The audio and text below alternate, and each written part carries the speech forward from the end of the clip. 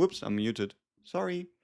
So, somebody asked what the hell would be the best Narja S4 card, and my answer was that the best Narja S4 card is going to be the Draw 2, the Inquiry Draw 2. Furthermore, you don't want to make it an Inquiry 3, you would rather do Inquiry 1, Claim 2, or Inquiry 1, Claim 1, Survival 1. I think those are the most broadly applicable versions that you could go with her. I mean, if you were to tell me, hey, I need DPS, I need DPS Narja, then sure. But before we get into the stream, we have two very, very, very important things to do. One of them has to do with apparent delay. See, I changed some camera settings, so there might be delay between me speaking and you hearing it, so we have fixed that, but no. What we actually need to do is we need to do some vibing, because holy shit, the new home screen, login screen is a fucking vibe.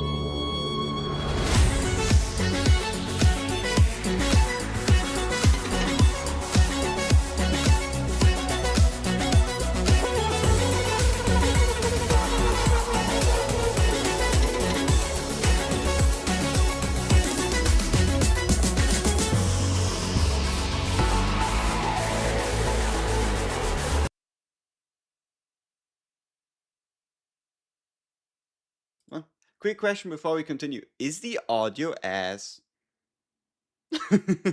Like, do let me know. Is anything different with the audio? Like some people are saying like audio wrong, audio something. Audio's good? Yeah? Okay.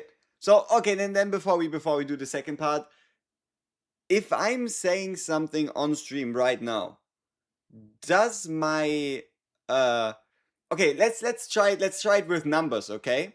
I'm going to point up a finger and say a number and you tell me if it matches. If not, I'll have to change microphone versus camera delay because I swapped some settings. So, 1, 2, 3, 4, 5. Did that look probable? Was it, like, what was it? Was it voice too early or voice too late? If it is delayed. The audio is delayed, so the audio is later. Okay. Okay, so see, that's the thing. Usually my camera actually had a delay of 150 seconds. Voice too early. Okay. Yeah, okay. Then, or like 150 milliseconds, not 150 seconds. So I changed it because somebody said the delay changed. Now, let's try it again. 1, 2, 3, 4, 5. Did that make it better? Did that make it a bit more appropriate in regards to, audio is delayed, perfect. Yeah, see, that's what I had before. The reason why I changed it is because somebody commented under my latest video and was like, bro, your audio is delayed. So I thought I changed something in my settings, which is why I corrected, and apparently we overcorrected. But okay, more importantly, as I said, we now have the audio thing fixed, which is great. We have a bunch of decks to build, which is awesome. But you need to appreciate the home screen. I mean, not only does it look awesome, but this thing is such a vibe, and I cannot wait for us to get this in the jukebox, these tracks. These are gonna be bangers, straight into the playlist.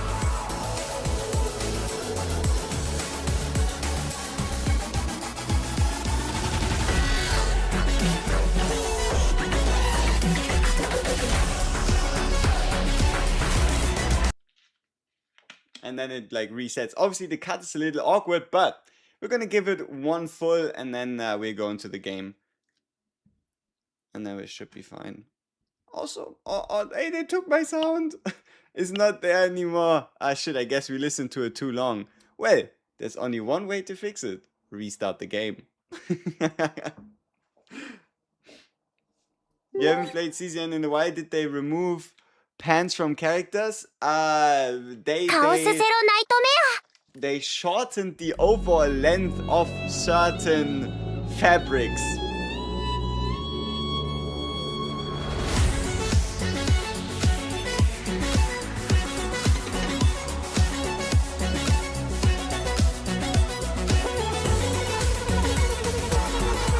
Could I show you a Narsha build in game? Yeah, sure. Just a little bit of a... I don't know, I really like the track and the home screen and even the seasonal sound. But I think we have to wait until the end of the season to get them in the jukebox, but we'll have to see.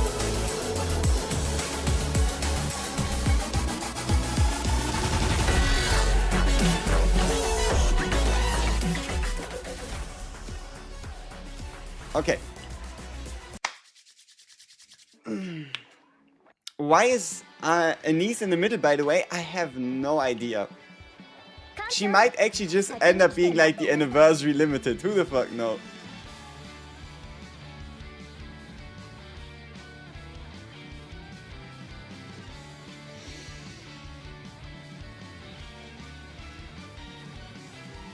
Well, if that isn't a good in-game email to start the CZN grind session with. Huh. Share some. Called I Dare. What the fuck? Yeah. So, apparently, hey, they appreciate what we're doing for the game. So they're giving us a couple summons. Let's go. What does this come out to? Like 16 per pull. I think it's like 100, 130.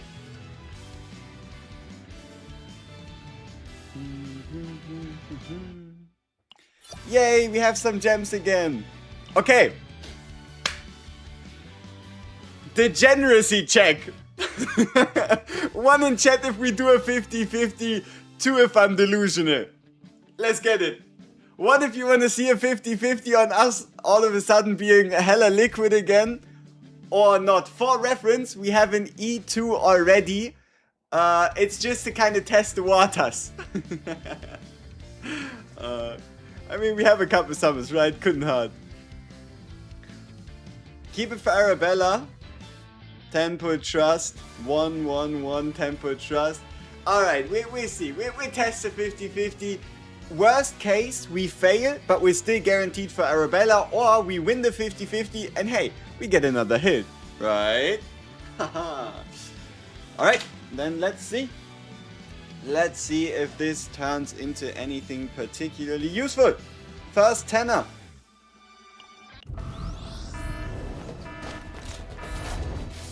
Maybe it's a fake out. It is not. Would have been a little crazy if it was. How about this one? The second. You never know.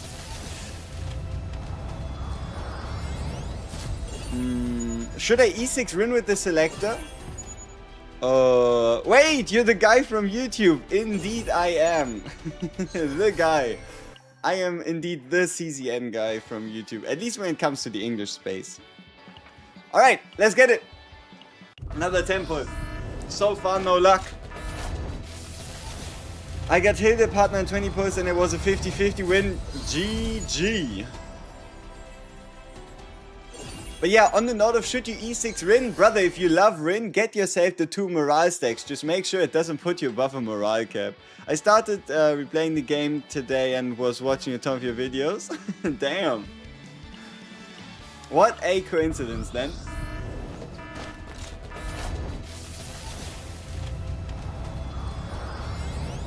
Is it still delayed? Oh. But holy shit, they are teasing us, aren't they?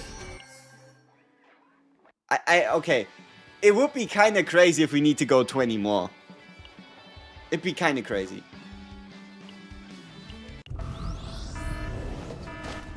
Oh no. You tried the 5 survival 3 claim versus 7 claim yet? 7 claim is only valid if you can use a claim 3 card. The only way you can make a claim 3 card is by having a card that is claim at its base. So you either pick up a worse card, or your character is actually either a Vanguard or a Striker that actually wants to play the card. I would really recommend trying to do 5-3, so 5 survival 3 claim, unless you have a purpose, right? Should you pull for Hilda's partner? You don't need her. You don't need her. Especially with Anniversary being in 2 months, with the next character in 18 days and 17 hours being limited. Don't stretch it. Don't stretch it. Like, you can always... Hey, there we go. You can always buy the... Wait, audio is now delayed? Wait, doesn't delayed mean it comes later? Okay, then let me change it a little bit. Okay. I think I'm gonna cut down, I guess, by a tiny amount. Maybe. Or maybe not. I don't even know. If you will swipe, then hey brother, ignore anything I said, right? 2 5-stars? Yeah, maybe. Farm hit on the S3 or S4 Chaos. Currently, I just recommend doing the S4 Chaos because it's new, because it's seasonal based save data that you're getting, and because Driven Hunt. Like, if you are a hunter or ranger in Season 4, you are eating really good. Your mouth moves later, not sooner.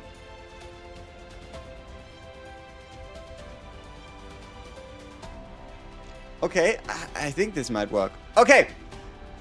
Did we win the 50-50? Give me some predictions.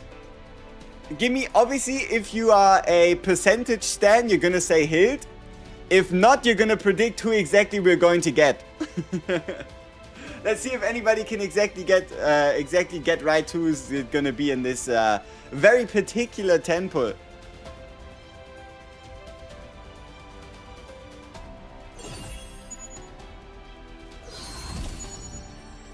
Gayron. Meilin. No, don't. Wait, why are so many people saying Meilin? I have an E6 Meilin. Meilin, stop. Like, please. Please don't give me an E7 Meilin. Like, come on. Why are so many people saying Meilin?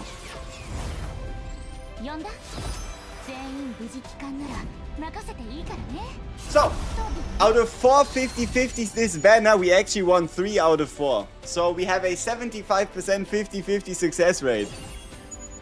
Good shit. Let's do another 50-50. Right? Like, I mean, we already have a now E3. Let's do another 50-50, because if we lose, I can save. And if we win, I have a E4.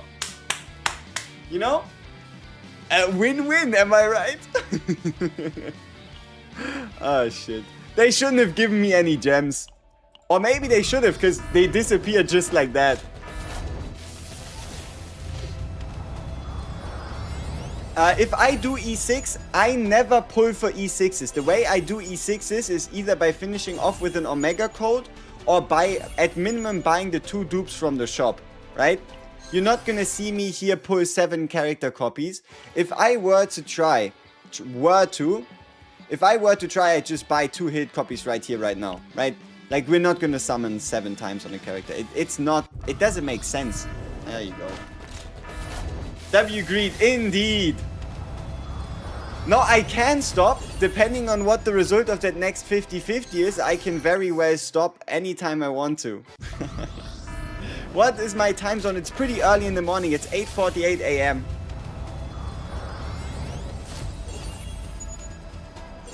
But yeah, damn. Yesterday was a was an interesting day. So you know how the season started on Wednesday, right? Duh, it did for all of us. So on Wednesday, I woke up exactly before even the first maintenance extension because I wanted to play the game. Then we had our maintenance extension by 3 hours. I was there the whole time waiting. Then the game launched and we started and we streamed for, I think it was 10 hours. After that, we did one video. Then we did the Hild guide video. And then I also worked on that video you saw yesterday. That is the, like, I made illegal season 4 decks one. And that is because I made that one all in one. Because at that point, I knew I wouldn't have time yesterday.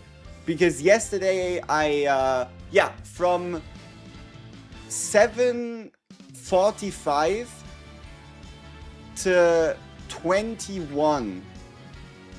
From 7:45 to 21, so like 7:45 in the morning to 21, I was on a road trip.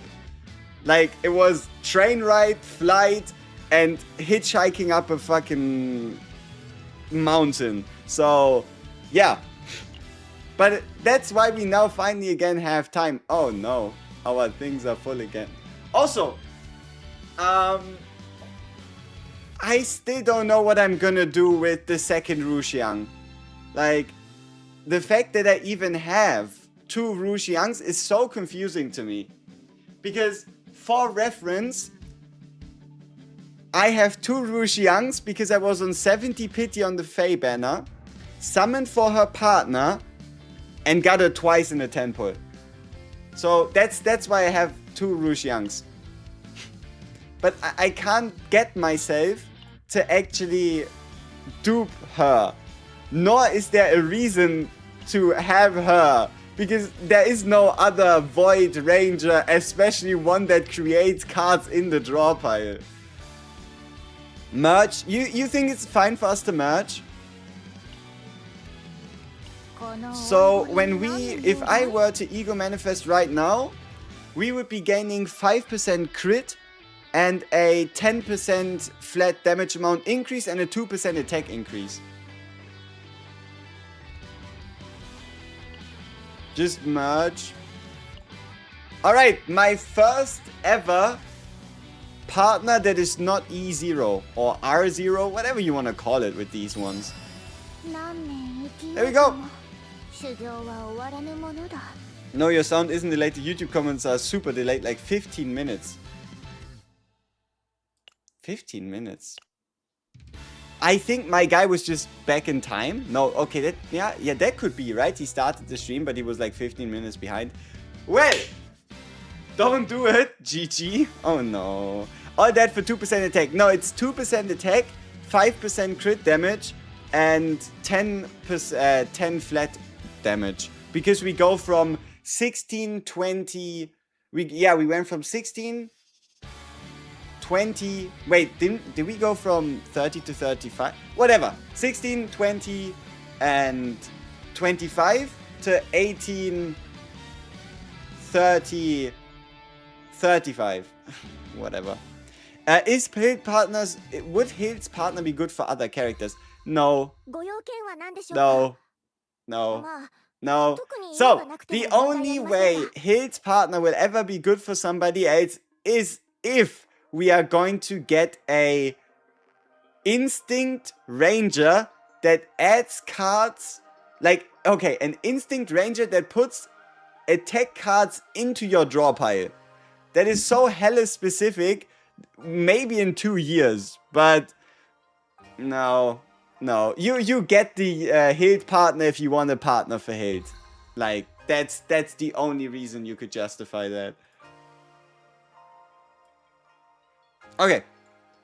We have a 50-50 to lose. Oh yeah, I completely forgot why we're even here.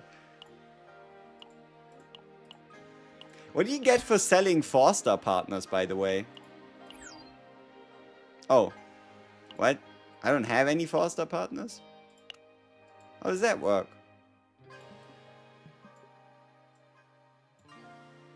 Ah, because they're locked? 2 experience? Yeah, don't do that. I mean, I'm not too sure why you Why do I have so many burger ladies? Is it because I don't have a finished upgraded copy? No, I do. Why do I have so many burger ladies? Huh. Okay, yeah. Okay, we have quite a few of the others as well. Okay, so let's relock the burger lady, because I'm not going to sell her for 2 partner experience. That's the same price as we'd gain for a 3-star, so no. Is the fracture build better or worse than a single target arrow build? At the moment, with the information we currently have on damage over time, it's safer to build a single target build. The moment we get AoE content, like content where you actually specifically want to do as much AoE damage as possible, obviously already Fracture Arrow, the fact that it's AoE versus single target, major difference. And then on top of that as well, when we can finally build a full claim set, and build a full claim set and also get some good DOT substats as well as maybe the fracture set, then we'll know, right? Do the Desire card affect all teammates? Yes. The Desire synergy effects affect the entire team. Which planet season to farm for E6 Haru? Ooh. I think Haru's strongest build is gonna lie in season 3. What you wanna do is you want to do a Ranger, which in this case could be Hild, could be Faye, could be Veronica, doesn't matter. But you want to do a Ranger with the Move Persona card. Then you want Narja with the, obviously, also Move Persona card. And then you want to get the Striker Persona, so that you're then able to play out the Striker Persona through Narja's cost reduction 9 times in a turn for a 450% multiplicative permanent damage bonus. Yeah. Like, the Striker Persona is just...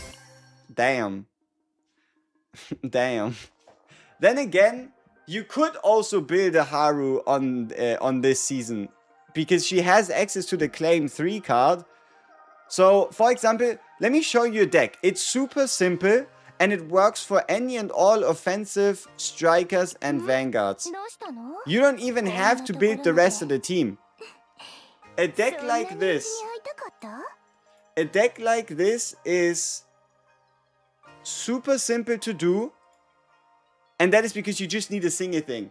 The only thing you need for this deck to be competitive is a Sever Ties at Claim 3.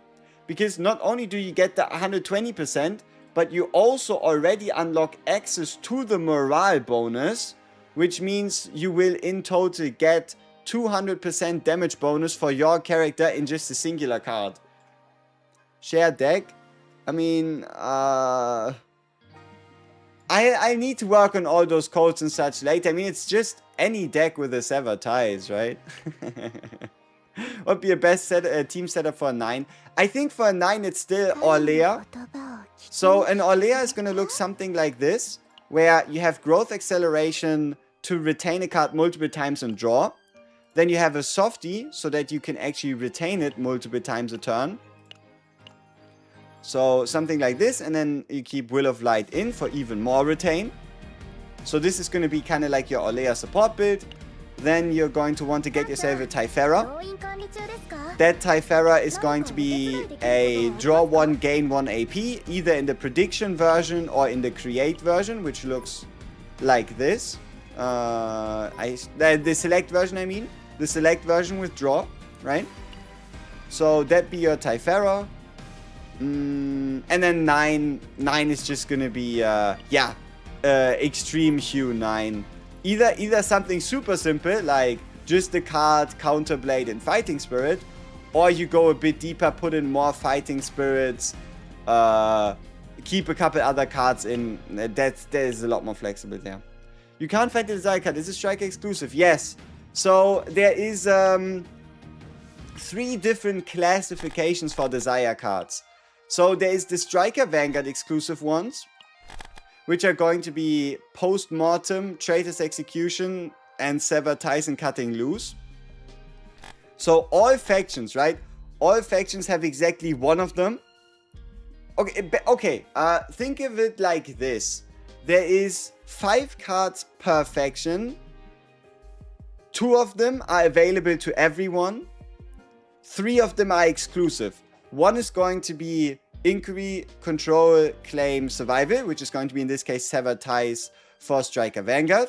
For Ranger Hunter, you're going to get access to Sensory Overload, Market Servitude, Narcissism, Driven Hunt. Driven Hunt here is what you really want to get. And then for the last pairing, you're going to have Psionic Controller, where at least the exclusive ones, right, are going to be Feralization if you want to deal damage.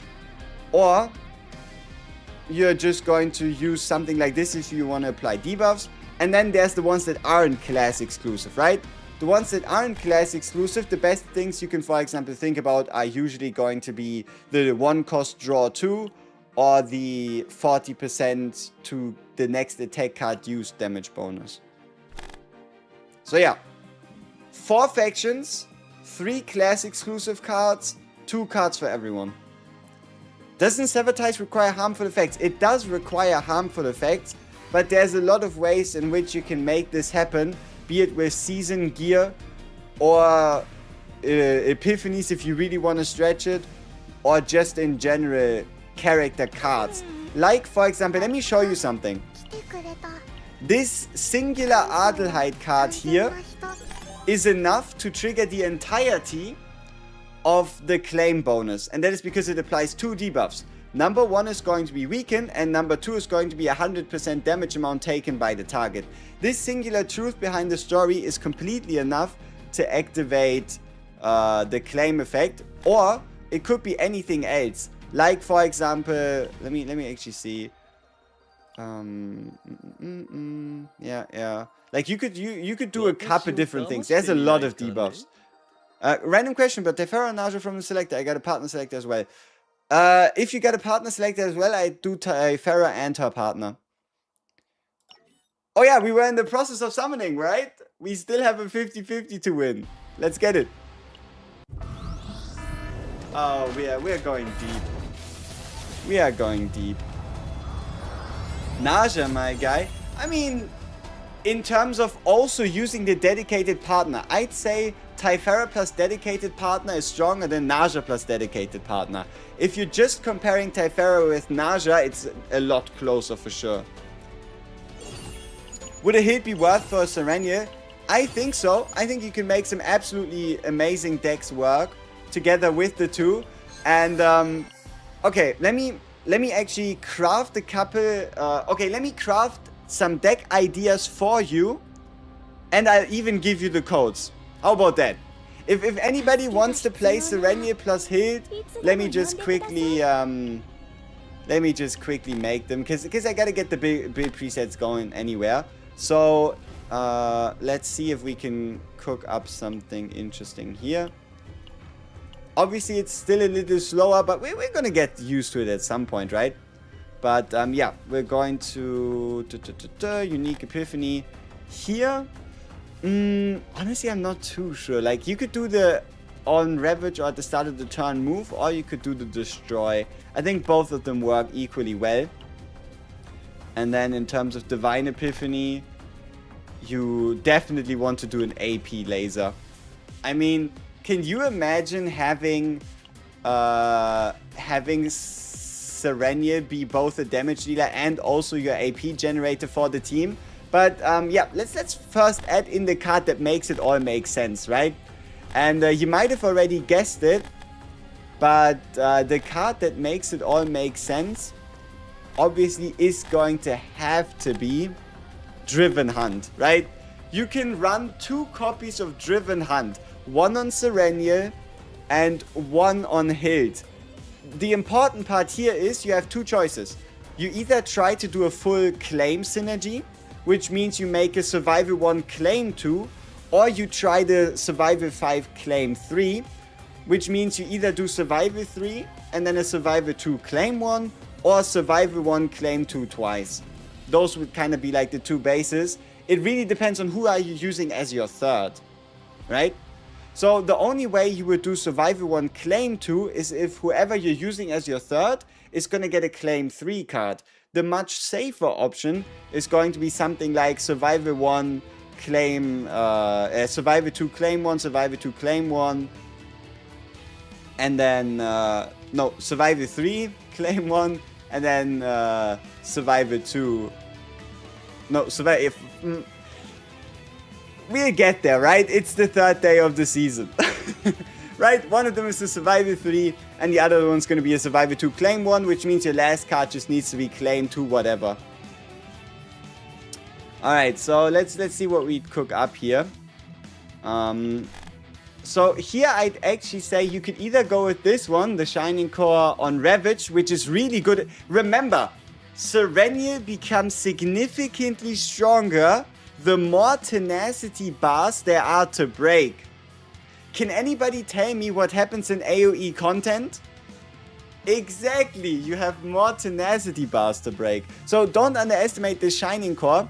But just for the sake of it, because I think it's pretty cool, you can also run the X cost to potentially take advantage of having even more AP gain. Like if you're, for example, generating too much AP. But you know, I think the safest is just going to be this one right here. Then for this Kobold Light, there's a couple options, right? Depending on if you have enough AP to spam, this one here is the biggest amount of damage. Especially if you can use this to specifically Ravage. This one here needs a lot of setup, but can also yield huge amounts of damage. And then this one here is just the best at breaking, right? Like when you need a card to break something, having 1 tenacity damage on all hits, it's pretty strong. Took you 6 cash rounds to figure out how to use presets. Couldn't figure out why nothing was being marked. That's why I'm gonna make a preset, build preset guide later today, because you still have to activate them. Even when you set them, you still have to click them before you go into a chaos. But let's just go with the weakness attack for now, because weakness attack is cool. Here I actually prefer something like a draw 1 epiphany on Plasma Missile. But you know what's also cool? Do not underestimate this epiphany. There might be some content where you want to use Hild and especially take advantage of the weakness attack ultimate, right? The weakness attack ultimate multiplier. And here you have your application of weakness instinct. So that is a card to be kept in mind. And then here obviously we'd go for 4 duplicates. The entire batch. But yeah, this would pretty much be a... yeah, Serennial deck, I'd say.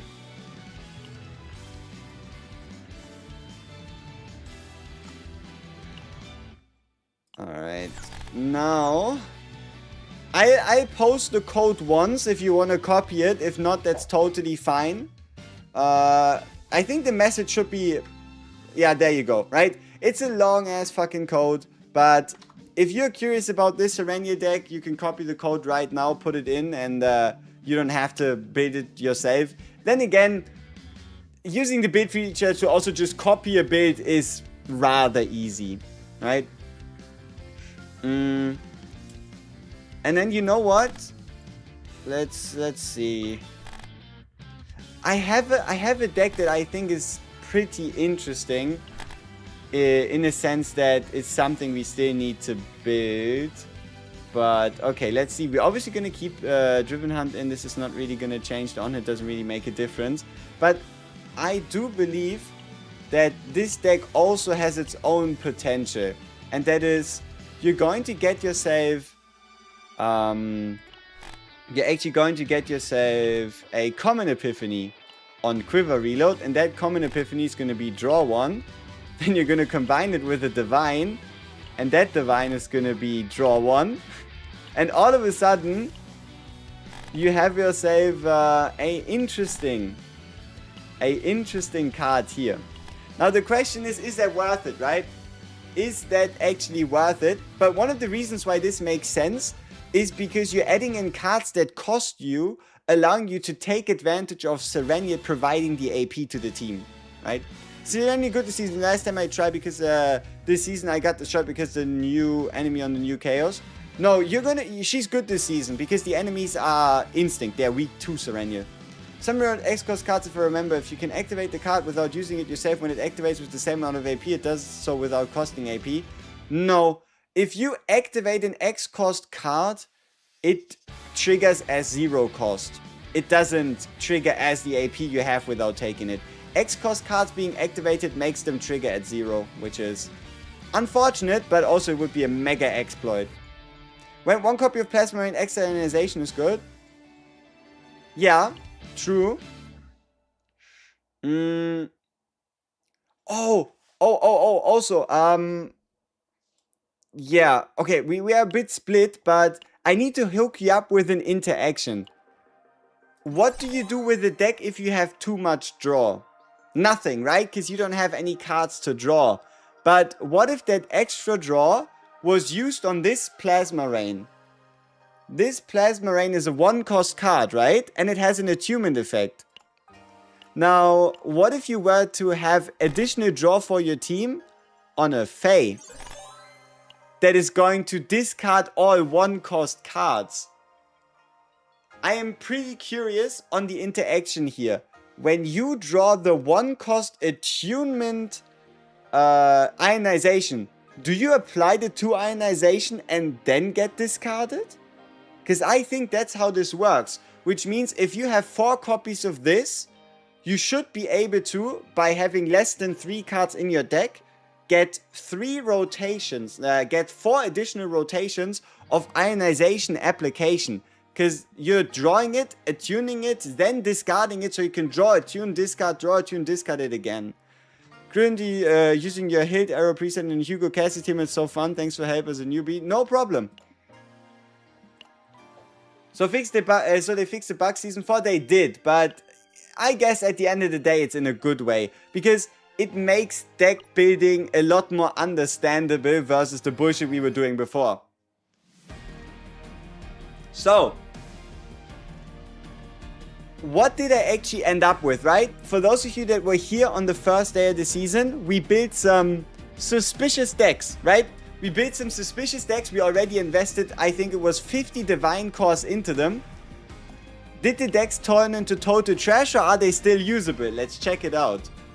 So our Cassius deck is still perfect. Like, it has the Cthulhu weapon. It has perfect epiphanies. But then you have this disaster. Well, it's a draw 1 inquiry 3, meaning we're getting the on draw apply vulnerable effect. So the only way I could see this make sense is if we do something like an inquiry 5 claim 3, which would just mean we get even more draw power. But I don't think we need that much draw power. Then again, hey, well, that happened, right?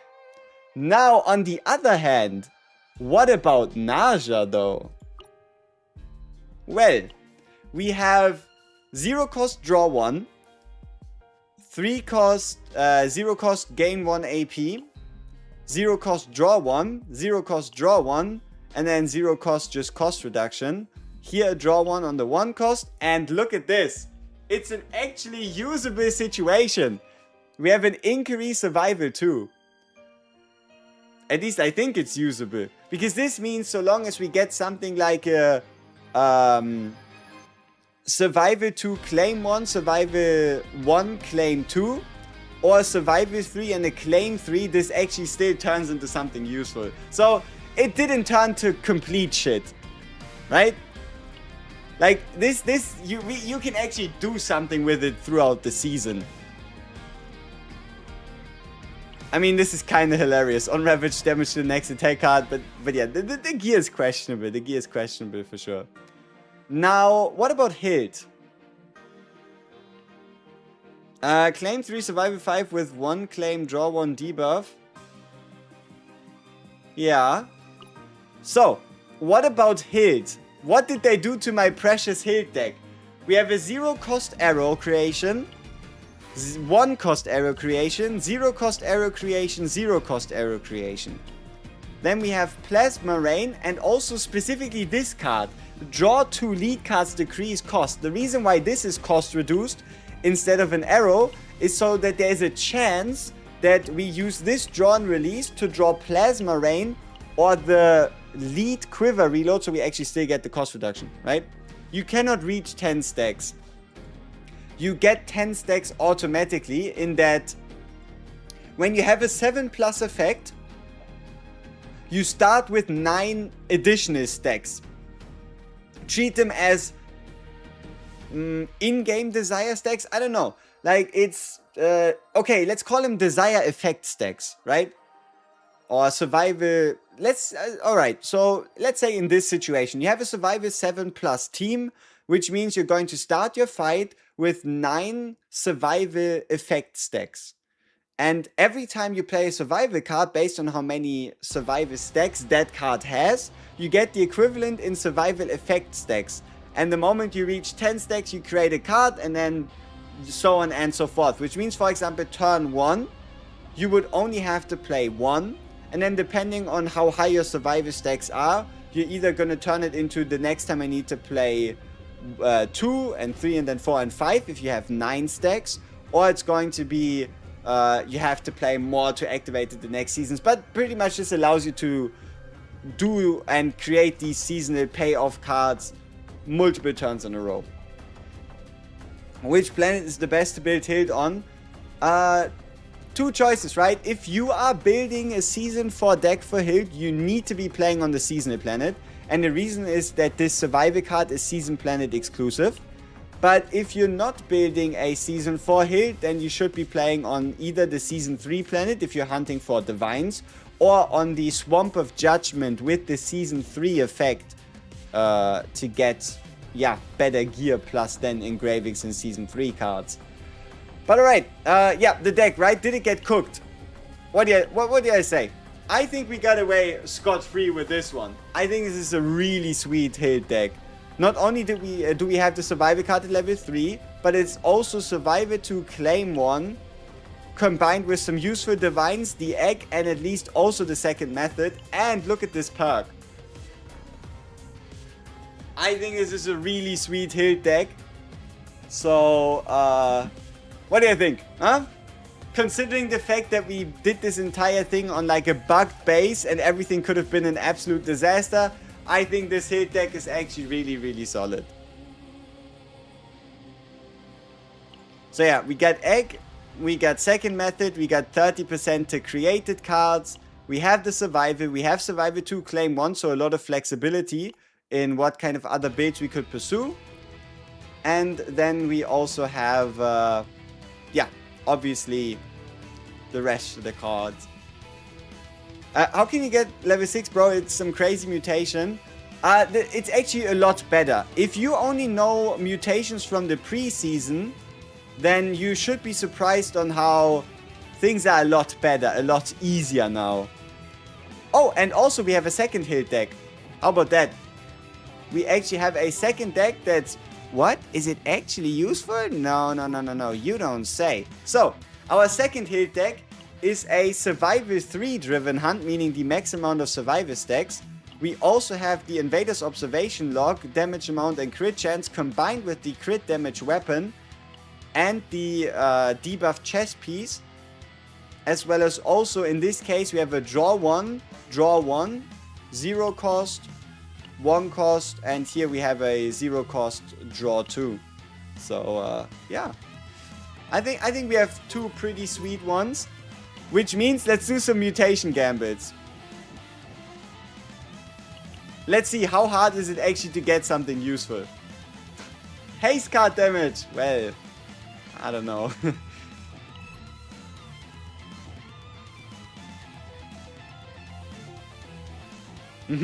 Haste card damage. When a card of this unit is exhausted through an ability. See, that's the thing. I don't know if exhausting a card yourself counts as a card being exhausted through an ability. I'd kind of like to test it.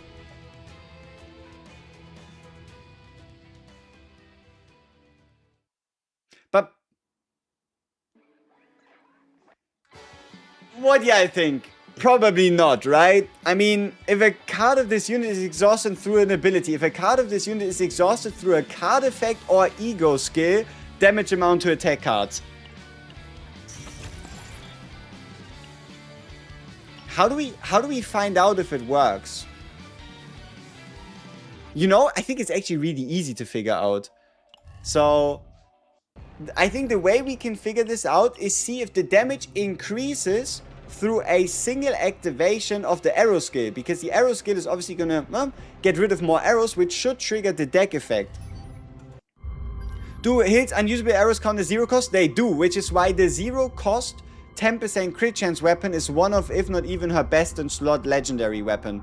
So if you can get the legendary weapon that says 0 cost cards get 10% crit chance, yeah. Yeah. Alright, so exhaust enhanced damage amount. Let's go in. And yes, I have not forgotten about the 50-50 we still have to lose. I know, we're just all over the place, because that's the problem with CZN updates. They do be doing too much. Okay, let's see if we can get a yeah, let's see if we can get a bit of an idea. So first we're just gonna empty out our deck, get all the draw and whatever we need out of the way. There we go. So now that our deck is empty, this card is going to create 3 homing arrows, and our question is, are the homing arrows going to get progressively more powerful through them being activated? Because this would signify the set effect triggering. 269. It's a crit, that doesn't count. 451. Well, I mean, is there another reason why this could have increased the damage? Is there anything else we've done? Yeah, we did the evolving battlefield stacks, right? And we got the partner effect, so this doesn't count. We probably gained both the evolving battlefield set as well as also... No, but it wasn't a crit. Wait, it's there! It works! It works! And it's in-game! Exhaust enhanced damage amount works for exhaust cards. Exhausting a card with an ability counts as the card just exhausting. Ha! Let's go! Okay. So, yeah. It works. That is pretty sweet.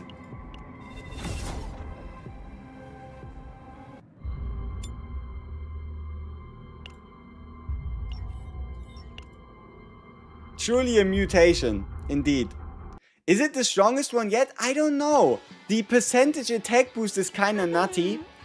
Also, this is a level 2 effect, so let's have a look at the... what is the highest effect, right? What would be the highest effect on attack creation? Plus 25. I mean, it would be a plus 75 damage amount to attack cards of this unit. Is that better than the attack exhaust bonus? Ooh. Okay, what would we rather have? 75 additional or 30% multiplicative? Right? Because cards created are 30% multiplicative. Cards, let me see. There should also be one about...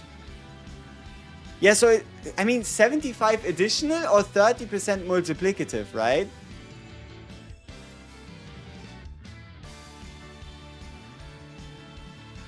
Is it you or is it hard to get level 3 survival cards? It is hard, because the only way you can get level up survival cards to survival 3 is by finding survival events. Survival events themselves are rare.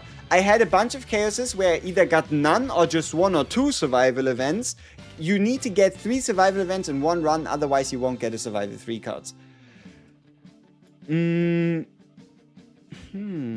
But like, is this better or worse than exhaust card damage? Like here, enhance exhaust card damage amount. Increases damage amount of exhaust cards by 30% versus plus 75 to amount attack cards of this unit 3 times per turn. So what did it change? You can only have 1 season card now? Yes. I mean, I guess that was the way they always wanted it to be. Yeah, you got the God deck for Hilt without the survival card. Ouchie. I'm just gonna spend like 1 or 2 more cubes to see if anything else pops up. Damage amount of attack cards of this unit against ravage targets. Here. Ooh. At the start of the battle, when the deck card count is 30 or more, that's probably too much. Because that would mean we need an average of 10 cards per combatant. That's not gonna happen. Alright, we're done. We should have stopped at wherever we stopped, but we didn't. It's what it is. Still funny how bugs like that go into production. Yeah, it's crazy. It's almost as if nobody tried buying a card in the shop. Like, you can't tell me that it was some like super niche interaction that nobody could have found. Low chance for desire cards to appear in the shop. Proceeds to buy a desire card. Boom, game goes broke. Like, it's not like I actually went out of my way to do something unimaginable to build these decks. I used the effect, I purchased the card from the shop, and all of a sudden I'm cheating. Like, what can you do about it, right? But hey, at least now it works how it's intended. But that brings me back to my biggest gripe with the season. Outside of survival cards, why are we getting so many desire cards? Like, if you can buy them in the shop and on every desire event, doesn't this mean you get like, I don't know, 17 different interactions where you get a desire card, but the only thing you could ever do is get a desire card and bring it to level 3? Obviously, it makes it a pretty much 100% chance to get the specific desire card you want if it isn't a survival card, because obviously they're harder to get. But, I don't know, it kind of felt like it was intended to maybe allow us to get 2 desire cards per deck, but that's not the way it goes. Survival cards are rare.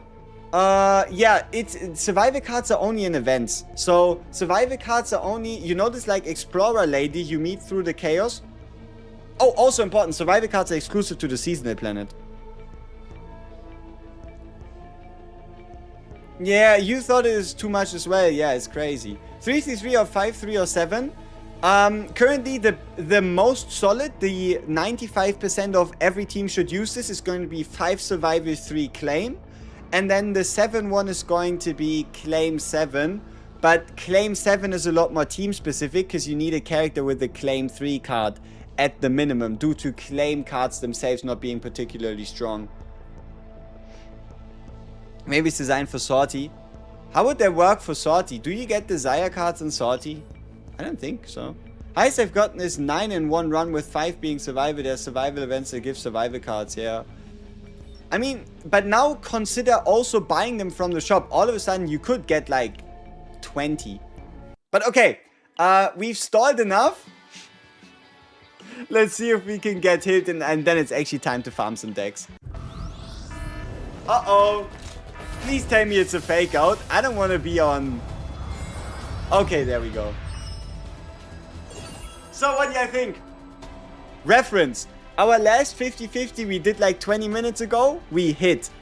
Out of the... We did 4 total hit 50-50s. 1 lost, 1 won. What is this going to be? Where do you pass the code? In-game. You paste the code in-game by going to a character's cards and clicking on the big presets in the top right, and then in the bottom left there's like a post code section. Not Hild then. Luke time. Khalib. I have a claim 7 deck with Hild and Tress that lacks draw power. Then you'd probably have to change your Hild to be more draw giving maybe. Nobody gets luckier. Let's see. I mean, we had to go on. I got a Discord. Yes, it's linked in the description of stream on both Twitch and YouTube. You should be able to find it. Hild is home. Let's see. See if that's actually the case.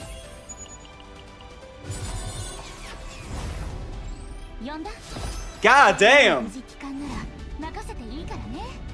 God damn! 5 50-50s and we win 4 of them? That is hella suspicious. Our only 50-50 we lost was to a Mei Lin, making Mei Lin in E6. Oi, oi, oi, oi. Oi, oi, oi, oi. Going for the E6, you assume? I can do so with the shop. if I want to do it. Okay, who am I kidding? Who am I kidding, right? Like, why am I pretending? As if I wasn't gonna do it. But no, the important part is, I am your relatable streamer. As you can see, I, in comparison to others like Capybara, still have an E0 hilt. I am your relatable neighborhood Chaos Zero Nightmare enthusiast. Right? Like, you gotta ignore this bit. You know? But, hey, she's E0, right? Find your relatable streamer. Exactly. Hell nah. What you mean, hell nah? Can you prove that she's not E0? See, I am so relatable and so free to play that my storage looks like this. Right? So, I think if you take a look at this, you're gonna agree, well, that's a normal account, right? Still using the pen? Yeah, especially when it comes to like later, or doing a lot of stuff, right? Disgusting? No, but I mean, look, there's so many happy Kalibs, Magnas, Orleas, Malins, Renoas, Harus, Ritas, Najas, so many happy people.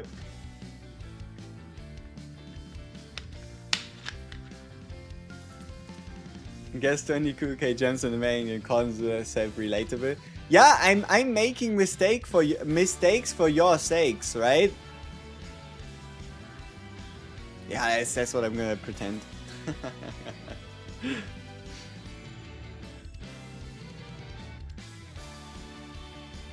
Use my card animations. No, I saved this one. So, the reason why I have this. So, do you remember the do 200 summons on the Diana banner, get a masterpiece? Exactly, that's where I have this from. And the reason why I keep it is so that whenever I see a card I really want, but I am somehow at the time unable to get them through Eternal Moments, then I can at least guarantee it, right? So that's why I kind of keep it in rescue. Would be any Arabella dupes from the Memory Thing shop too? Oh, absolutely, right? That is why this currency is your most valuable. 800 of this buys you an E2 Arabella with just having to get her once. They gave me 100k crystals? Brother, they didn't. I wish they would. Can I get 100k crystals? Mutation effect is better to take level 2 increase damage amount of exhaust cards reduced by 30 or take level 3 enhanced attack by 12%. I'd take the attack 12%, probably, because it applies to anything and everything. But yeah, 800 of this currency gets you an E2 Arabella. On the other hand as well, especially if you're tight on summons, 300 of this currency allows you to buy the limited Arabella partner. So be careful with those. Be careful with those. Be careful with them, and don't waste them on something stupid like summons. Like, it's really such a terrible idea. Just get 2 Arabella in the temple. Yeah, but that doesn't stop you from still buying the dupes and getting Arabella E3. Alright, let's finally collect this shit. I'm tired of the red dot. I'm sick of seeing it. Like, I thought I would be able to keep it for longer, but no. No, I'm not. So,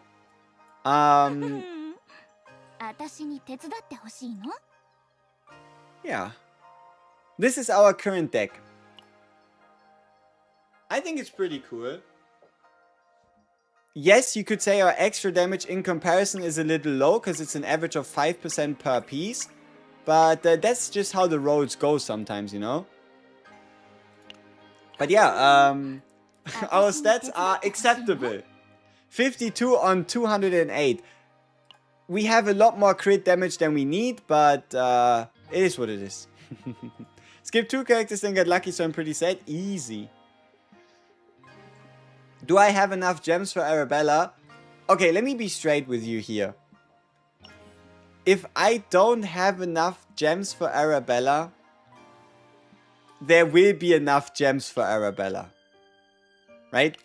You don't necessarily have to worry about it that much, but at this point we are committed, right? Like, even if we somehow magically find ourselves in a situation where it's not enough, it will be enough. Like, life finds a way. Unfortunately, it's going to go take my wallet, open it, and empty it, but what can you do sometimes? What you can do, right? Then again, we could also just win, right? And I have nothing against that. No, I think by the time the Arabella banner runs around, it would probably have to come out of my own pocket, which... It's not like I didn't do that before, so it's not that novel. Hits Fracture Belt really feels so damn strong. Yeah, but I'm still very curious. What can a hilt do? Right? Okay, let me show you my current gear pieces, so you know how far I am in like making it a reality. But I'm really curious, how strong can a hilt be in a fracture build with damage over time substat in the fracture set, right?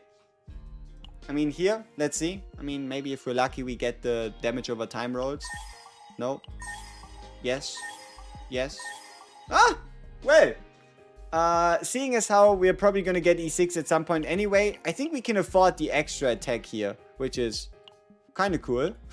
So, alright, we have a rather useful 9.1% damage over time. That's nice. Here, unfortunately, we have nothing. This one.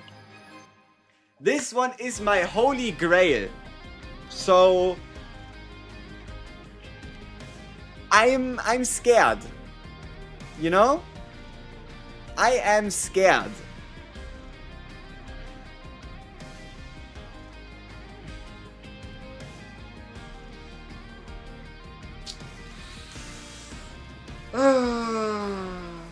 Okay, what's the +1? Oh no. I have a very bad premonition, gentlemen. This is gonna ruin my day, isn't it? Oh, this is gonna ruin my day, isn't it?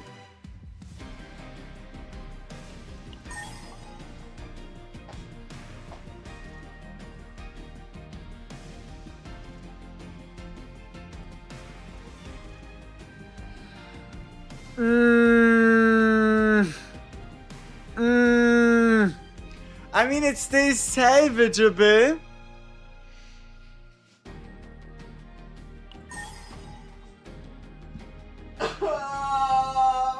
Why? Why? Why? How? What did I do?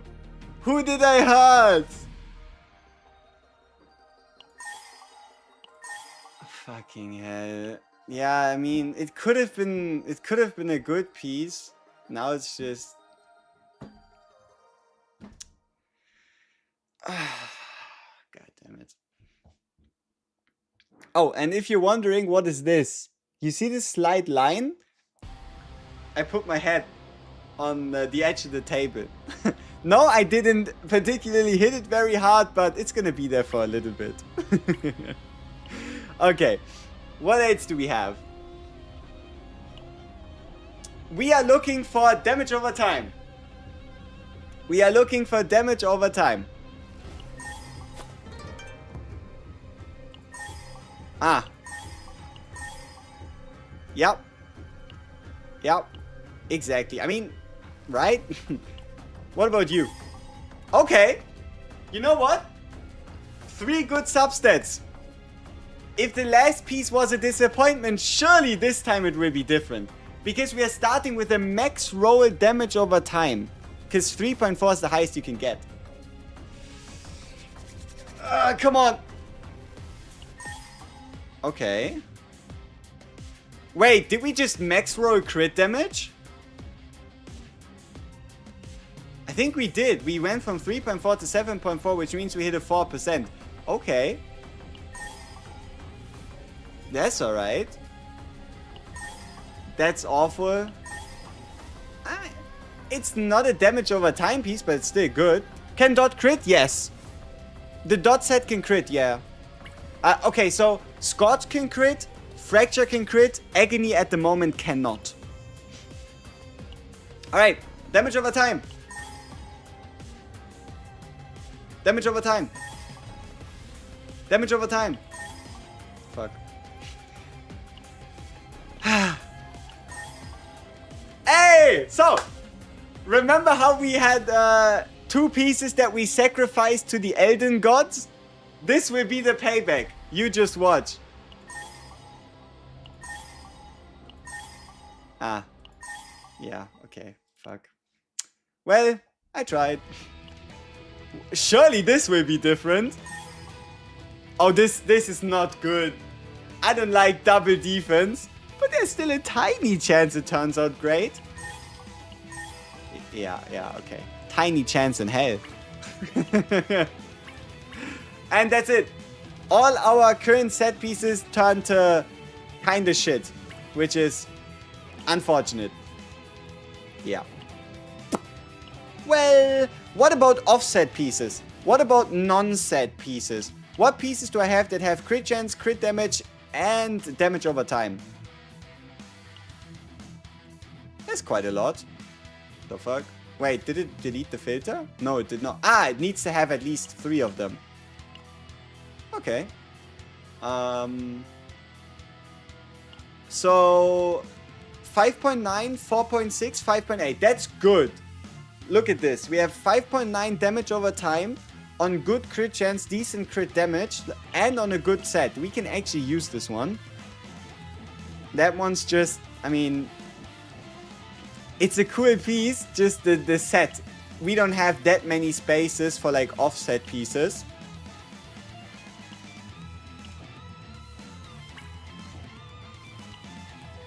Yeah, that's too much defense. No damage over time rolls. No damage over time rolls. I mean, at least not really. I mean, there's, I guess, one of them. No damage over time rolls. 1 damage over time roll. With some crit chance, so this is not too shabby. No damage over time rolls. 2 damage over time rolls. Not too terrible. And a +2. Okay. A +1. Better than nothing. Oh, why is it passion? Why are you passion damage? Why are you passion damage? Couldn't you be kind to me and be like... Instinct?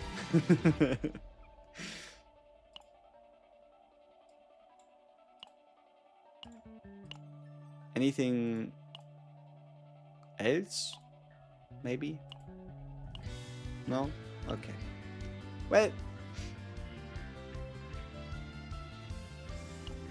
Alright, let's go back to the selection. What else do we have on the final slot? Damage, crit damage, but a bit of a damage over time.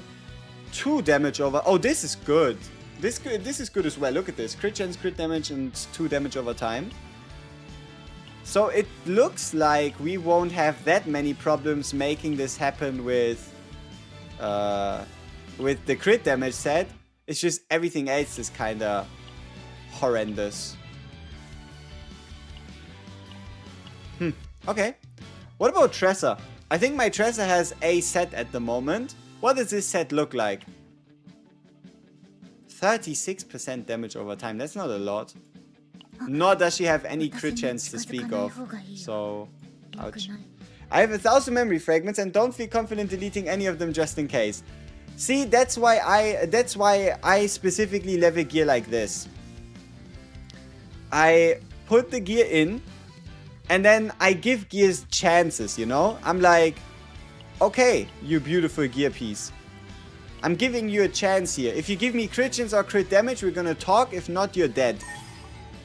Sometimes they accept and sometimes they die. you know, that's just the reality of things. Like, for example, this one's just a straight up disaster, right? But, yeah. This one also, I don't even want to touch. Like, what do you mean defense main? Okay. Sanguine Thorn. We had a bit of like an awkward time together. How about you give me damage over time right here, right now?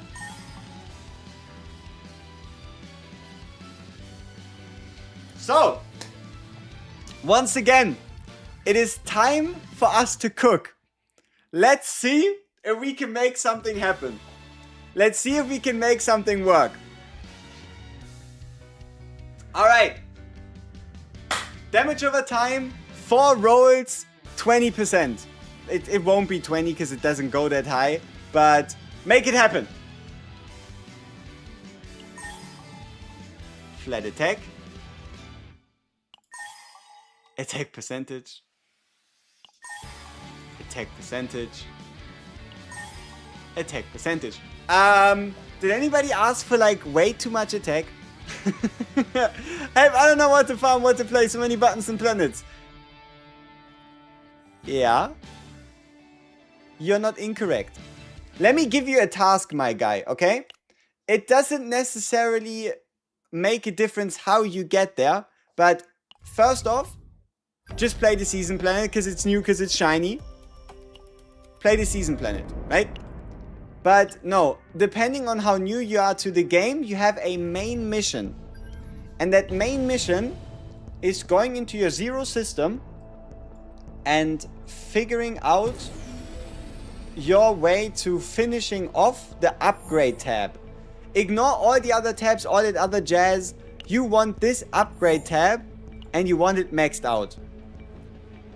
Obviously, there's a way to like get the best benefits without being fully finished by resetting and reinvesting, but in its entirety, you're looking for this one, cognitive reconstruction, and even more importantly, you're looking for identification signal duplication.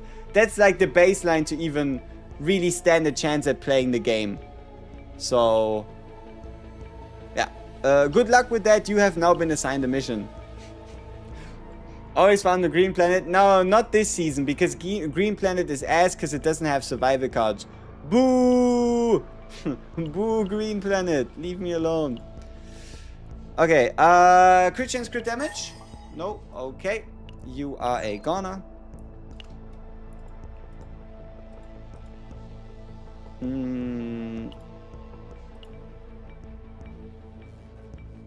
Wrong set. Okay. Game. We spent the last 20 minutes-ish talking about gear. Can we get another damage over time substat?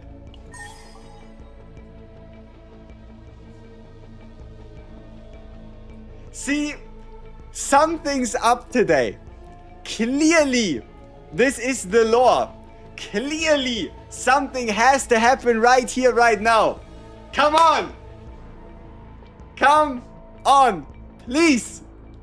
We already budget like 6 pieces. How do you get the new survival cards? You need to play the Season 4 seasonal planet and encounter them in question mark areas. That's the only way you can get them. Don't do this to me. Crit chance. Okay. Okay. Crit chance good. Crit chance good. Damage over time. That's good.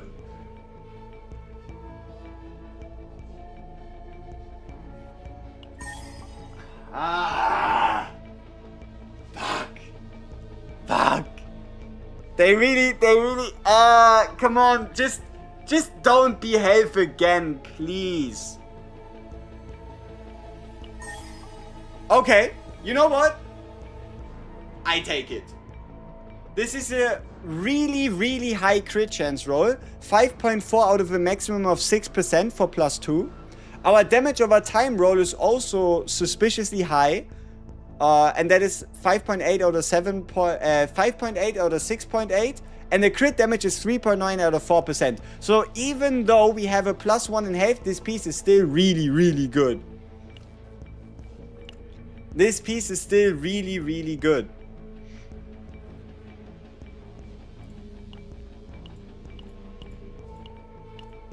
Okay. But I don't know. I'll be honest with you. I think there's something in the air. I think there's something in the air in regards to our ability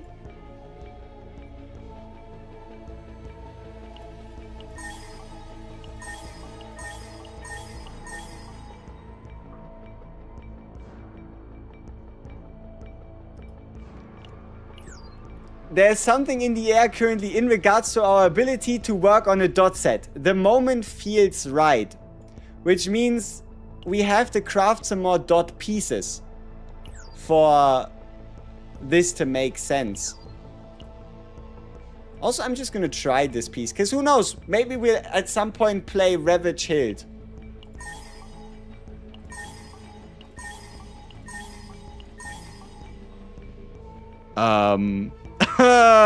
Okay. Maybe Ravage Hild is closer than I thought. Okay, like, the most important thing you should glean from this is don't give up on pieces too early, alright? Don't give up on pieces too early. If anything is something that you should take away from this, that's pretty much that.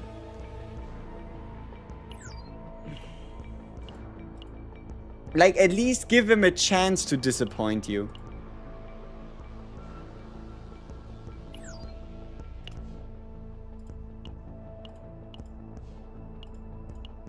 Okay, now that we've done that, how many of these crystals do I have?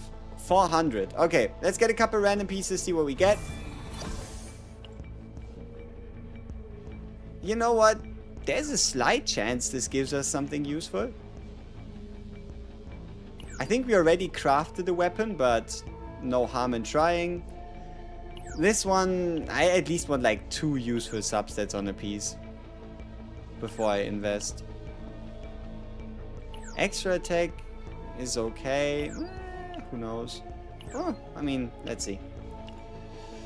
Let's see. Time to waste some more credits. Yeah. Okay. That went about as well as you could have expected.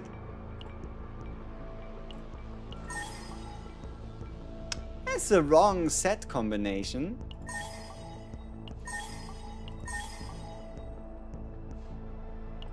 Already in too deep on that piece anyway. Might as well just finish it off.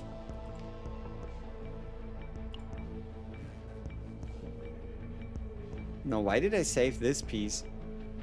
That's criminal.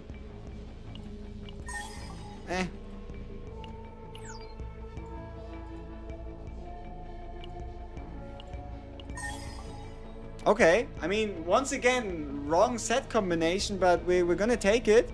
So, go here, 6% extra damage. The reason why we want 6% extra damage is because we still need 6% extra damage even on the dot set, because otherwise we lose out on the final potential.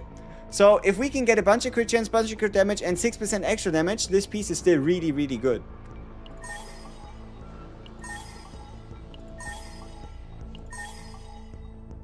Well, the piece is still pretty good, but not really good, because it's not a 4 out of 4. It's still a good piece. Yeah, I mean, this is a disaster. Yeah, don't even need to ask. Don't even need to try. Alright. I have a question for anyone who knows. Does the new season equipment only apply to cards for the Vera? Yes. So, basically... Okay, let's talk about the pieces, right? Let's talk about the pieces, what they can do for you, so you know not to trust them too much or to be disappointed by them. So, what do these pieces do? Which one of those does work where? So, first off, the radar scanning gear. Does it work team-wide? No, it does not. Second question, does it stack? Can you just not use an attack card over 10 turns to get a 300% crit damage increase? Also no. Which means that the only thing it's going to give you is a 30% crit damage bonus to the first attack card used, resetting every turn that is non-team-wide. Okay? So it's the worst version it could have been. Essence Fueled Gauntlets. How does it work? When a shield is gained through an ability, 30% crit chance to attack us for 1 turn until activated. Only works on the wearer and only works when the wearer themselves are the ones to trigger a shield. So, quick example. If Adelheid applies Blessing to cards and you play a from Adelheid blessed card, that shield still counts as being triggered by Adelheid, meaning that it wouldn't trigger the Essence Fueled Gauntlets. Meaning the character that wears this actually needs to be capable of applying shields. Through whatever means, right? Through a card effect and ego skill. So, yeah. It's pretty much the worst version it could have been for both items.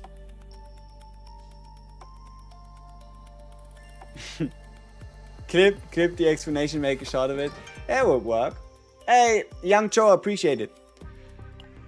Where are we now? What did we do today? We tried to do a bit of Sanguine Thorn, right? But so this is, I guess, the best piece that we walked away with in terms of the 6 slots. So we have 6.3 with a crit damage roll and then ego recovery. We don't have a goblet yet. We have this decent necklace at 7%, 9.1. But it's mainly reliant on like E2 plus partner or E6 height hills, so it doesn't really work for everyone. This is garbage.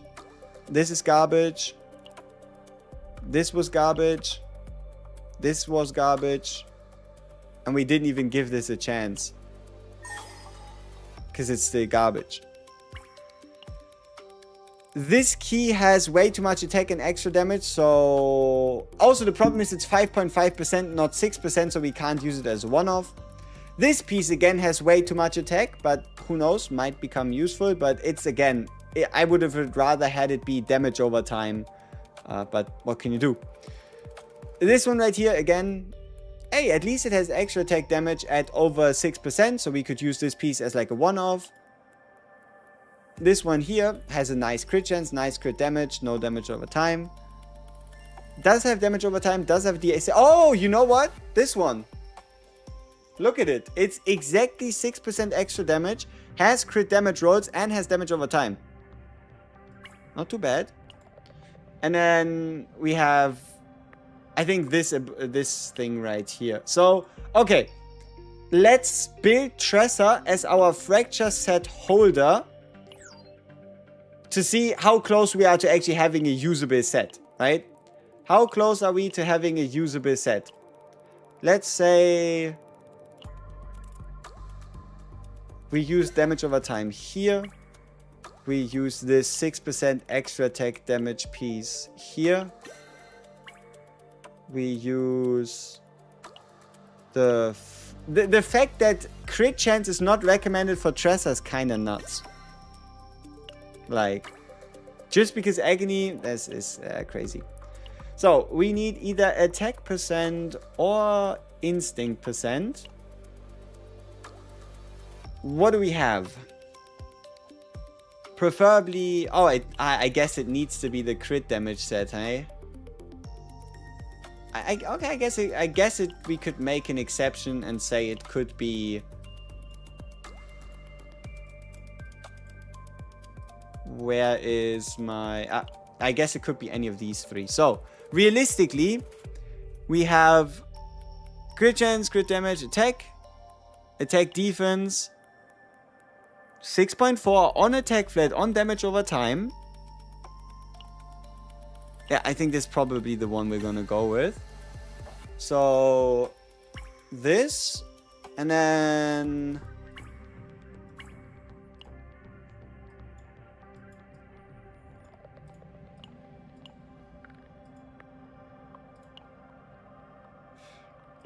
Yeah, okay, what else do we have? So we have 3 pieces. And then we had the amulet, right? This was like kind of useful. 9.1 on 7.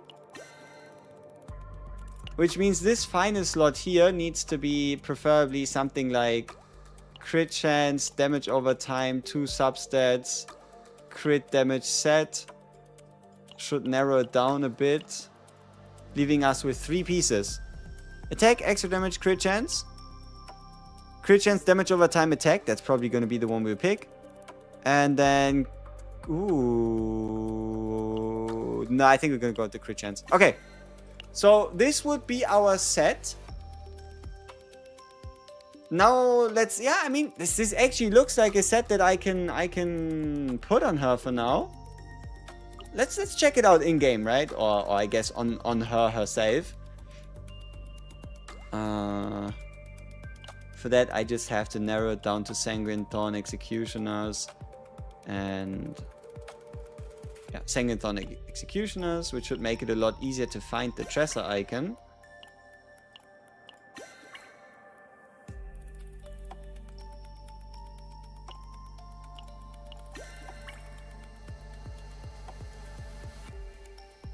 Unless you're legally blind like I am and it just still takes a little longer.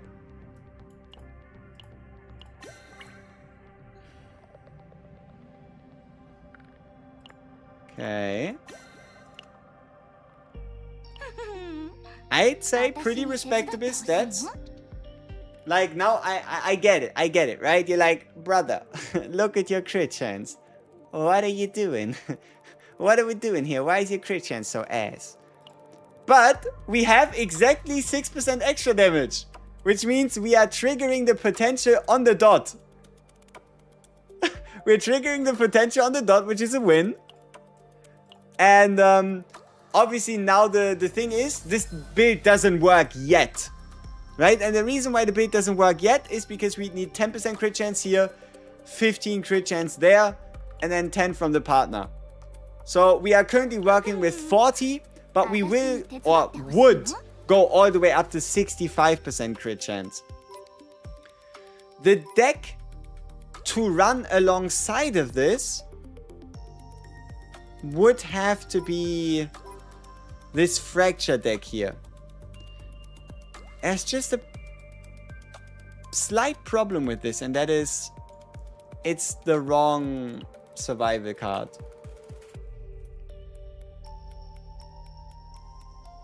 For a dot deck.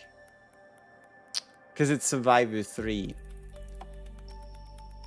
I don't think we can get Claim 5. I mean, we could still get Claim 5, don't get me wrong. It's just, we wouldn't be able to get Claim 7. Which is what we'd have to really aim for if we want to make this work. Like, Survivor 3 is bad. You need Survivor 5 for Survivor to make sense. So... I mean... This could still take... Like it would only be like a half-finished version. And that is because we do want this... Like, if we're going for a dot team, we need Claim 7, I'd say. Like, sure, Claim 5... Could be enough, hypothetically. But if you're already that invested in the claim for the 35% dot, might as well go all the way to get the 5 morale. And the reason why we have to go either all the way or not at all is because unfortunately we can't do Survival 5, Claim 5. It just, we don't have enough points for that. No desire cards from shop. No, this is this is a deck I built on day 1 before even having like all the things in play. What did the stats look like? Like 36% dot?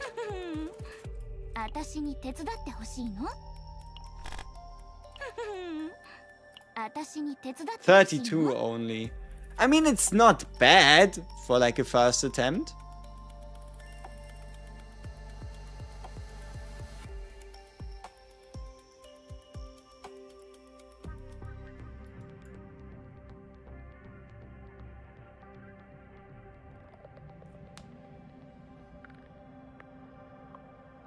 Is it impossible to get the desired manifestation if you don't have a 7? Yes.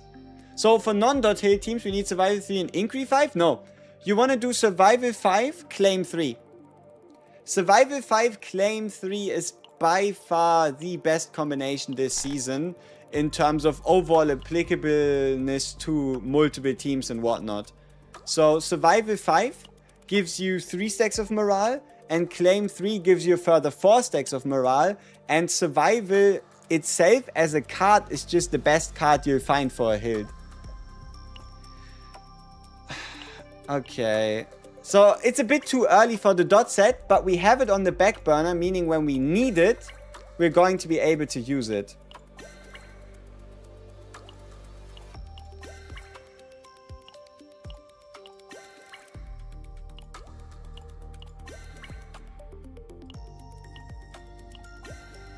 Okay, we are back to our standard build.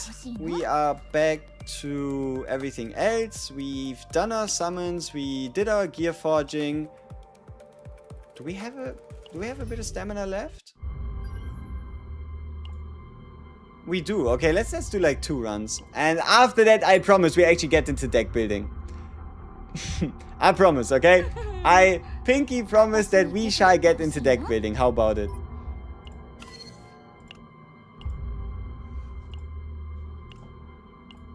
So, his card would be a Survivor 2 claim 1 or Survivor 1 claim 2. Preferably yes. Makes it a lot more flexible.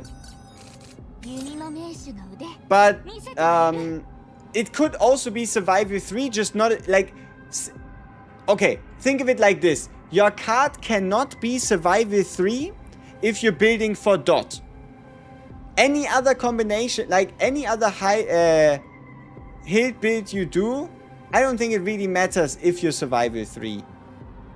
Though, to be fair, there is a world in... Okay, let's flip it around again a bit. The safest is probably gonna be Survival 1 claim 2. Like, if you want to build the survival card that is the least likely to be bad, Survivor 1 claim 2 is the best you can make. You do like Increase 3 and claim 5? I don't think you need the Increase 3 effect to trigger the claim 3 effect. You will have enough ways to apply debuffs. Like, for example, look at this. Okay, bad example, but even just for if you're running a hild and you're facing 2 enemies, applying ionization, and you already have the full bonus because you're applying it to do 2 different enemies, right? Is there a go-to build for a primary DPS hild? Something close to this. Something close to this. Ignore this. This like preferably this is gonna end up being Survivor 1 claim 2. But yeah. Yeah, something close to this.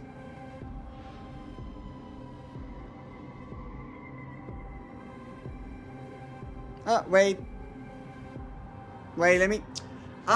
okay, so the I know we talked about like the most optimal combination, which is like the least likely to fail you, but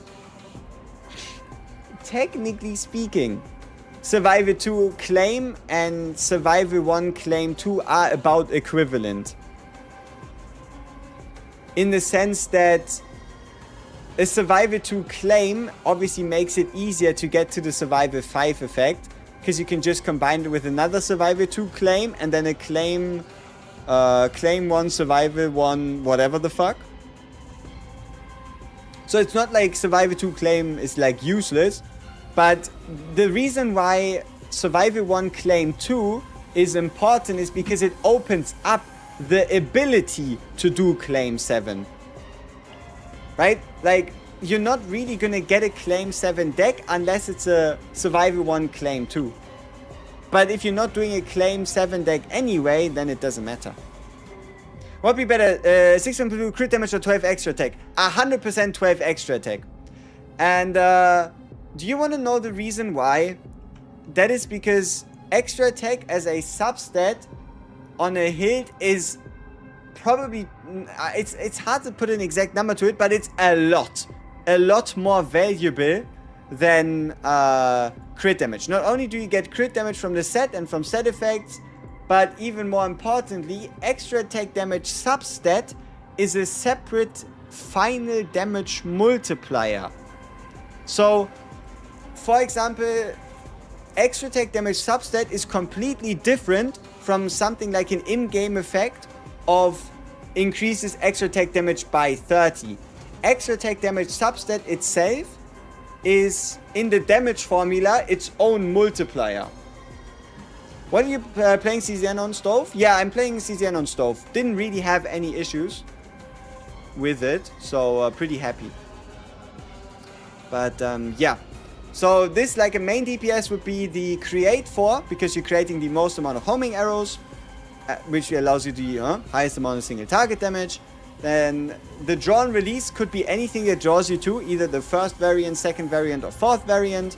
Plasma Rain, also anything that does an ionization goes, but the Draw 1 is just, yeah, nice to have. And then Vortex Arrow is just something you keep in. In terms of Big Game Ranger, this one here does work because you're doing enough hits, but it still relies on the teammates. So if you want to be on the absolute safe side, you go for the one that says on hit 2-0 in, on attunement 2-0 in, because you will be attuning 16 times, meaning in general 16 times. In this case, it's going to be 4 because they also hit as well. 16 times 4, you're going to end up with 64. So she will be able to max out her own 0-in stacks. If you upgrade the Chaos perks, deck building becomes easier. Yep, indeed. Which team am I using to farm cards? I'm actually using Yuki. I'm using Yuki, Mika, Hild was what I used to farm.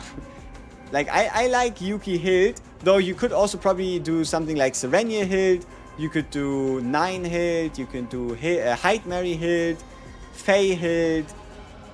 There's a lot of ones that like work in Chaos. But okay, we have some actual like deck stuff to farm, right? But yeah, this is heavily satisfying. Like, this build, it's just, you put them in and then they start their own chain and she just blasts, right? Keep in mind, this is without any team buffs, anything else on the side. This is just her by herself in her own deck, having some fun. Did I do any single target Yuki? I built the... Holy shit. I built the best DPS Yuki I could. And the way you achieve that is not through the single target flash slashers. Yeah. But you rather do it through like the inspiration trigger effect. Why does she get a T0.5? You mean on Pridewin? I have no idea based on what they decide to make their decisions. I wouldn't put too much trust into it. Nor is it... I also think it's a little too early, because there's still some really cool things you can do with her, which might make her even more valuable. Like, okay. The thing is, she has a full hand, non-exhaust discard card as well. Like, I'm, let's say, 85% sure that in the future there will be a deck that you cannot build because you don't have her, because it relies on this card. Right? Like, I give it like an 80% chance that there will be a deck in the future that relies on this card, and because you don't have her, you won't be able to build her because you can't replicate this effect. Do I have a Yuki code? I can give you one for a deck that's pretty nasty this season. Alright, let me build, I think, one of the most solid Yukis you could build this season and give you the code for it, because why not? You gotta trust me on this a little bit, but I think it's probably gonna end up being one of her strongest builds regardless. Let's do inspiration here. We obviously want to do the double hitter. Then again, if there's AoE content, like this is like single target, right? If there's AoE content, obviously the AoE hit is going to end up better. But then you can just swap it with one Unique Epiphany change core and you still retain the same effect in the deck. But yeah.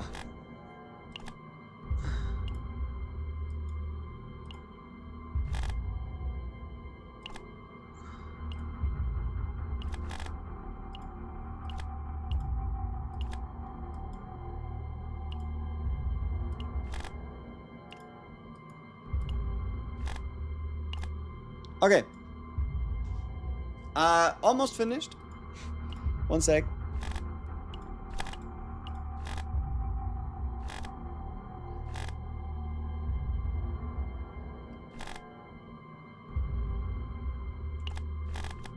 And yes, I am keeping in the basic on purpose. It's intentional. And the reason for that is because it ends up being a one-cost card. You will have enough draw to get it anyway, and it triggers inspiration, which is a double payoff through Freezing Blade and Trickery Strike, and as well, it is something you can use after you've played out all your flash slashes to do the morale gain. But okay, so this would be like a obscene Yuki build if you want to be safe, right? If you want to be safe, remove the Trickery Strike Divine and remove Longsword Slash. But I think, yeah, but it's a little bit vanilla. I think it's a lot more fun having Longsword Slash in there still. So if any of you wanna like just get that deck for you as well, if you wanna pursue it, here you go. I just double give you the codes, and it auto posts on both. That's awesome. Great. So let's save it so we have it for the future. And good. But yeah, I don't think I specifically built this deck just to the fact that I already built it in the preseason. You see that why we do have the deck, you notice this is one of my, like, a bit of regrets. I forgot to keep the basic. Here, look. I have the exact same deck from, I think it's season 3.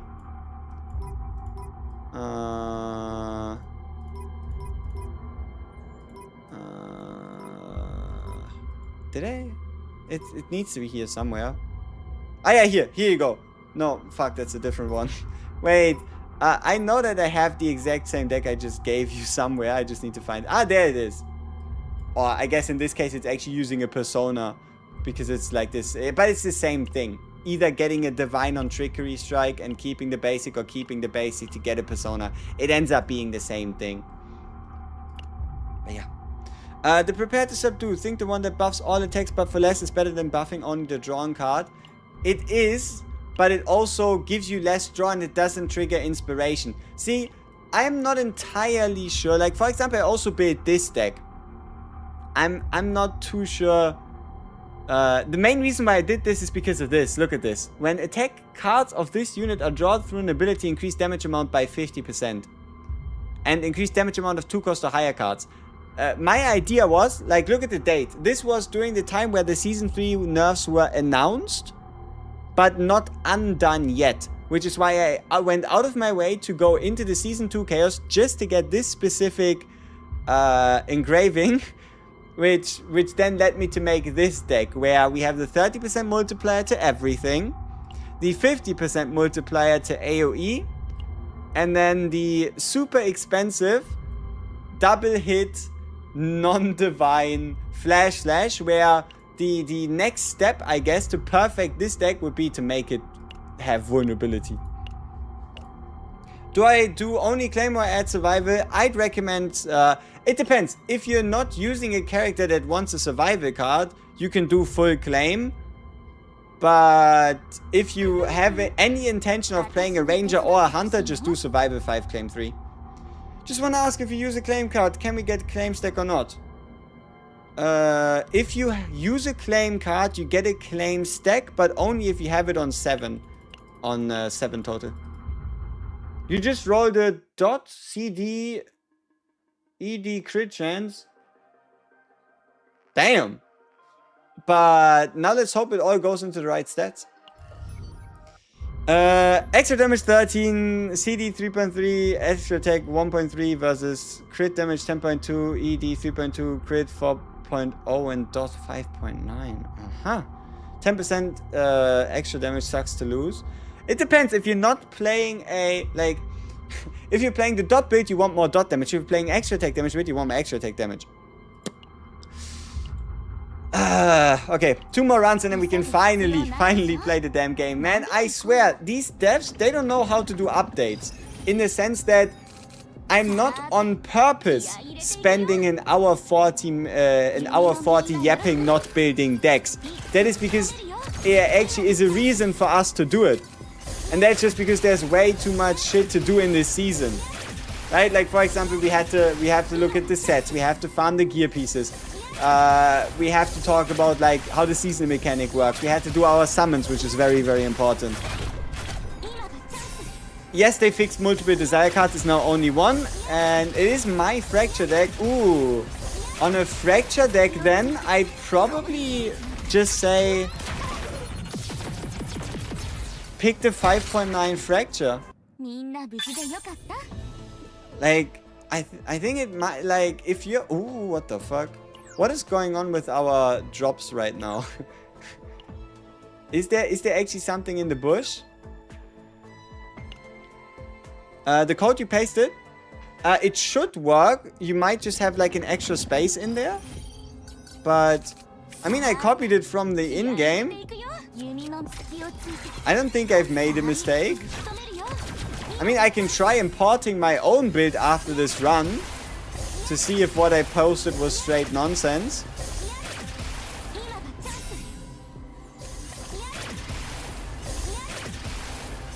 Yeah, we'll see what exactly we roll.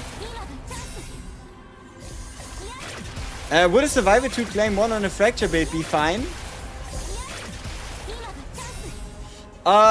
Only... I mean, it depends, right? Like, a Fracture build still doesn't need the claim 5, because we don't know how good the set effect is. But you can still, for example, salvage it by running 2 claim 3s in the team. Might be a bit more awkward, but that could still give you the dot multiplier and the final payoff. Or you can just do a standard Survival 5 claim 3. So, let me try and copy-paste my own Yuki deck.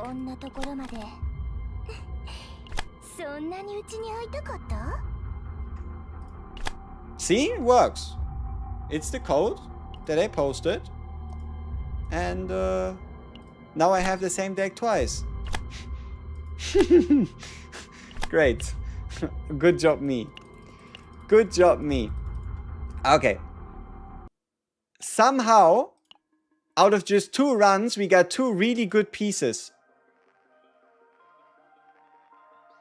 But is this gonna be another gut punch situation for no reason? So, game. I know today we had our differences, but I feel like at the end of the day, we all just love the game. I mean, you gotta love your safe game, so how about it? Wanna hook me up with damage over time? And if that isn't possible, at least extra damage. And if that isn't possible, at least attack percentage?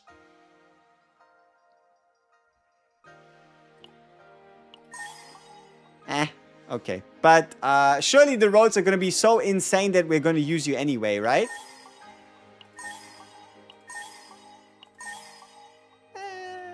Maybe. In a world of maybes, we might see play with this piece. Dot damage? What the fuck? Okay. Okay. Man, come on. Like, I was starting to believe. You know? Insert here starting to believe meme. But, I mean, we might use this. Sometime. What about you? Oh, okay. Oh, yeah, okay. Fuck you too.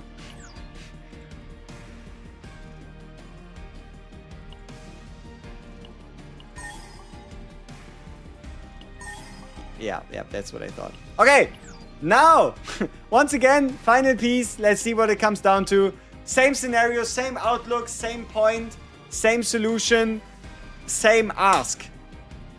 Give me dot, if not extra, and if not extra, give me a tech flat.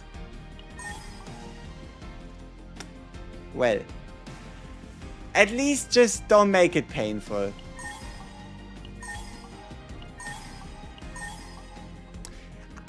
I don't know. I don't think we need that much attack percentage. Like, let's put the things on the table. That's a bit too much. Well, deck building time. So, what do we currently have and what do I need to build? So there's going to be a couple things we will be aiming for. Number one, we are going to want to build a Grand Arrow deck. Why do I want to build a Grand Arrow deck? Because I can. And that Grand Arrow deck is going to look... We're just going to call it the GG Arrow. Because that's what it's going to do. It's the Grand Game Over Arrow. So, GG Arrow. The question here with the GG Arrow is... 1 mega big hit or 4 gigantic hits? Right? 1 humongous hit or 4 gigantic ones? That is the question.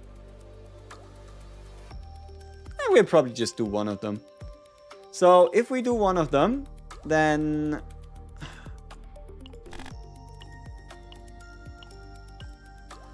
Oh, but like... What kind of... Oh, we also need to build it in a different season. Unlucky. Yeah, I think if we wanted to build like a good Grand Arrow deck, it would probably be like a Season 3 one.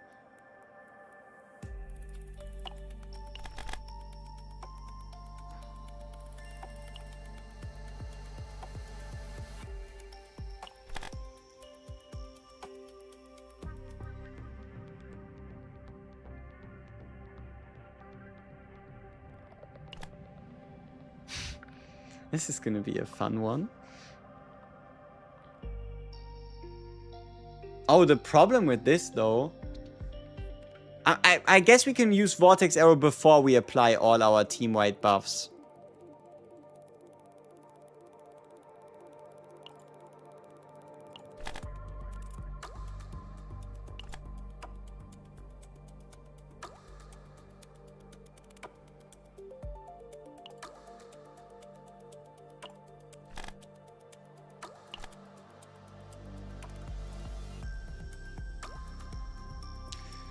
What to do with the rest, though?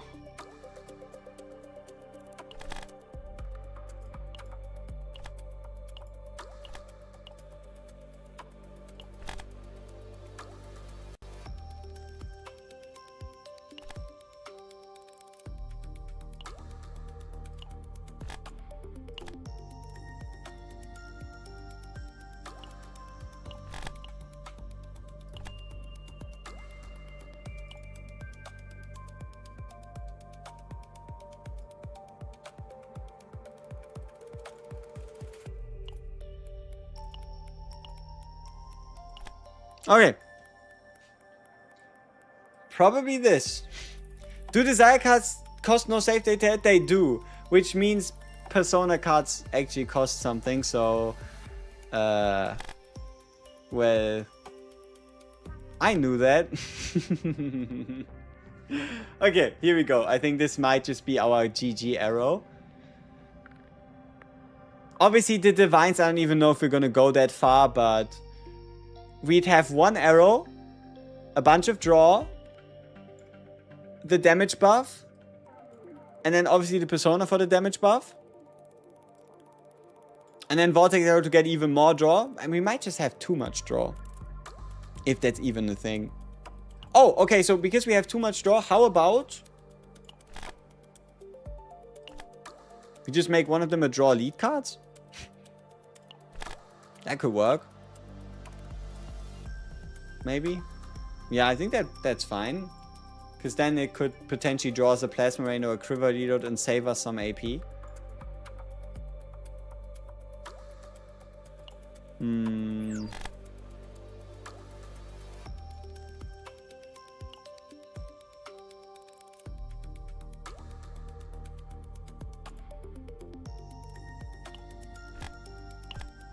What a complicated deck. But I guess this is kind of like as if we only wanted to shoot like one big arrow every turn. The only question though is how big can an arrow get? You know what I mean? Like, how many records can my records break?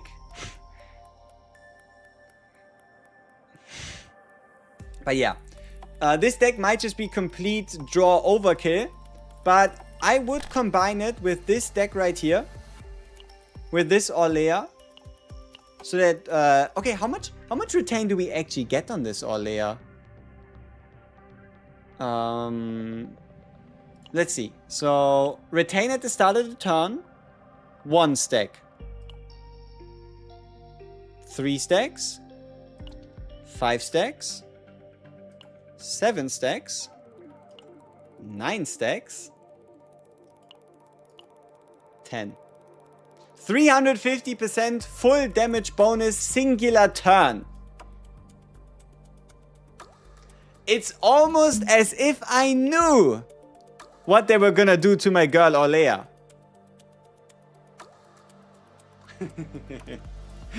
But yeah. Also, would you look at this? We have the Gastronomicon, which is a problem. Because that means this deck is banned in any Season 4 content.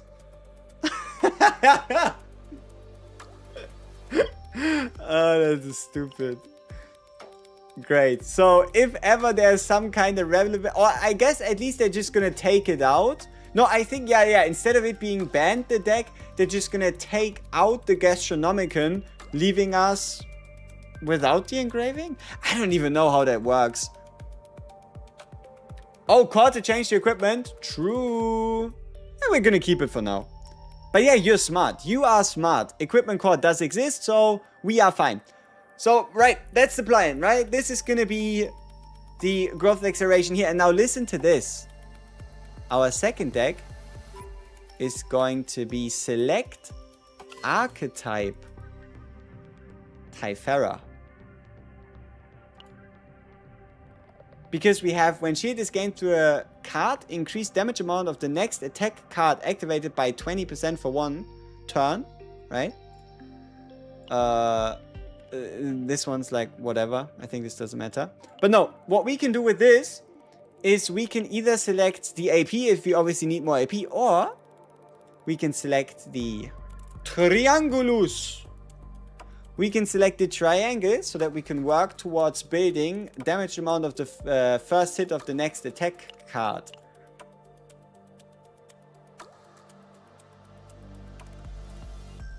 Yeah, and also we have the when 2 archetypes are created, create an identical, which should allow us to...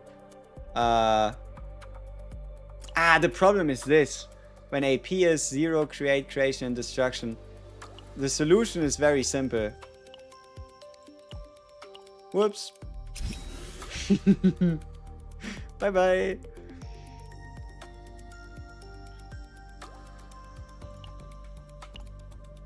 I wonder, do I need a different epiphany on this?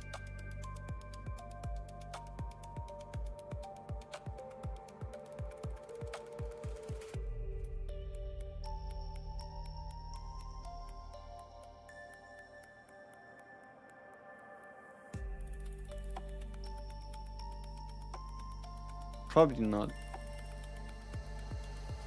Wait! Is it time for dual creation?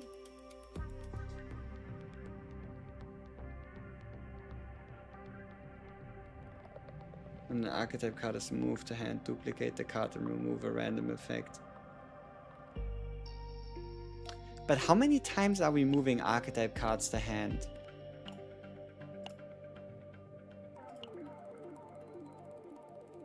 Select 1 archetype card, create in hand. and draw pi each. So we're only creating 4 to pretend. No, we're not creating 4. We are creating 8 in the discard pile. But that's only through this card, which means we'd only move 4, which makes, again, 8, which means this is just better. Yeah, I think this could actually work. I think this could actually work. The GG arrow build could work.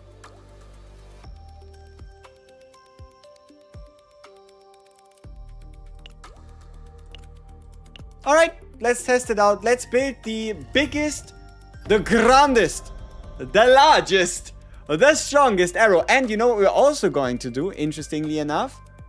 We will add in one of the pieces of season equipment, I think. And that is because we can take this crit damage to the first attack card activated. Because we will only activate one attack card in this in a turn. Ah, no, we can't. Because we have to draw 3 from the one card. Forget about it, we can't. When a shield is gained through an ability, 30% crit chance to attack cards. That also doesn't work. Because we aren't gaining a shield through hilt. But yeah, we're going to be playing 1 Mega Giga Ultra Nuke Arrow hit. And you know what's going to take us? A single Chaos. No, I'm not going to put Retain on the arrow. I'm just not going to play... wait, why would I put Retain on the arrow? No, we're just going to fire it every single turn. And then just see how much it hits for. Okay. So... this is a terrible idea. I'm not gonna make my life be dependent on Yuki helping me in the season 3 chaos. That's gonna result in such a mental breakdown. Nobody's ever gonna recover from it. It's gonna be the biggest mental breakdown the world has ever seen. Yeah.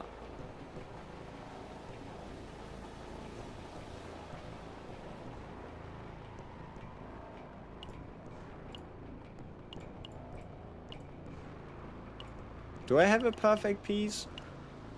I do. Yosh, yosh, yosh, yosh, yosh. Oh, I even have 2 of them. Yosh, yosh, yosh, yosh, yosh. Okay. 1 run, 1 and done. Let's cook.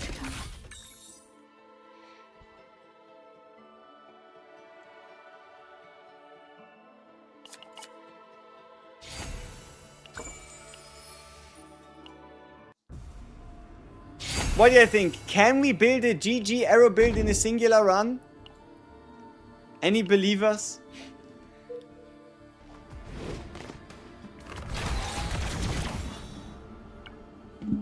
The vines might actually be a bit of a stretch though. We'll have to see. No! Aww. Make sure the enemies have vulnerable. Yeah, where do we get that?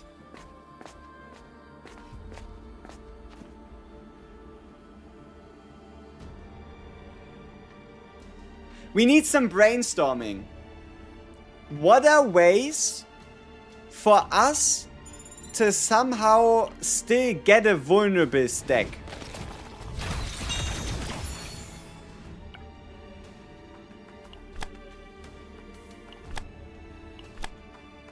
What are ways for us to hypothetically apply a vulnerable to an enemy? On attack, right? There's this armor here that has a chance to apply vulnerable to an enemy when attacked. Maybe? Ooh, crit damage. Nice. Yeah? Very hard to get right divine and right epiphany. We'll at least get the right epiphanies and then we might just have to play some sortie. We'll have to see. Or one of the claim cards. Yeah, but we won't update the decks. Olea softie vulnerable. Yeah, but that's only for the first time the softies create.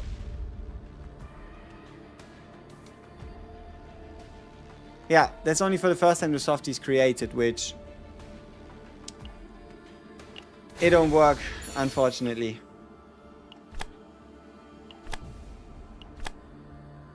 Where's my discard card, please? Is spawning Cthulhu purely RNG? Purely RNG only somewhat, and that is because Cthulhu doesn't appear on question mark areas, Cthulhu doesn't appear on elites, and he doesn't appear on shops. Meaning you can actively increase your chances of encountering Cthulhu by specifically focusing small fight areas. But yeah, besides that, it's RNG.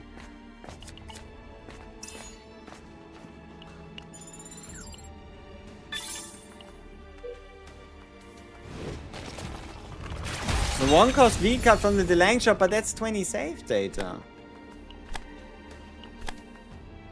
We'll see what we can make happen, right?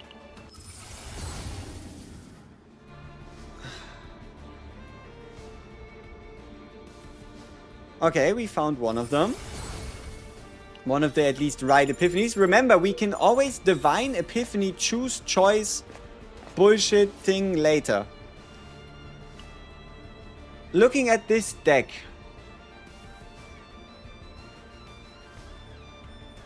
getting a divine epiphany here could actually help us. So let's do selected divine epiphany to plasma rain on the off chance that we get cost reduction plasma rain. It's tenacity damage, draw 1 plasma rain. It's a neutral epiphany? That's stupid. I guess we'll have to re-epiphany later.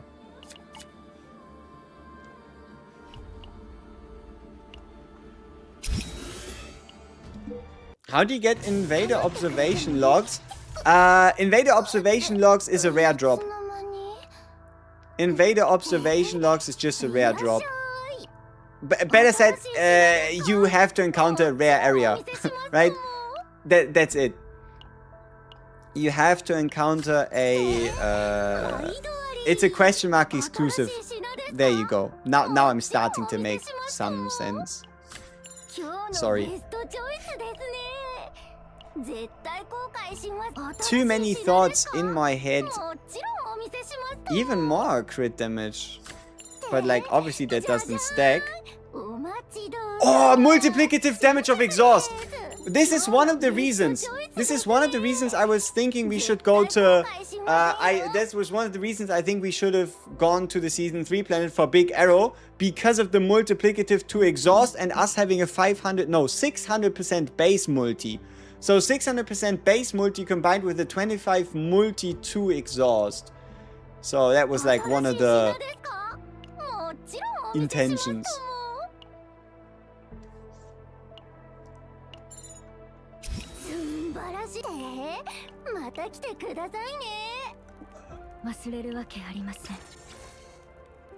I misclicked. I did not. I did not intend to get myself a neutral card. This was meant to be something different.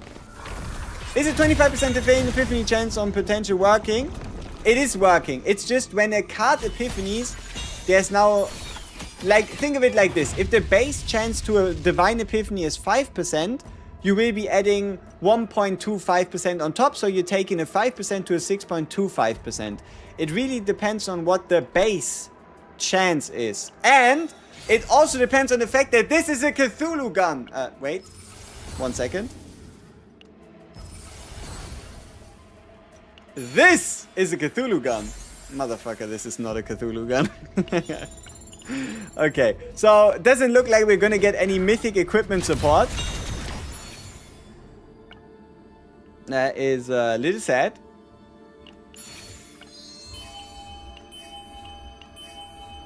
Okay, we have the Persona half finished.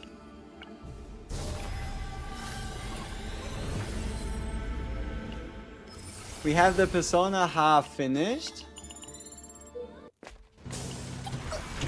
Now what? Let's check for gear perks. Wait, which one was the one that applies vulnerable? Was there an armor that applies vulnerable, or was there... No, it was the thing that fucking applies resonance, huh? Well... Sad. Do I want this? Single target is used, increase action count? No, I don't think we care. What we really need is the multiplicative on deck size. We need the multiplicative on deck size. That is what we really need. Haste card damage. Lux. Hey, Amorphous. It's better than nothing. I don't think it's gonna get much better than Amorphous here. So, because we will copy draw and release anyway, let's redo Plasma Rain. There we go. Getting ever closer to our dream deck. Wait, isn't Persona card engraving nerfed? No! Persona card engravings are exactly as strong as before. All your Season 3 decks do exactly what they did before. They cancelled it, indeed. They didn't do it.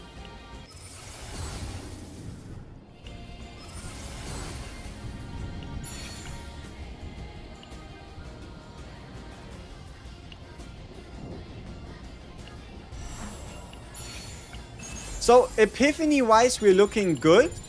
Engraving-wise, we're looking good. Persona-wise, we're on a good track. Meaning the only thing now is going to be maybe getting the Divine Epiphany, Divine Re-Epiphany event. Let's see if it's here. The, you know what I'm talking about, right? The multitude of hands bullshit. It's not here. Okay, so next best thing we can do is at least get a copy event. Next best thing we can do is hope that we get a copy event, because otherwise we'd have to use a copy core. So it looks like sortie is almost unavoidable. We should have all our epiphanies, almost, besides Big Game Ranger. But yeah, finish off the Persona, find another gear perk, do a sortie run to get some divines. Or try the deck out first, see if it still works even without the divines, and then play sortie. Because if I can avoid playing sortie, I'm not gonna say no. Yeah, give me credits. You might just need them.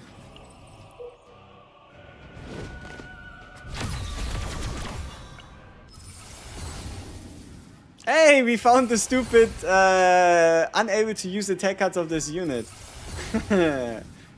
Wait. Yeah, no, that doesn't work. Why would I pick? Then I can't play the arrow. I would have to find an outside way of activating Vortex. Yeah, we have to re-epiphany that one. That doesn't work. No.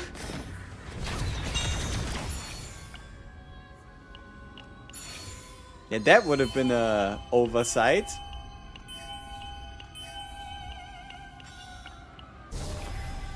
So many divines, but so irrelevant, because all our cards are already divined.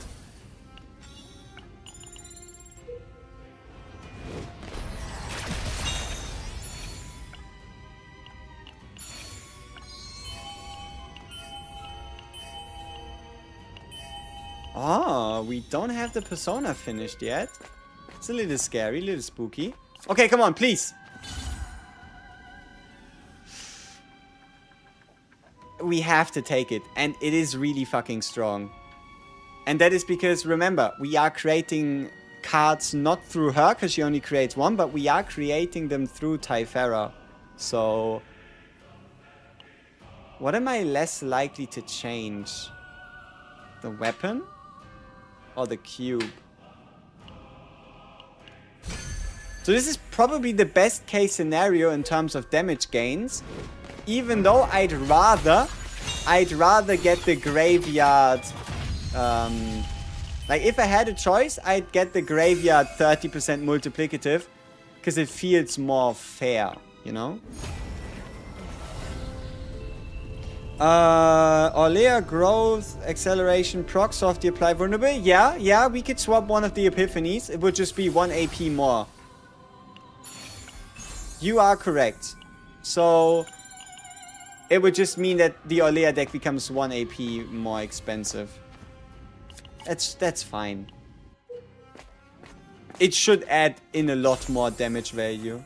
Hey, the crit thing is again here, but not that we need it. We might have slightly too many credits. Okay, we found the copy event. Awesome. Which means we're going to copy the draw and release. Though we still need to do... Okay, we cannot perfect this entire deck just due to us being unable to get the full re-epiphany, like the full what's the fucking name? Remeditated versions? Because we want 3 different versions and one of them can only happen after the copy event. Pretty much. So we can't make it entirely perfect, but we are going to get dangerously close. Divine cost 0, yeah, but I like draw 1. I just don't know if it's going to be a problem. Like, I'm just going to keep it at draw 1, because I don't want to spend that many divine costs to just, like, redo and undo and overdo and all that stuff, right? Haste, shield. Okay. But yeah, no. The Olea Epiphany is the right way to go indeed. So one of these is going to become... So we have 2 choices. For this to be a success, we need either the multiplicative on card drawn or the draw lead cards.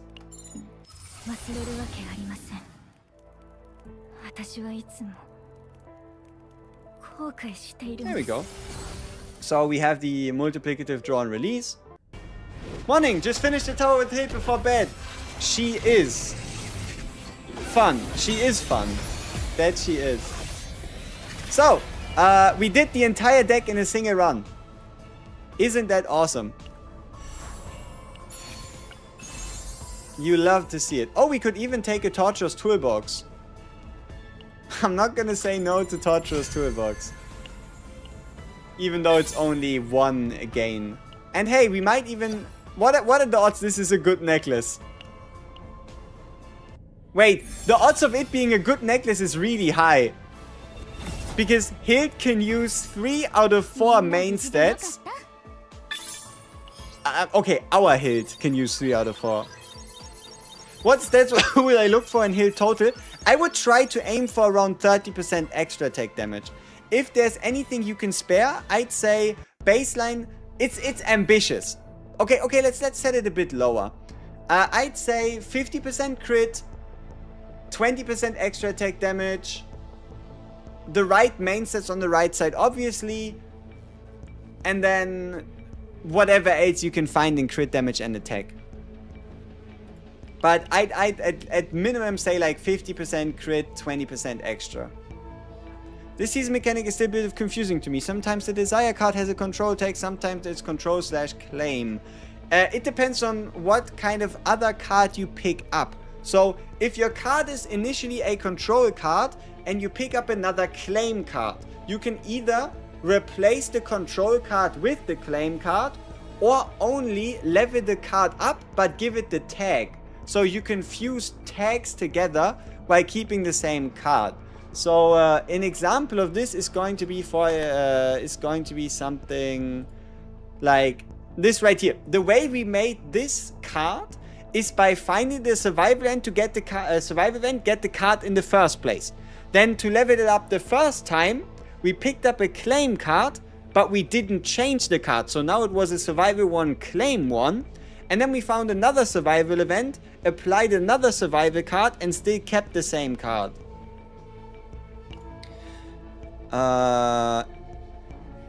Epion Center. They should show us the results of those memory fragments we get in Chaos. They should. So, let's see. Mental breakdown time or actual success?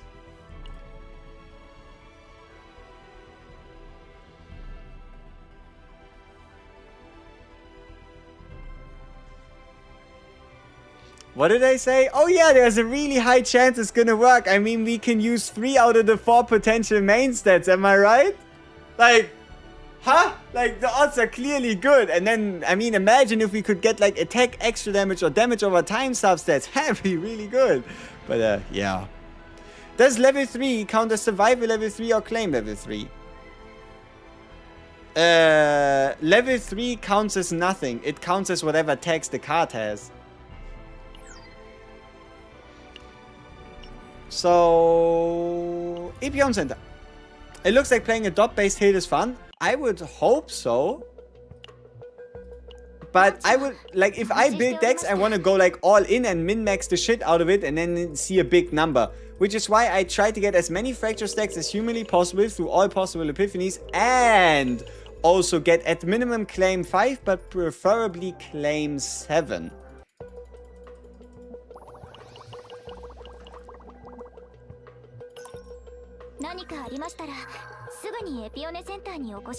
Epione Center Neo Kono Kashta. But, what do you think about the deck? One run deck? I'd say it's a big win. I'd say it's a big success. Now, let's do the rest. So, one of these has to be, or not has to be, but should be re-epiphanied into the lead version. Do I start experimenting with the lead version?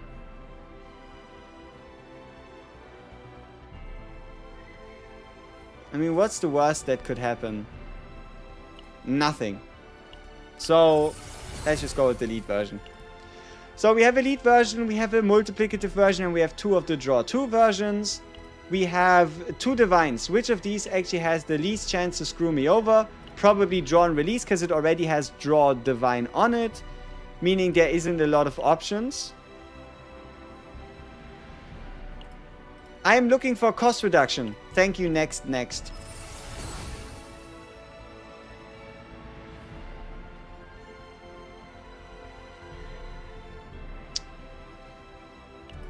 Well,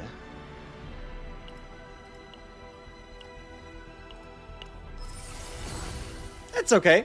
Perfect. So we only did 2 divines. We found one of the right ones. Everything else here is fine. Let's mutate it one time, see what we can get.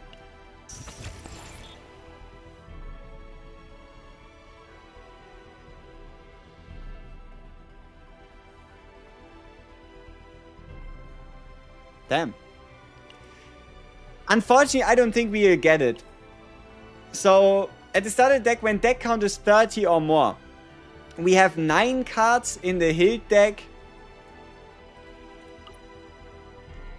7 cards in the Typhara deck, and 6 cards in the Olea deck. That unfortunately doesn't add to 30. Sad. So, we said we re-epiphany, right? We re-epiphany one of these into the one that applies vulnerable.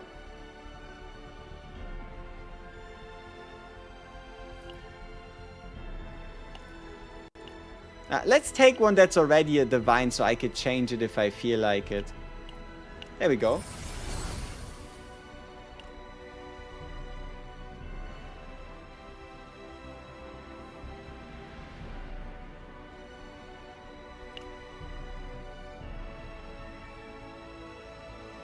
Okay.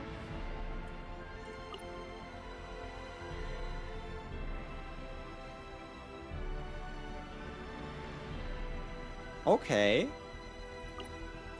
I think we're ready.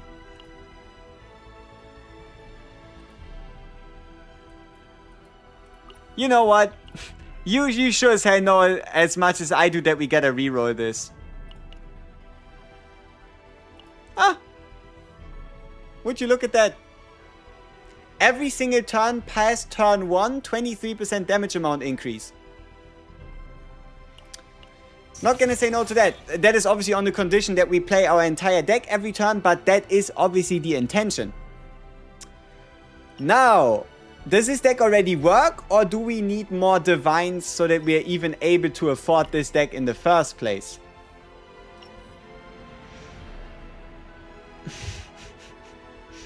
Let's see. Where should we test this? this super fancy, mega, hyper best deck. Oh, fuck. We need to fix a little mistake.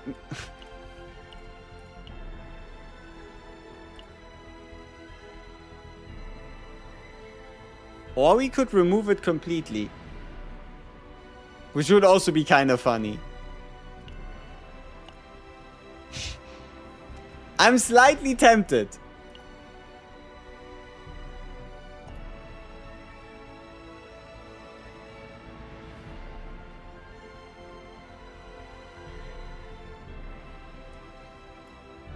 Alright.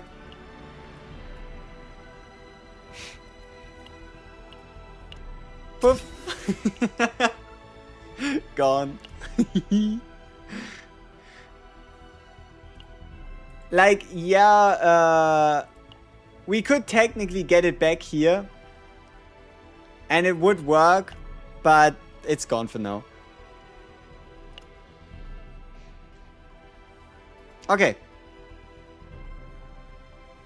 So far, so good. I mean, this is obviously gonna be a disaster. Ooh. Sure. Let's fight Mr. Distortion, right? Let's fight Mr. Distortion. Remember, whatever damage we're about to see is going to be reduced by 40%. Right? Because the damage decreases damage taken by 20, 15, and 5. So whatever amount of damage we're about to see... Oh, wait, it doesn't work because it's not all Season 4 decks. None of these are Season 4 decks. Well, fuck, then Tower it is again. Okay. But Tower with just a singular attack card is gonna be kind of a disaster. Not that I didn't expect it to be a disaster, so let's get it. How much does a big arrow hit?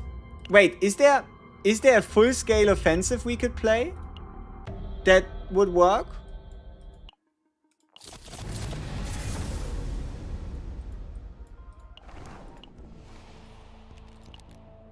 Two cost, basics, draw. Void in order so it doesn't like multiply. 50% multiplier of 0 cost cards. I mean, that works. Sure. We could probably get like a million whatever score with this deck.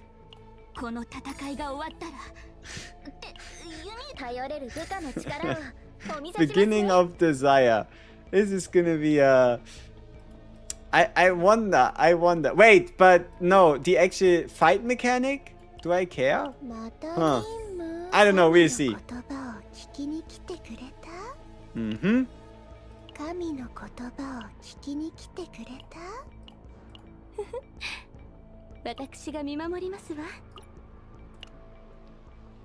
Okay.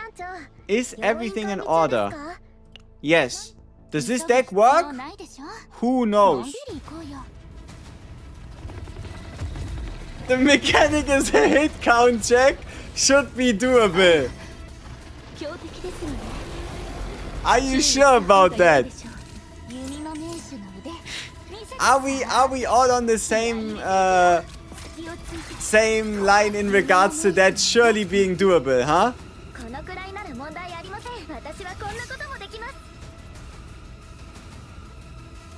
Good luck. Can I still use my Liga decks? No, they're gone.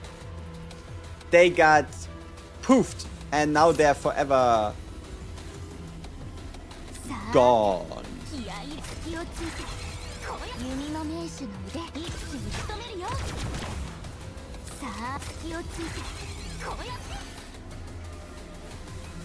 Okay, one of the problems is I'd rather get the arrow out first, because every other card we play that's not the arrow, like these ones, right? When I play one of these archetypes and it's not the arrow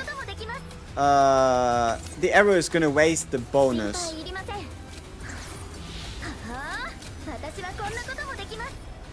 Wait, why the fuck? I'm still thinking I'm playing the Prediction Epiphany. That's obviously not how this works. But alright. Wait. This deck is a little much. This deck is a little much because I just proceeded to draw 3 on having 1 card in hand.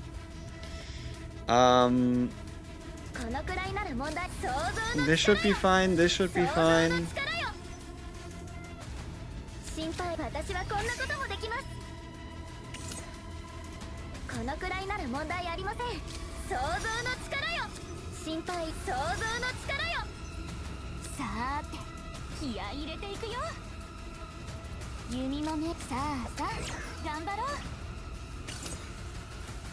Okay.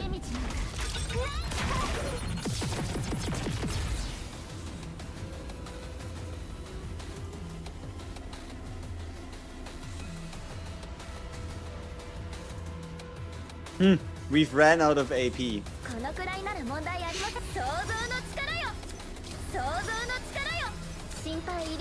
We have re-secured our AP. We got a little bit more AP.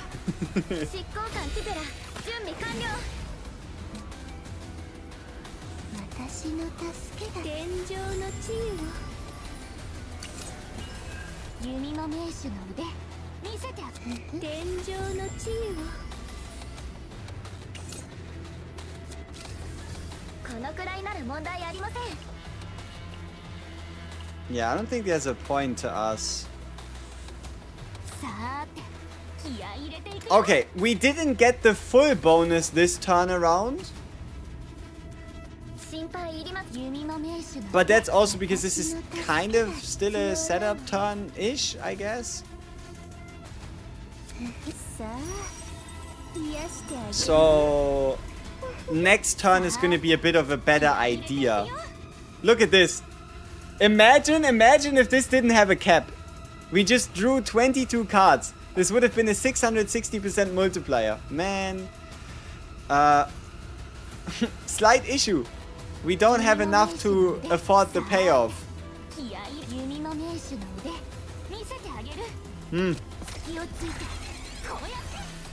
Well. Huh. Unfortunate. Shit happens. Oh, also I wasted a lead effect. Great.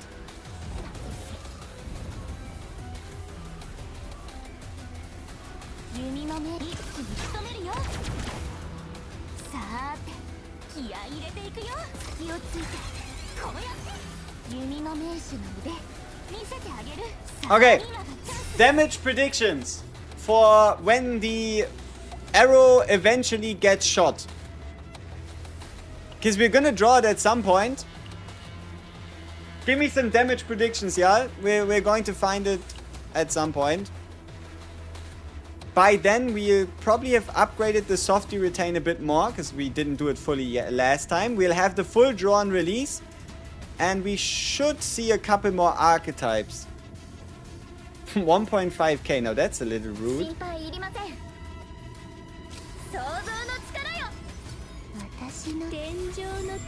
69k.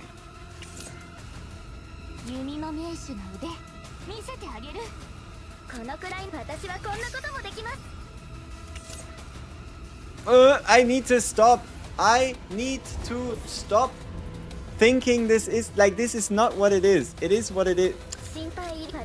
I need to pick the right thing. In this case, we're gonna pick the AAP Epiphany. There we go.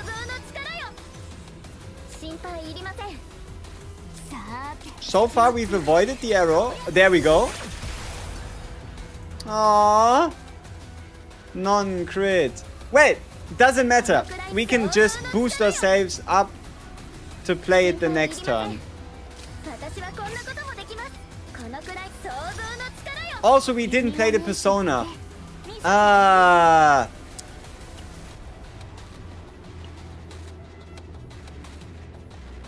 Yeah, no, this is just a bad fight to... how are we on a 378k score? Oh yeah, because we're drawing a lot. Okay, Time to absolutely humiliate some random ass 101 stage minion with the power of friendship. また任務艦長、要員管理中ですか？何かお手伝い。 Alright. 必要ないでしょ? I also disposed the 1.1 million with Naja Serenia hit. Nice. So, let's see. We get one draw here.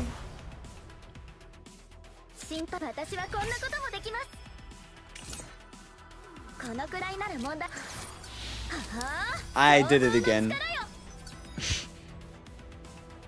I fucking did it again. I don't know, it's ingrained in my brain. Because whenever I was playing Tenebria for like the last few months at this point, I always picked the Gambit one. Or I always play her as the Gambit version as well. It's just... It's bad.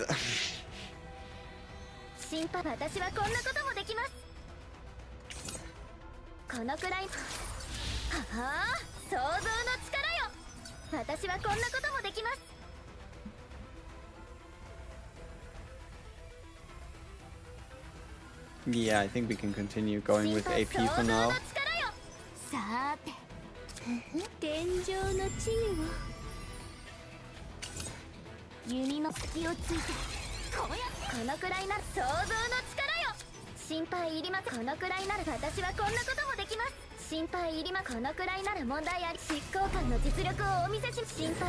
That's a lot of AP.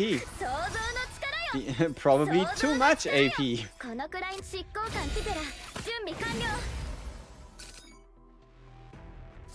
Or maybe it is just enough AP for our purposes, who knows?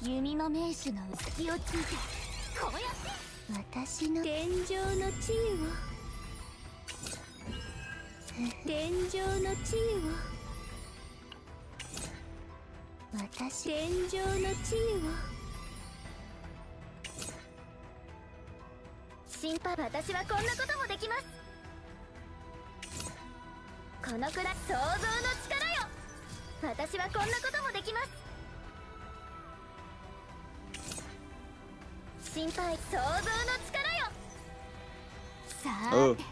Ah, this is the problem. I don't think we have any more lead cards to draw. Yeah. Unlucky.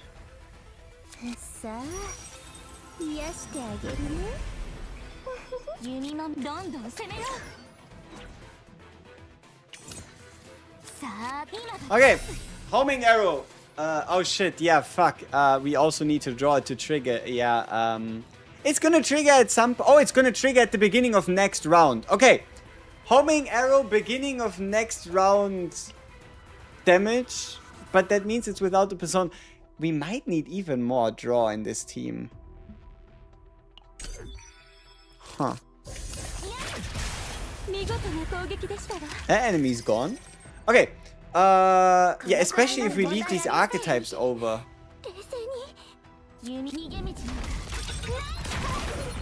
But let's see. Now that we've played out like the upgrade cards and did our rotation a little bit and whatnot, did anything actually change, right?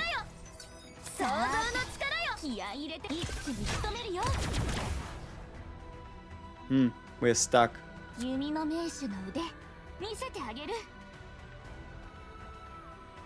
Fuck.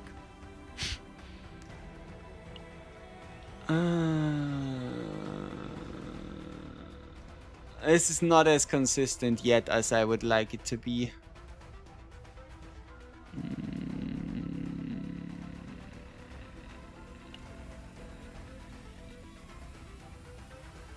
Doesn't it draw a card? Do it draw regardless the one that pulls lead? What would it draw? It specifically draws lead cards, which is probably why we're gonna replace it. Because this only draws 2 lead cards. So we're probably gonna swap it for like a standard draw too.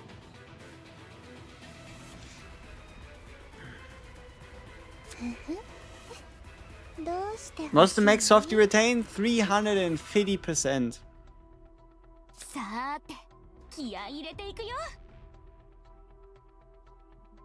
私の助け弓の今がチャンス Maybe we'll draw the arrow at some point. Lol. Maybe we'll draw the arrow at some point, who knows? さて気をついてこうやってこのくらい私はこんなこともできます心配想像の力よ私はこんなこともできますこのくらいな想像の力よ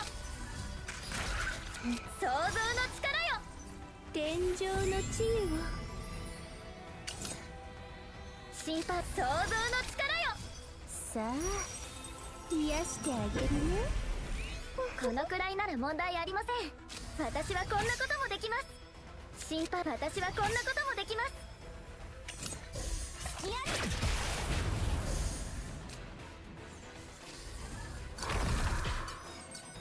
Yeah, the fact that this shit can pop up at like any time, it's gonna be a little awkward.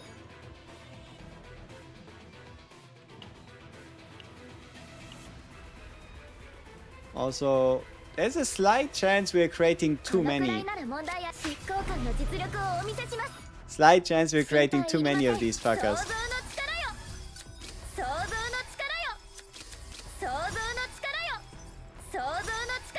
You think?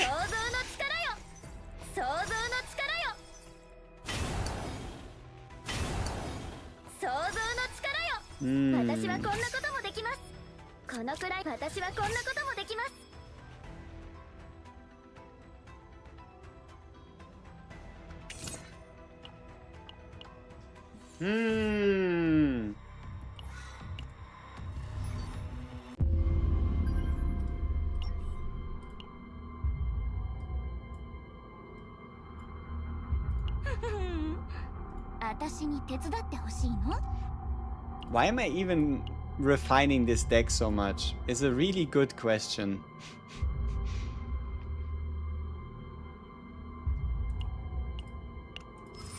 But the answer to that is probably because I want to.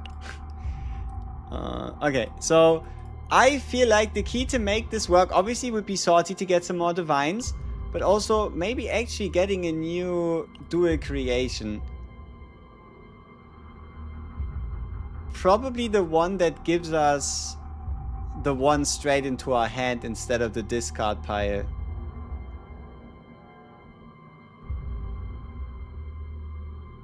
Or it actually is indeed gonna be the damn gamble dual creation.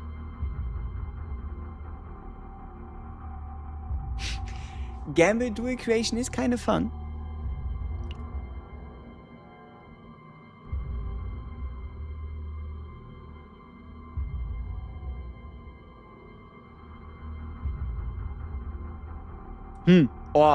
Or is it time to do square? Because square would mean we would never have to draw them. And we would also naturally generate the other ones that we can then draw with the squares. But what if the square doesn't, but the moment the square draws into something that's not a square.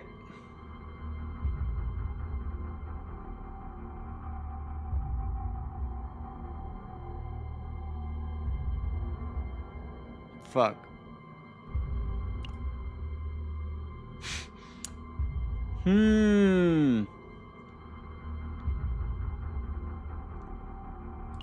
Okay, this is probably the safest bet for now.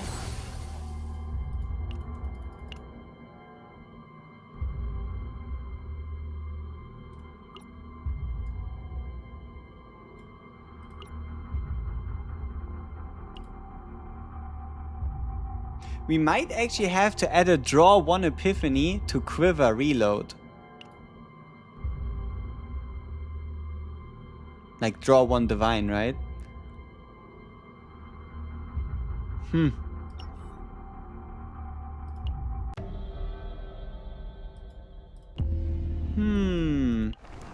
mean, this deck is not particularly good, though. All right, let's see. Let's see if we can get like one proper 2 grand arrows? We don't need that many grand arrows. What about 1 form conversions to exhaust and Plethora cards so that you can guarantee to draw the arrow? いざとなったら逃げましょうか。弓の名手の腕見せてあげる。 Maybe. 気合い入れていくよ。 Alright, let's see how this goes. 心配いりません。 We've swapped our... mistake. We swapped out a couple cards, changed a few things. 弓の一気に仕留めるよ。このくらい。はあ、逃げ道なんか。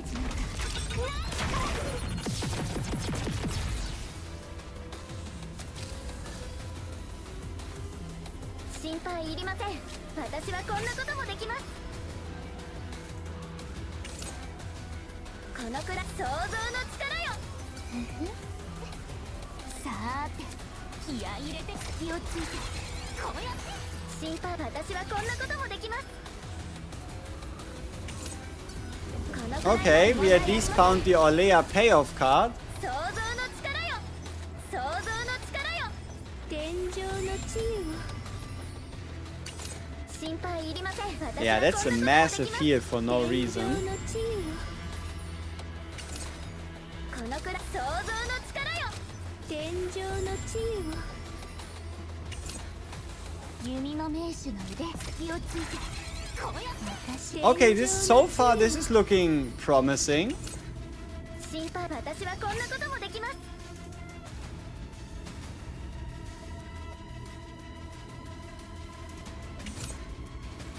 このくらいなら問題あります。心配いりません。さあ、気をついて。こうやって。 Okay. Ah, okay, we have to do it reverse then. So, instead of drawing now, we need to form conversions now, then draw. 心配いりません。想像の力よ。想像の力よ。想像の力よ。想像の力よ。このくらいなら問題ありません。執行官キテラ準備完了。心配いりません。私はこんなこともできます。このくらいなら想像の力よ。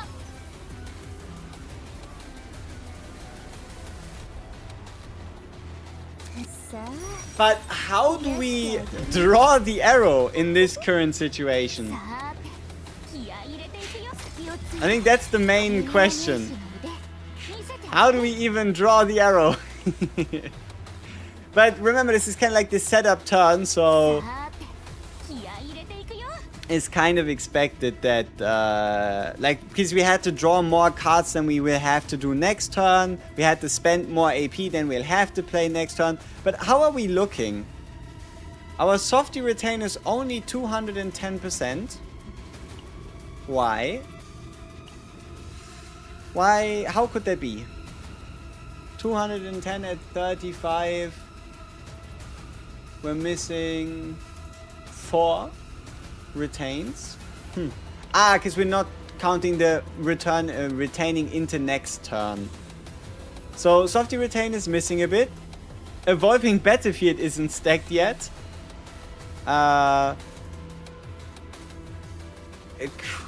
Triangle Archetype is also only on 120.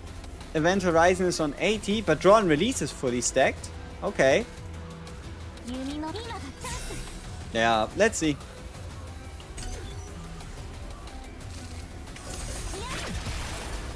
17,000 non-crits. Okay. Now the exact same thing, but this time with less cards in the deck.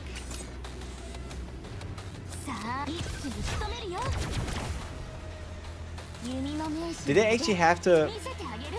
I don't think I had to pay, right? I again made a mistake not playing the lead card first.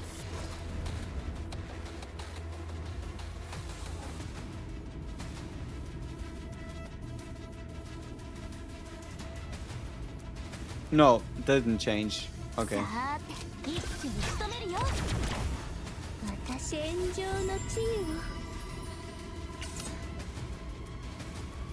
このくらい私はこんなこともできます。天上の地位を心配、私はこんなこともできます。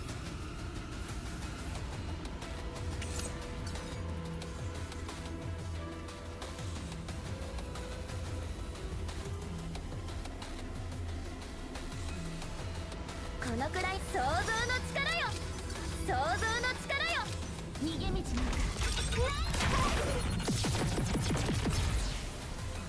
Okay. 私天上の地位を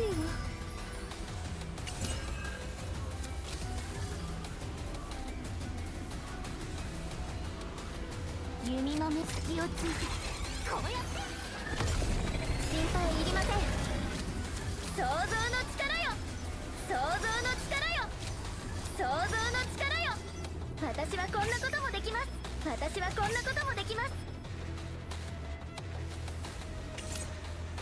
このくらい想像の力よ。さあ隙をついてこうやって心配、想像の力よ、想像の力よ。私はこんなこともできます。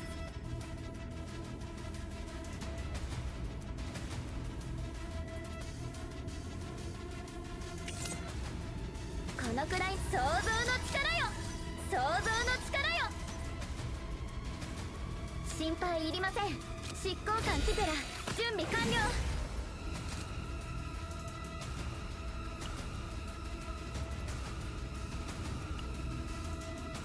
このくらい執行官の実力をお見せ。心配いりません。想像の力よ、想像の力よ。隙をついてこうやって。 And now it's too expensive again. 光の浄化。 Whoops. That's bad. We should not be doing that. I mean, remember we still have a couple divines open, right? On Hild. 私の力をしっかりお見せします。今かこのくらい想像の力よ。弓の名手の So what if I draw 2 here?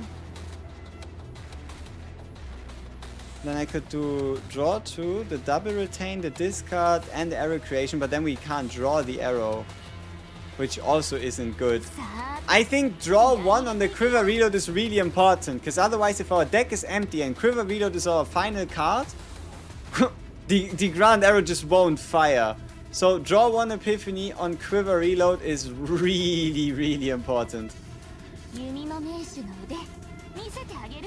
Alright. さあさあ頑張ろう。 Also with the discards, oof. So we can't really take advantage of the... I mean, it's getting somewhere. Alright, let's see if we can draw it. さあ隙をついてこうやって。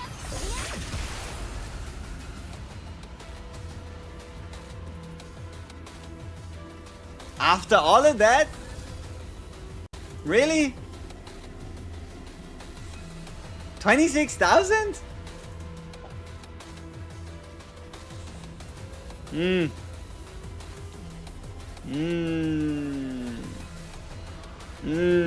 don't know.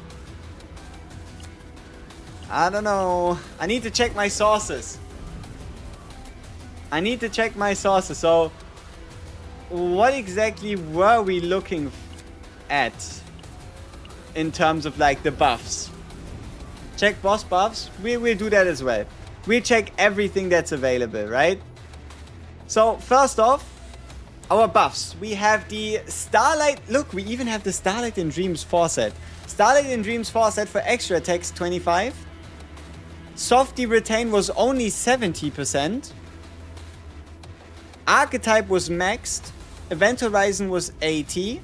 Evolving Battlefield was maxed. Partner skill was active. Shuffle was active. Draw and Release was active. Persona was active. Persona second effect was active. Star in the Darkness was active. Star in the Darkness again was active. Resonance was active. What does the boss have? Like 70% damage reduction? 30%.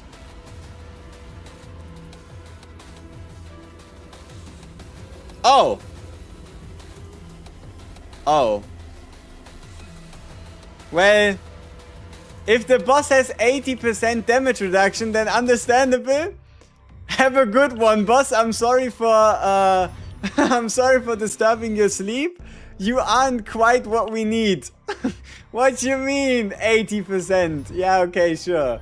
Well, let's play a sortie. Let's play a 18 sortie on Hild. Yeah, let's play 18 sortie on Hild and then refine, do a little bit of refinement for the deck, and then we can pretty much call it there. Yeah. I think this might be my selection if I had to. Increase tenacity, increase price, decrease equipment, increase stress. I mean, the increased stress is kind of ass, but...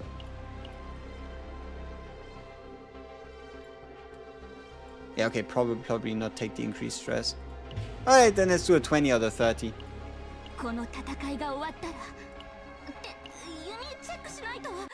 But yeah, damn.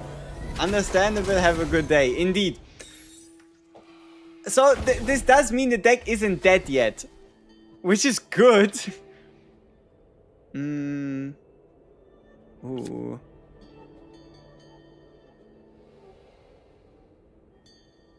Okay. Let's do the Faith path. Because that would mean a higher chance of us beating the Chaos Core when we get there. Hopefully.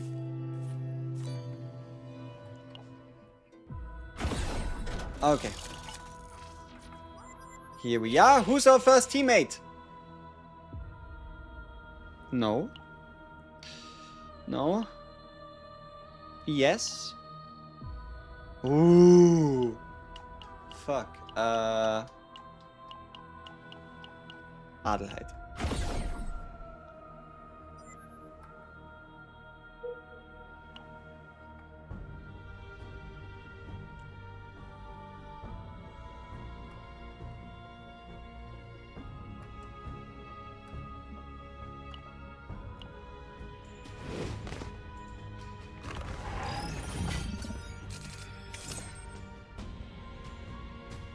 Ew.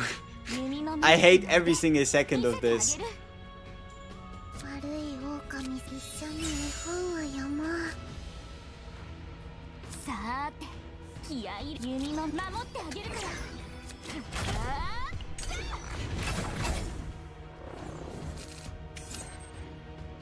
Fine, we got Vortex Arrow as our starting card. That's nice.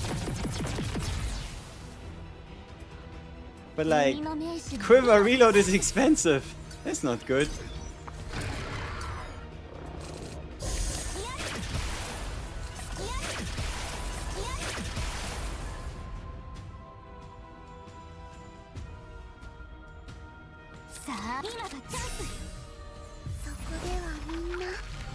Just tune in. Did you go for Survival 5 Claim 3? Yes. Survival 5 Claim 3 is by far the most applicable through the season. But if you want to do a dot build, I'd try and see if you can do a Claim 7.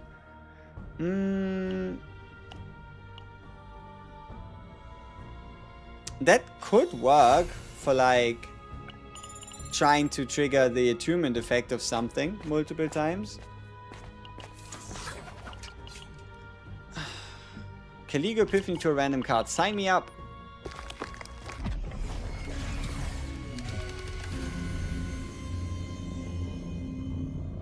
That's a lot of tags. Just want to mention that that is a lot of tags. You need lead linked quietus. Aha! Ah yeah. You don't say. Unique opener linked quietus. Even better. I think this might be the most fun. This one right here. But this should be the most consistent.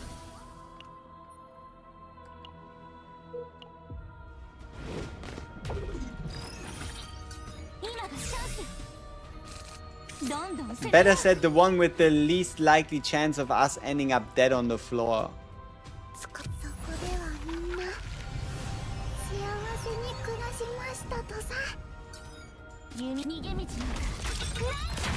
What is the purpose of playing Sortie? So obviously you can play Sortie just for fun, but the main draw about Sortie is you will be able to buy deck refining resources. Meaning when you play a Chaos Run and finish a deck, you'll be able to change epiphanies, add divine effects, add mutations, and overall, think of it like this. You play the Sortie to build the deck, and you play the Chaos to build the deck, and then you use Sortie to refine the deck.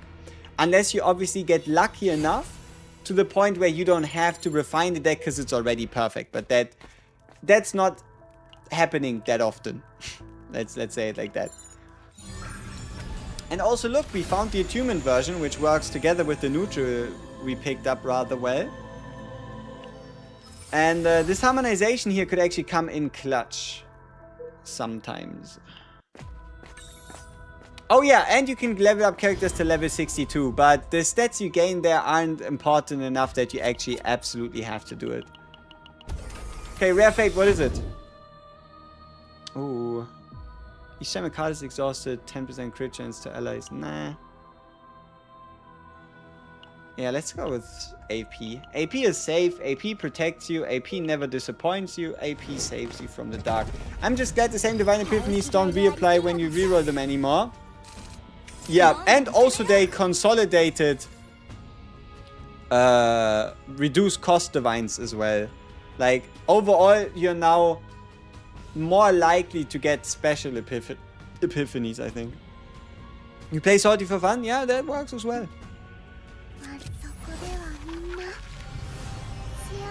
AP never gonna give you up, never let you down. Exactly. AP just a reliable guy.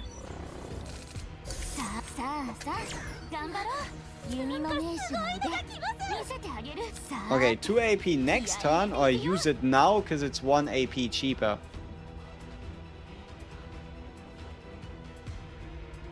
Probably next turn.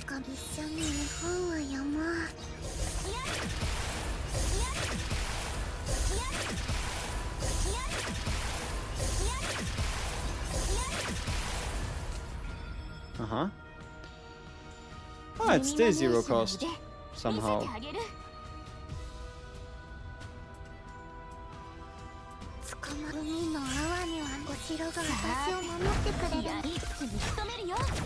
Right, so when you roll a divine, you can't roll the same again multiple times now? Yeah. You cannot go from a cost reduction divine into a cost reduction divine.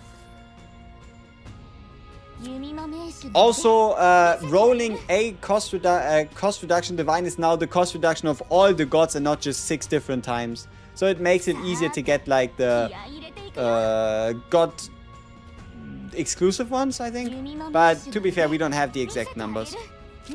Whee!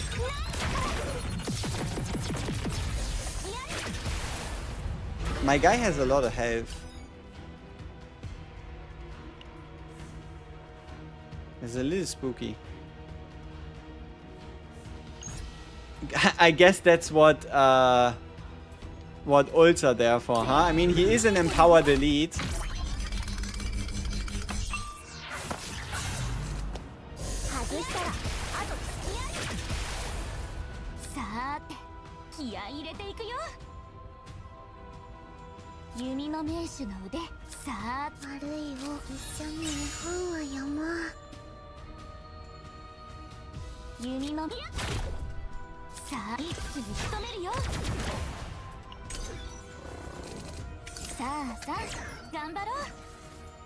Oh, look at our HP bar.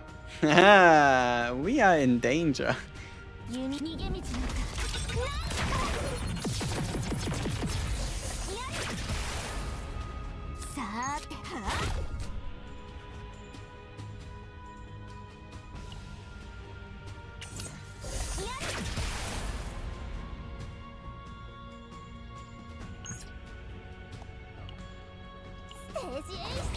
Okay, what kind of interesting blessing cards?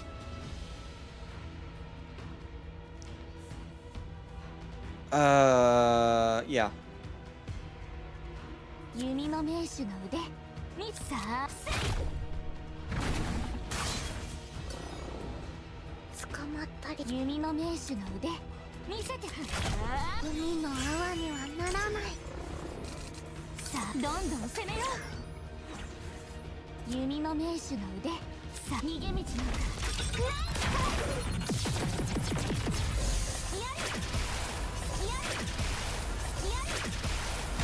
But we are making it work.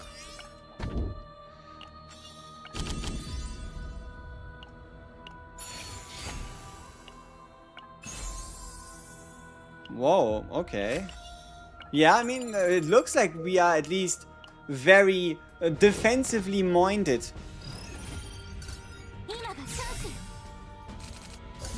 さあさあ頑張ろうさーて気合い入れていくよ弓の名手の腕見せてあげるさあか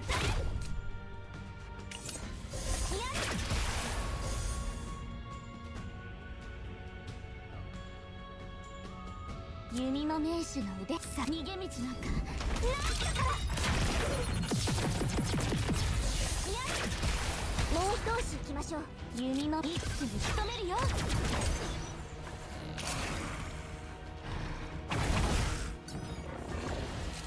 どんどん攻めよう Maybe we are too defensively minded. I mean, that's some huge shields. Don't get me wrong, it's just...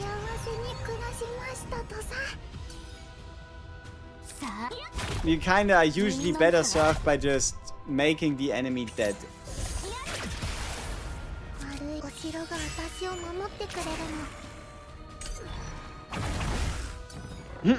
We had 1100 shield and he hit us for 120 damage. Yep, we definitely didn't overshield. Did the character who accompanied us is based on our own, not in this mode? Yes, it's on your character. So think about it like this. The only thing that in this mode does not count is gear. Everything else your character has, their partner, their potential, their dupes, those are the most relevant, right? But everything besides gear works in Sortie.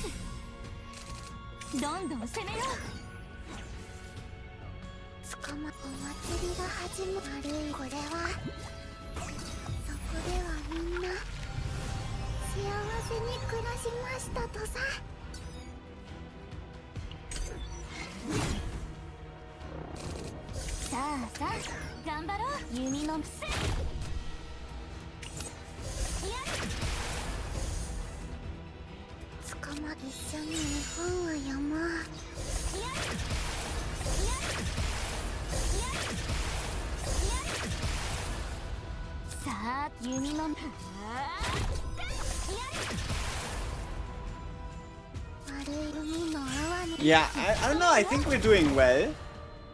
We are pretty fucking defensively secure. We're healing. Damage ends up getting dealt or dealt at some point, sometimes.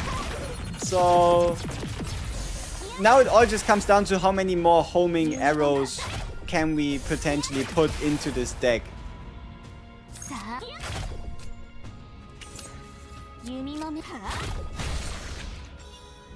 Hilt and Faye are really good together. Absolutely.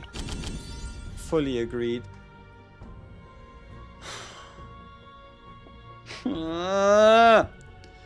So yeah, no homing arrows for us.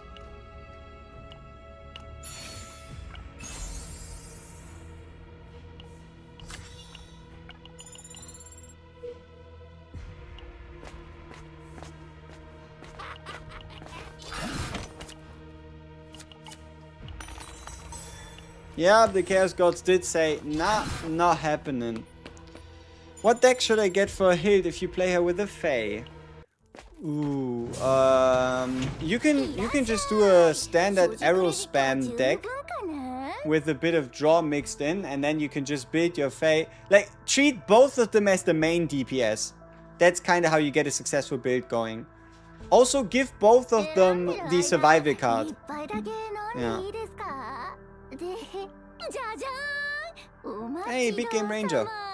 新着です今日のベストチョイスじゃじゃーんお待ちどうさまじゃじゃーん新しい品ですか Truth behind the story. Sure. 毎度あり毎度ありまた来てください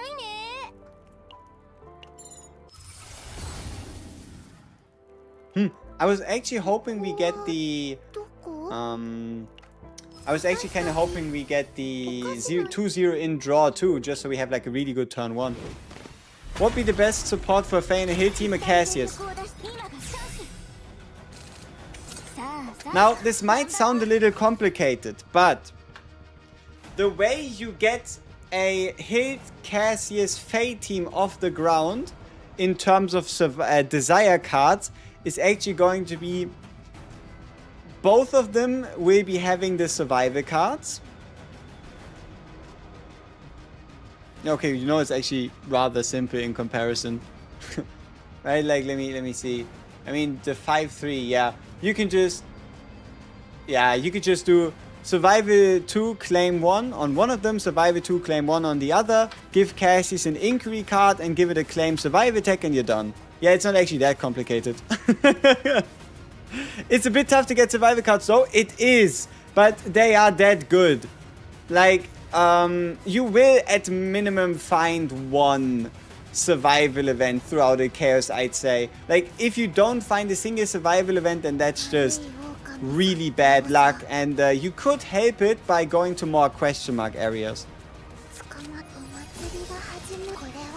Did you see that? One shield application. One singular card. 644 shield. Jesus Christ.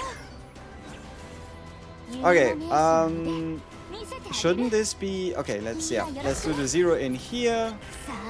Then... Now this also instantly guaranteed comes back. Now we can draw a couple more cards.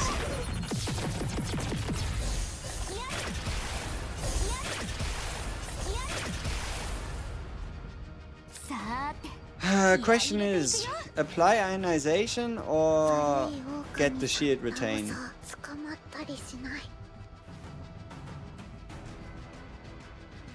Nah, we have enough shields. Let's do some damage.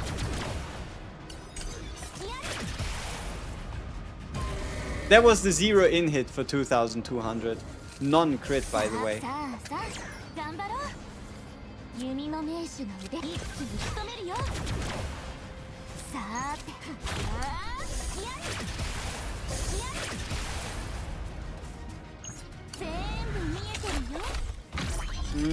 Any plans to make a Tressa dot build for Season 4? Potentially.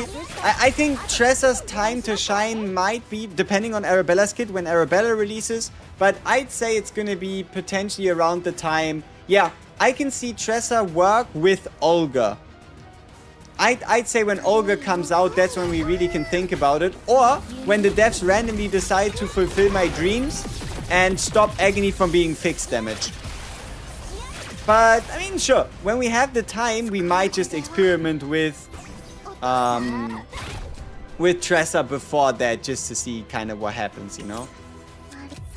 But, yeah, this team is incredibly solid.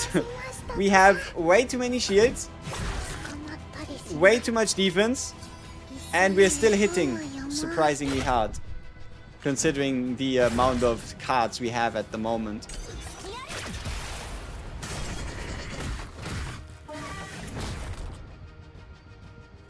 We just tanked 1200 damage like it's nothing.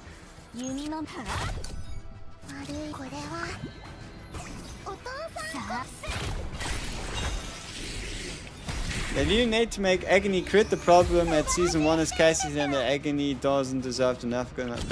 It's not about Agony being able to crit. I'd be fine with Agony not being able to crit. It's about Agony being fixed so that no damage bony whatsoever work on it. But sure, removing fixed damage would allow it to do most of anything. But I guess sure, if they were like, well, Agony can crit now, then at least things would be a bit But then again, it doesn't look like they have any intentions of making Agony crit, seeing as how the gear recommendations for Tressa do not include crit chance or crit damage. So, well, us and the devs might just be looking for two different things. Ooh. Single target or single target boss?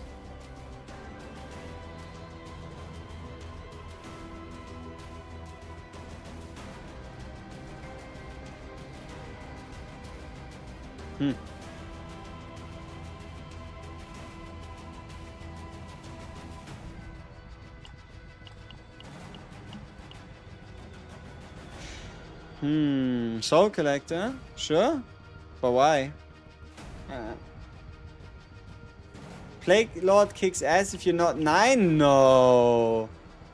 You can definitely beat him without 9, but I mean, alright, sure.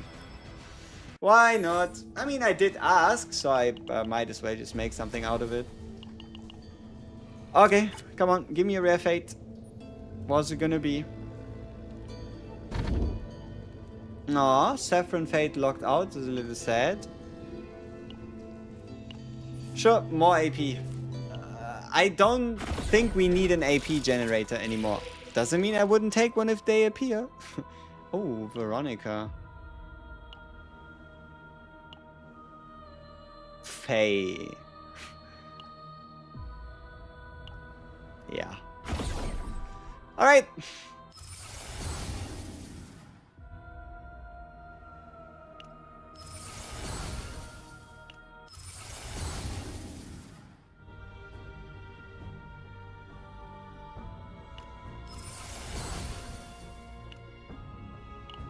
This is gonna be an interesting team. Ooh, double empowered elite? No, that's too risky. I didn't see a reason why we should do double empowered. Let's just do normal elite into empowered. I think homing arrow also normally also targets the lowest health enemies. It does. Which is why this is what I was considering if it was even gonna work against Soul Collector, and the answer to that is yes, it would.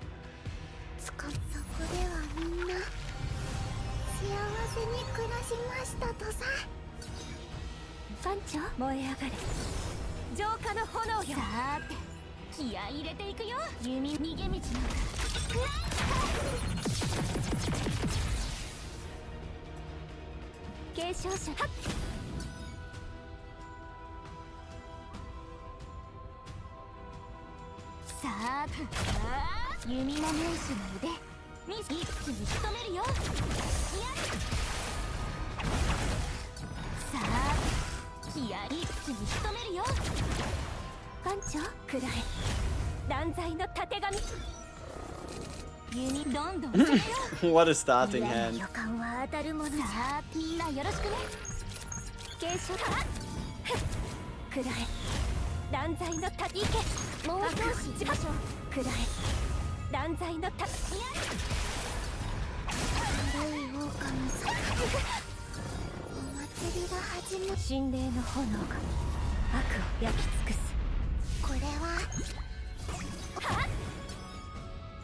Oh fuck, but how are we meant to beat the Chaos Core like this? Oh, that was a mistake, right? Taking both Hild and Faye if we want to beat Mr. Chaos Core guy. Because he only allows so many actions. Well, it's gonna work out somehow, surely. Are you gonna do a season ranking says which one you had the most fun with before the anniversary? I mean, how about we do it during the anniversary? With the anniversary season. But I guess we could also do it before. Okay, come on, give me a sweet divine. Something juicy. On shuffle, move from draw pile to hand. That is juicy indeed. And we're even getting the 4 creation version. Not bad. Feel like my idea is better? No problem. No, all good. Does this team synergize well? I would say so. Yes, you can build this team as an actual team even outside of Sortie. Hild, Faye, plus Adelheid is a legit team this season. Okay, another Caligo.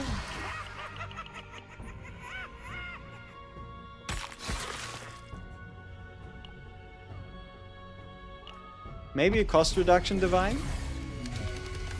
Morale.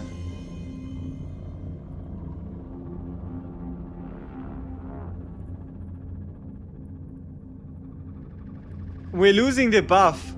We're losing the damage buff.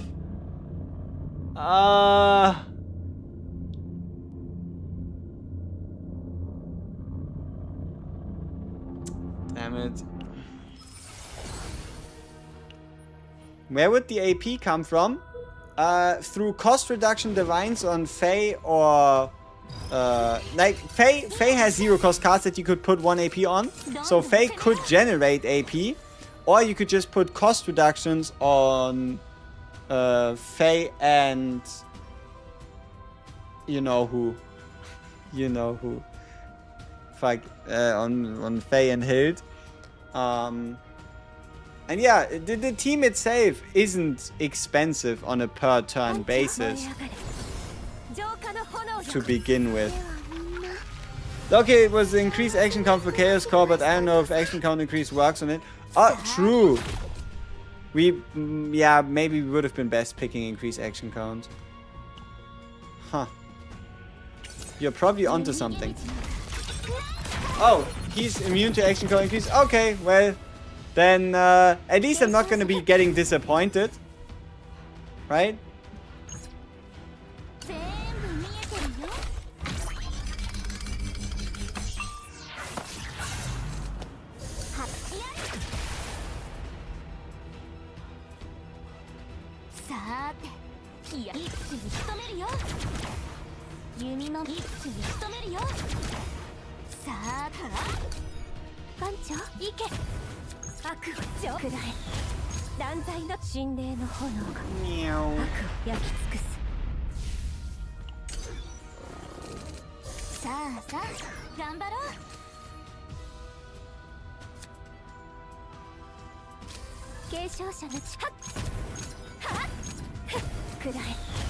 Alright, quick question. If any of you in chat have tried it out already, what happens to an attunement plasma rain when it gets drawn by the Fae card that discards cards that are 1 cost? Does it still trigger the attunement and then get discarded, or does it get discarded before it even triggers the attunement? I'm pretty sure it should trigger the attunement, but I haven't personally tested it.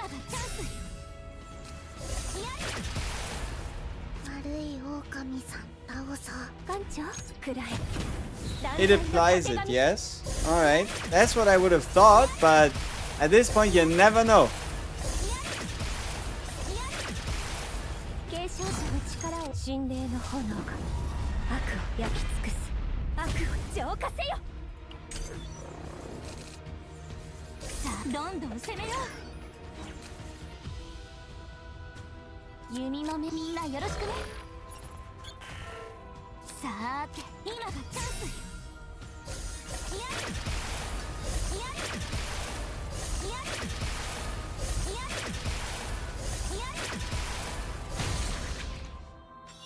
It makes sense. It goes to your hand and then it's discarded. Yeah. Ooh, juicy.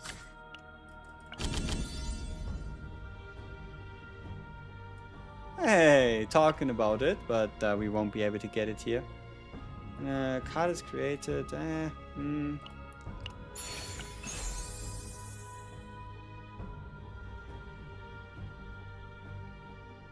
No.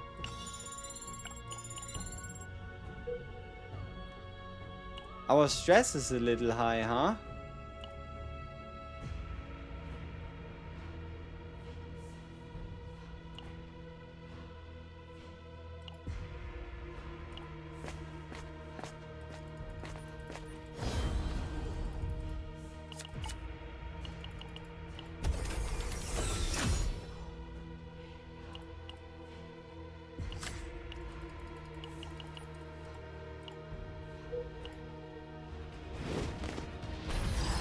Ew, why do I need to fight? I went up there to take question mark areas so that I didn't have to fight. Annoying.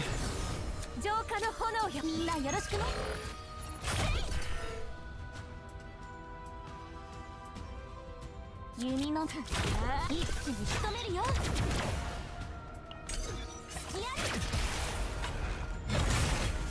No, we still took damage. Damn it. どんどん攻めよう。継承者 Okay, we're about to have a field day with that Fey 艦 card. 長ご指示をくらえ。断罪のたてがみ。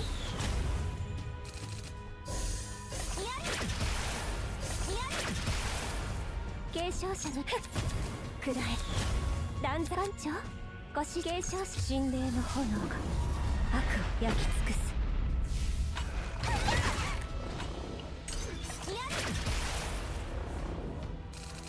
さあさあ頑張ろう。艦長行け。継承者悪を浄化せ。艦長はっくらえ。断罪のさ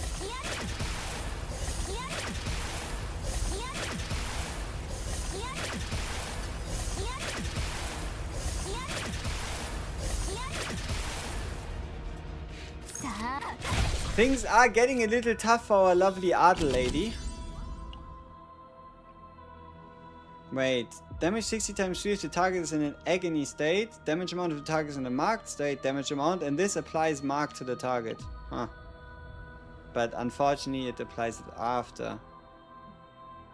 Sure, whenever we need like a Giga Shield, we'll at least have this card. Luckily it's also retained, so should be fine. Is this gonna be another 10-hour live? I don't know. It's only been 3.5.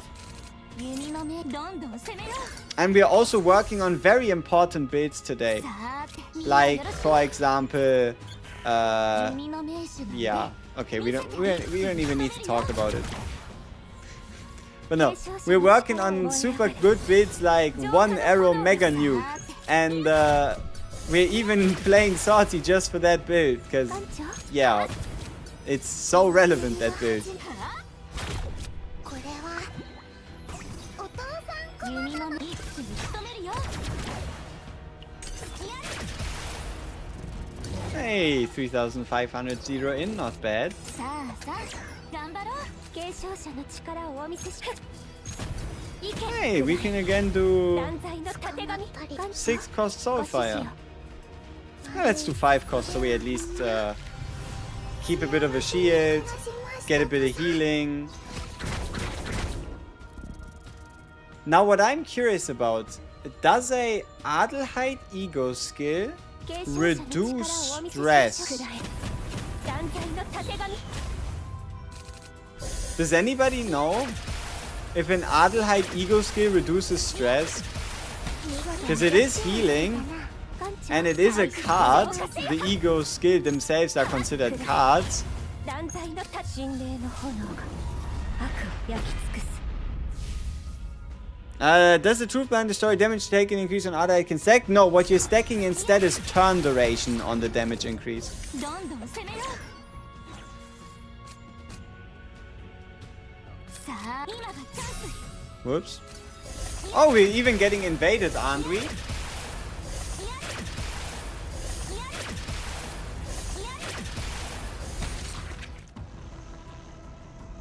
Yeah, that's probably a terrible idea.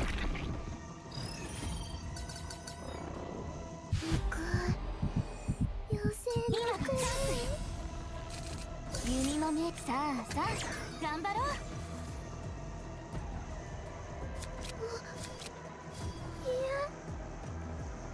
継承者燃え上がれ。浄化の炎よ。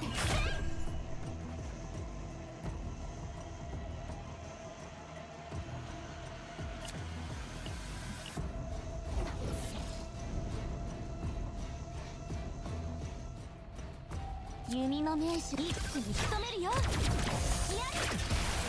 一気に仕留めるよ。 Uh-oh. Ouch.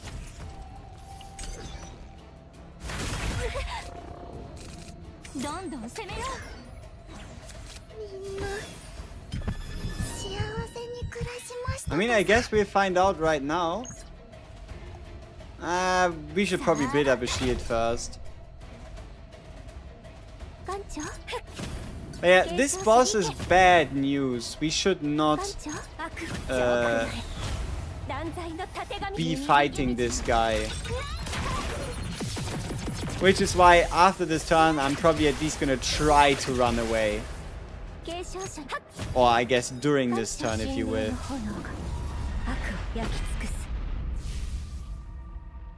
そこではみんな幸せに暮らしましたとさ。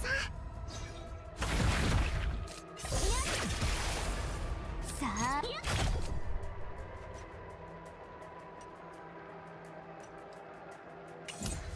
悪いお祭りが始め。今がチャンス。 Scary boss, yeah, especially for like situations where you have too many cards in hand that you can't play, which would never happen to me though, so I guess I don't actually have anything to worry about.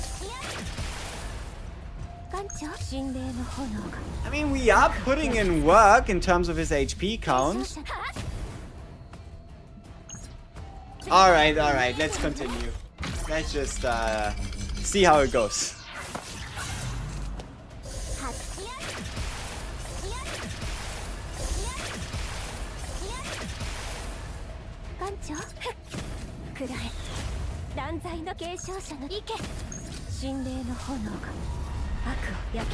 Is this the first turn still? No, it's the second. Oh wait, but he's gonna take all 6 of our cards.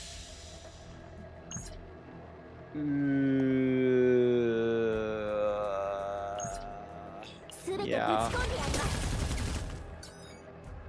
Oh yeah, we don't get any AP anymore from that shit. That's a waste.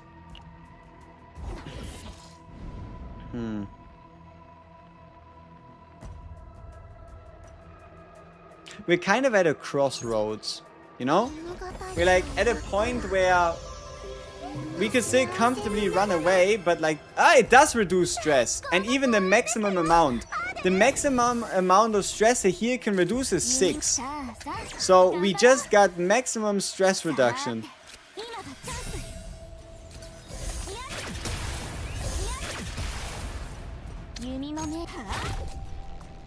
Okay, I think I wouldn't say we got lucky, but we probably were just quite sufficiently strong enough. Like, this could have also ended really poorly. Not that it doesn't still, but I'm at least semi-confident. Bonk. Okay. So we did do the thing.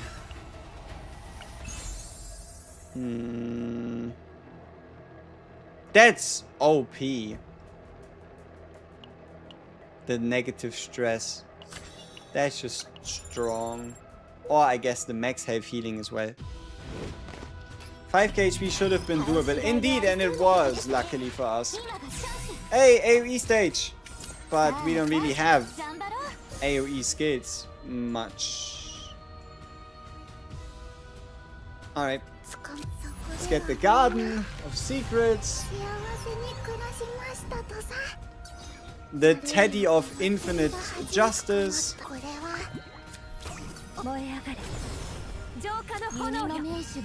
Weakness because we can. Some whatever cards. Another attack. And a bonk. Yay.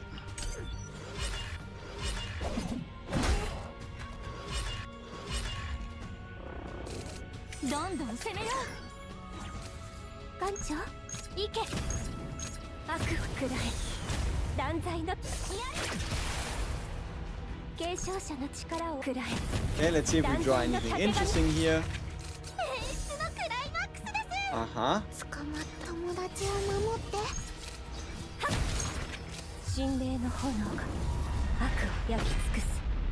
This guy could turn into a bit of a problem, right? Maybe we're better off just facing him, kind of.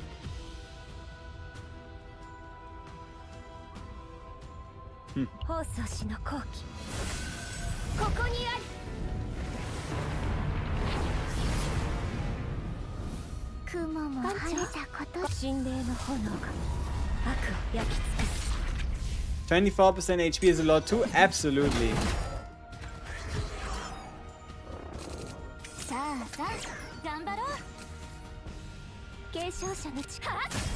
Yeah, and he already summons more minions. I guess it's face value then. Get a hit face, see what happens.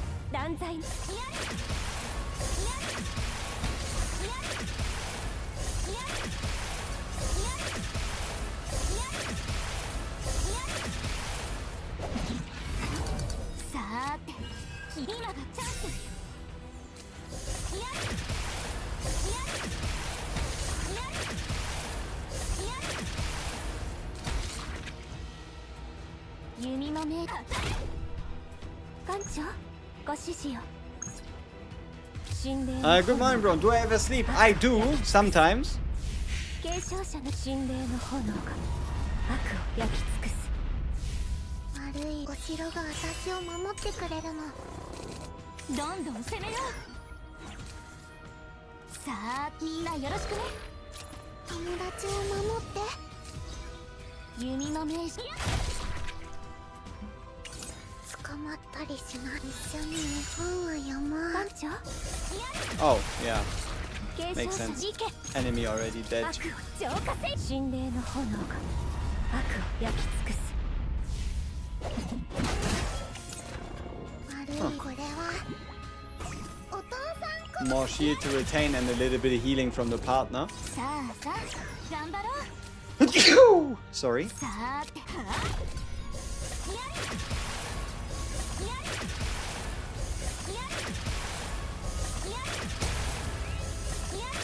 Man, these arrows, especially if you've like stacked them up over a turn or 2 or 3 or 4, fucking satisfying. 捕まったりしない。悪い継承者の力をお見せくらい。断罪のたてがみ。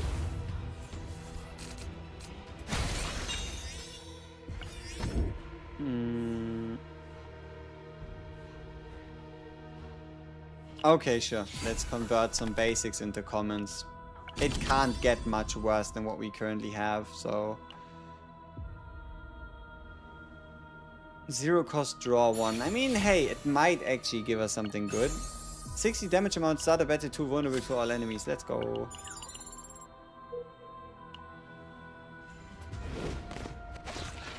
Again? I just want to do a question mark area. I don't want to get assaulted left and right.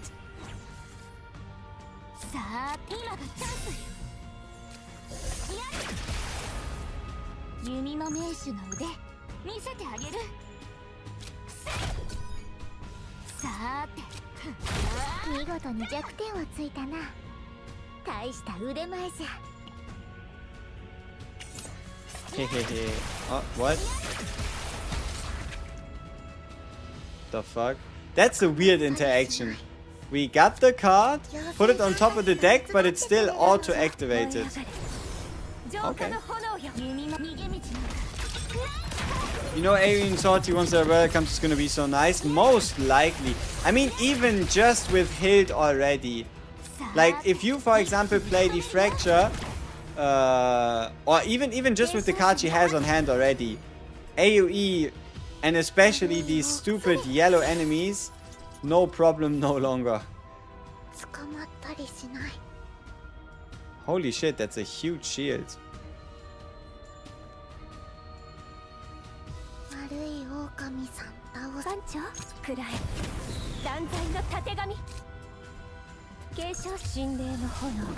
Would Fracture be better in this situation since you're generating so many Heaven's Edges with the Sense?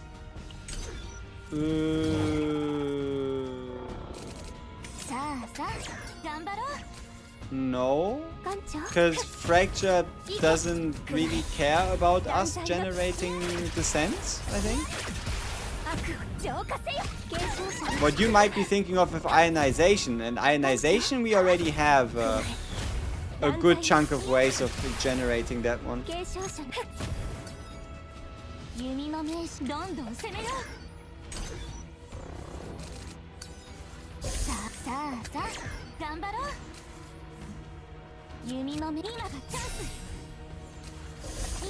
Bam. Bam. Yeah, later today is my day off. Gonna grind Salty with Hit. I'm a night shifter. Hey. Shout out to all my night shifters. Tough life, but at least hopefully good pay.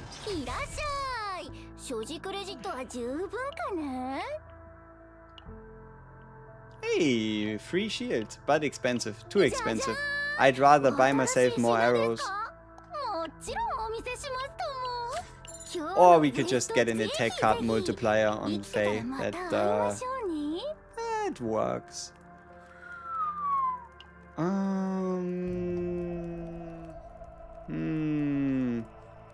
We have so many silly cards. Let's do Soulfire Dance and see what kind of divine they want to give us. Draw until 4 cards. Start of each turn. 2 draw.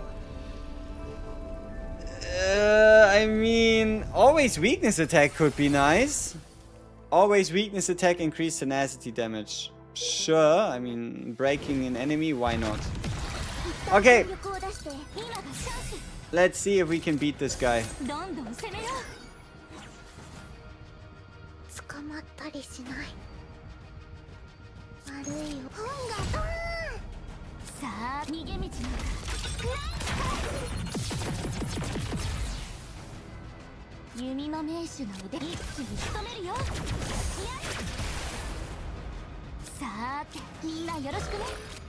Yeah, I guess the rest of the turn we just spent by putting in a couple of upgrades and then I guess somewhat hoping for the best.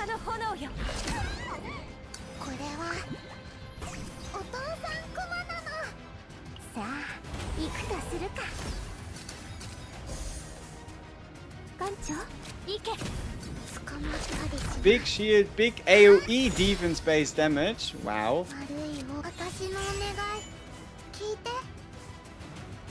Wait, did that change all card cost in hand?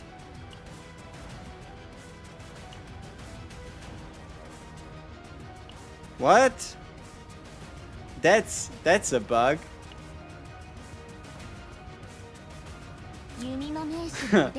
Well, I'm not gonna complain.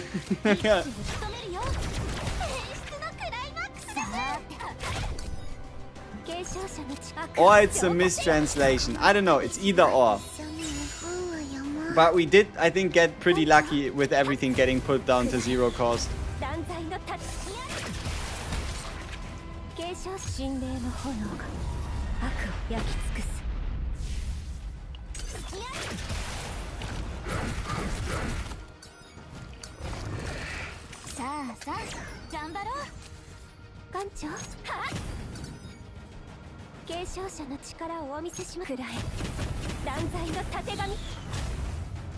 Oh, so many hits and just one of them being a crit.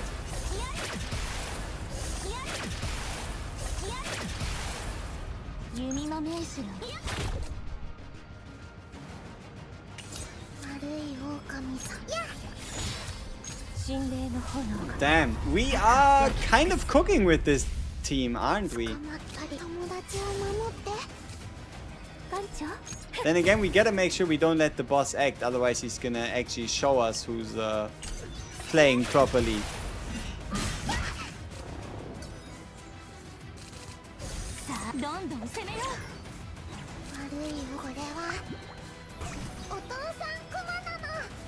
Oto-san, banana no, banana no. What are you? You.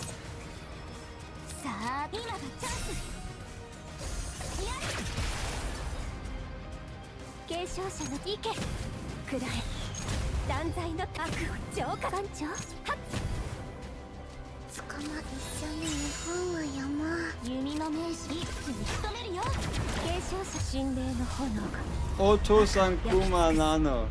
Yeah, something about a bear, probably. With how many modifiers do you normally play Sortie? Almost all of them. Okay, depends on the kind of character I'm playing, but if I go out of my way to play Sortie, then I want to get as much currency as possible in as few runs as needed. which means I usually pick between 18 to 20 modifiers, giving me 4 out of the 5 score percentage upgrades. Then again, you do have to be very or relatively familiar with Sortie. You need to be okay with the idea of actually fucking dying, because life's not fair. But no, if you have a character that you're comfortable with, or something like a Tenebria, Heightmary 9, you could also just do 0 out of 30, level 80, and just go bam, bam, bam, bam, bam. It really comes down to the amount of stamina you have as well. The less stamina you have, the more currency you want per round, right?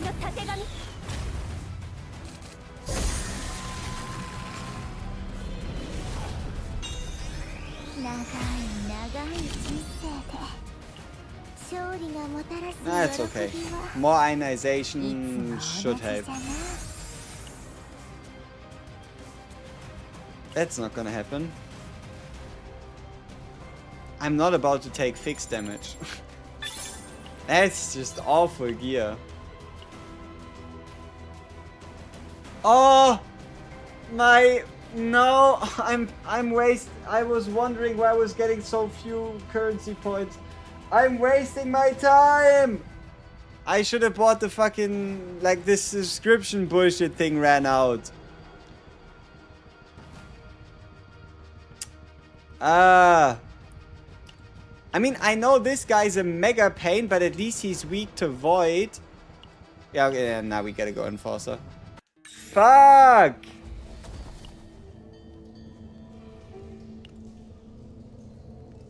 Can I leave, go in, not continue straight away, buy the subscription thing, and at least get it for the final and the core? I hope so.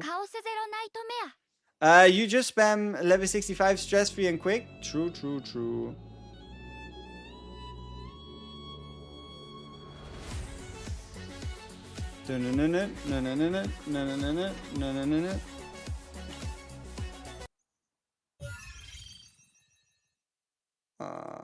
Fuck. Okay, I guess that is not happening. I should have done temporary return when I had the chance.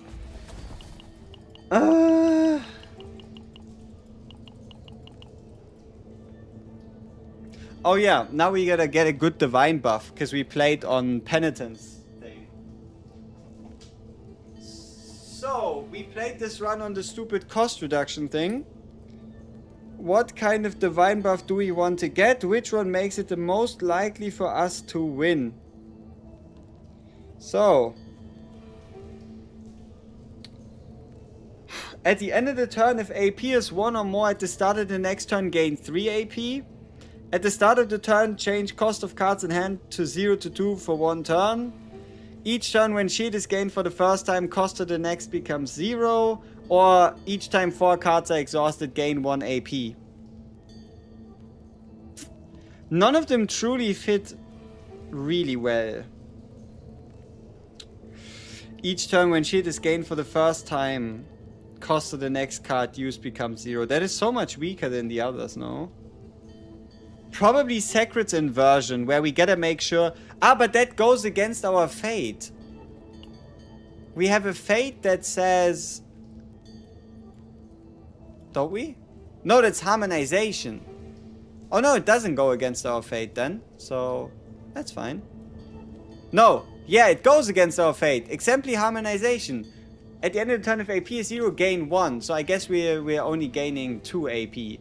But sure, that's probably the best one. We exhaust cards, but only the arrows, and not consistently every single turn.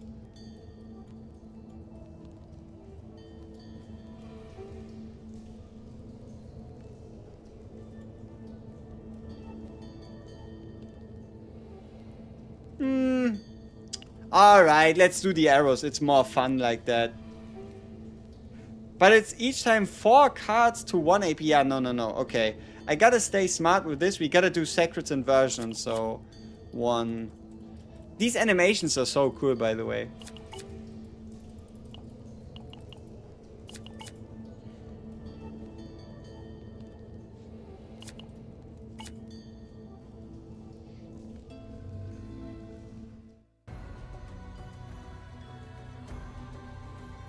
I mean, look at this. from the god himself. Did they nerf the cards in Sortie? No. Depending on which kind of debuff you have, there's 4 different fates for each. 4 different payoff cards for each. So when you do the Pilgrim's Path, you have 4 different ones. And when you do... Okay. When you do Pilgrim's Path, you get cards. When you do Faithless Path, you get Divine Fates.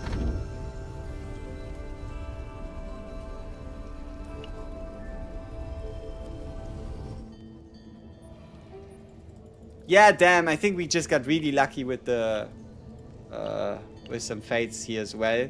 So yeah, we should be able to bring this to a successful run, and hopefully.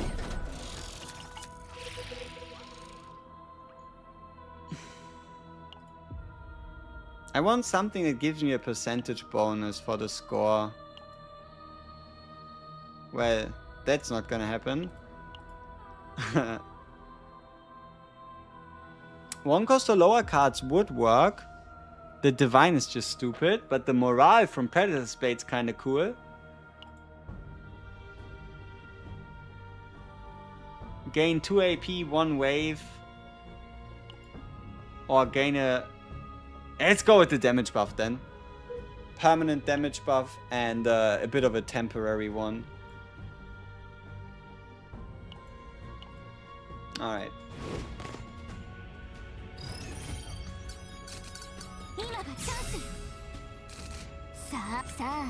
Yeah, we have a lot of cards.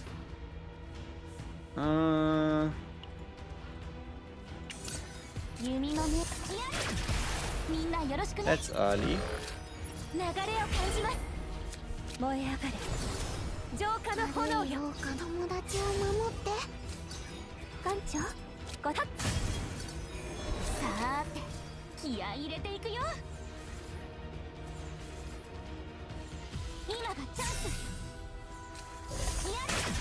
So what was our mission? To stay at 1 AP, right? When moving into the next turn.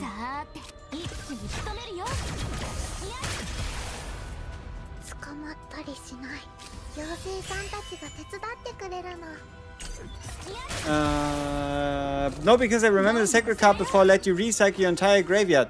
Yes, sacred card. But this is what I said before, right? This is what I tried to tell you. Depending on what kind of debuff you're taking, you either get a fate or a card. There's 4 different cards and 4 different fates. It comes down to what kind of debuff you take at the start of your run. If you take the hard way, you either get the one that adds in the card that you cannot use, or the one that increases the cost of the cards in your hand.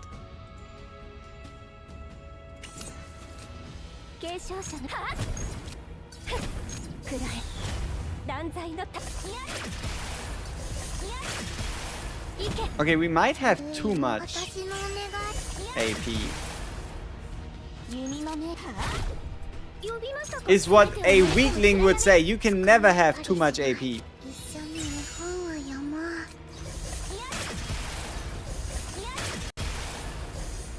But yeah, the idea of Adelheid applying Blessing to arrows is kinda silly. Not the most useful thing to ever happen.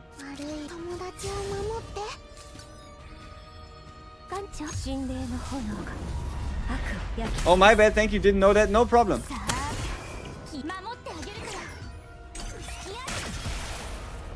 God damn.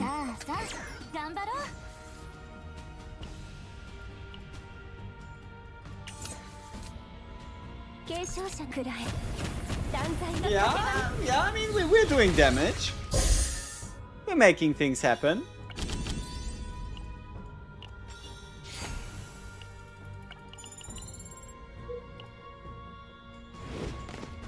Wait, why did I pick this card? Ah, it's this stupid card where if you have 0 cards in hand, you draw a blessing card. I thought it was something different.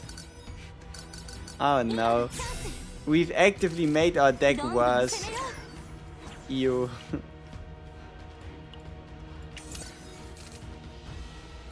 Holy shit, the amount of cards we're drawing in these like first turns, and that mainly through fates, is kind of disturbing.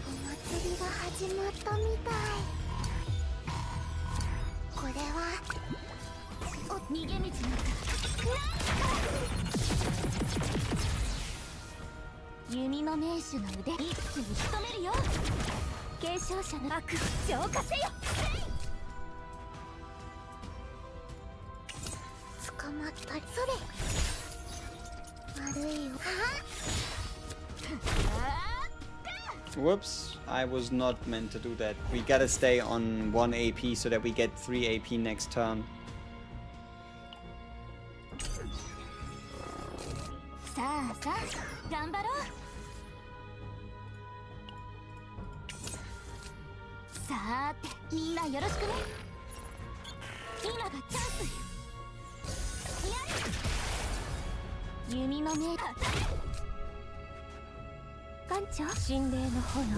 Am I gonna do a Hugo run soon? You know, maybe we're gonna build like a Hugo deck or whatever.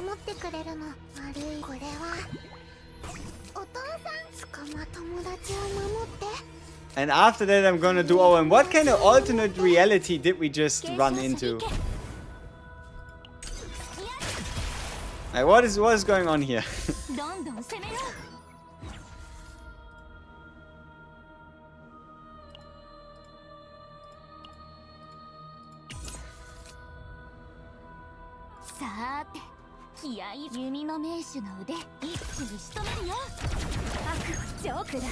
Oh yeah, obviously we're gonna draw a bunch of arrows and they're just gonna solve all our problems, because what else would they do?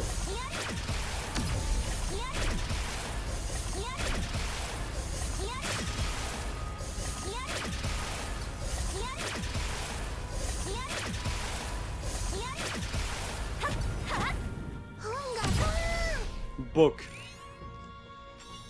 Also, did we go 2 question mark area? Oh, action count. No, but we said it doesn't work, right? So, yeah.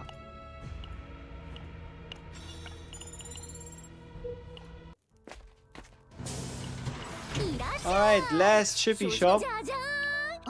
I want more arrow cards, please. No? Okay.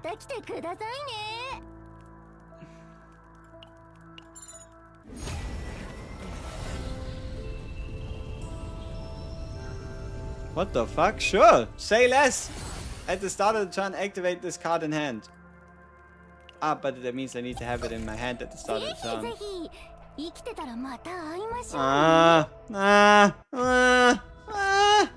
Insane. Owen deck, 200k damage a turn. Yeah, sure. Man, it's kind of crazy how much time sortie runs take, right? Like, I just wanted to get a couple divine thingies. And what is it? How long have we spent in this sortie run already? I don't even know. I don't even know if I want to know.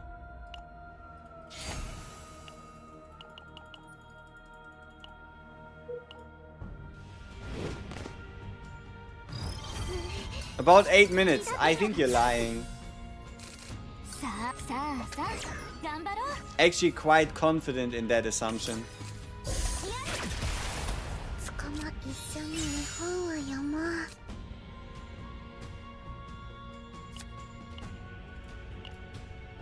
Sortie sweep, I guess, is coming. It is indeed, I guess, coming. Just enjoy the process. I know.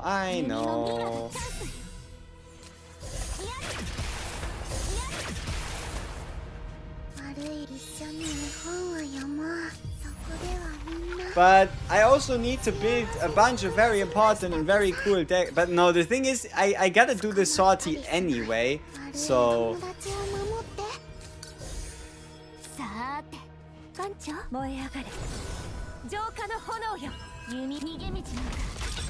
Farming 030 instead is way more time efficient.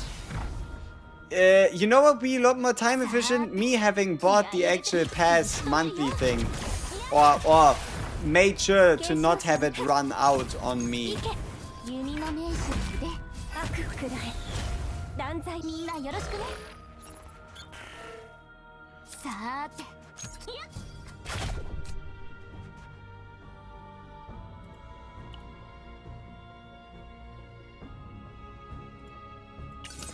弓の名手の腕見せてあげる。捕まっ妖精さんたちが手伝ってくれるの。はーい、全てを飲み込む暗闇。番長、神霊の炎が。 Also, don't spend 30 divine cores in 2 days. Who would do that? 悪い王 Everybody would do that. Like, what do you mean? 友達を守って。どんどん Also, it wasn't 30, it was close to like 66. So, no regrets there. くらえ断罪の。お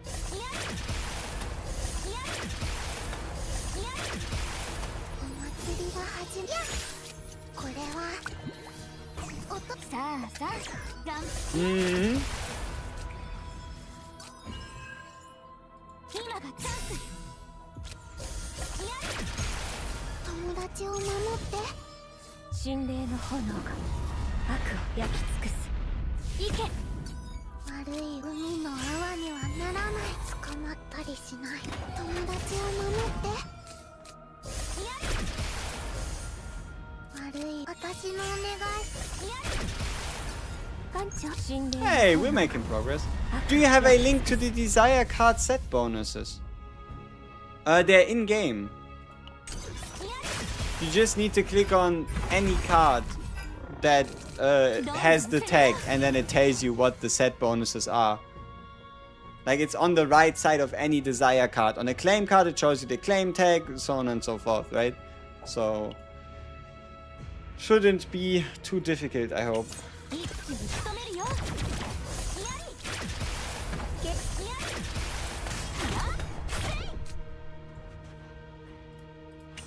艦長、悪を浄化せよ。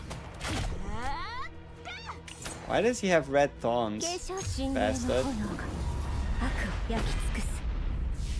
艦長、くらえ断罪のたてがみ。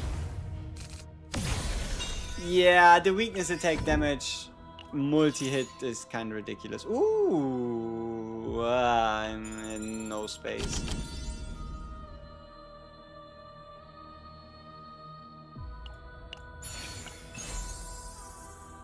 At the start of the 4th turn, an 825% fixed damage hit? What the fuck? Who do they think I am? Okay, final shop, then final fight with final follow-up fight, and then we're finally done. じゃじゃーん。お前、新しい品ですか？もちろんお見せしますとも。新しい、ぜひぜひ。生きてたらまた会いましょうね。 A lot of finals there, indeed. ここは But that's how it was meant to be. Alright, let's get it. 山は行く手を Oh, wait. 知ろうとも。 She's going to actively target the wrong boss. さあさあ、頑張ろう。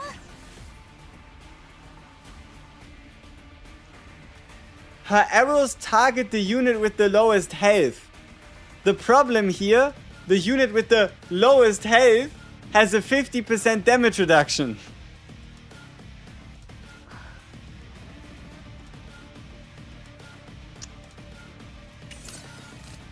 Huh. 捕まったりしない。 Well, 継承者の力をお見せしましょう。 it is what it is. ここではみんな幸せに。 We'll see how much of a problem that actually ends up being. さあ、弓の名手。さあ、弓の名手。艦長、燃え上がれ。浄化の炎よ。継承すべてを飲み込む暗闇。ちゃちゃっと手当てで。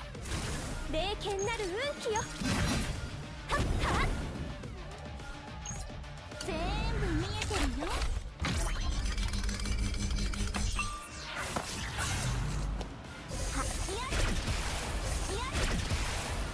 艦長、くらえ断罪のたてがみ。今がチャンス。Such a waste of damage! 焼き尽くす。さーて逃げ道なんか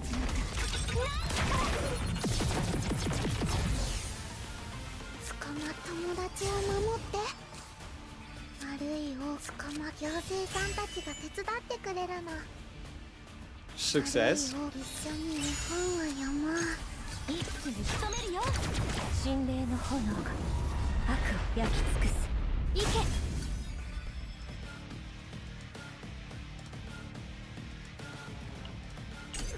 Damn, his shield's gone. That's good. どんどん攻めよ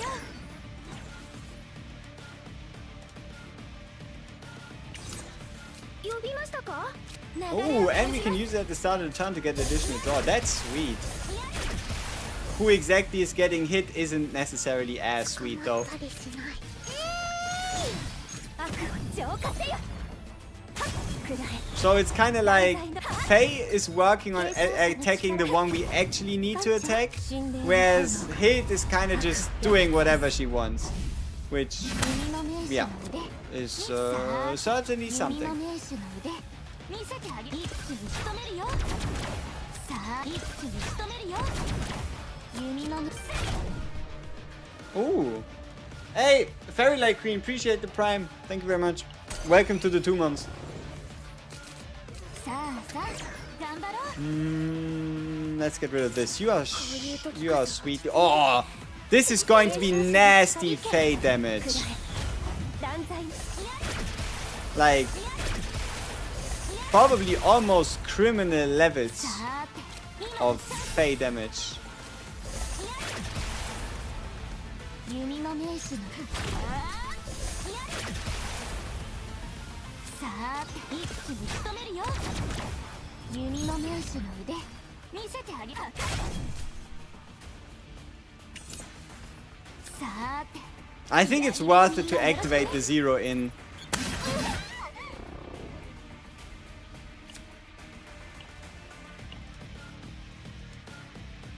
Also, I think we're gonna EP redraw for the Adelheid skill, so we have a bit of healing. 6 cost. Ooh. But yeah, that's always weakness attack. Maybe we can pull like another buff somewhere, like something that increases damage. I wouldn't know where, but you never know. Let's get it! Come on, crits! Oh, just 1 crit out of 7 hits. Depressing. But yeah, the turn isn't over yet. 断罪の盾が行け。艦長、神霊の炎が悪を焼き尽くす。継承者の地で霊剣なる運気よ。 And 0 in. Boom! What the fuck? 0 in, what are you doing?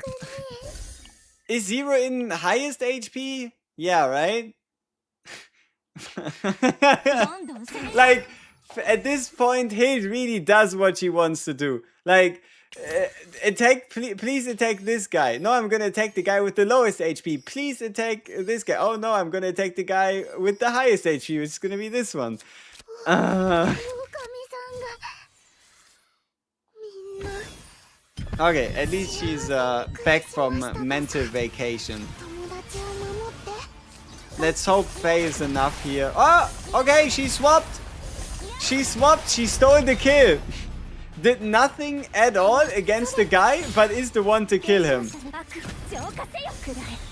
Kill stealing in Chaos Hero Nightmare. You don't see that every day. 神霊の炎が悪を焼き尽くす。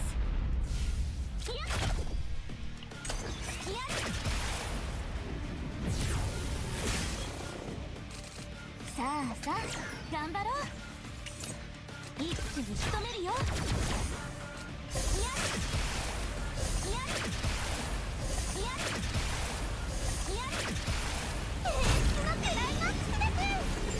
Dunzo. Womp moments? I'd say so. 長い Okay. 長い人生 Let's 勝利がもたらす lament the 喜び fact は that we いつ do も同 not じじゃな have the pass active.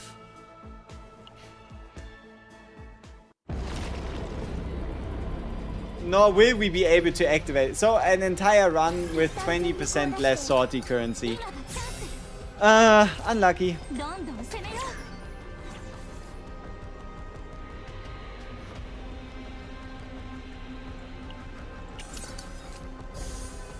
Okay, so big game ranger, 悪い狼さ some crystallization, 悪い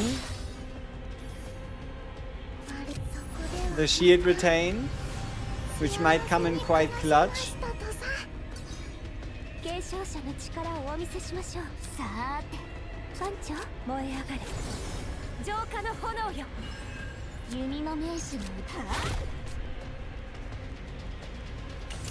継承者地で霊剣なる運艦長はっさーて気合い入れていくよ。一気に仕留めるよ。継承者の力をお見せしましょう。艦長ご指示を。 We're gonna get less AP next turn, so we're actually not going to be playing the X cost. さあさあ頑張ろう。一気に仕留めるよ。捕まった祭りが始まったみたい。悪いこれは音逃げ道に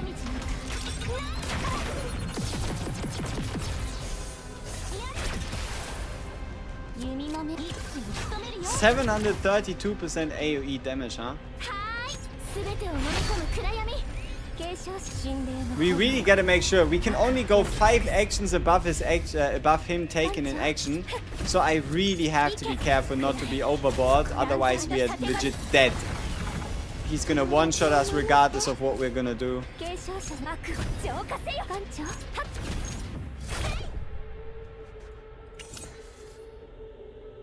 Ah, fuck. Okay. I need the buff, but I cannot. Wait, but it doesn't matter because yeah, I cannot.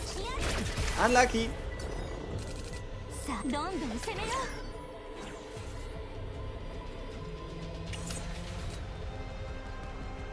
う。弓の名手の継承者の力艦長はっくらえ断罪の盾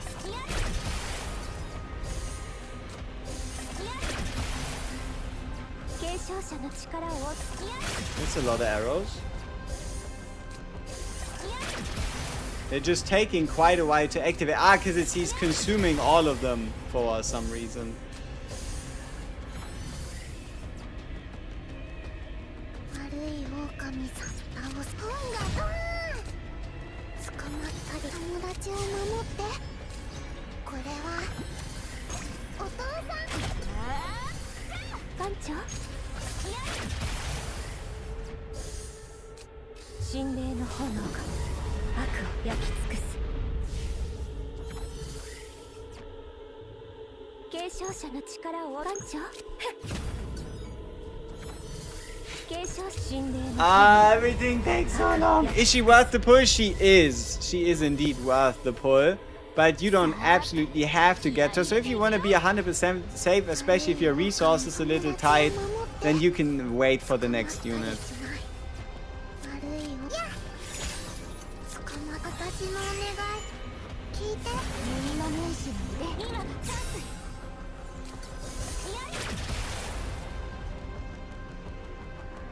悪いを一緒に絵本を読もう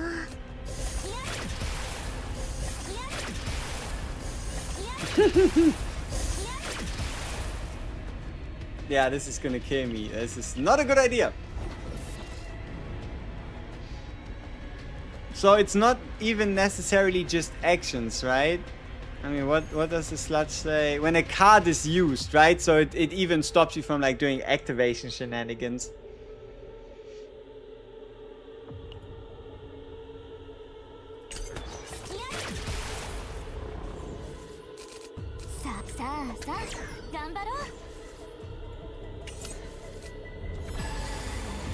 Hey, they're all back. Yay. 弓の名手今がチャンス。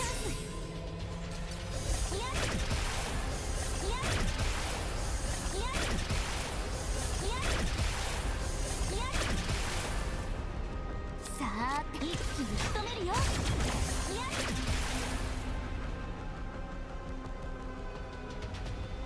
弓の名手だ Kinda trying to see if maybe we can get like a 捕まったりしない Ray buff. 友達を守って My hand is full.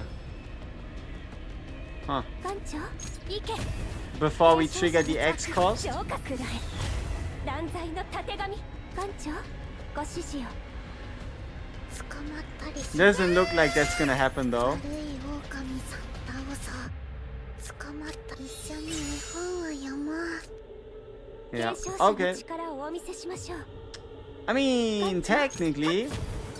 継承者の力艦長ご指示をふっくらえ断罪のたてがみ Okay. I mean, technically. Nah, let's just do X cost. 断罪のたてがみ Wait, why is. Oh, it's the arrows auto activating.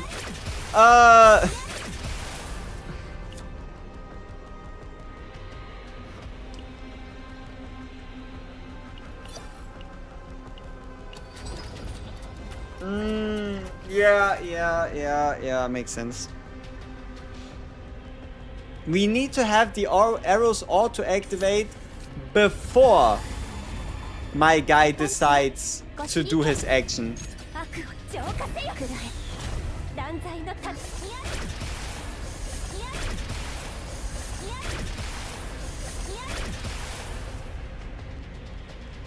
捕まったり友達を守って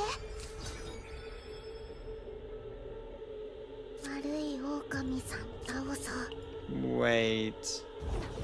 Couldn't I manipulate... Couldn't I manipulate the... 捕まったり this card here by first drawing a card, putting a blessing card on top of the draw pile, then drawing a card, which surprisingly enough is going to be a blessing card, which is going to be drawing me another card? Yeah. 弓の名手の腕 Yeah. Eh. さあ今がチャンス Ooh, Ray buff. Awesome. That was exactly what we were looking for.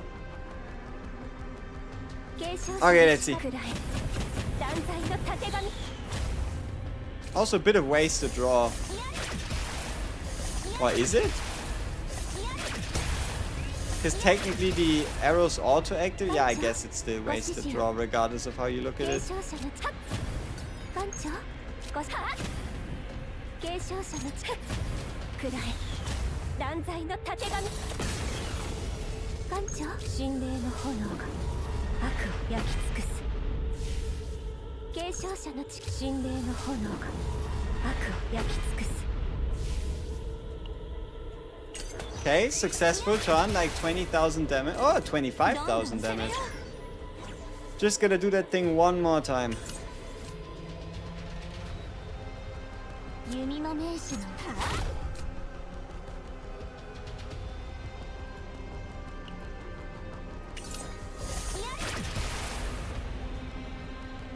艦長継承者の意見艦長悪を浄化せよ継承者の力をお見せしましょうさあ逃げ道の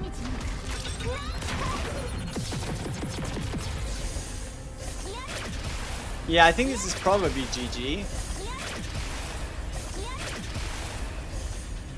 With this turn. 艦長ご指示を告げ霊剣なる運気よ You know, I could have sworn we had more arrows in, like, 弓の名手 usage range. But 継 guess 承者 not. の力をお見せしましょうくらえ断罪の盾 Oh, が enemy dead. Let's get it. Yes. 私 Am I gonna compete in Salty? Define what you mean in compete. Wait, no. Enemy is not dead. Enemy wants to make me dead. Let's not have that happen. 外し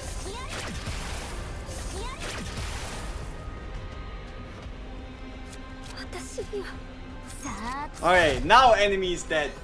So, the highest difficulty Mr. Core of Discord has been defeated. The hardcore rankings, yeah, but the hardcore rankings, they reset like every week or something, don't they? So, I mean, I made it to rank 69 on day 1 of the Sortie rankings. Not too sure what kind of help that gave me, but I did. みんな無事でよかった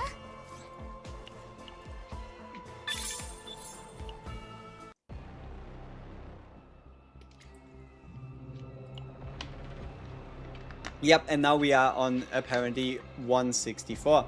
59,000 points is crazy though. How the fuck does this even happen? I mean, how much more than what I did can you actually do? Huh. Also, how long was this run? 83 minutes. Uh-oh. But we have now more points than I should ever get because I always spend them instantly.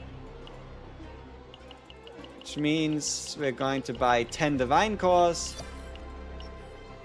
Let's see how far we get with this, so that we finally finished off our deck that is totally the best in slot hit deck ever made.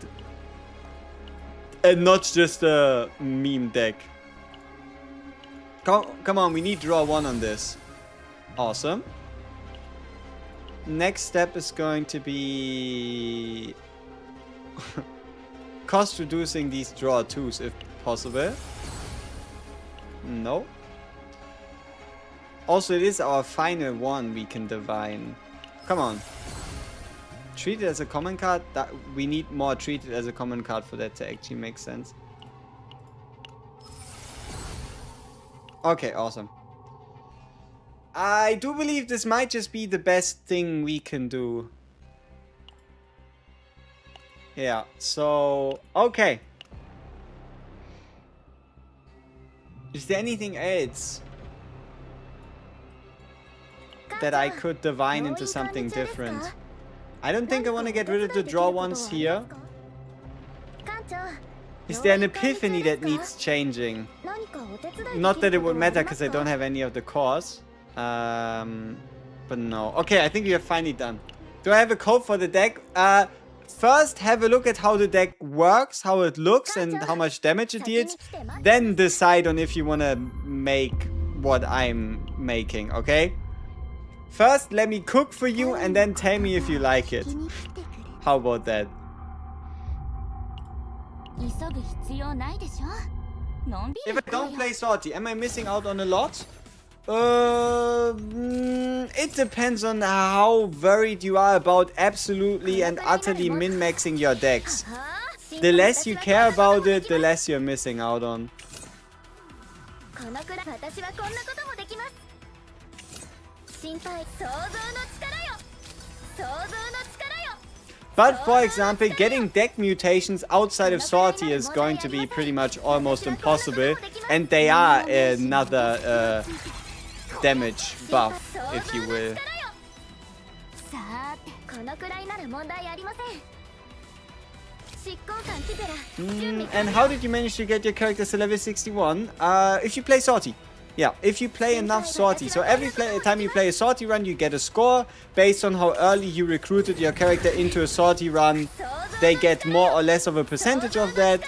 And yeah, that's how you do it. 私はこんなことも So yeah, Sortie also gives you up to 2 levels. You can go up to level 62, which is an increase, but nothing super crazy. 想像の力よ弓の名手の隙をついてこうや天井の治癒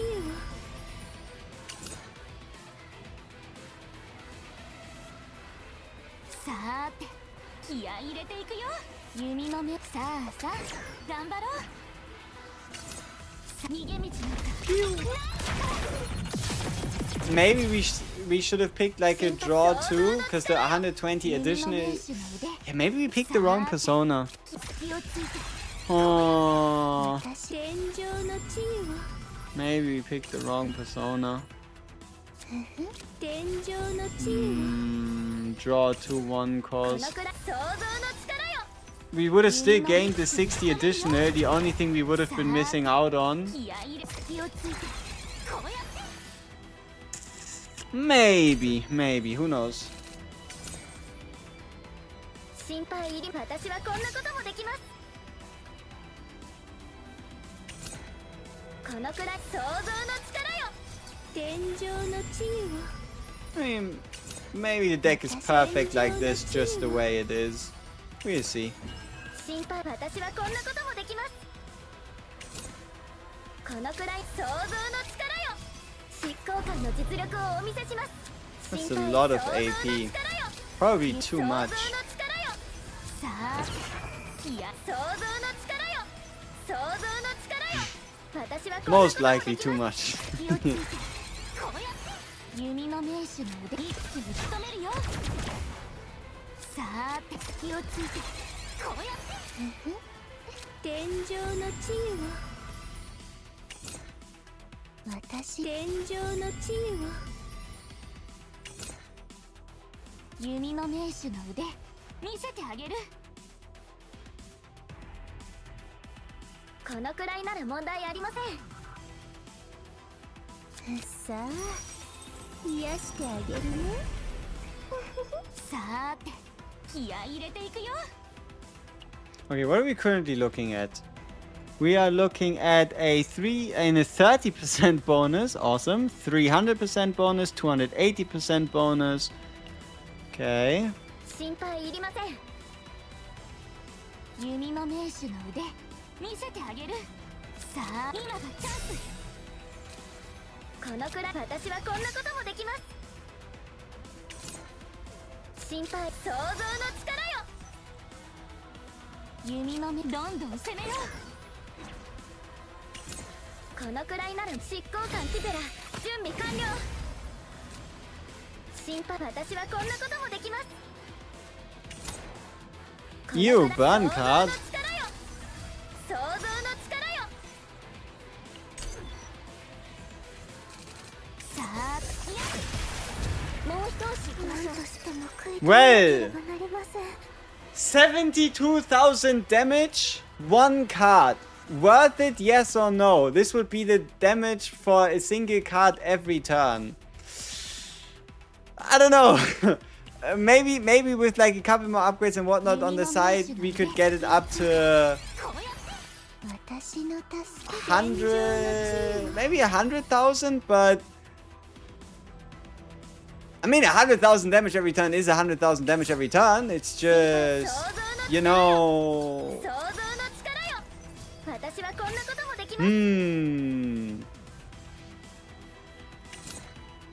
このくらい想像の力よさあ想像の力よ The persona buff was wasted? Oh yeah, because it was at the beginning of the next turn. Yeah, that could be true. 私はこんなこともできます Yeah. So let's see if maybe this time we can actually play a final and a full and a proper rotation. It's just Vortex Arrow. We need to play Vortex Arrow before a bunch of the other buffs. Otherwise we're just like cutting off the Sortie buff. Cutting off or cutting back on the Typhara buff. It's a little tricky. I'll admit.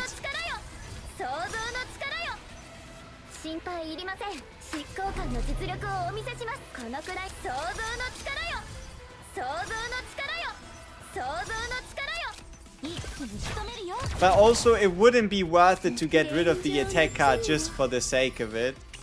So さーて気や隙をついてこうや心配私はこんなこともできますこのくらい想像の again, stupid burn card. 想像の力よ Stop being so annoying.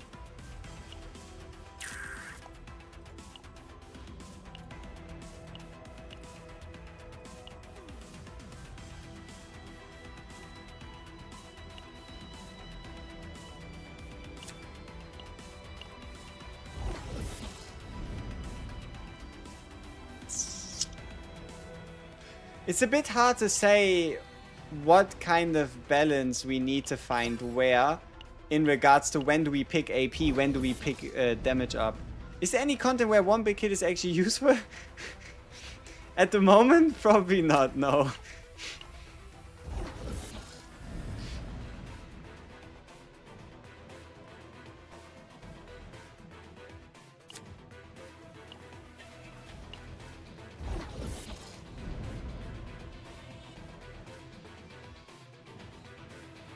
心配、私はこんなこともできます。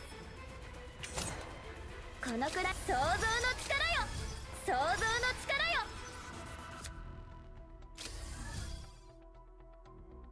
弓の名手の腕、ミス。さあ今がチャンス。Well, unfortunate. 見事な攻撃でしたが。心配、想像の。 Especially like look at the tower like this. We do a single attack pretty much every turn, which means if we're facing 15 enemies, it's gonna take us 15 turns. Well. 私の助けが必要。天上の地位を。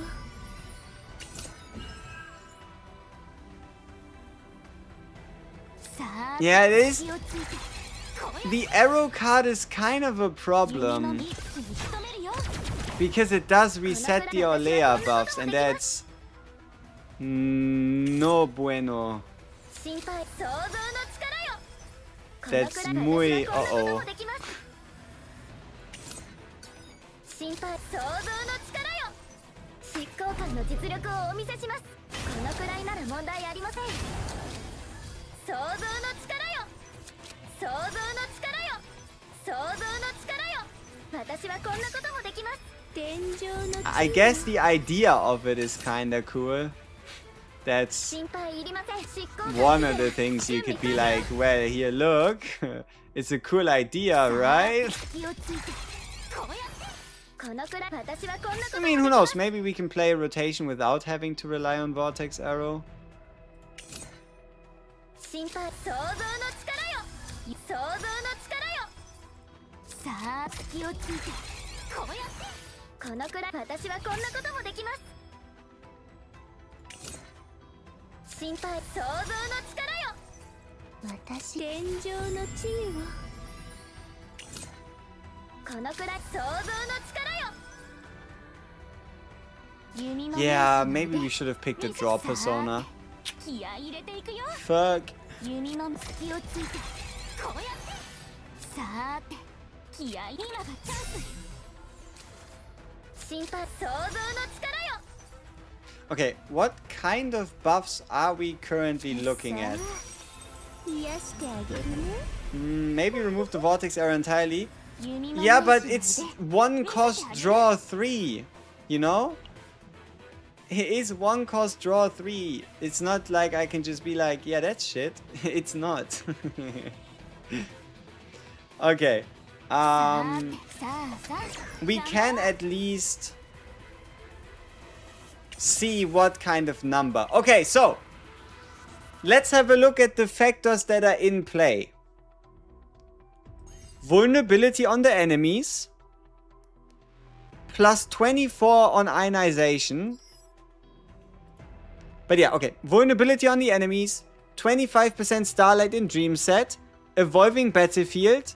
Partner Effect. Shuffle Effect.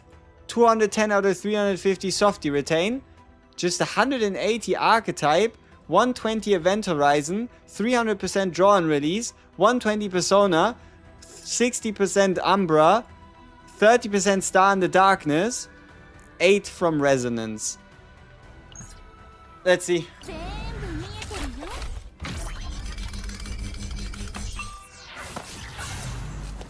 外したらあと100年ネタにしますからね。 Why did it have to be a non-crit?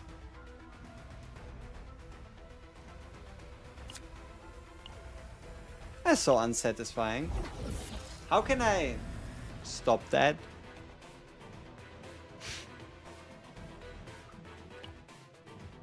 努力の成果をお見せします。 Oh, okay. 88,086.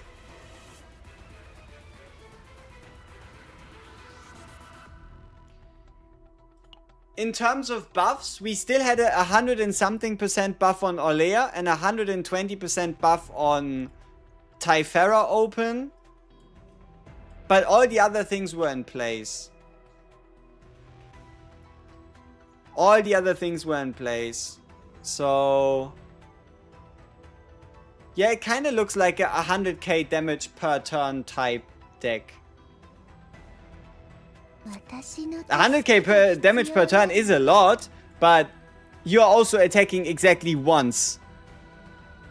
And the setup is a little iffy. Then again, I could try and tell people about a 100k deck, and they're at least not gonna be like, well, what the fuck is this shit? Because 100k is at least a good number, but yeah. I don't really know a way for us to go much more past something like that.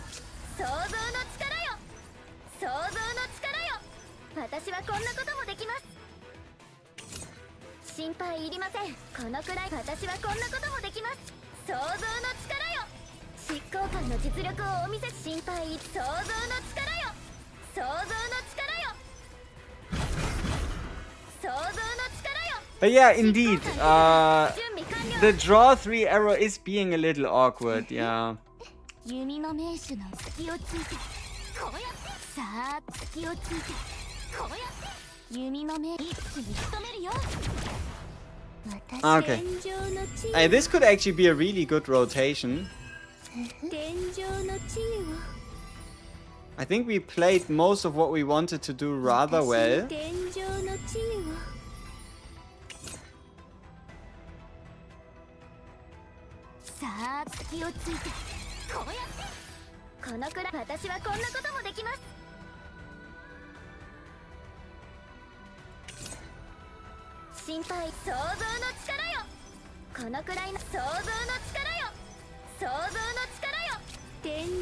Oh, there's still one card in the draw pile.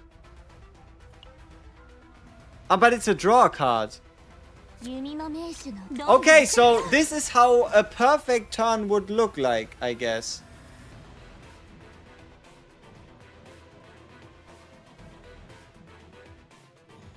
But if I use... No, okay, okay. Almost. I made a mistake there. So I think this is about as good as we're gonna get it.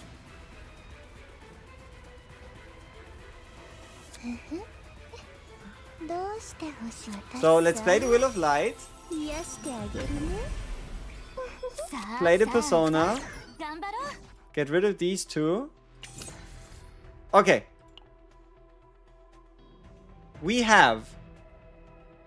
I mean, okay, because it could still draw the arrow and then end the turn. So 25% Starlight in Dreams, 150 Archetype, 80 Event, 280 on the Softy Retain. Why is it 280 on the Softy Retain? Why would it be 280?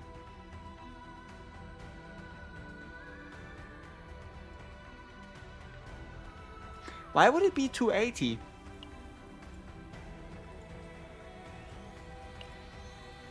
Did I use one of the growth accelerations not on the Softy?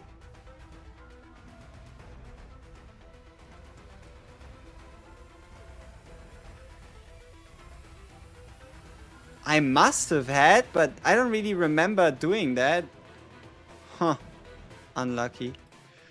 Alright, so 25% set, 150 Archetype, 80 Event Horizon, 280 Softy, 300% Draw and Release, 120 Persona, 60% Hit Attack Enhancement, 30% Star in the Darkness, 8 on Resonance, extra damage through turns, cards in the graveyard crit damage multi, and damage amount of exhaust cards. Also, did we shuffle our deck? I don't see the shuffle effect, so... Fuck. Guess I didn't shuffle the deck. Okay, let's see. Yeah, it's gonna be like... You might be able to squeeze out a bit more towards like 100k, but anything more than that? Do you think they will improve the Chaos Passage Tree in later updates of Season 4? Oh, absolutely. the Chaos passive tree for this season is gonna get updated when Arabella comes in, and it's gonna get its final update when Olga comes in. E2 hit would probably reach 100k. Would it make a difference? I mean, E2 hit just gets more crit chance. E4 hit would probably break 100k rather easily. 弓の名手の腕どうして欲しい？心配私はこんなこともでき Yeah, we might have picked the wrong persona. We should have taken the draw to 60 instead of the plus 120 想像の力よ in terms of like overall reliability. Yeah, and then we also wouldn't have to discard. But unfortunately, there's no medicine for regret in this world, and we cannot undo the persona pick. So, tough. But hey, at least I now know what I would recommend someone if somebody wanted to build that deck. Yeah, I could see this deck do like 100, 125, maybe 130 if like fully min-maxed. Okay, now that we have this out of the way, and we know that the max 私に手伝ってほしい Mega Arrow deck thing is kind of stupid. Does that make the Grand Arrow in total kind of stupid? Or do you see a way in which a Grand Arrow at 4 times could still somehow do something? Is still a sub DPS buffer? Not in this deck. Because the way she does 100k with the one Grand Arrow is because of its an entire deck being built around it, so it's kind of irrelevant of what she is. Right? Like it's just we checked out the Grand Arrow deck, we min-maxed it to hell, and the answer is it's not overpowered. That's what we figured out. We min-maxed the Grand Arrow deck to hell and back, and what we figured out was it's not overpowered. Huh. Well. Oh, Leia needs a rework? Why? But yeah. I mean, I guess she could get one with her, like, corruption effect proc explanation thing. You know what I mean. 3 plus 30 extra attack engraving can make its ceiling very large. On her other decks. The plus 30 is a lot more effective on her other decks than that deck specifically. But yeah, the plus 30 is disgusting.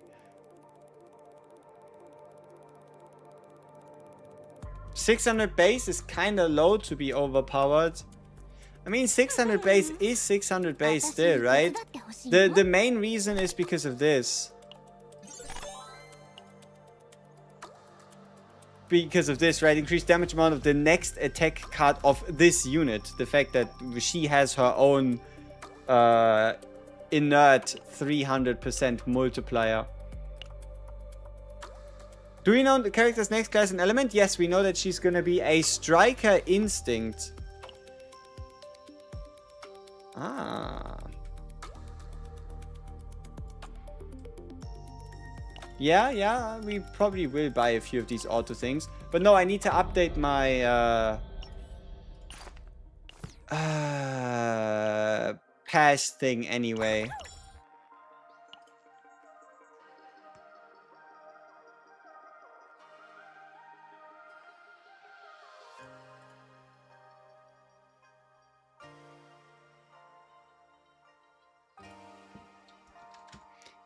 You know, to a degree, it's kind of annoying that I always have to like log in myself. Is it even a fucking word? I don't know. But it's kind of annoying that I always have to log in, and like, especially with PayPal and whatever, the amount of time it takes for me to do this. But it also lets you, I guess, think about what you're about to do.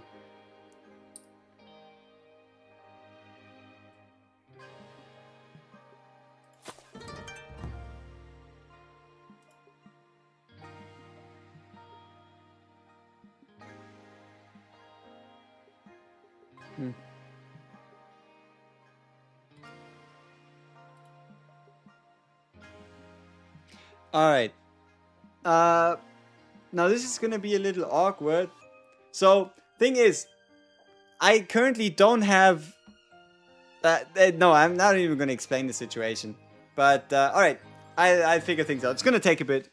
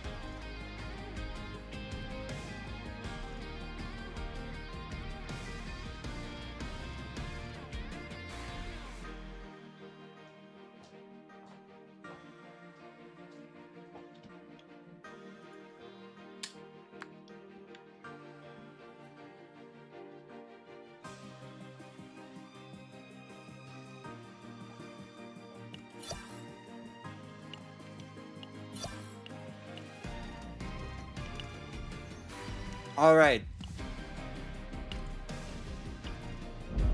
What kind of deck do we build next?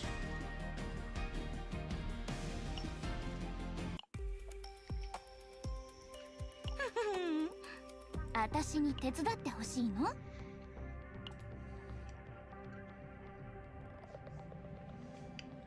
Ooh, you know what's interesting?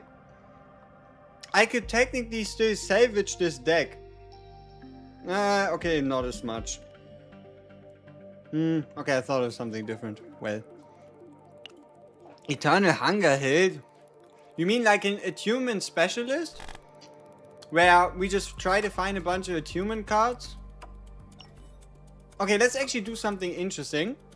We go on all cards and let's just search for the word attunement.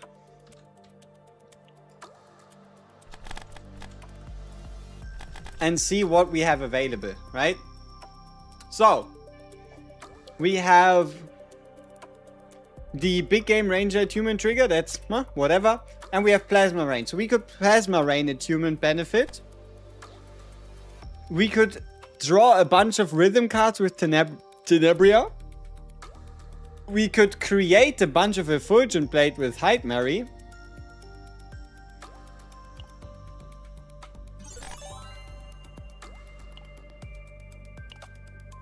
Wait, does it only show...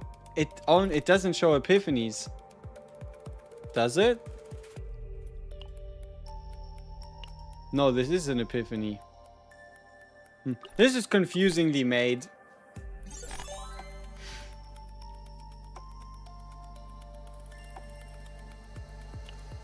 No, it does. This is an Epiphany. This is an Epiphany. Right? And this is also an Epiphany. Could I do a partner tier list video at some point? I have one. So if you currently have a partner selector for pretty much up-to-date information, you can just watch the one that I released around the time of the half anniversary, which is beginning of season 3. So right? Like, look around like 3 months ago ish. But alright.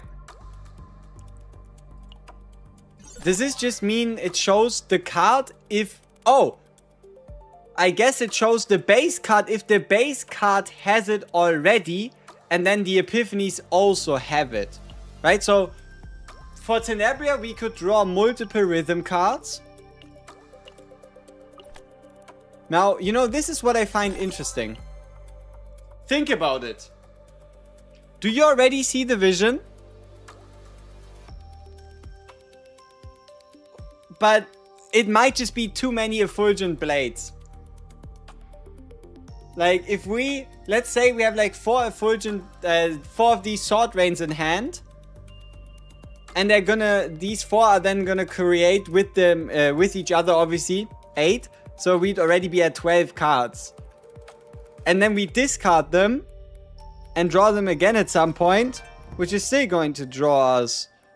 Or create us 8. So it would be too many. It doesn't trigger Quietus. Exactly. So, I guess 3 copies of Sword Rain for like Mega Effulgent Blade creation. If we had 3 copies of Sword Rain, then that would mean every discard in hand, move into drag, draw again, is going to give us 6 Effulgent Blades per. But, yeah, we get to Selena. Relax. We get there. Then we have Voracity. We could generate a bunch of Voracity stacks. And then we have Target Spotted. We could apply Mark. We could do damage. We could... This is interesting at least, right? It would mean if we run it with the Selena, we have like half of an Eternal Hunger. Right? Eternal Hunger is draw 1, 1 AP. This is like half of it. It's just draw 1. Now, what about neutral and seasonal cards? There's 2.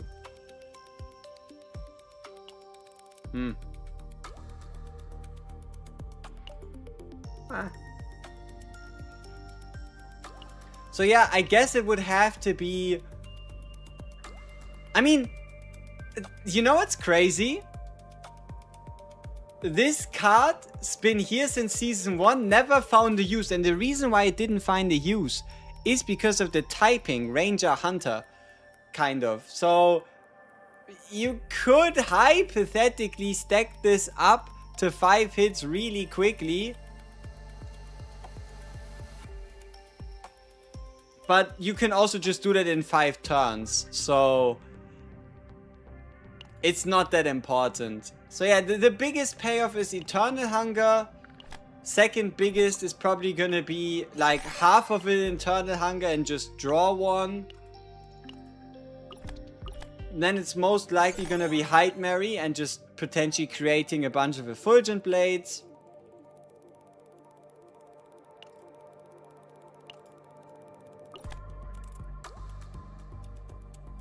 And I guess Tenebria with Mega Attunement card draw? I don't know.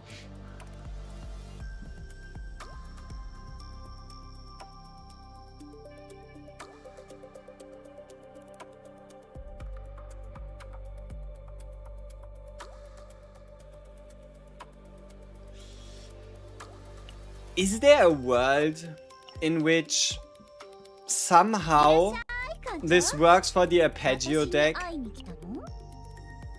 with this card?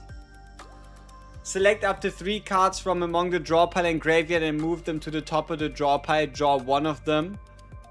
And then instead of having to get the 1 cost so that you can get the rest, you could just pick all 3 payoff cards. Wait, what? Weren't there 3 cards that reduce in cost? No.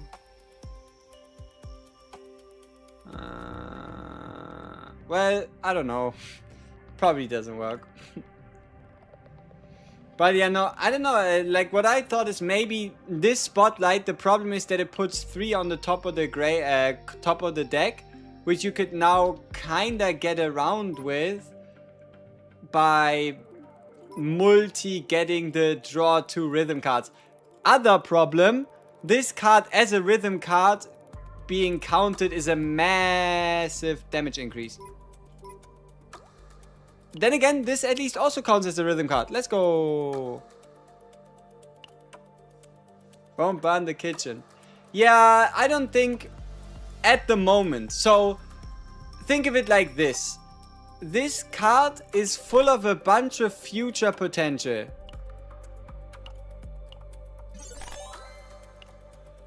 Here, this one. This one is full of a bunch of future potential, but I'm unsure about the right here, right now implications.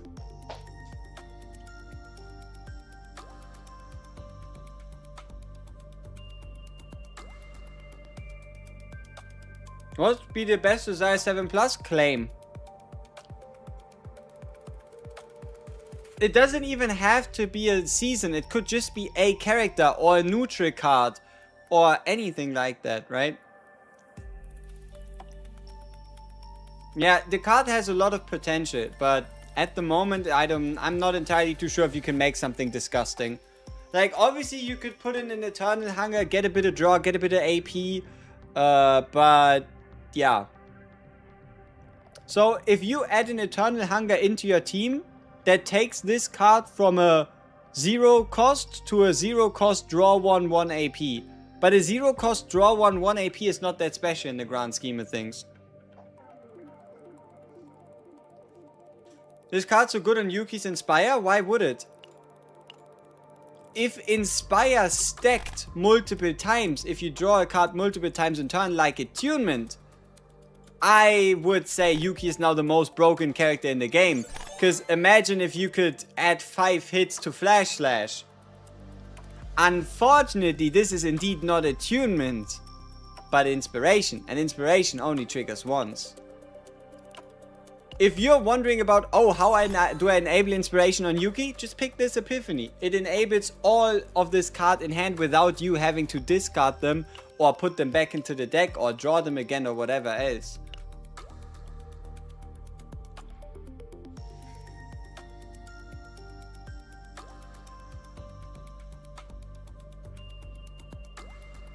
Wouldn't this give a loop if there's only cards in hand and not in graveyard?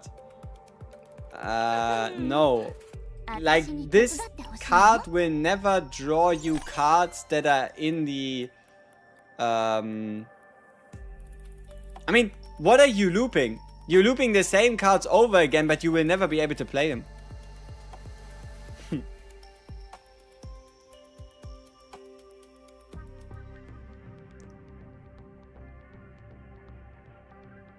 Does hits arrow trigger combo? Yeah. No. Maybe. Probably. I'd assume so. If I had to bet on something, I'd say they do.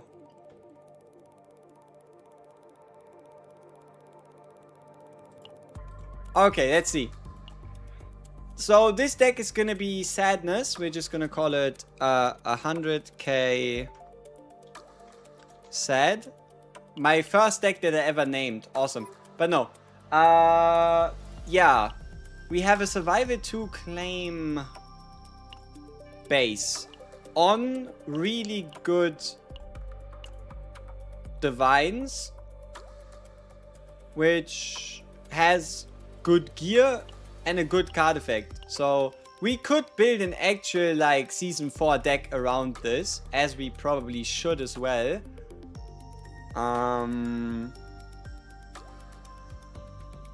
Yeah, and the idea here would probably be do another Survivor 2 claim 1, and then give Cassie something like a Inquiry 1, claim 1, Survival 1. Yeah, but then that means I need to build another Cassius, because my Cassius is Inquiry 3, which is peak sleepiness.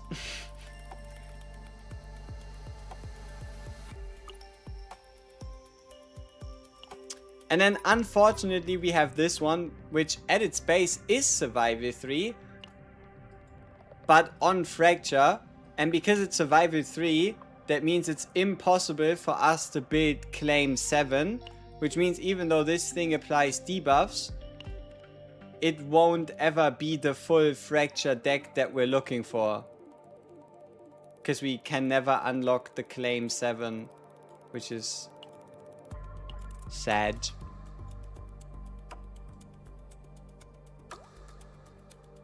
But what does this mean?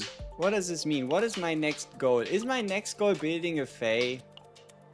Like a survival card Fae? And then figuring out the rest? Or how about a Serennial? Everybody's doing Fae. How about we do Serennial? How about we do a Driven Hunt Season 4 Serennial? That sounds like something.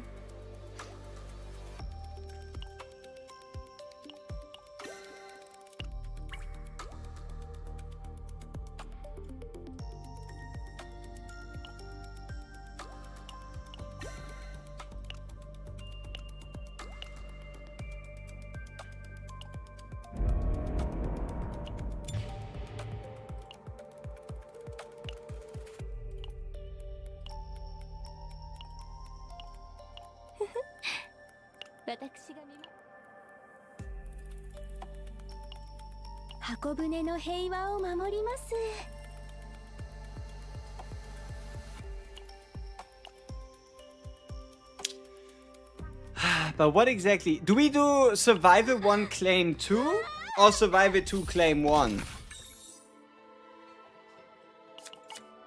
If we do Survival 1 Claim 2, we can do Claim 7.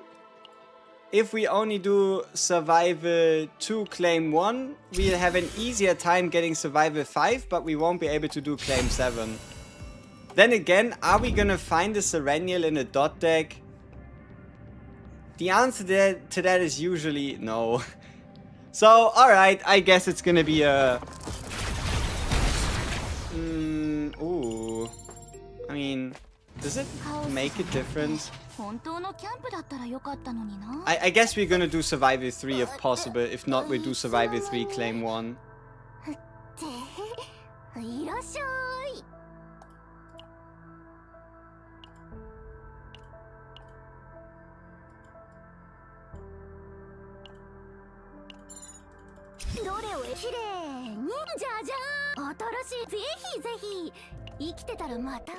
Will you do a video without the bakery for people like me who lost to 50-50? Obviously, I shall make sure that everybody's happy. Okay, come on. Homing laser. No. Arrow. Wait, is this a... Okay. Cost reduction. I mean... what could I do with the cost reduction homing laser? A homing arrow. I don't know if it's a good idea to play the two of them in a team. How can we play homing laser and homing arrow in one team? That feels like a disaster waiting and wanting to happen.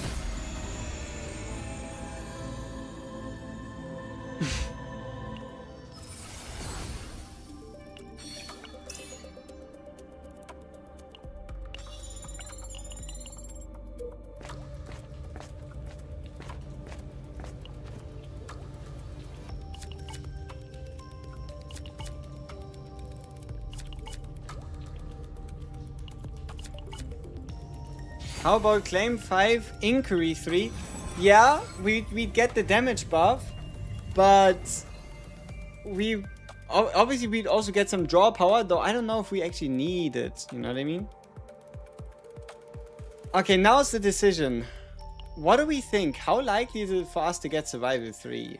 Probably a bit too early to tell, so we better just pick nothing. Would a hit Hugo Typhara work? You gotta make sure that you get a bit more draw on your I mean, I don't see why it wouldn't work, honestly. It's just, you just gotta treat Typhara as your usual, yeah, AP generator. She's just not gonna do much in the sense of, damage boosting, because her damage boosts are like for the first hit of the next attack card used, and you'll be using a bunch of attack cards. It is kind of relaxing having to not really search that hard for gear because of the gear perks. But it also was my favorite part of getting to the shop, you know what I mean? So, yeah, we shall see, we shall see. Also, regardless of how this goes, we most likely will have to go back into the salty mines. Did I just get a plus 25? Did I just roll a 25 on a dice that is naturally a 20?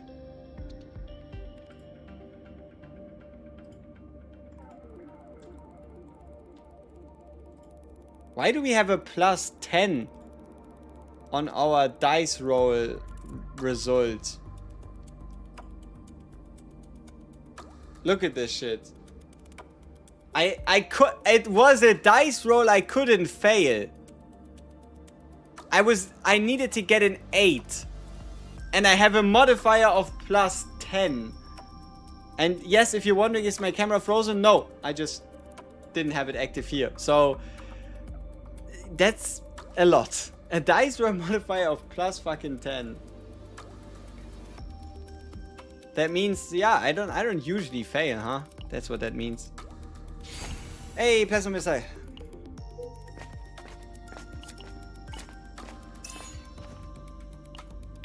Yeah, I guess the hardest part about this season is actually getting a survival event in the first place. Like so. I want to ask something. Is vulnerable on Magna counter trigger the claim 3 effect question mark? Yes. I mean, it does activate the effect just at the end of the turn. How to scale agony damage.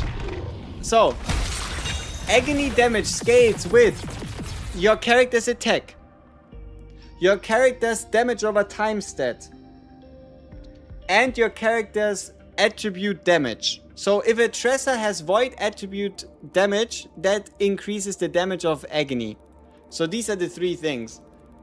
Dot, attack, and attribute damage.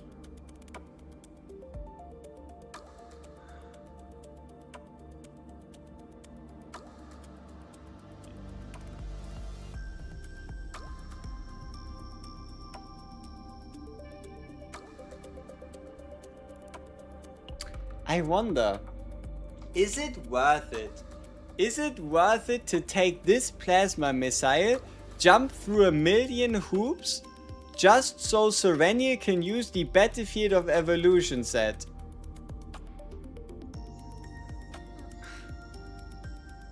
Which characters want to be built in Desire? For this season, anything Hunter and Ranger really wants to be built Desire. That's like the baseline. Anything Hunter, Ranger wants to be built in Desire.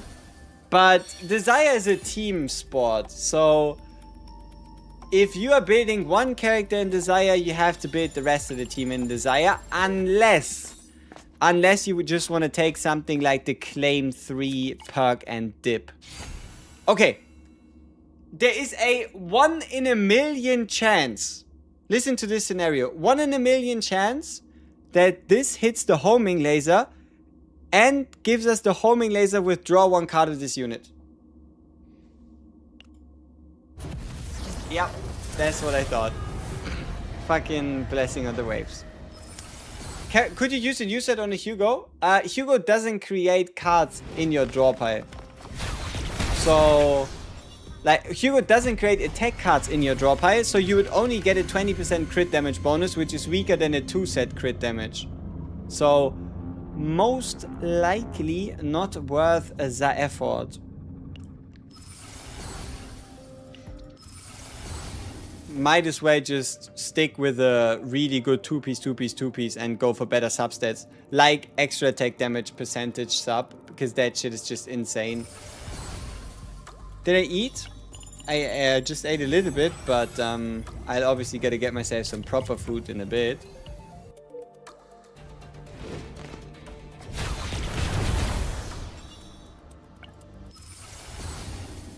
You can just put the normal Epiphany draw on the Ravage card.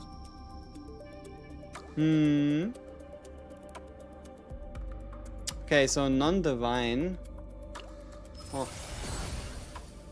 Thanks for the answer. Just thinking to make 3 Vanguard team with a 9 Kalib and Magna, but I don't know what desire cards I should choose except Survival 5. Lol. Oh, I mean, for 9, I would highly recommend going with the Claim 3 card. So, go with, it's a card called Sever. It's exclusive to Strikers and Vanguards. I would get that one for 9 because it gives her a plus 120% additional damage bonus, and it opens up the Claim 3 synergy for team-wide 4 morale. So that's a starting point. You could technically also put that on Magna for Claim 6. But you don't really benefit that much from... you know, it does give Resolve. Okay, how about that? How about that? You could do Claim 3 on 9, Claim 3 on Magna, and Survival 1, Claim 2 on Kalib. Then you take like this weird running away lizard card. Just so you have some extra survivability, some extra shielding. And then you'd have Claim 8 with... Or you don't even have to go for a survival card at that point.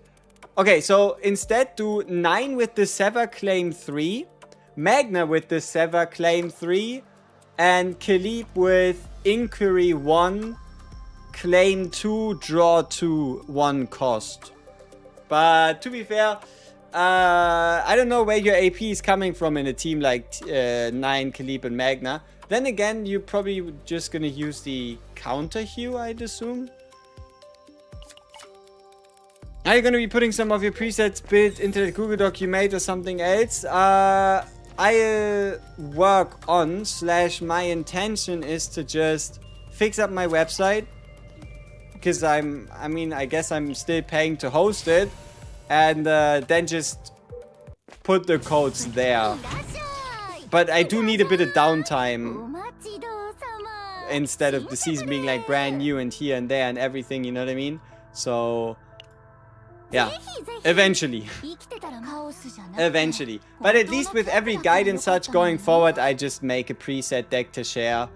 And, yeah, it gotta be enough sometimes. And that's kind of awful.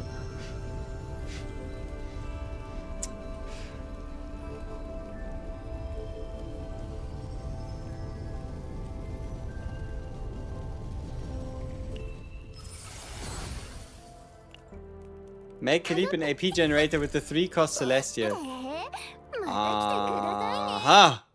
Okay. Could anybody remember the Persona buff card you use on Cassius is controller only? No, it's controller Vanguard. You can also put it on Adelheid. It's a controller Vanguard card for some forsaken reason. Nope, I use Ironclad and spamming the Celestial card from Kalib and Magna will stack up the counter. That's why I just need the Desire stack buff, not really the card, I think. Ah, okay. I mean, if you're just looking for buffs, yeah, then do Claim 3 anyway and do Survival 5. Gives you 8 morale. You don't really have to do much for it as well, so...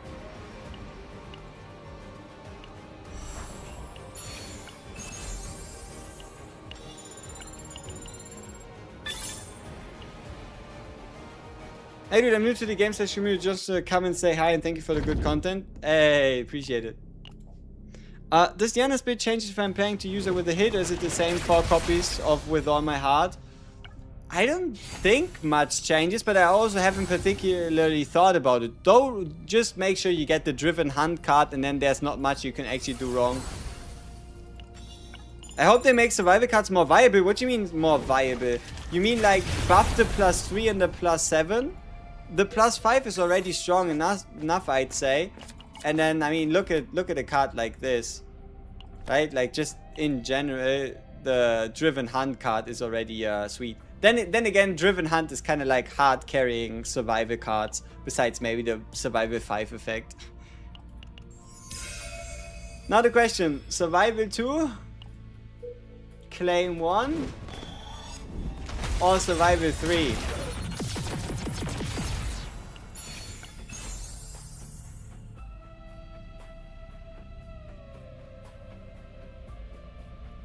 Probably Survivor 2 Claim 1.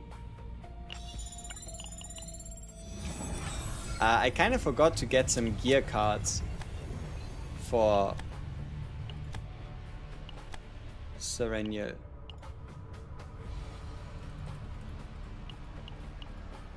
She's kind of helpless.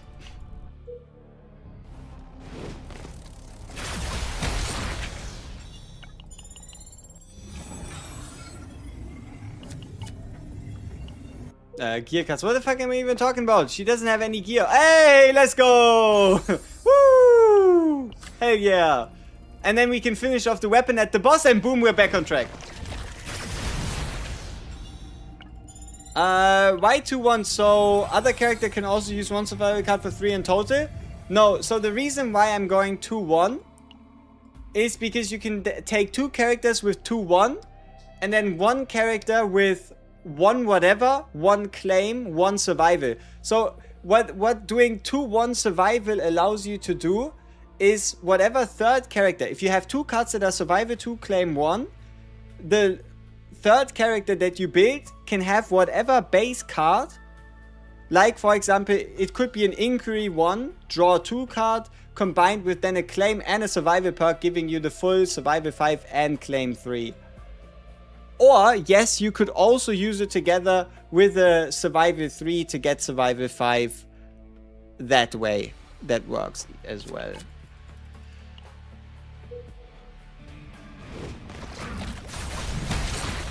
I thought having all 3 on 1 would be more convenient for versatility.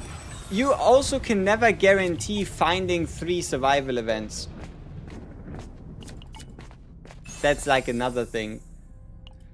You can't really guarantee finding 3 survival events.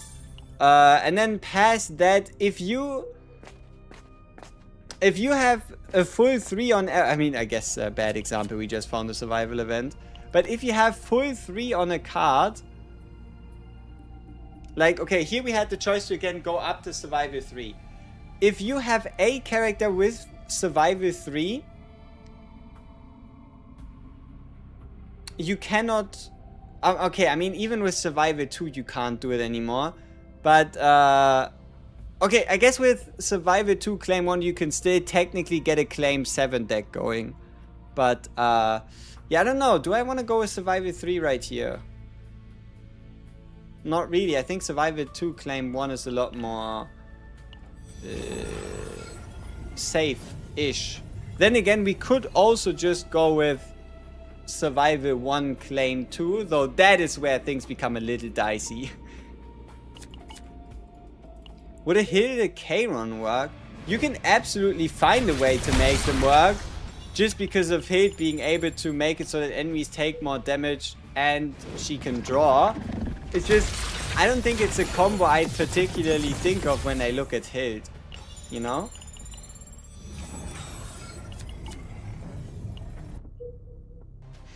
I hope this is a copy event back there.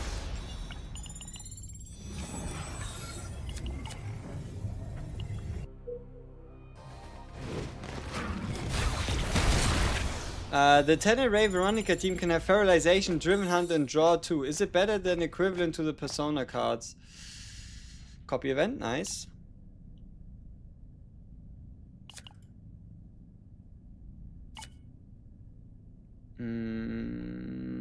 One sec. The Teneray Veronica. The Feralization buff doesn't buff the team. It only buffs Ray for whatever reason. Unless they fixed it. We can... No. Maybe? We could probably test it again. I might have a Naja deck lying around with Feralization. But I think it doesn't. play hit with Kairon with her move all cards to draw pile, then back to hand with 1 AP divine. I play hit with the Kairon with her move all cards to draw pile, then back to hand. But why? Just so you can like... I guess it could create a bunch of draw, but you still have to play the futilities at some point, and they also go back into your deck. Would you say it's important for new players to pull for partners, or should they just focus on characters and rely on the free partners? Do not use your orange currency to summon on the standard partner banner. Never do that. If you want to potentially get like specific partners for specific characters, use the Moment of the Radiant Heroes, or just get them from when they are on raid up. Don't use your standard summon. Like, use your standard summons for the character banner. And yes, characters over partners by a quite wide margin. Okay, what if we don't get the crit damage weapon? We need to have something, right? Crimson Sword. I'll be damned if I'm gonna keep Crimson Sword as my main weapon.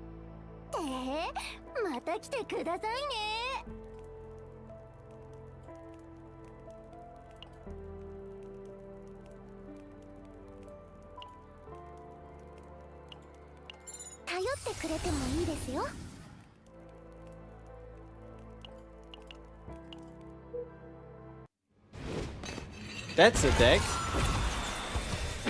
Hey, 20 morale generating Rita. Okay, I think we're finished here. Please give me... Please, please, please, please, please give me the 20% crit damage weapon. Oh! Oh, well! You know, if you really want to, I mean, like, you know, if you have to, then I'd gladly take the Twin Swords of Great and Lesser Evil. I might have gotten the formula wrong, but I got the right solution. Yeah, I think it's probably Abyss for Serenia, yeah.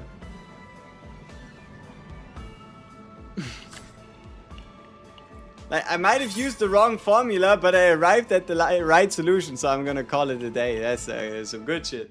Streamer like holy. So that does mean all of the sick weapons that are non-event exclusive from the...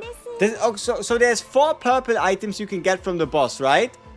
The armor that nobody wants, the Ravage weapon, the crit damage weapon, and then the egg. Right?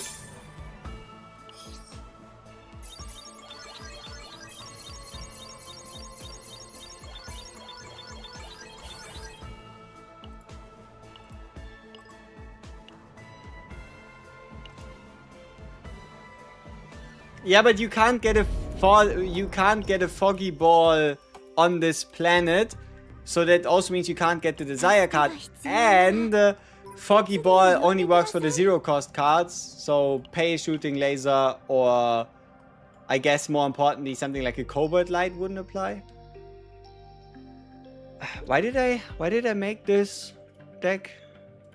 Oh yeah, to test how good Serenial is. Man, I already invested so much into Serenial.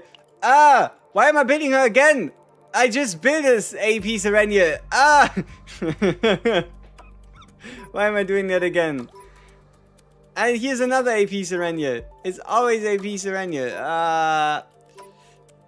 Hey, at least it has high save data.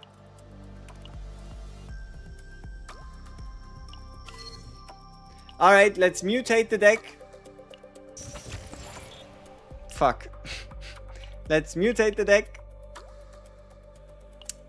Well, I don't know. 24% card created. You know, I'm not gonna hold on to these mutate cores much longer anyway, so might as well use them. Vulnerable.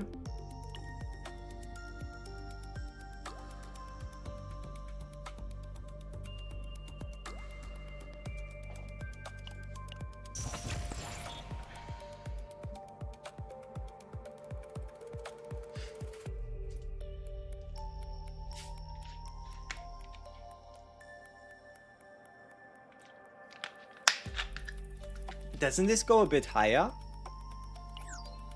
Is there a higher roll than 30% or does it only go to +2? To be fair, I don't know.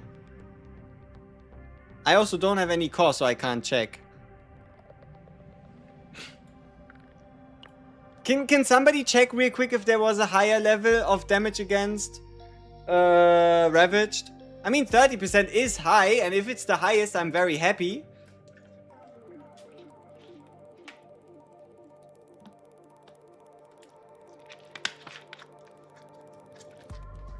But yeah, some sweet percentages here for sure.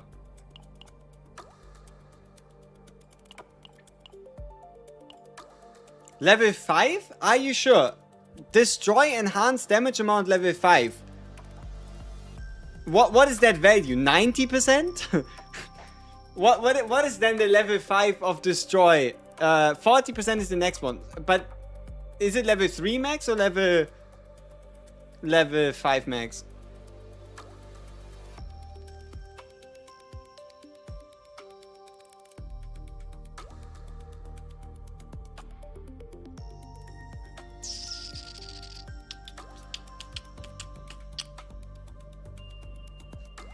Level 3 max. Okay, so we are pretty close. That's good enough. I can't see the list of it because I don't have any cores. I wouldn't be asking if I had any. Isn't Survival 1 Claim 2 better? Depends.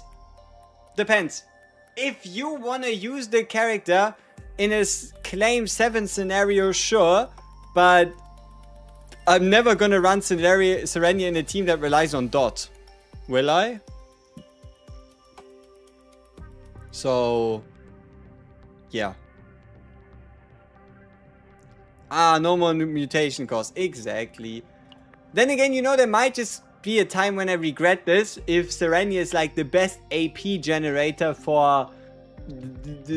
I don't even know how that would work. Like Serenia for AP, Hild for draw, Arabella for AP damage. I don't even know.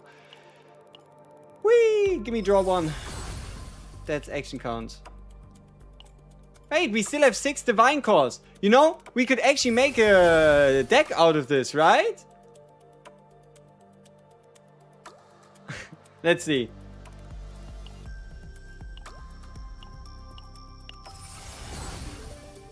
Nah! No way! No! That didn't just happen. A single core? On an attack card? Nah, that's disgusting. There's so many different epiphanies on an attack card. That is disgusting. I mean, I know they like made it easier to get certain epiphanies, but just look at the competition. If I wanted to show, like, look at all the different epiphanies that exist for a homing laser, right? Here. Look at this shit. You have Agony, Vulnerable, Random Attack, Weakness, Gain 1, Damage Amount, Tenacity, Move, Ego Skill Cost Reduction, Retain, Impair, Pulverize. When this card is used first, draw 2. And only here. You also have fucking Initiation. And only here is it. Now that's crazy. Like this, before, I don't know if the chances are still the same, but this epiphany used to be a 1 in 53.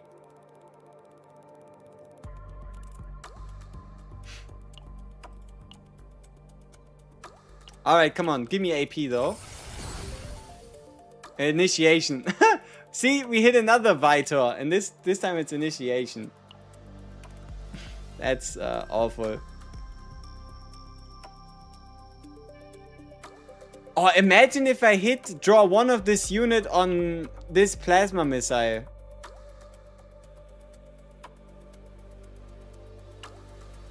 And it's not, this is bad thoughts, bad thoughts. What if I don't? Exactly, yeah, yeah, but what if I don't hit it? Bad thoughts, bad thoughts. Okay, gain AP, nice.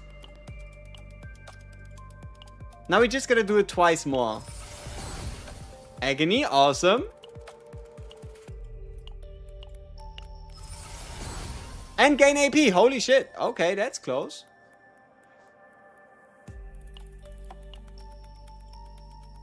Starting with 6 cores and getting this is at least kind of suspicious, isn't it? But yeah, well, this deck is almost finished.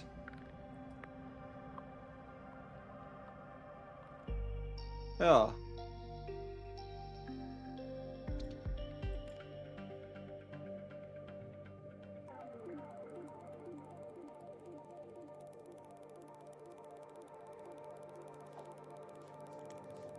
It's in the patch notes you can't get the same type and the redundant epiphanies are less likely or something.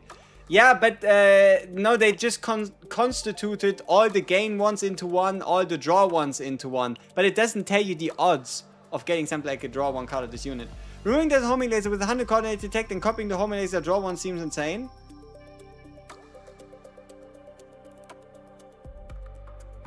You aren't quite wrong. But I also don't know if I need that much more draw of this unit. But there was a stupid idea I thought about, I'll be honest, right? There was a stupid idea I thought about, and that was using a removal core to get rid of a homing laser that has the wrong epiphany, and then just duplicating one that has the right one, which means I wouldn't have to play. Use common core on Cobalt Light for draw 2 as well. But I like the Ravage activate one more time. Think about it. This double triggers on Ravage.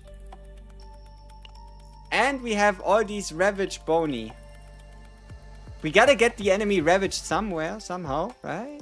I don't usually copy the card on run and just duplicate it after. Yeah, but nobody just has that many fucking duplicate cores lying around. The only reason I have this many is because we got 5 as a compensation. You can now recopy if you remove. They've changed it.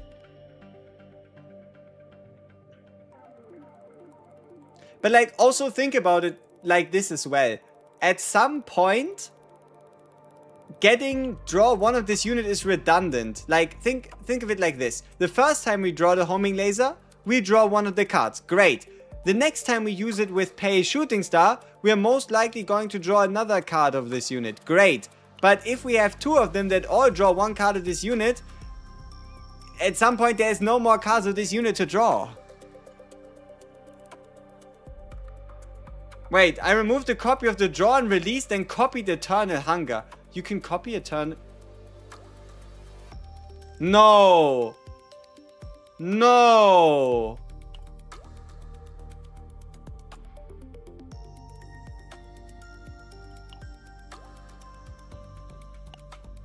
Doesn't this mean you can make a 4 Eternal Hunger deck? Ew!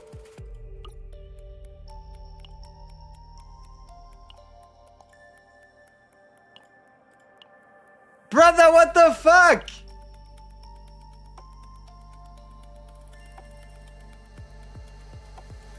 Brother, what the fuck is this shit? A 4 Eternal Hunger deck? I think you can. What's stopping you? Hild? Okay, I shut up. This is you remember how I said there was a chance this was gonna be good? This card is now a draw 4 AP 0 cost card. You remember how we had this discussion in the stream? Yeah, there you go. There you go. Which means we need to build a draw and release. We need to build a draw and release her to run together with someone that carries 4 Eternal Hungers. Right? But who would be the best to do that? Because obviously, to get the most value out of this, we need multiple draw and releases. Right? Or, I mean, 4 Eternal Hungers is 4 Eternal Hungers.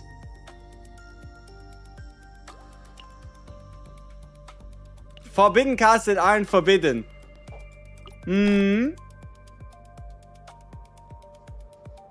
Wait, is season 1 back on the table? Wait. Hold up. Is season 1 overpowered again, but to a ridiculous degree? Isn't there this stupid isn't there this shit card? Portrait of Fury? And then you have this card. But he moves just Mon. Okay, forget about it.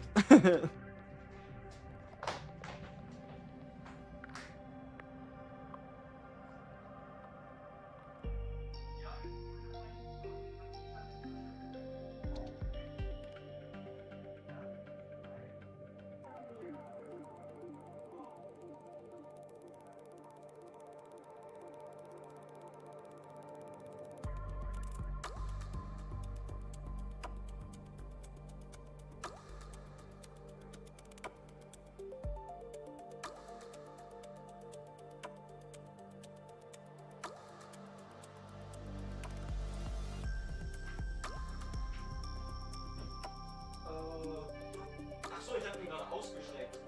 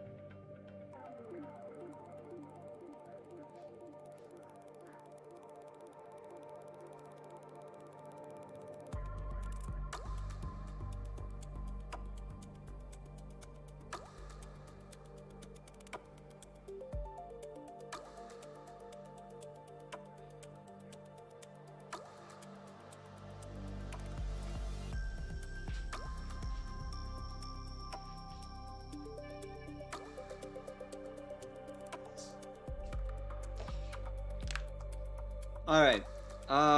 Okay, let's see. What else?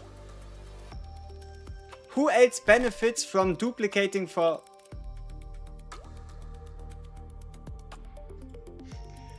Who remembers the good old times? Who remembers the good old times?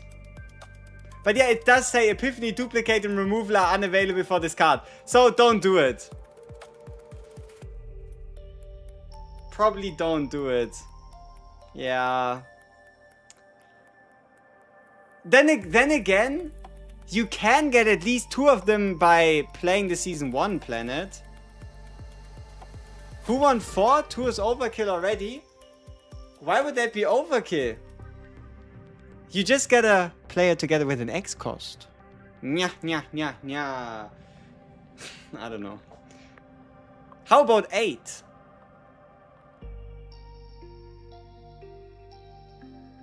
How about 8?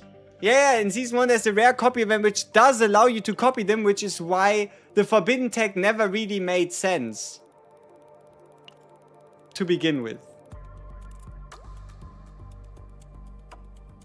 Don't know if you can copy 3 or 4. I mean, I could test it. It's gonna cost me 2 copy cores and 2 removal cores, which is why I'm not gonna test it. But, no, but what I'm wondering, which of these other cards, right? Which of these other cards really benefits from being multiple times in a deck? This used to be crazy. But this is now mega shito. 18% attack Cthulhu gun if you have the choice. It goes 18% Cthulhu, then 20 crit damage, then 35 extra, I guess. But no, it goes 18% attack, 10% crit damage to 0 cost cards, then 35, then 20 crit and then 35 extra, I believe. How about the Typhara 9 cost attack card deck? Yeah, that as well. It kind of just seems like phase X. Yeah, this card used to be good, but now it's like mega ass. And 150 times 4 for 9 cost?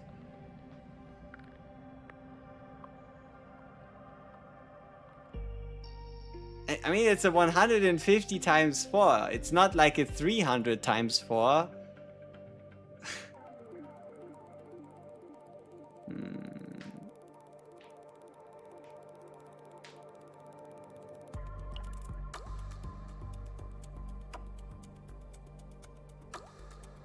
Confiscation is cool though. Confiscation is sick.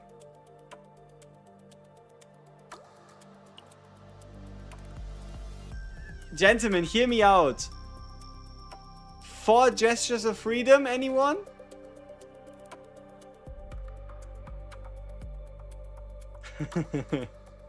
Which would give you permanent 4 AP cost reduction. So it could turn any character into an AP generator by permanently reducing the cost of 4 cards. Do you have a new hit deck now that the bug is fixed? The decks that I made on day 1 are working with, were made with the assumption that it was a bug, so not to worry. Nah, Naja could do it better. That is true, but it's for 1 turn, and this is clearly forever. But no. If anything, it's probably gonna be like Eternal Hunger type situation, yeah.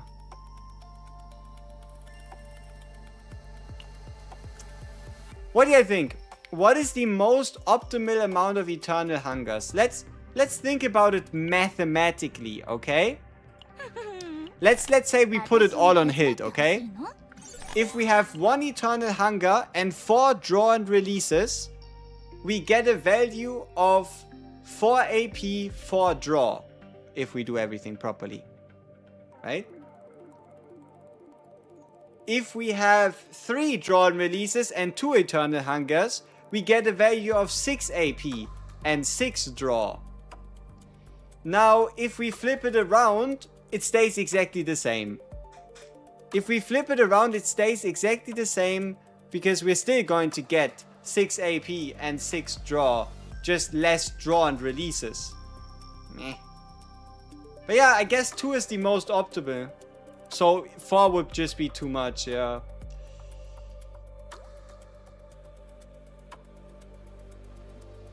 Great, thank you. Which of the 3 would I think is best? I think you're best off just playing the building the first one.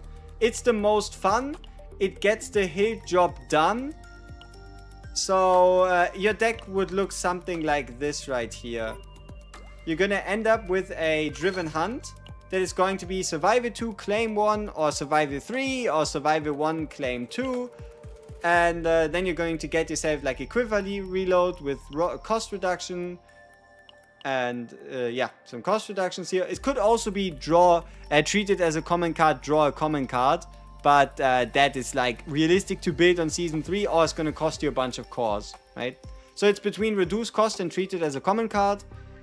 Then you can do something cheeky like getting this draw and release, making that one 0 cost, so that it can be 0, draw 2 lead cards, and when it draws the lead cards, these lead cards further themselves potentially become 0 cost, which can save you a bit more AP. So now we can play Eternal Hunger Hilt, massive. You could.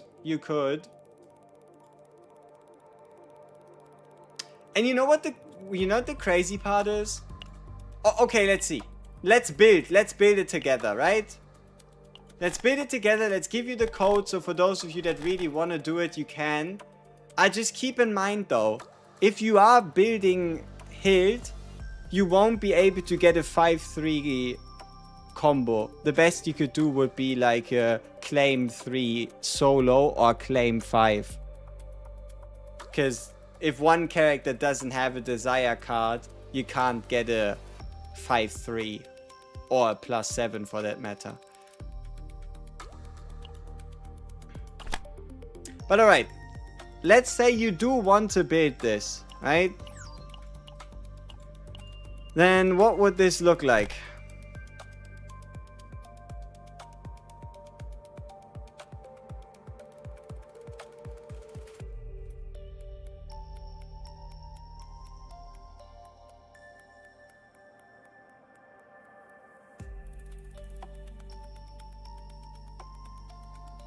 Maybe this one, because it saves you an additional AP every turn.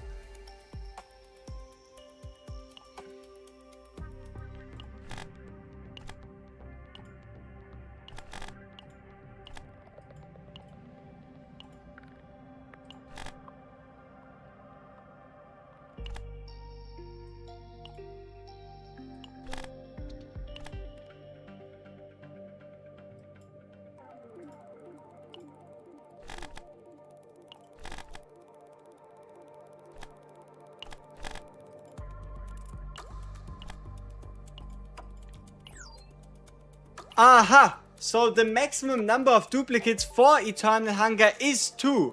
Okay, so you cannot get 3, regardless of anything. But getting 3 is now easier than ever. Okay, so the reason why you can copy it is because of the... Or is it because of this? Wait, let's see. Oh, so I guess you can't get multiple. Well, multiple suck anyway. Forget about it. You saw nothing, okay? You saw nothing.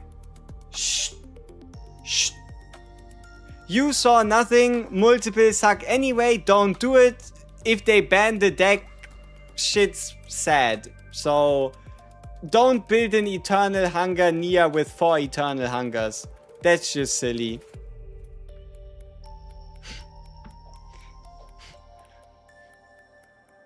Must have been the wind. It was the wind, indeed. Oh, don't forget. Forbidden cards cost 20 save data. So, you're left with 2 divines. What would that look like?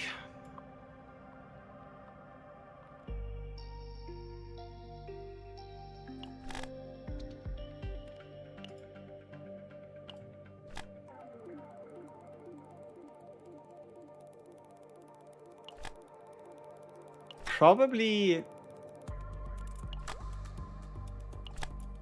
gain 1 AP. Okay, you know what? This makes me wonder. If you can do a build like this, why run a standard AP generator? Is this AP as the heavens intended?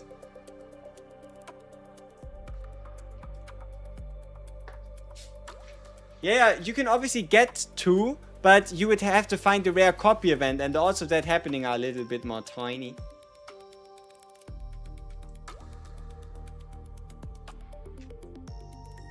Wait, draw 2 exhaust card? That is kind of genius.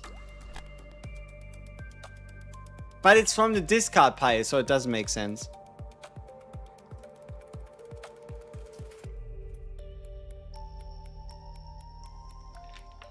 Yeah, you'd have... Also, you'd pretty much be able to stack it up fully, yeah. Also, you're getting damage with, like, a quiver reload as well. And they don't take up any deck space because they're auto-cycle.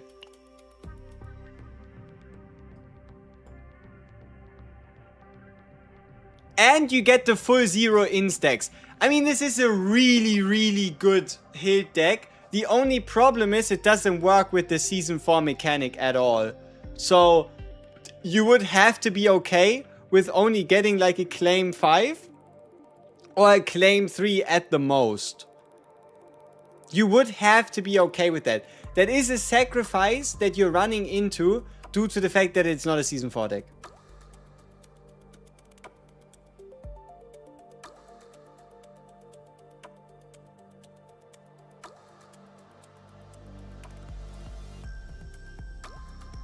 Draw to exhaust. Yeah, but it's draw to exhaust from the discard pile. The cards won't make it into the discard pile.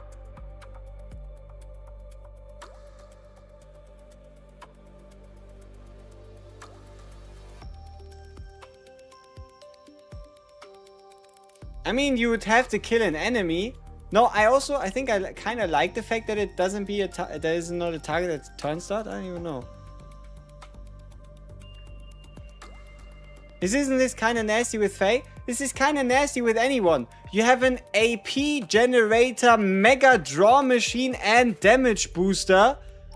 Like, this deck is a AP machine, mega damage booster, mega damage themselves. Like, you have AP, you have draw. Like, so much draw. Look at that. Vortex Arrow 3 draw, Eternal Hunger 6 draw, Eternal Hunger 6 AP, draw and release 8 AP. Like, you generate 8 AP, draw 9, apply instant 96% damage reduction on the enemy. Also have 3 homing arrows. And you have full 0 instacks.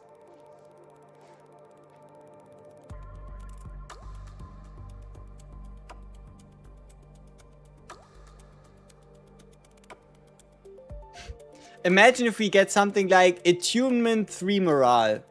But not as the Divine and Salty, but as a character's, as a card epiphany. Yeah, this is pretty disgusting. Season 1 bag? Question mark.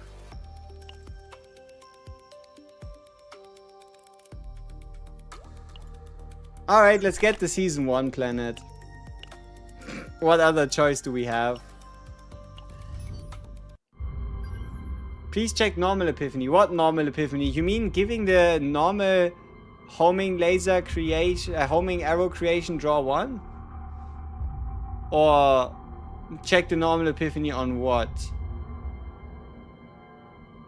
Plasma Rain could draw 2. Yeah, but we want the attunement Plasma Rain. So that we apply the debuff in a singular turn. Instead of, like, think of it like this. The difference is between only applying plus 24% or plus 96% damage. Right? 4 hungers require keeping the basics. True, but also 4 hungers is bad.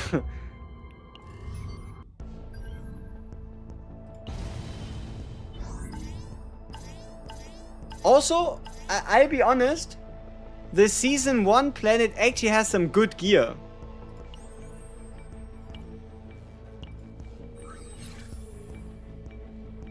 Ah, would you look at that? Negative 70 credits. Who cares?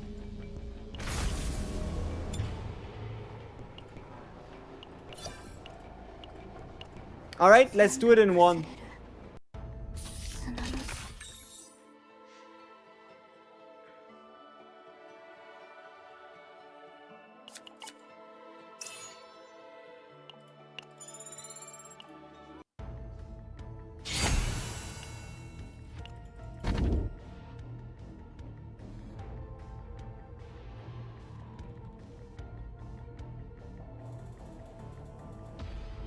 Just use Faye for X cost cards and payoff if you need.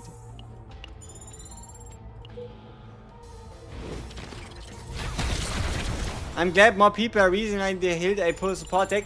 The biggest issue to Hild AP support tech is just the fact that you cannot make use of the Season 4 mechanic.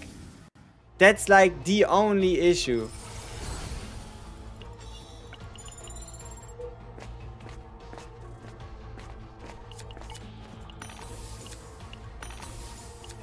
Oh, who remembers? Who remembers the ship and hoping for the fucking mutation bullshit? Who remembers the ship with the remove card? Man, the fact that you were able to save 20 save data by finding a stupid specific rare event or like a specific version of this dumb event allowing you to save 20 save data. Or not even just 20. Save data used to go up based on the amount of removals, meaning you were able to save between like 40 to 80 save data points by this one stupid event. And every time you got the one with the credits, you were so pissed because you knew you weren't able to get it. Like, this used to be the way we built decks. You had to get that event, otherwise your deck was omega ass. It was impossible to make a 4 divine card deck without finding this specific event. It was impossible. You could not have made a 4 divine copy deck if you didn't find this stupid event.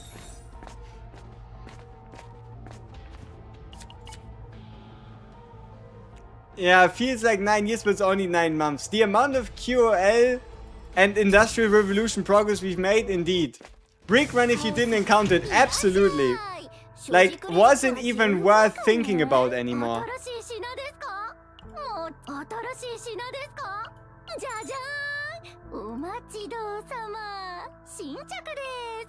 It was so ass, but it was so fun. You know, to some degree, you gotta ask yourself, is it just coping? But one of the funnest periods was when everybody was building decks, but had no idea how they worked. Like, sure, it was ass, because they turned your deck into complete garbage at the end of the run. But you were so fucking happy when, like, 70% of your deck actually stayed together. What deck are we building? We are currently building a draw, AP, and support monster.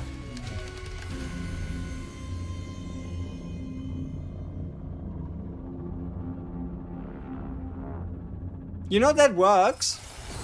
If we gain 1 AP on one of her cards, or if one of her cards becomes 0 cost, that ends up being the same thing. So, we actually got a use for Divine. Now we just gotta hope we actually get the Eternal Hunger. No Eternal Hunger, no deal.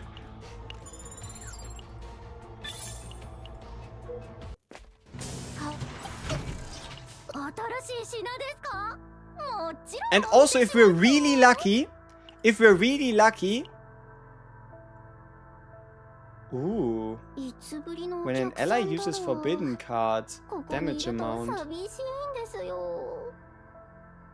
It is a plus 40, which is better than the cube.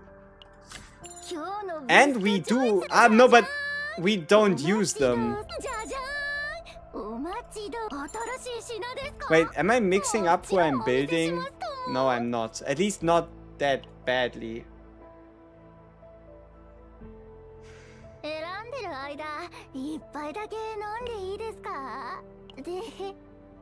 Typhara kinda better. No. No. Typhara is better if it comes down to being a draw and AP support for Season 4. Or when you want to include season mechanics, but without season mechanics, the amount of draw and AP we're about to generate is disgusting.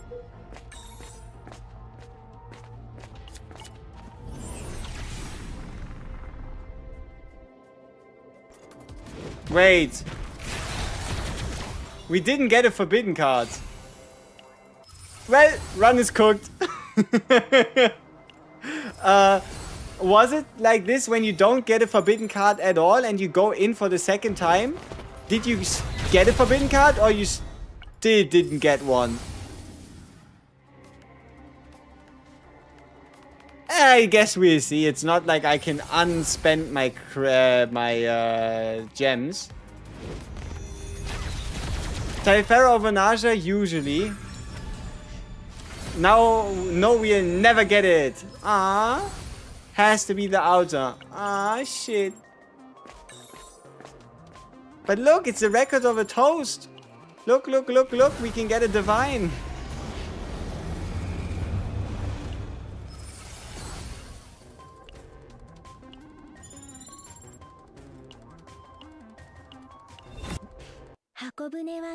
You can still get it in interior.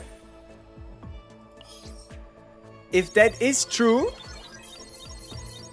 I unfortunately have to ban Dank Entity and Gingxi forever.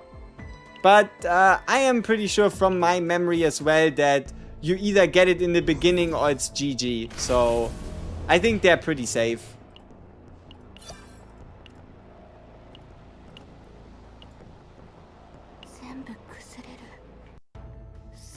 Yeah, the forbidden still needs to be unlocked, yeah.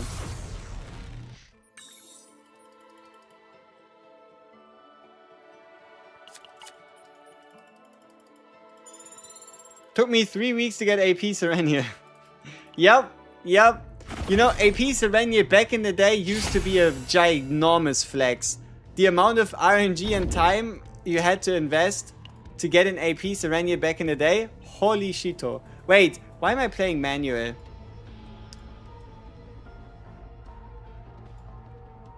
Yeah, no.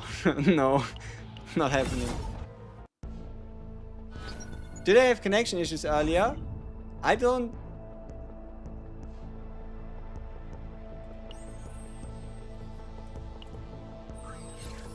I don't want to hear it. I don't want to hear a single thing. This never happened.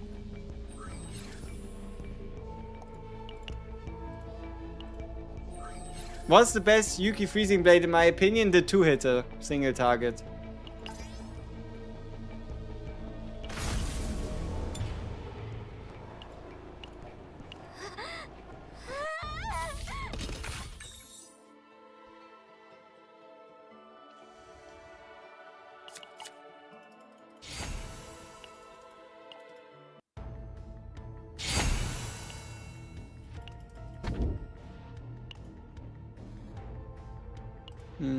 Have plans with better equipment? No, question mark. You can still choose the seasonal event.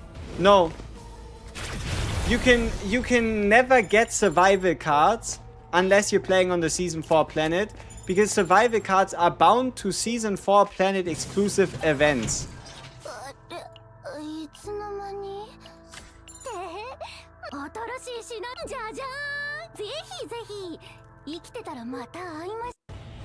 Doesn't the save data in the edit deck section still cap at 180 regardless of the tier of the chaos you run in? Oh, obviously, but I like my chaoses at tier 15 just in the unlikely scenario that I get a divine. Nothing would be worse than getting the perfect deck and then not being able to use it. Or not being able to fully get it out of the chaos. It's just also for me, I don't know, it's just a habit. It's just a habit of, I play at tier 15 and that's the way it is.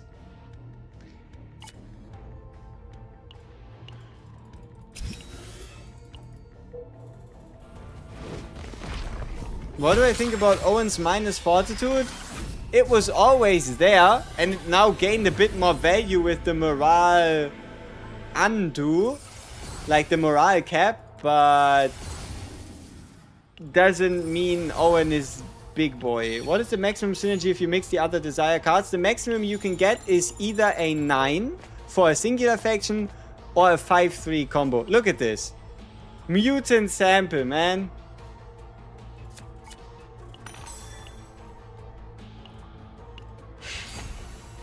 Mutant fucking sample.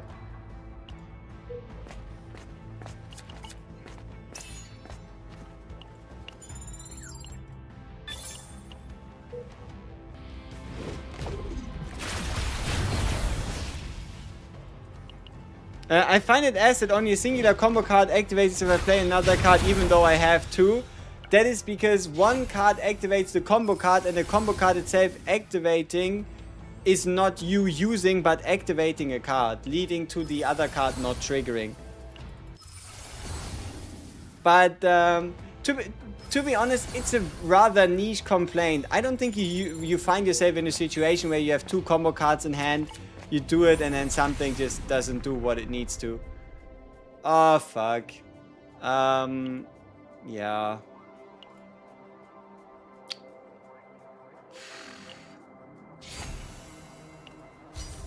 This could be expensive in a literal sense. Like, I need to be actually careful here. How many forbidden cards are there? Like 7, and we're getting 2 out of 7? I mean, I could play it naturally, I could play it normally, but it's just, there's not that much going on the seasonal planet itself, you know what I mean? So if I could get it done like this, I would like to get it done like this. Yeah, you could now buy Auto Chaos, but keep in mind, it's expensive.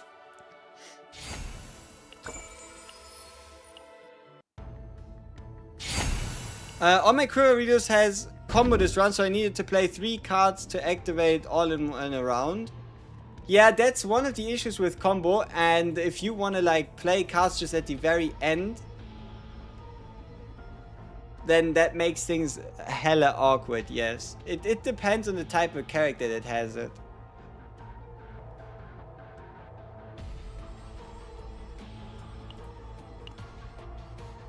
Are we ever going to use neutral cards like the good old days?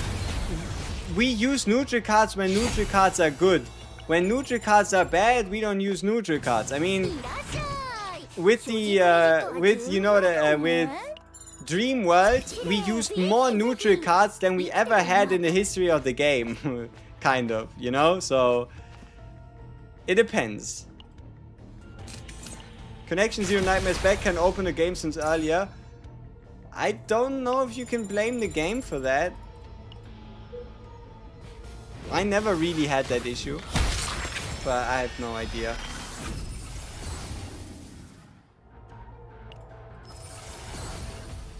You don't use Veronica for the good old days?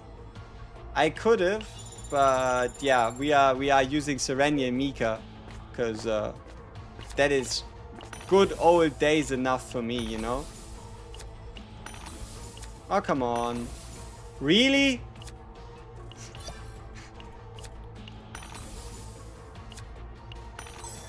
Thank you. Crazy that Serenial doesn't have dice roll bony on the season 1 planet. Mega scam. I tried to complete Dream World build, but morale no longer on common. Epiphany only resolved. No, no.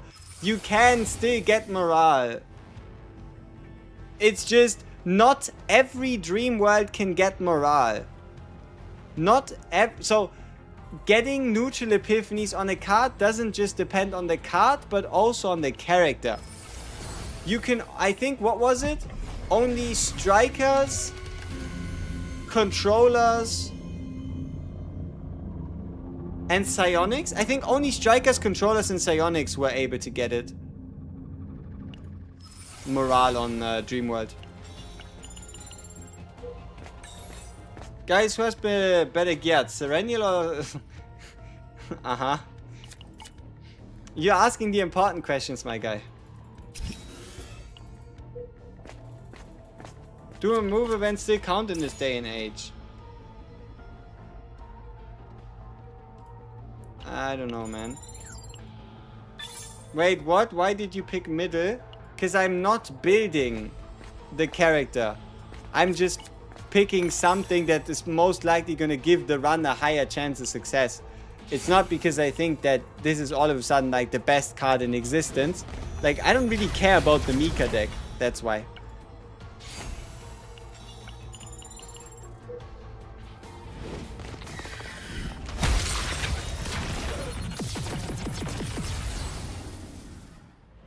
No, you could dice reroll. You just had to unlock it in Arc Shitty. Any guide or spreadsheet regarding Hill's best build?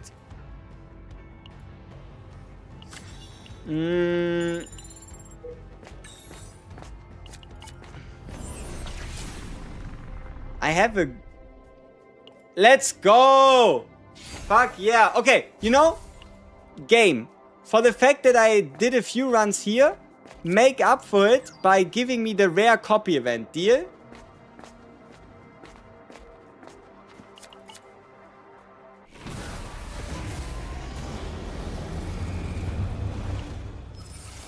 Run is saved. Indeed, we are in. Exactly.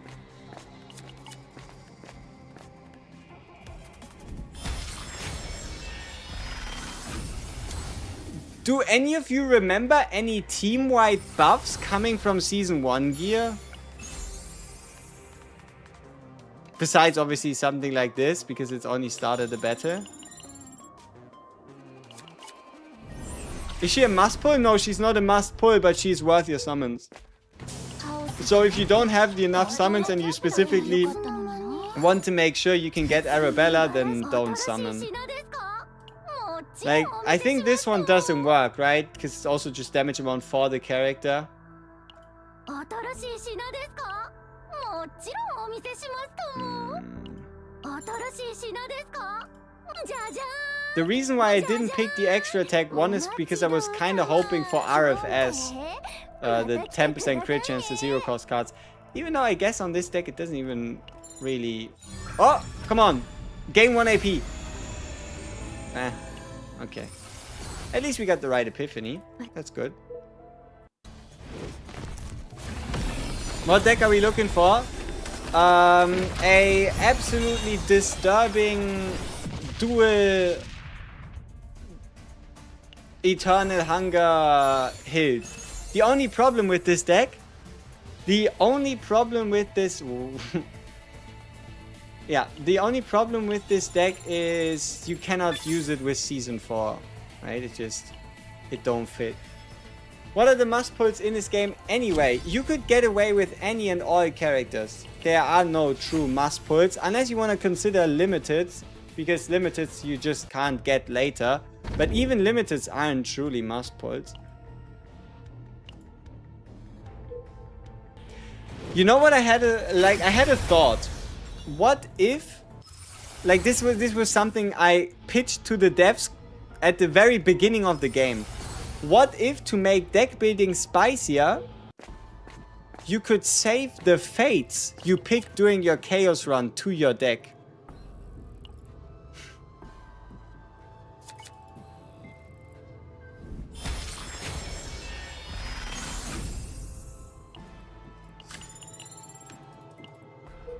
But, yeah. Must-pull is a Tenebria, the QA is Sortie unit. You don't need Tenebria for Sortie, but... Yay, more RNG, no, that build would have been busted. No, but think back. Think back to us only having Season 1. Or even only having Season 0. This was not made with the idea of Season 2 doing what it did, Season 3 doing what it did, Season 4 doing what it does. Deck mutations themselves coming into the game, right? This was on an entirely different mindset, if you will.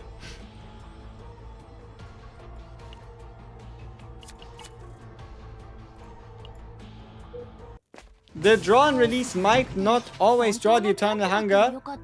Kinda would mess up consistency. Yeah, but you will draw the Eternal Hungers at some point, which are then going to give you the AP and the draw. But it is true, you'll still have to find some draw somewhere, somehow. But it is still potent regardless, I'd say.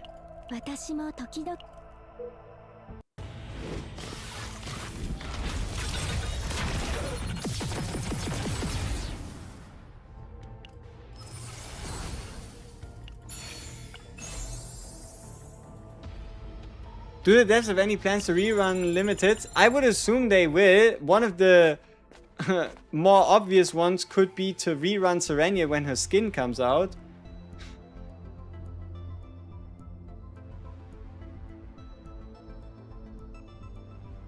That is not too horrible. Think about it. You always draw the attack cards through an ability, usually, so they would always get plus 50 damage amount for a turn. If your hand size equals or exceeds your draw pile size, then not drawing Eternal Hunger would be impossible. No, true, true, true. That would indeed be impossible.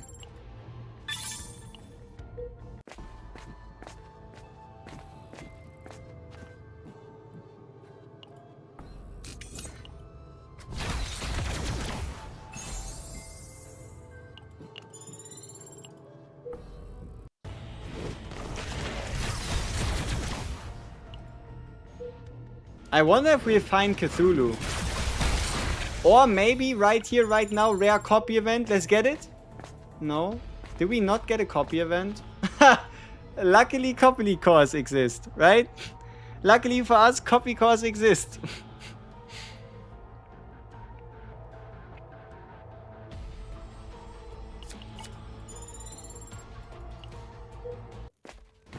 寄ってくれてもいいですよ。新しい品ですか？じゃじゃーん。お待ち、ぜひぜひ。生きてたらまた会いましょうね。 Come on, give me the attunement. Wait, what the fuck? Okay, luckily it's not on the attunement one that we got that shit. あれ、いつの間に。今日の新しい品ですか？新しい品ですか？じゃじゃーん。また私も時々休まないといけません。 Wait, do bosses have the tenacity bars back now? Feels like I haven't seen one in ages. I mean, they usually have tenacity bars. The only reason they don't is because of like the void sub tag, which isn't that common. 私も時々 Kind of. Why did I kill it? What did I kill? I don't even know what I did. I don't even know what I do. I don't even know what I eat. What I do. Alright, let's get the final copy here. Aw, shit. Well, we were prepared for this. So we got actually like a team support armor.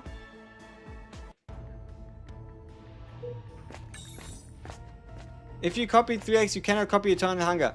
Yeah, but I wanted to find the rare copy event to copy Eternal Hunger directly. You get it? You feel me? You understand? You see my vision? But okay, let's hopefully get the upgrade card.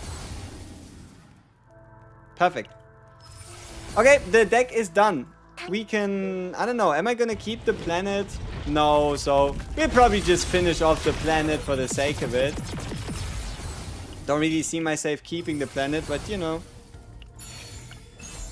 If unique card could be copies, which character would be the most overpowered? Ooh, so you mean if like which character would have the most disgusting build with unique card copies? Ooh, that's a good question. What? Unique card 9 can already copy her unique card, right? So you're just, yeah.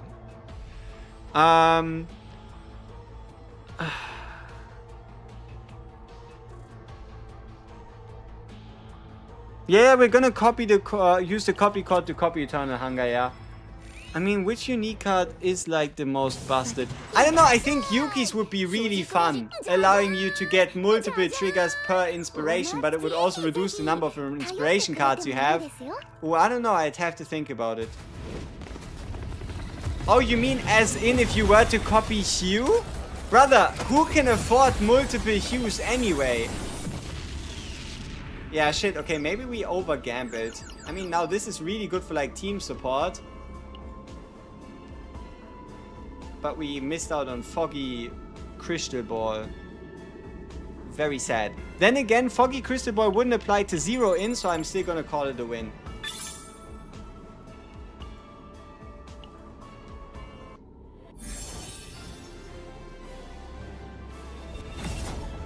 Quick question. Does Yuki trigger only on her own inspirations? Or is it on anybody's inspirations? Is there a world in which we see an inspiration character that is not Yuki and then things all of a sudden go like Omega nuts? It has to be Yuki, right?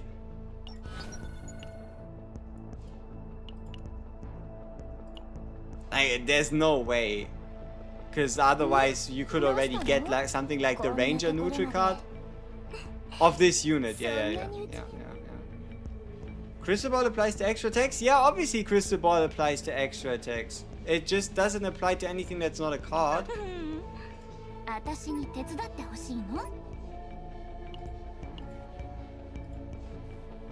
Okay.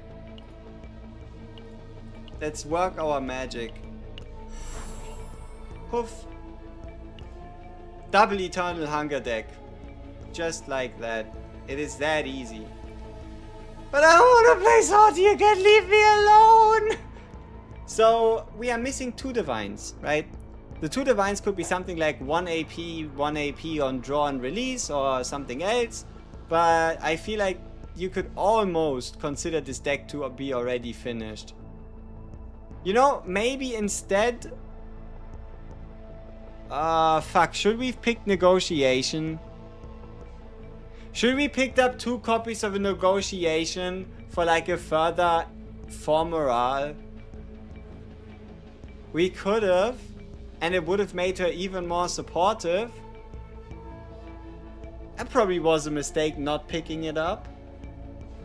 Like, what would you rather have? 2 more AP or 4 stacks of morale?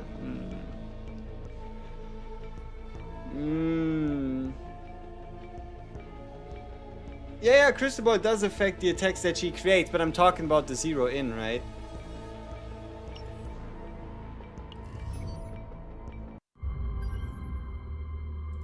Just play it 0 out of 30. No.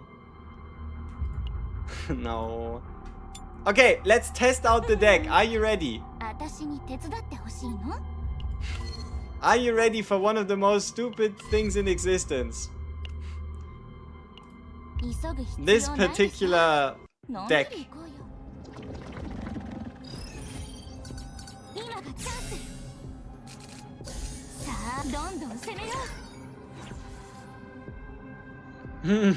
Select cards to discard. And then we draw for them again, right?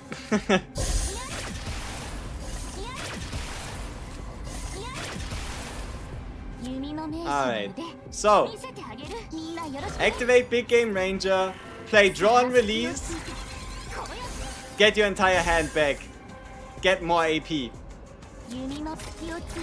Discard your entire hand, get your entire hand back, get more AP. Discard your entire hand, get your entire hand back, get more AP. That's the deck, you know? And now we've applied 8 stacks of the debuff without even having played this at all.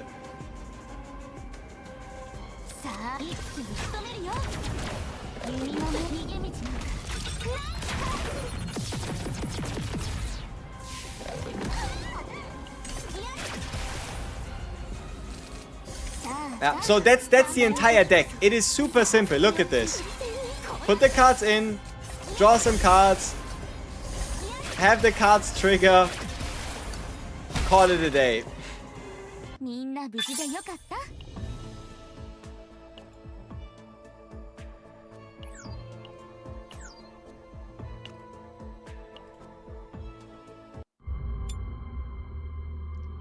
Imagine having even more attunement cards in the deck. Like, I thought about it, but it feels like kind of a waste to waste 20 save data points to put in something that... Like, attunement cards on other characters, yes. Attunement cards on her herself? No, not really. Oh, I have a selector. Interesting. But yeah, obviously it's the one we all got on season launch. I just don't know... I don't know, I figure something out what to do with mine. Oh yeah, gear.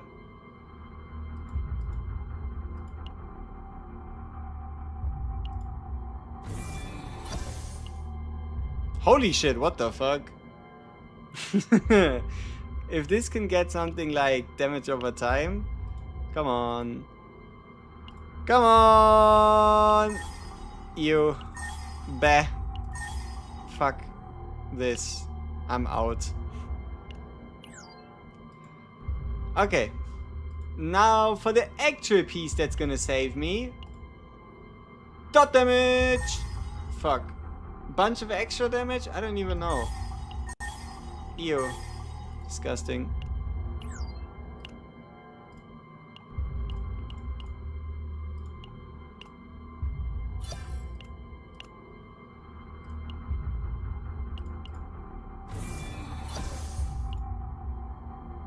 Okay. No. Hypothetically, maybe.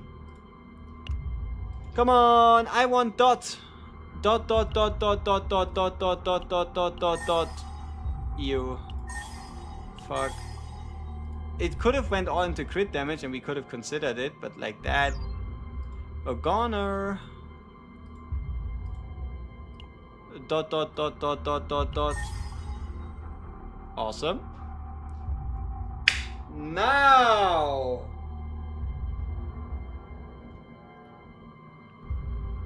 I want dot roads, right?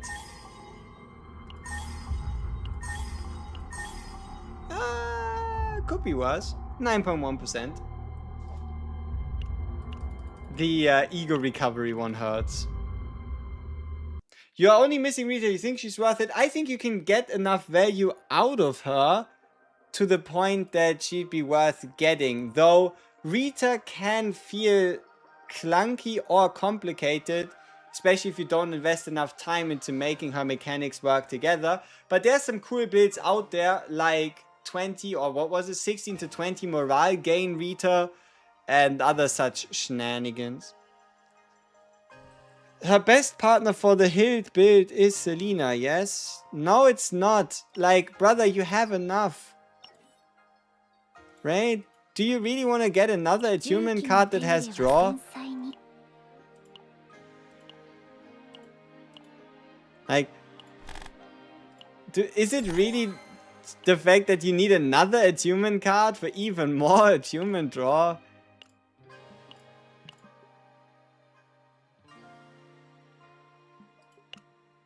I think the best partner for this deck is probably Cassius.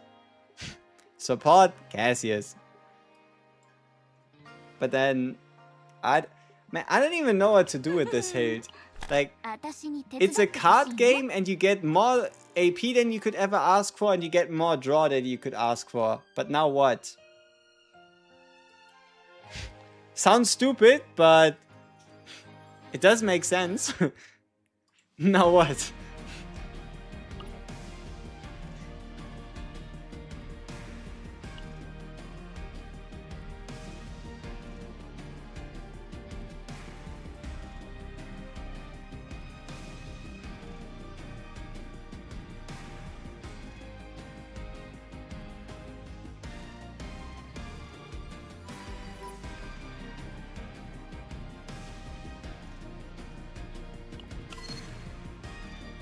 But how do we get these discarded though?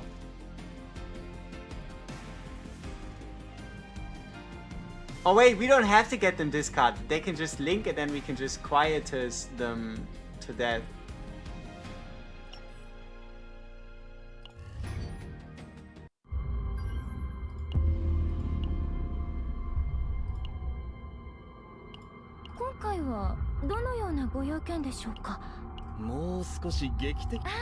So, this is going to be the fastest effulgent blade stacking that is possible? Kind of.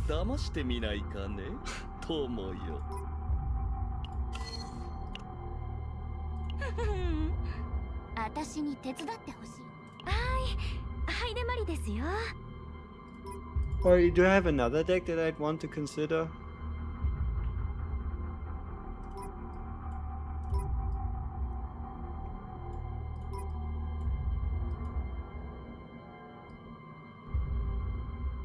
The fuck is this shit?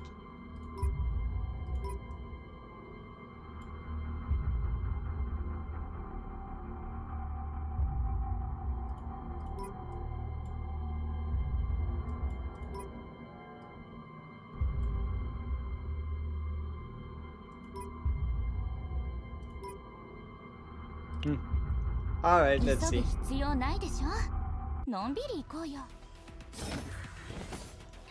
Okay.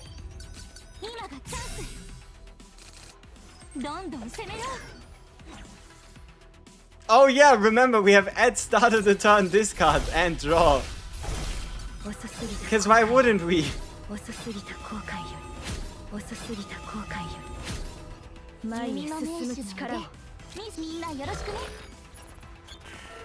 裏か運を試してみよう。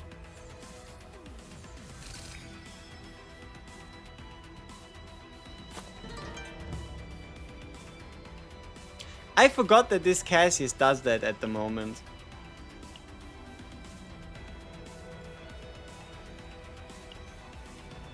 I know, yeah, like I forgot that this Cassius moves the cards that we create into our... Well, fuck. Guess he doesn't work then. Or we just never play the card. Yeah, like putting 24 further cards into the deck はいでまりですよ is not a good idea for no deck. 私を騙してみないかね So 友よ let's see. Why do you have Eternal Hunger? Cassius, explain yourself. Oh yeah, it's a retrieve 3. It's a retrieve 3 Devil Dice. Ah, the ultimate turn 1 Devil Dice. But yeah. Move all cards in hand and the discard pile to draw pile. Yeah, fuck. It's just the wrong... Like, for this particular scenario, it's the wrong epiphany on shuffle. 急ぐ必要 Okay, ないです we have to play the のんびり行 shuffle こうよ before moving any cards into the draw pile or creating any cards in there. That's how it works. 頑張ろう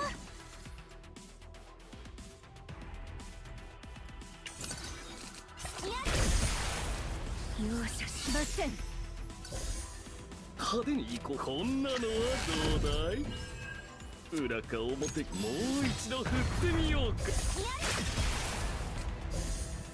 派手に行こうこんなのはどうだい I mean, what kind of quest do we go for?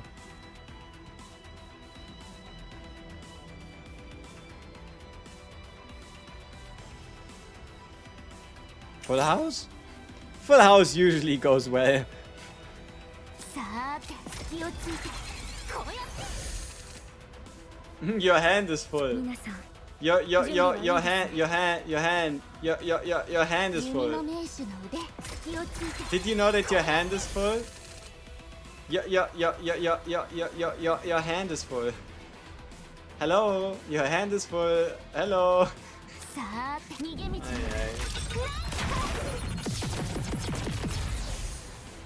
負けません Uh-oh. もう一押し行きましょう Oh no, it doesn't trigger them. That's great. どんどん攻めよ But there's already homing lasers in the graveyard. Wait, but like... Did I even う do anything that fight? 頑張ろう Hello? I want to play the game. But no, we kind of have to find the Cassius shuffle a bit earlier. You think the hand was full? It might just. Let's see. 今がチャンスどんどん攻めよ Okay. This time we're not going to be discarding that.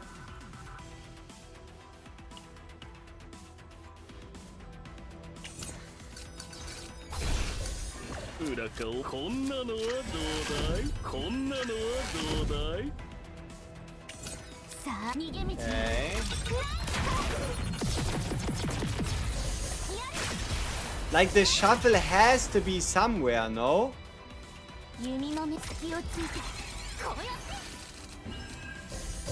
て There we go. 運を試してみよう予想通り効率的な攻撃ですさあさあ Okay, now we can finally play the deck.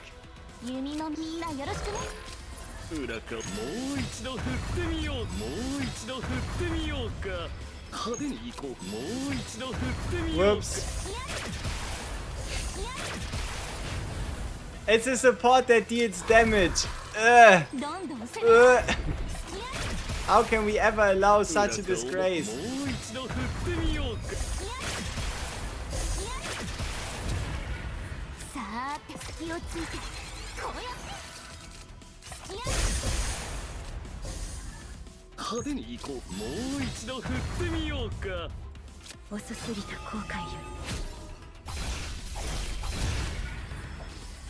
How did you get 2 hungers? You either use the season 1 copy event or you use a copy core. 裏か表もう一度振ってみようか派手に行こうかねもう一度振ってみようか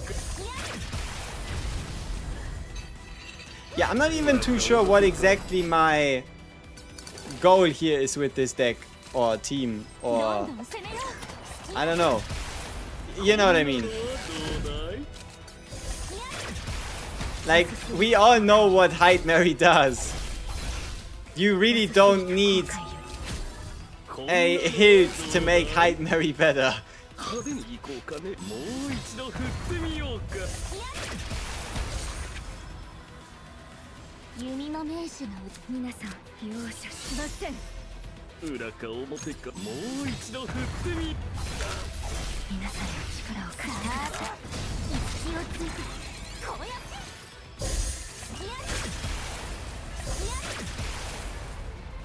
負けません。遅すぎた後悔より。Let's just say proof of concept. イリュージョンの But what are we proving? And what's the concept? I mean, it's it's technically a character that needs no proof. You generate a ton of AP and a ton of draw. What more could you want? You know? Like, what more is there to say?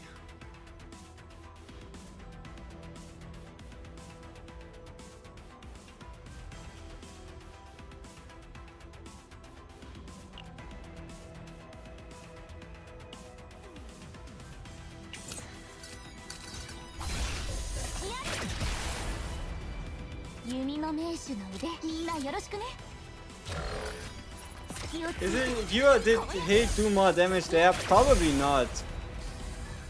I mean, we also didn't do much with our Hyde Mary. But I'm just gonna have to say probably no.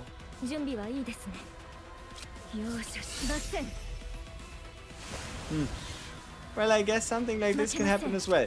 So this is going to be a bit of a disaster. Like, this is probably one of the worst builds on a Hyde Mary that you could use to test something like this.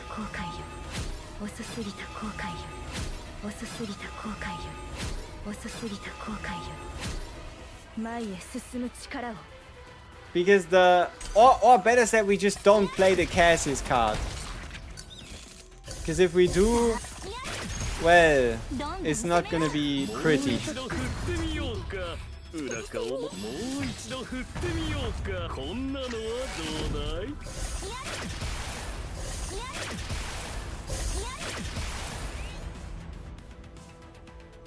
I mean, look at the amount of AP and draw and all that shit that we're getting. Our hand is mega full.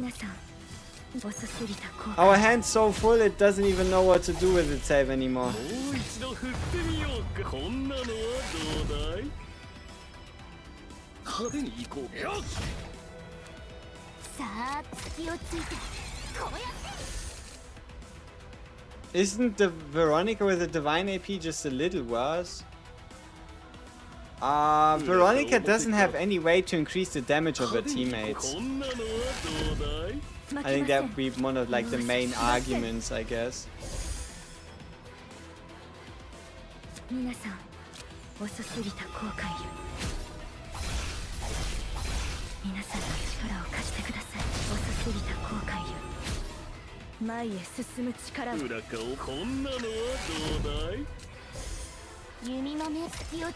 don't even know what the point of this is. But yeah, we can definitely make sure to draw everything that needs to be drawn.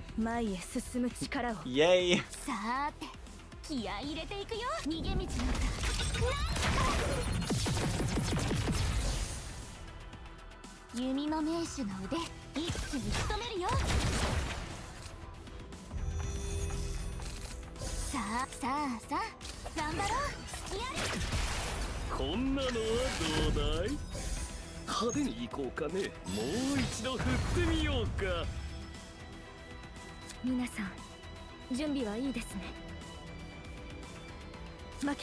I guess one of the problems is that this card is linked, so we can't just play them manually that easily. Ah, well. How does Hilt's damage buff work? Just like a negative fortitude?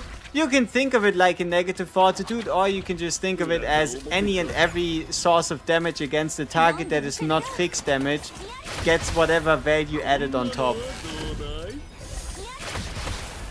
Like anything that's not fixed damage gets boosted by her. 負けません。遅すぎた後悔よ。派手に行こうか。 This is certainly chaotic. Hunger does make your hand full. Yeah, but like, overdrawing isn't that deep here. Because you can just draw more, you know what I mean? もう一度振ってみようか。こんなの Like, it doesn't really matter if your hand does or doesn't get full. You can just... You're always gonna like get more AP or more draw or whatever it is you need. 遅すぎた後悔よ。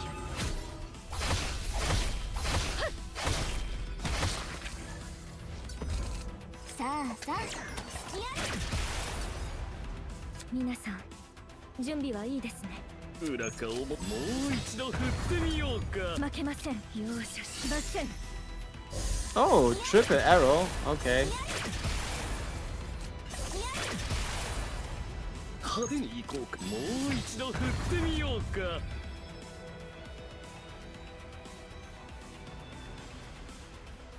裏顔もてはっ Whee! Mega Shuffle. 皆さん、準備はいいですね。遅すぎた後悔よ。遅すぎた後悔よ。遅すぎた後悔よ。前へ派手に進む行こうか。もう一度振ってみようか。こんなのはどうだい？ Shuffle! 裏顔もこんなのはどうだい？遅すぎた後悔よ。皆さん、 And because it's so fun, one more time, shuffle! 派手に行こう。もう一度。 How did we draw Plasma Rain for the first time? That is ridiculous. 弓の目一気に仕留めるよ。 Alright, then he's only getting 4 stacks of ionization then. 負けません。 Yeah. See? We are on turn 5. And this card does indeed say 26,000%. And it really makes you wonder, why are you spending all this time making a Hild Grand arrow if you can also just in 5 turns just make your way towards a 26k hit, right? Like, no, if I shuffle this, 準備はいいですね。 this wouldn't work, because then all of a sudden they wouldn't be in the graveyard anymore. That'd be a very stupid idea. It would be kind of hilarious though. 負けません。 I mean, let's have a look at the scaling difference, okay? Sure. 試してみよう。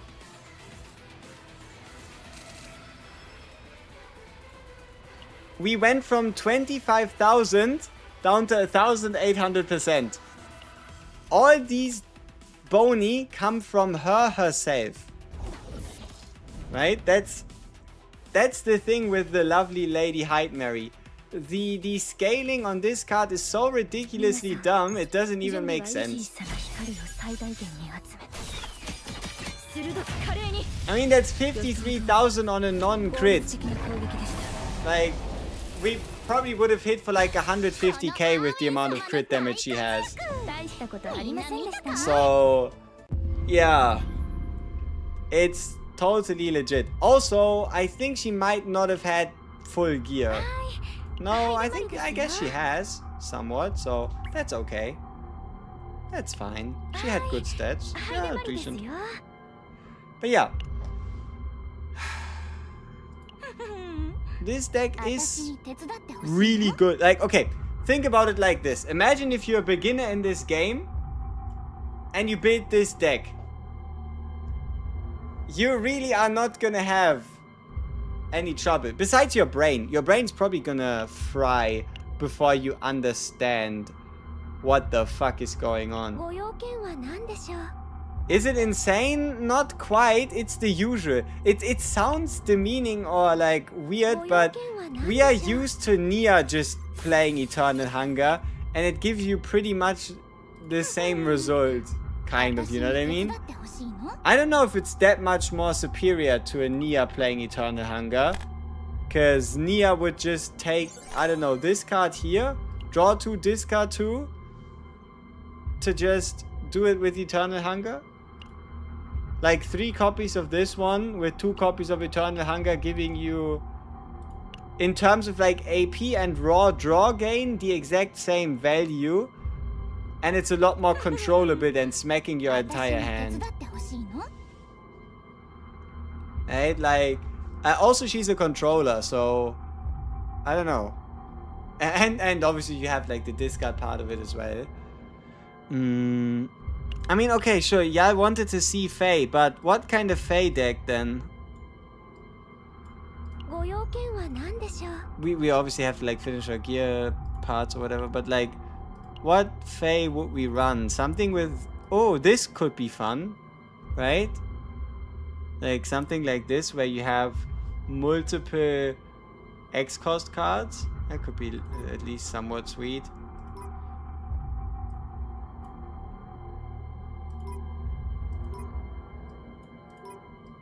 Like, you gotta get AP for something, right?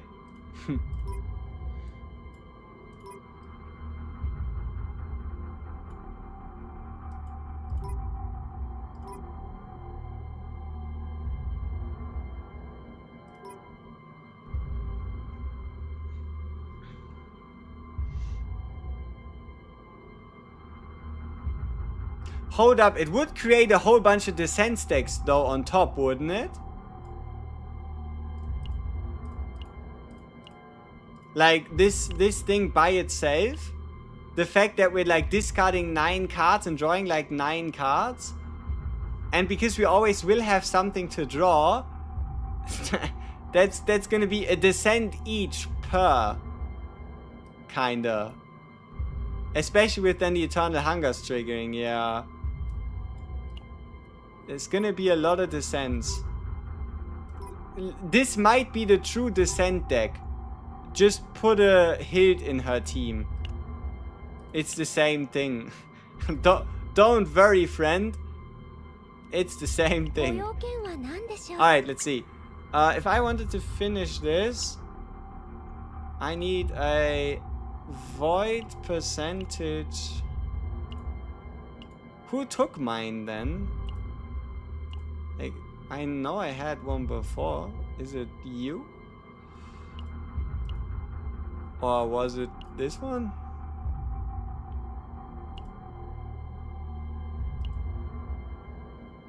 Ah, no, it must have been the attack percentage one that I have with 6.4% crit. This one. Because it has a bit of damage over time. Probably had this one on her.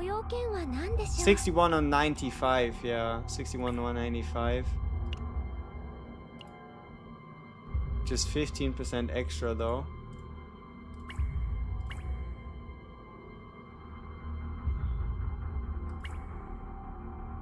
It's pretty low extra damage, all things considered.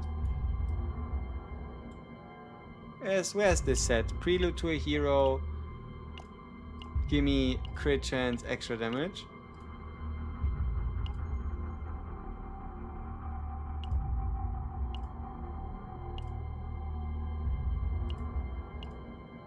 Ah, and yeah, obviously gimme needs to be 2 substats. There we go. Yeah, all of a sudden it's a lot less. So this would be 3.4, speed nothing, speed nothing, speed nothing. This one here has the crit damage rolls, but nothing else. This one here doesn't exist. This one is +3, which is kind of cool. And yeah, so the answer is it just don't really exist. Well, that's sad. But didn't I have higher extra attack damage stats like than this before?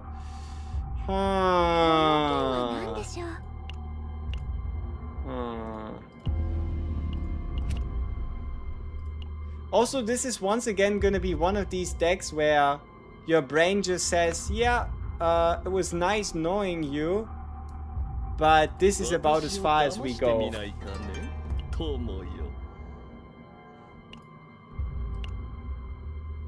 I appreciate the sub.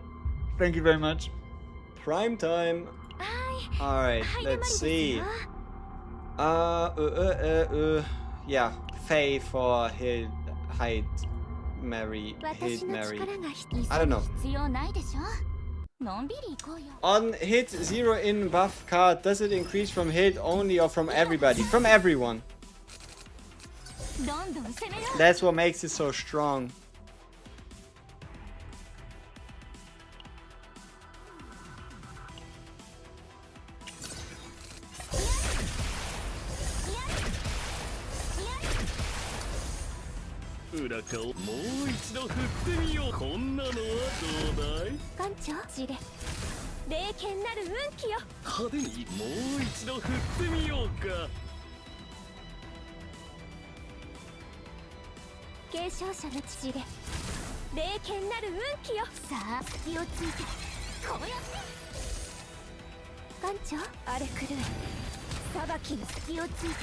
Yeah, look at the amount of draw rotations we're getting out of this.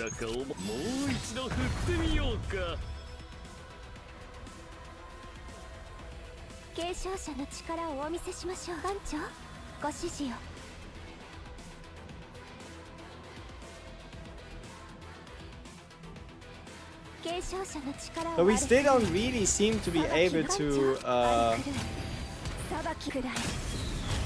find the upgrade card. Oh yeah, because it doesn't touch the discard pile, does it now? Yeah, that's one of those things. The move, this like move thing is super contained. If you like discard something, you're not gonna get it back.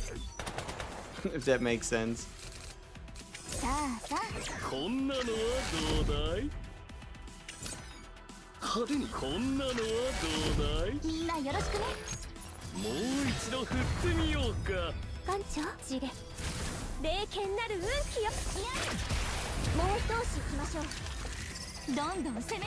This one is still okay rather than when you replayed the like mega desire card bullshit. You might not be entirely incorrect.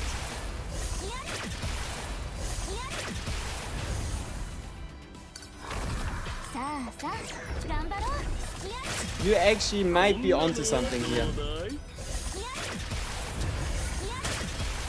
Why is everybody saying Faye? What does Faye bring to the table? Faye deals more damage the more draw you do. So having something that does a bunch of fucking draw is pretty useful. The thing is, our Faye currently doesn't do it, and that is because we forgot to upgrade, activate the upgrade card. So yeah. Also, but at this pace, I don't even know if we'll ever get the chance. Like, it just doesn't look like we will. I do have a Fracture deck already. It's just not the perfect one, unfortunately, because we can't get Claim. Because we can't get Claim 7 with it. We could get Claim 5 though.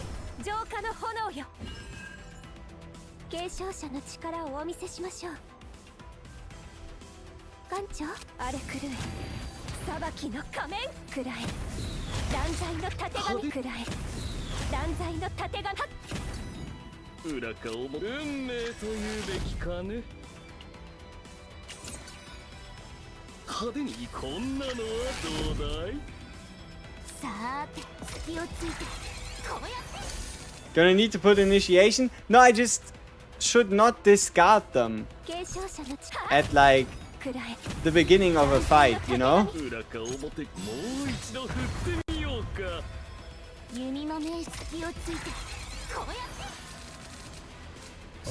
Look at her descent stacks right now.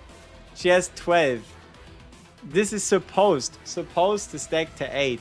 And the reason why she's currently at 12 is because we don't have the hand size to afford a descent card. Which means the moment we make space, there we go, we get a Heaven's Fall whatever you wanna call it, card.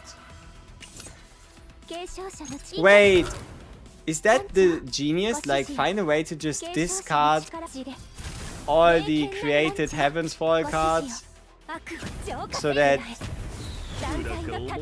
you can then later, I don't know, use the X-Cost card to get a bunch of the Descent cards in your hand?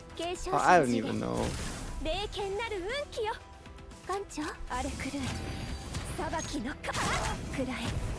断罪のたてがみ継承者の意見くらえ断罪のたてがみ We're playing all the seasons? Kinda, yeah.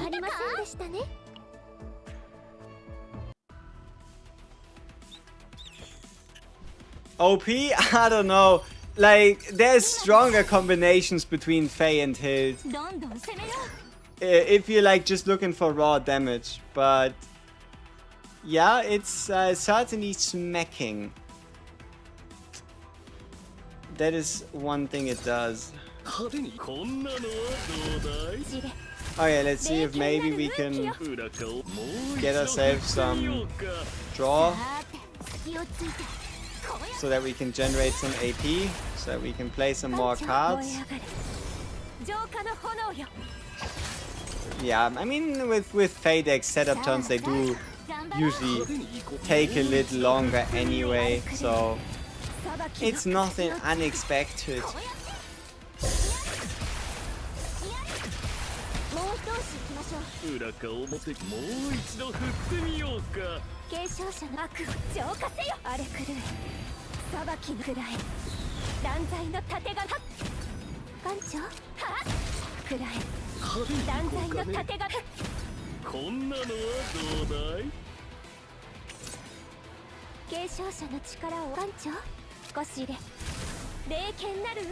Pew. Oh! Arrows do not stop streak.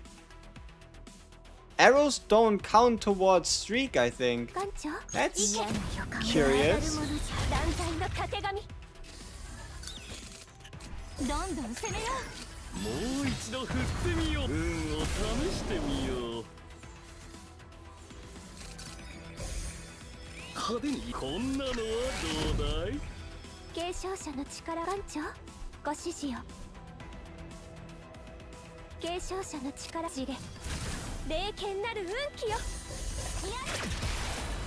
Yeah, they don't. Arrows don't stop streaks. They don't count as cards of an element being played somehow. It makes sense at some points, surely. Nothing to worry about.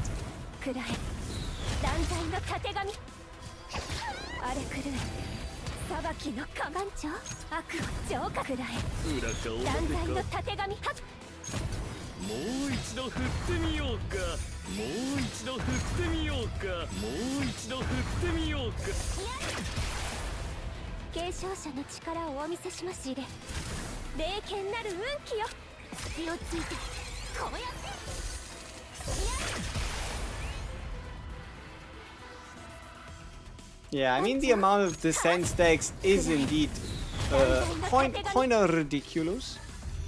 That is true.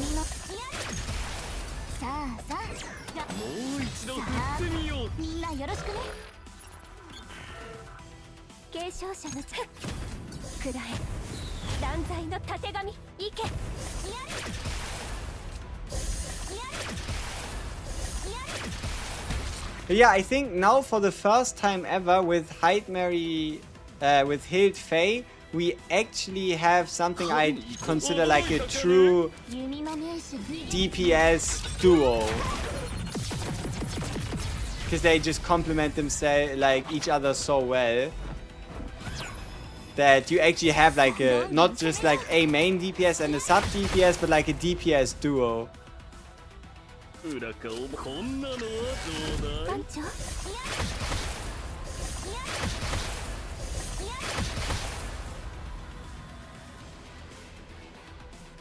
継承者神霊の炎が悪を焼き尽くす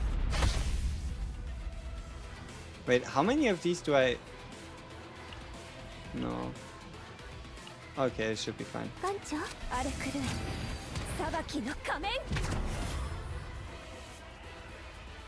継承者の力悪浄化くらい断罪のたてがみはっ艦長知れ霊剣なる運気よ弓の名手隙をついてこうやって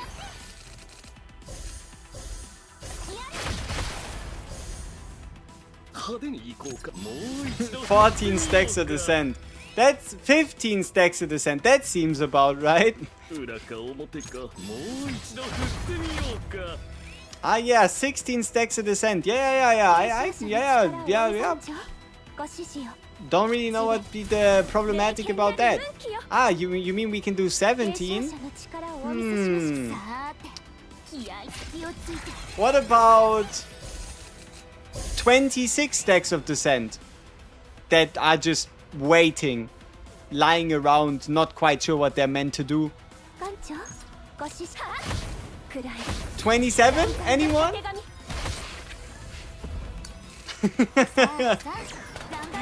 Look at this shit. We started our turn with triple X's 派手に行こうこんなの that were carried over from the last one.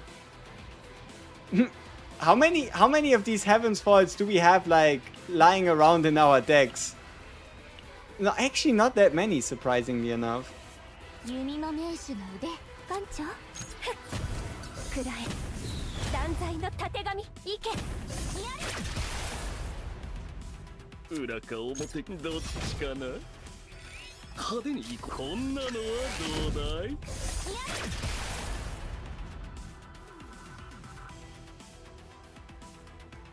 さーて気合い隙をついてこうやって Back to 18 descent stacks. 19. 継承者の力をお見せしましょう艦長ご指示よ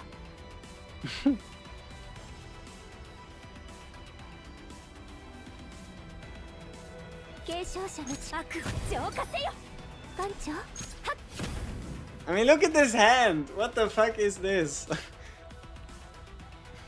継承者神霊の炎が悪を焼き尽くす艦長神霊の And 炎 it's が 10,000 damage per Heaven's Fall. 弓の目逃げ道なんか And see, this isn't even like the full capacity, right? 継承者の力くらえ断罪の盾パンチ Like we're back to 7 stacks again, 裁きの仮面 and then we're back to, and then we're up to ご 8, 承者の力をお見せし裏か and then 表か we're now up to もう 9. 一度振ってみようか艦長ご指示よ We have too many cards in 神 hand. 霊の炎が Too many cards in hand. And look, it's not like the damage is getting less. Keep in mind, we haven't even played the Persona yet. 焼き尽くす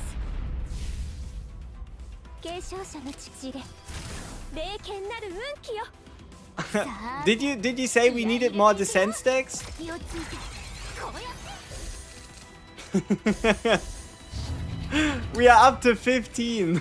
Or like up to 13 again. That's 艦長行け silly. くらえ断罪のたてがみ悪を浄化 How about we activate the Persona this time? Oh wait, they come right back? What? And there's another one. Oh no. もう一度振ってみようか艦長ご指示よ継承者の力 And we are again up to 10 descent stacks. Uh-huh. Very curious indeed. くらえ断罪のたてがみ行けもう一度振ってみようか 継承者の力を That お見せし seems ましょう totally legit. 弓の名手の腕気をついてこうやって We're still back up to 23 descent stacks. We have 7 AP. Yeah. Seems fine. The enemy has or is going to have 6 stacks of ionization. There's another 2 Heaven's Falls in there. Heaven's Falls are now up to 872% each. Yeah. This card is gonna give us another 5% in a hypothetical. We also have this card where... people! This turn, we could move up to 53 Infernal Rhapsodies to our hand. Our current descent gain this turn, 53. That means we've created 6 of these Heaven's Falls, and we have 16 stacks still lying around. This is silly. This is silly. 1150% per Heaven's Fall. 15,000 damage per Heaven's Fall. イリュージョンの終わりには拍手喝采がつくものさ。 I mean, how much damage is that? We don't have enemies tanky enough to the point where this makes sense. It's an average number for this specific deck here, I'd say so. You can probably expect way above 40 descent stacks a turn with this deck, 100%.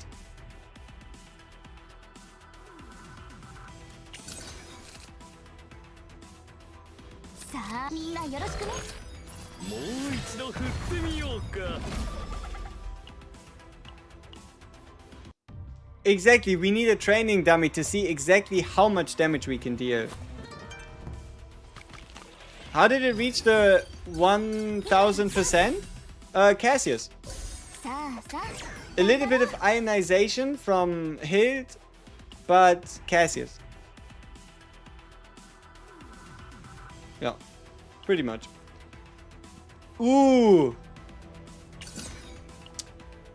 Does this mean we need to build a Claim 3 Cassius? Just so Cassius himself triggers the full claim effect of 4 morale stacks? Is a Claim Cassius better than a Season 3 Cassius? No, not really. Only if you were to combine it with other Season 4 Desire cards. Before anybody like actually starts wondering, you know?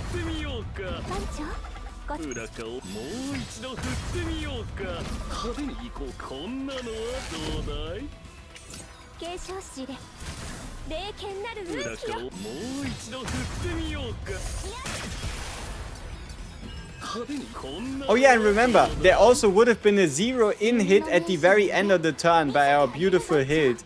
The problem is, 0-in never gonna hurt nobody if there is nobody left to hurt. You know what I mean? So it all has its like upsies and downsies.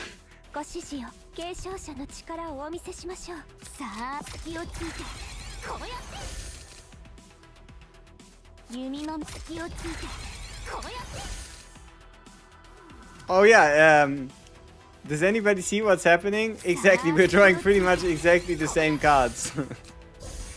But hey, we found an Eternal Hunger. Let's go. Do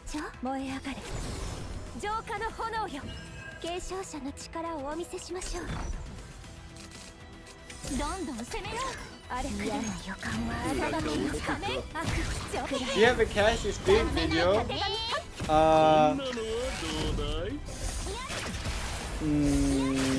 I do. Like for this specific Cassius build, I have a video that shows you exactly how to get the exact same build I'm using here. Yeah.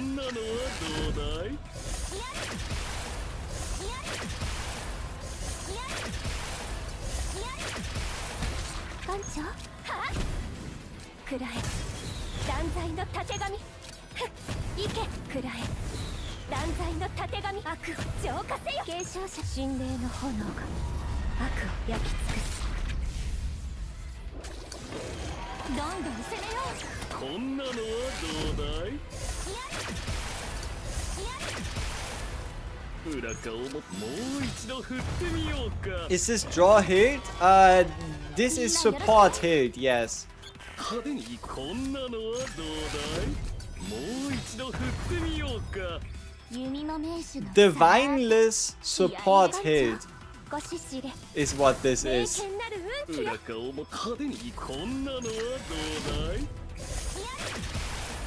もう一度振ってみようか。継承者の力をお見せし番長ジレ霊剣なる運気よ。継承者の荒れ狂い裁きの仮面はっくらえ断罪のたてがみはっくらえ断罪のたてがみいけ悪を除くらえ断罪のたてがみはっさあさあ頑張ろう。裏側もこんなのはどうだい。派手に運を試して No, I got FOMO. She is hella fun. 裏側ももう一度振ってみようか。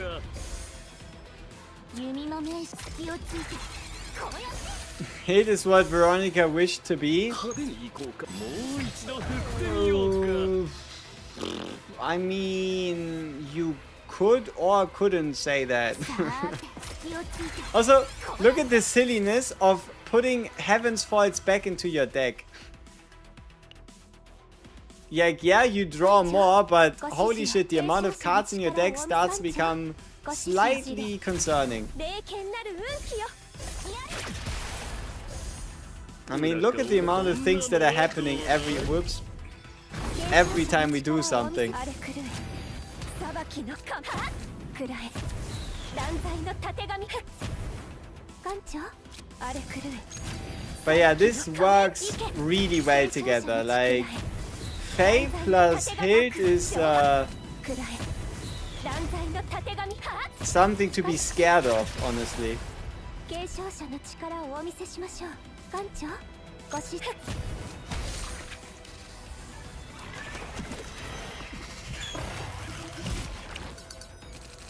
どんどん攻めよ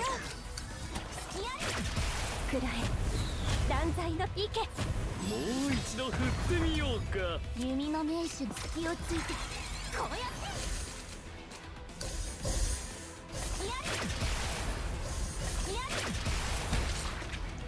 派手に行こうかね。もう一度 Let's see how many stacks of Heaven's Fall we'll be able to generate this time. 艦長新力を展開します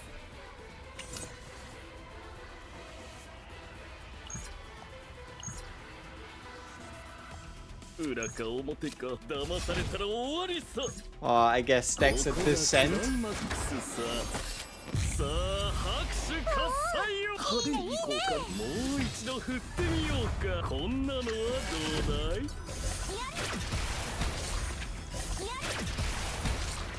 裏かこんなのはどうだい。継承者の力を知れ霊剣なる運気よ That wasn't very effective. What just happened there? Ah, I guess we drew a couple cards and they decided to get this card 継承 did. 者の艦長はっくらえ断罪のたてが Okay, I think the game is actually trying very hard to make our life miserable right here. I'll be honest with you. 艦長ご We 指導 drew into nothing. さーて Also, 弓の名手の we had a very interesting turn end there. I think it's for the best if you have Eternal Hunger in your deck rather in your 継承者の hand. 力をお見せしま I mean, it's enough anyway. す焼き尽くす Look at this shit. 15k a Heaven's Fall, and that's just with two of them. 全員無事 10 Heaven's Fall under 50k, and that's past and beyond anything else. Yeah. I don't know if this is the best version of Faye and Hill together. 頑張ろう Yeah. I don't know if that's the best version, but it certainly is an incredibly strong one.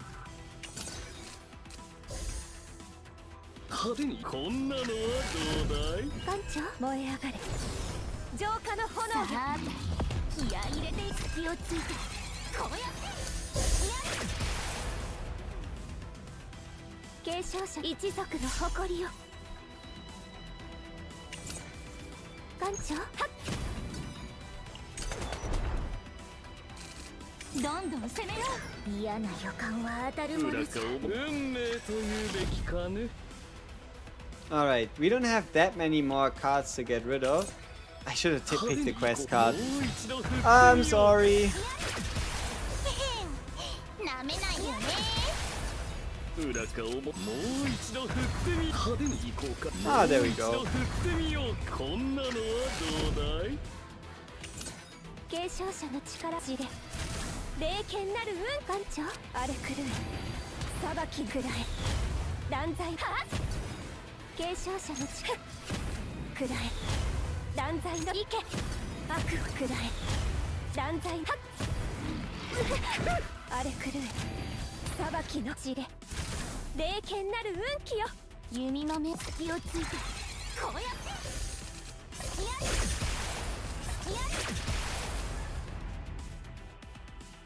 て裏か表か運を試してみよう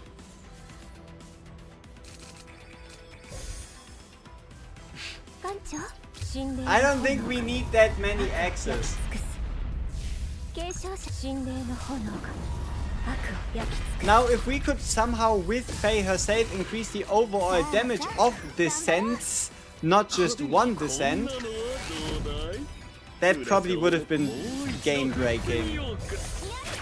But luckily, she can't do that. さあみんなよろしく Luckily for the devs, they're getting away scot-free. Wait, am I... Do you have bad luck so much that you can't find a tier 15 in the level 8 chaos? Yeah. You're gonna need around 30 to 40 refreshers. That's the number I'd say is realistic.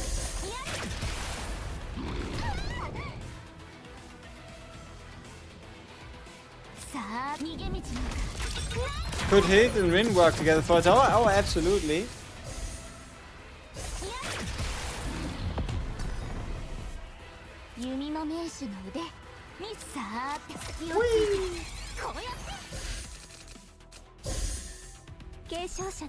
Can you have too many descent stacks? Tough question. The answer to that might just be no.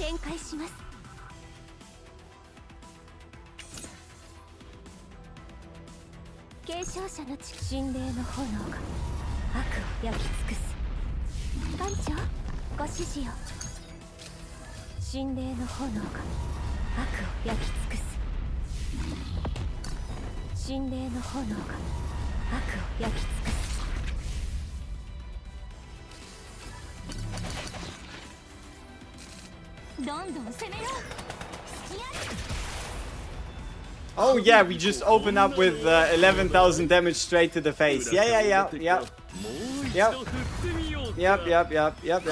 The usual. I mean, what else, right?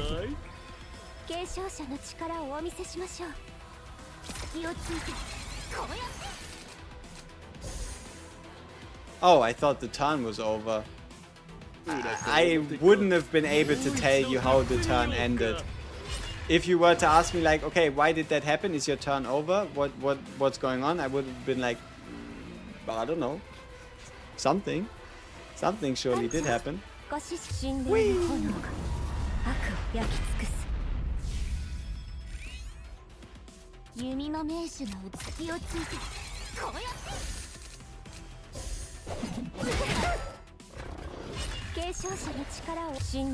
Yeah, I don't know, finding an effective way to play this deck, especially like, for example, in like a completely on its own scenario, you would just fight an enemy, kill them, be done. But especially if you like try to get it through like wave-based content, stages end and things do what things do, kind of.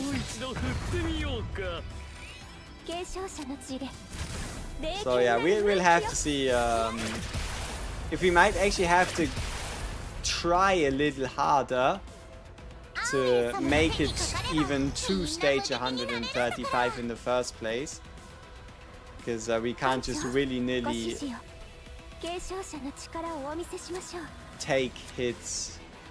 Yeah, I guess that's the best way to describe it. 裁きの仮面裏か表か悪を超くらえ断罪の盾が継承者の力こんなのはどうだい艦長はっくらえ断罪の盾が継承者の力をお見せしましょう艦長 So many cards! 炎が悪を焼き尽くす継承者の父で霊剣なる運気よ艦長神霊の炎が No gear on Cassius? 焼き尽くす I don't know. 892 health on 400 defense?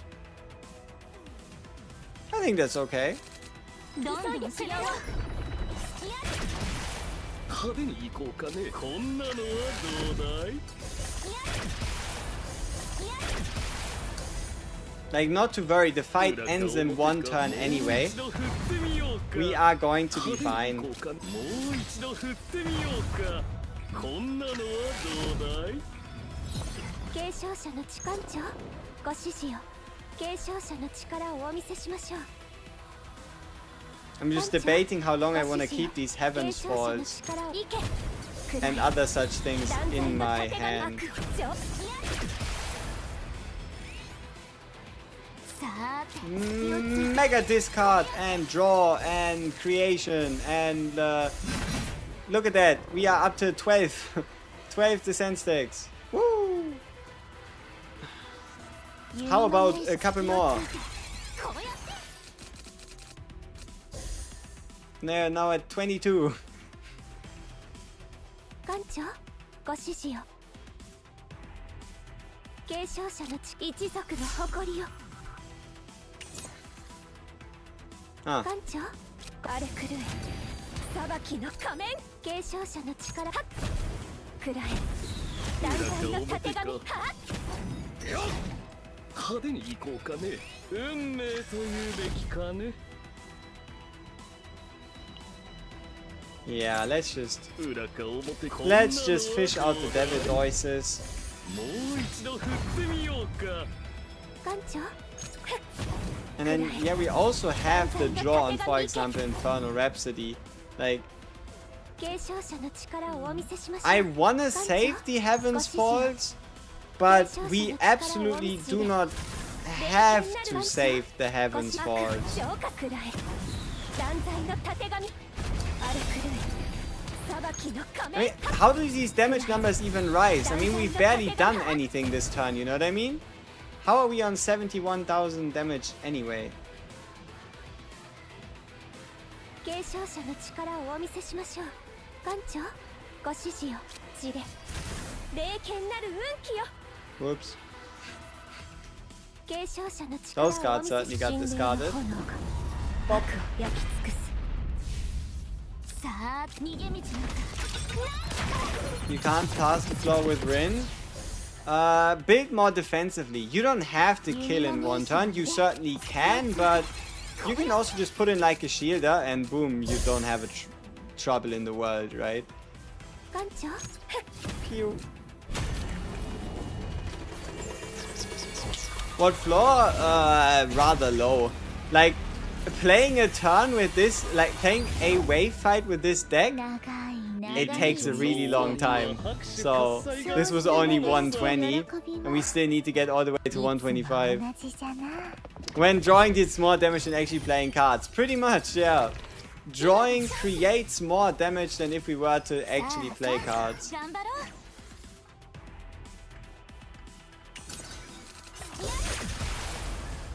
派手にこんなのはどうだい継承者燃え上がれ浄化の炎よ地で霊剣なる運気よ艦長ご指示をあれ狂え Yeah, it is a pretty fun team combination. 断継承悪を浄化せよ The interesting part though, it has nothing to do with Season 4 ご指示を whatsoever. さあ逃げ道の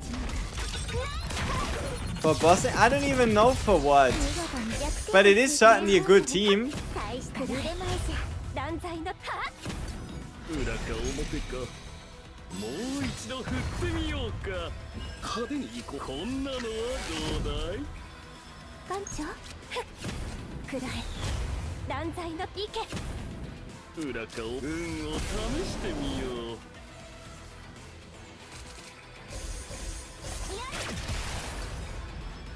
派手にこんなのはどうだいもう一度振ってみようか継承者の弓の目みんなよろしくね艦長悪を浄化せよ Yeah, to be fair, Heaven's Fall is kind of a ridiculous card. Because any additive damage boni are just 3 times as effective on the card. Which is kind of criminal. Like, you know, Heaven's Fall might have just been a bit underrated. It is indeed ridiculously criminal. Yeah. It's my first time hitting 1.1 million on full scale because drawing Faye and Subhill. Oh, you know what? You're actually right. Okay. What kind of score can this team... What kind of score can this team get on full scale offensive? We do have one full scale offensive that wants this, right? Like, it's about void cards, it's about zero cost cards.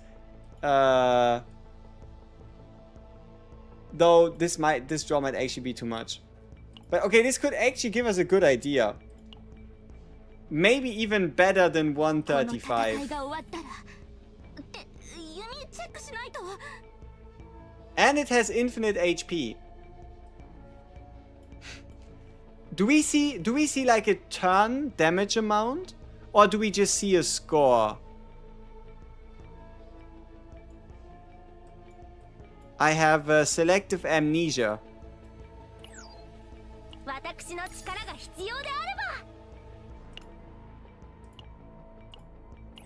Just a score? No, just a damage score, not a damage amount. Okay. Alright. Let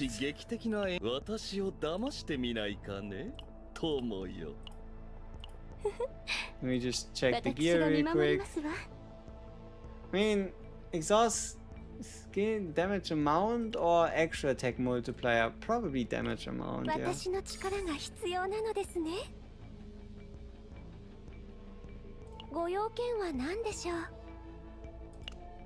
Alright, let's see what we end up with. You feel like both of you guys would overlap? Yeah, but then just put it somewhere else. Put it like at the top or below or I don't know, somewhere. We'll see. We'll see how long it takes us to reach 900,000 for a start. How about that? Just a casual, okay, how long does it actually take us to get to 900,000? And then, depending on how long that took us, we will or won't continue. I think that's fair.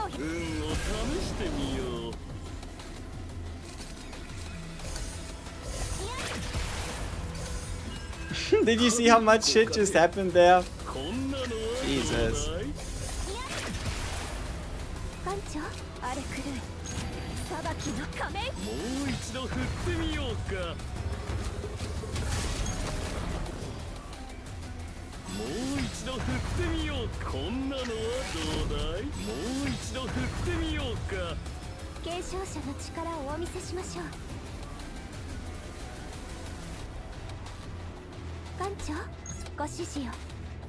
I guess.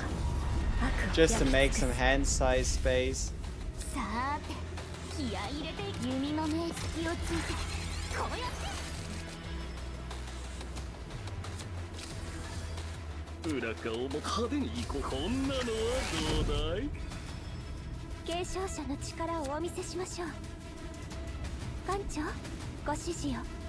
Our hand is very full.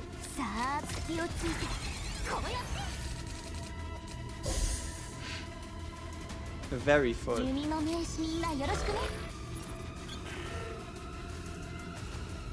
Okay, is there anything else I want to like, or I need to play out? Dice trick. We need to somehow afford the dice trick. Alright, we gotta get rid of some Heaven's Falls. Like, enough is enough.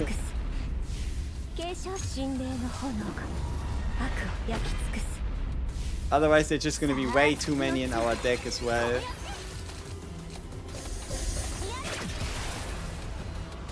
Okay, so got that played. Can get additional draw.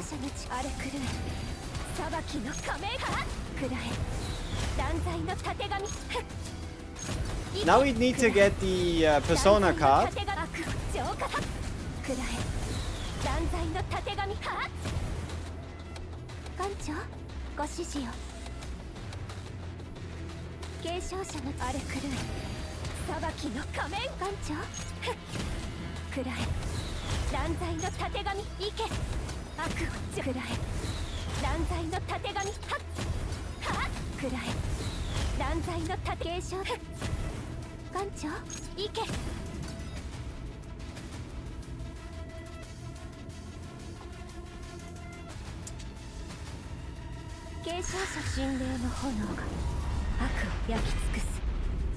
It is working really well, obviously.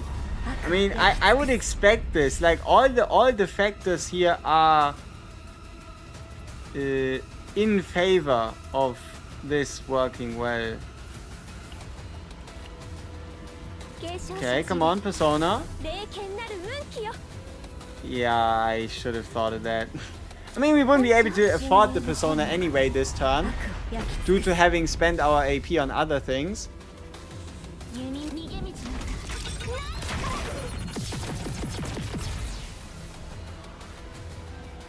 Yeah. Okay. Now this turn is actually going to make a difference. Let's see. One full turn with everything properly prepared. Where do we end up? What can we make happen?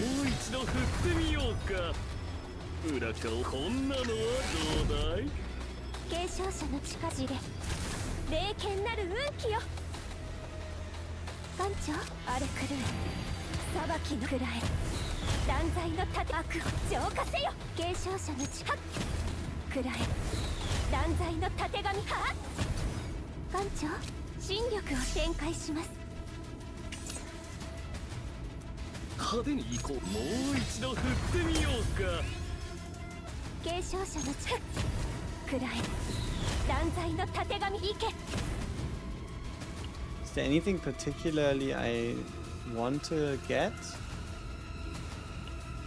Sure, let's get the 3 draw to make our hand size a little bigger. Awesome. Get the Persona in, get that one in.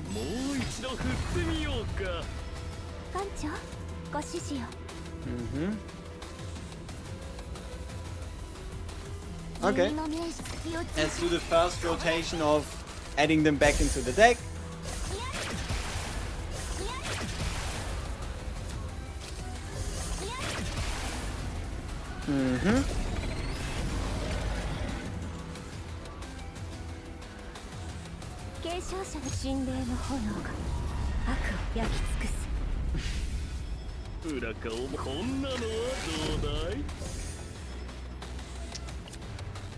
Whoops. I should have played the well, you know who. Should have played the other card first. Here, while it is still has its streak active. Because this is going to allow us to squeeze out a bit more draw to, yeah, practically no drawback.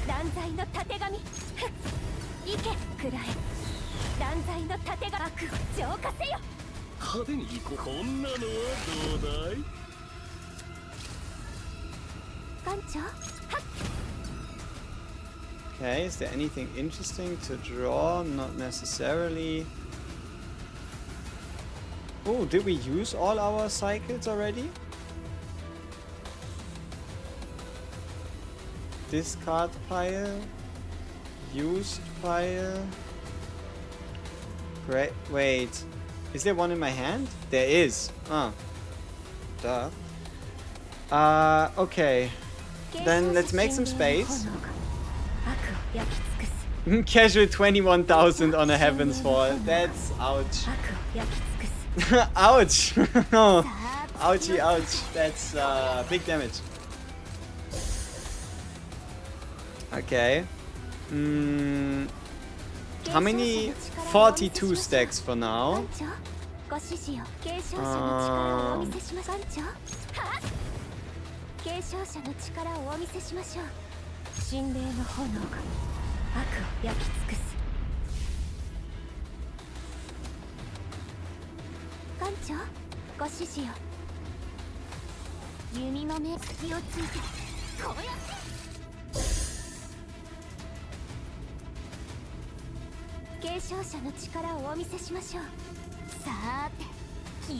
Also look, he has the full stacks. He is on full stacks of ionization. Let's go.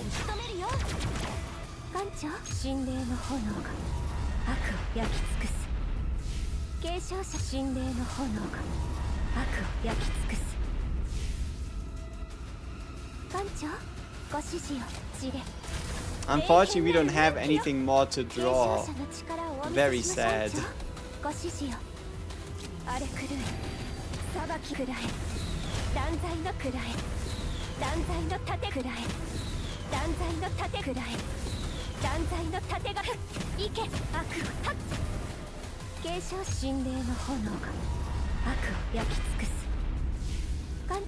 $54 stacks.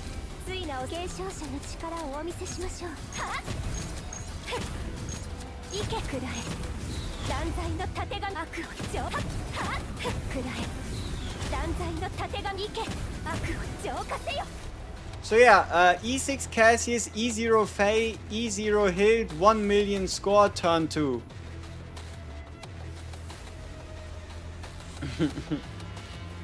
Good stuff. That's not too shabby. Yeah.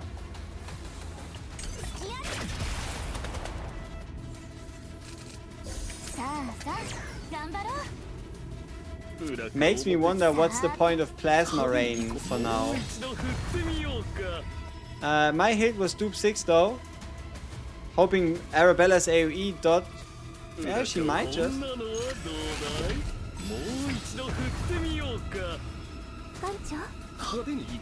I mean, you could also probably play a different deck if you want the 1 million score turn 1.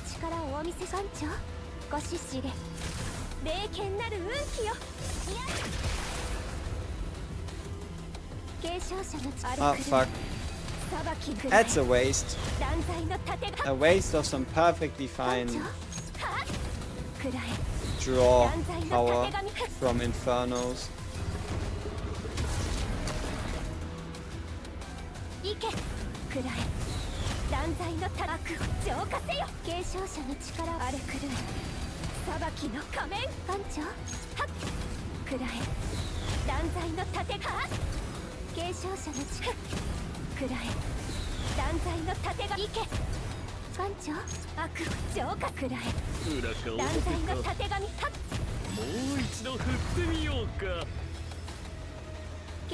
We have so many cards in hand, so much draw.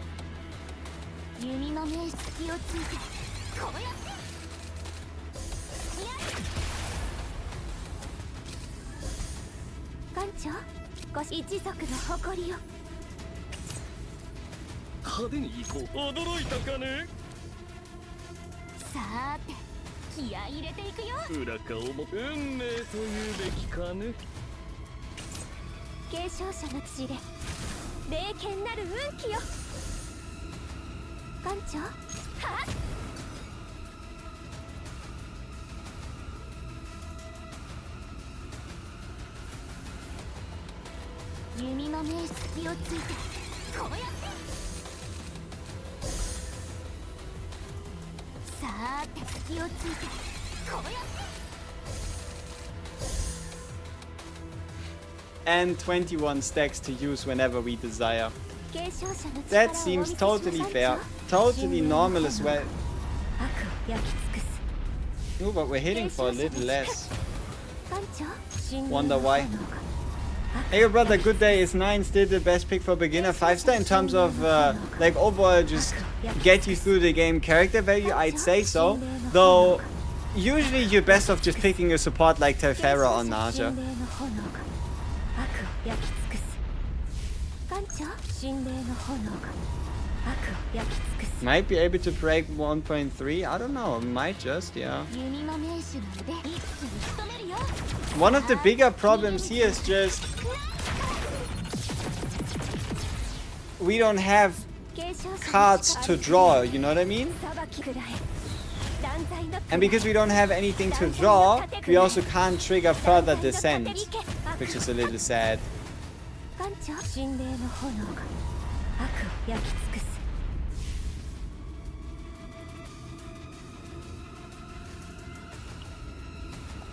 Wonder if we should care about any of these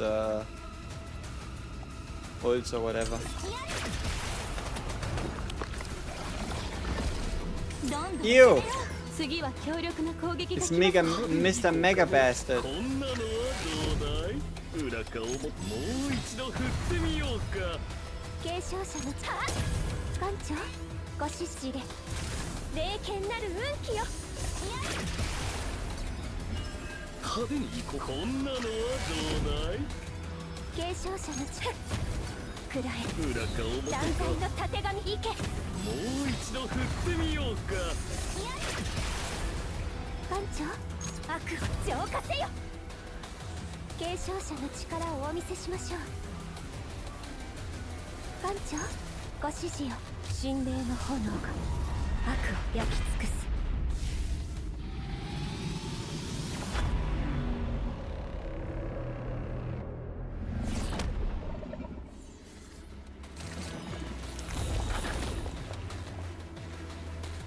You know, you're not the only one who thinks this is not the dimension they wanted. What the fuck is this shit? Where are my draw cards? Hello?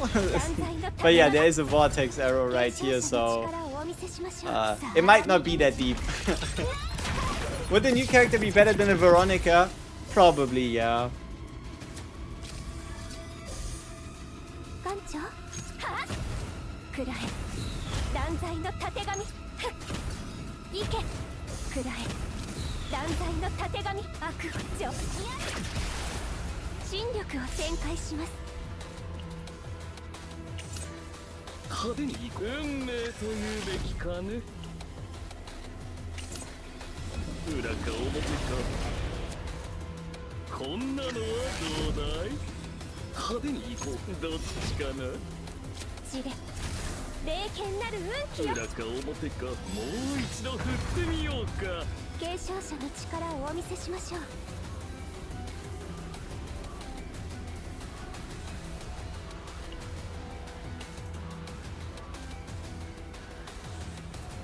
Look, we haven't even played a singular draw on release. さあ Look at this stupid shit.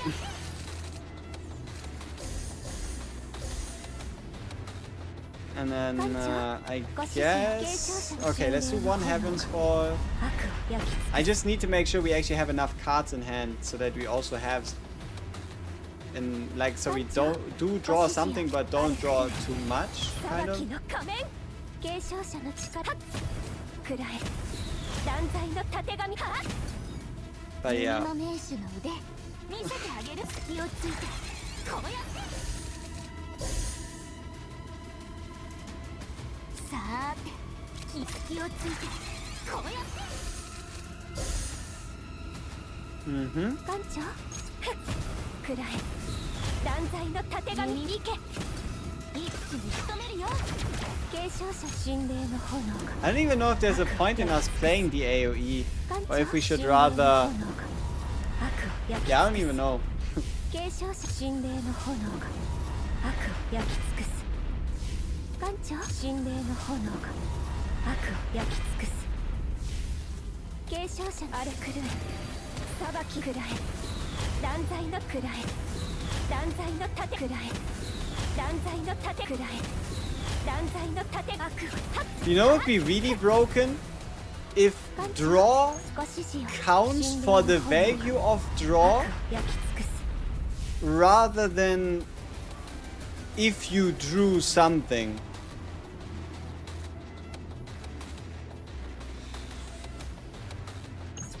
放送しの後期 For sure, might as well use the Fey ult here as well, because, you know, why wouldn't we? 雲も And お then... 見せします神殿の Meow. 悪を焼き尽くす Yeah, yeah. Is there anything else we need to keep in mind?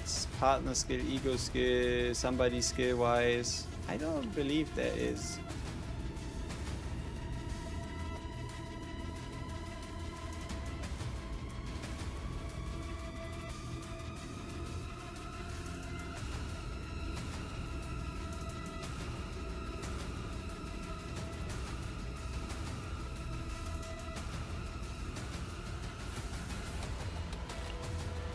And 0 in.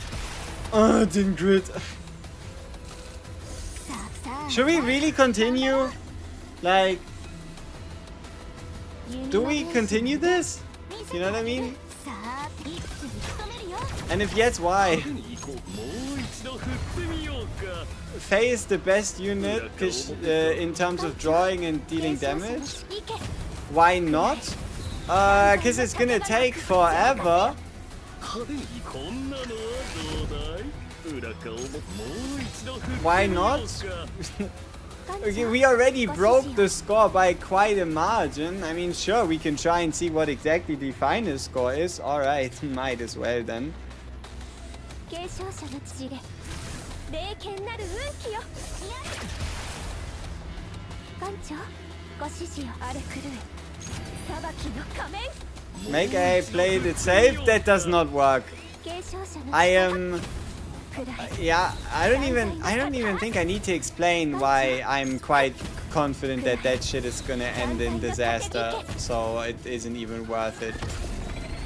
継承者の力をお見せしましょう一族の誇りよ艦長ご指示よ継承者の悪を浄化せくらえ断罪の盾が立つ艦長継承者の力を弓の名手の腕見せてあげる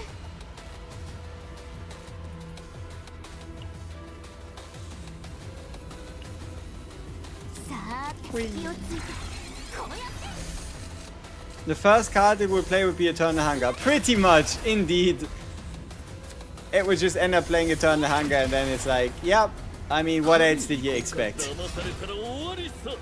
裏顔もこんなのはどうだい？派手に行こうか。もう一度振ってみようか。裏顔もてか。 Okay, what else? Is there anything important?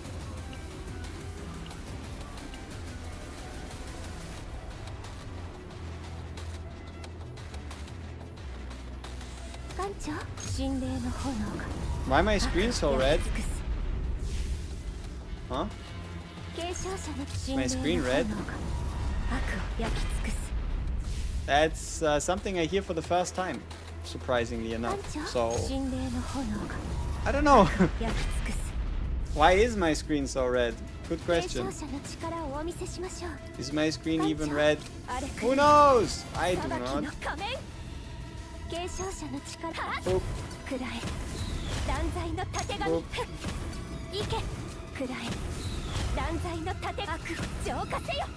派手に行こう。運命というべきかね。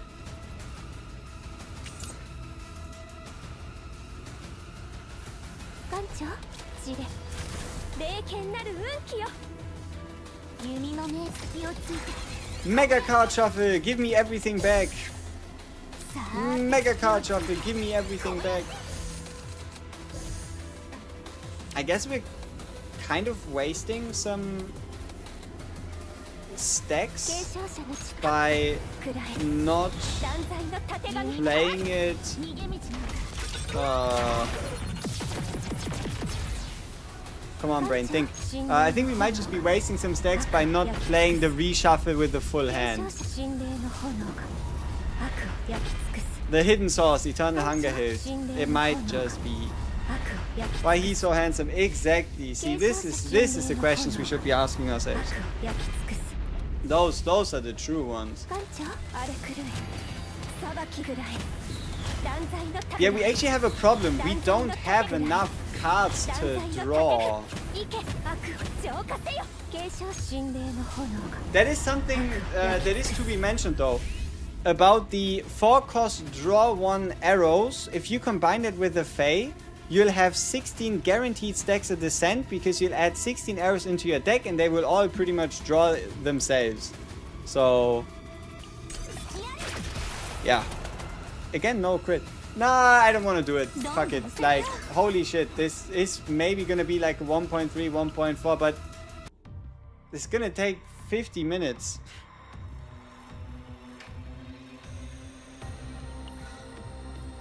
Is Luke good yet? Luke always good. Luke big happy. Me likey. It's just you might just have to wait a little longer until they get rid of something like yeah, you might just have to wait a little longer until they get rid of something like elasticity. Oh, there's that one Luke card. There's that one Luke card they introduced with the Luke buff that's like really insane. This one. It's a way to generate 5 bullets per turn with a single card. Choo! Choo! You don't say! What the fuck, bro? Choo! So yeah. Also, this became 0 cost. Or always was? I don't know. But they definitely buffed some safe reloads. But yeah, this one's now pretty cool. 1 cost, create 3 at the start, and next one create 2. The problem is you can just only have like 1 copy of it. Or 2, because otherwise you're creating too many handgun bullets at the start of the next turn. No. Think about it. If you duplicate it 3 times, you draw 5 at the start of the turn and then create 6 bullets. Exactly. But yeah, he did get buffed. And also his base multipliers. I know it doesn't look like a difference, but his base multipliers on all his bullets got buffed as well. Am I forgetting anything? Did they buff him even more? Let's check.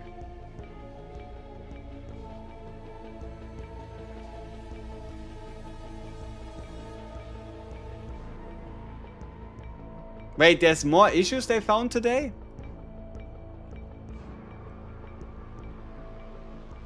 An issue where combatant mythic cards can be applied with epiphanies when adding build presets.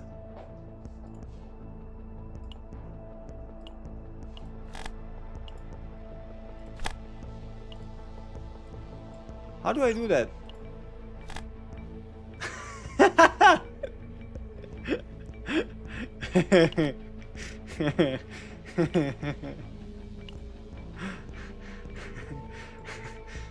That's awesome. I'm gonna send people on the hunt. I'm going to show them an in-game screenshot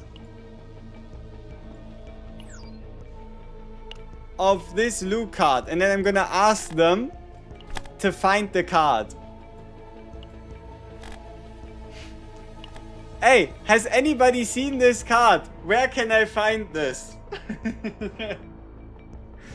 But wait.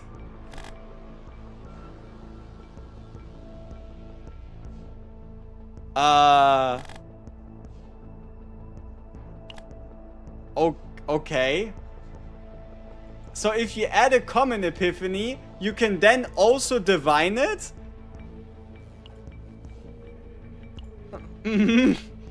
Aha. Yeah, I really like this Luke card. 1 mark, gain 1 AP. Is a perfect card. Is amazing actually. Okay, on who else? Season 5 spoilers, yeah. On who else does this work? Oh no. Oh no. Draw 1? No. No. No, No, no, you can't do that. 1 cost, draw 1, pay a shooting star. No, imagine. Pay a shooting star, draw 1. Yeah, it's because it's a 2 cost base card. It's a 2 cost base card, which means it can get draw 1. Or I guess even other cards. Draw 1 neutrals, right? But yeah, imagine this fucking card, man. Pay a shooting star, 1 cost, draw 1. Holy shit. You have it, but it's gonna cost you 25 in Chaos Euro currency. Exactly. This is not good. This makes me sad that it's not real.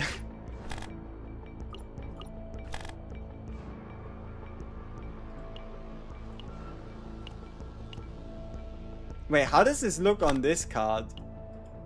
Ah.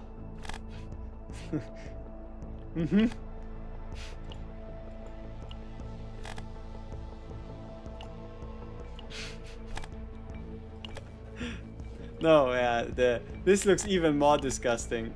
Have you seen this card yet? You can't play the card, but it obviously has weaken 1 and 1 draw.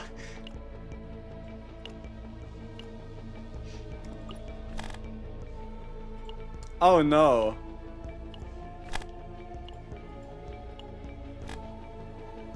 Three morale?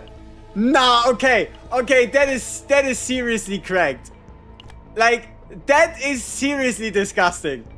That is not fair. Like, that card is seriously illegal. That card is completely busted. That would be so utterly insane. No, I refuse to believe it. That card. No. Nuh-uh. No. Nuh-uh. Imagine this shit. 1 cost, gain 3 morale. On Event Horizon.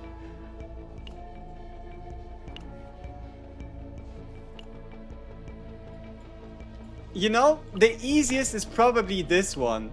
I think we might all be thinking it as well. Ugh! 2. No, this is making me dream. This is making me dream, man. Fuck. Obviously this is fake. Like, this does not work. It's a bug. It's a bug in the build preset. But a Joker at 0 cost with 2 morale, or even with just 2 morale, man, shit.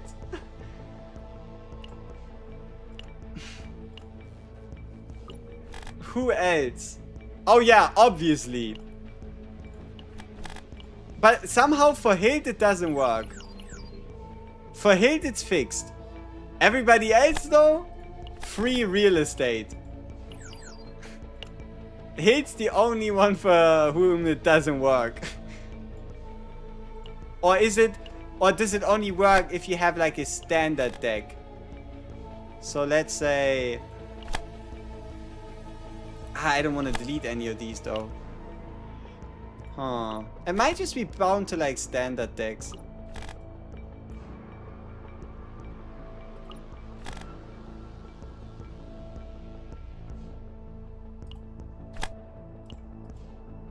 Ah, this one doesn't work as well. Huh. I wonder what the difference here is. What kind of epiphanies does the mealtime 6 cost have? Apparently nothing. Okay. Yuki! Oh, no! Don't do this to me! No! No! No! No! No! No! I mean, I'm doing this to myself, but... Oh, no! Look at this card! 0 cost, 2 morale, iceberg cleave.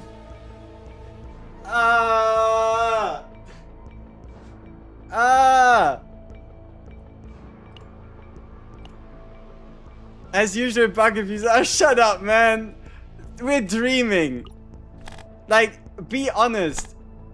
Don't you get some special ideas seeing something like apply one vulnerable, zero cost fighting spirit?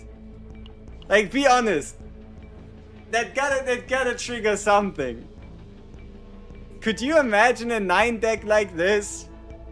9 hue, 4 zero cost fighting spirits. They all provide vulnerability.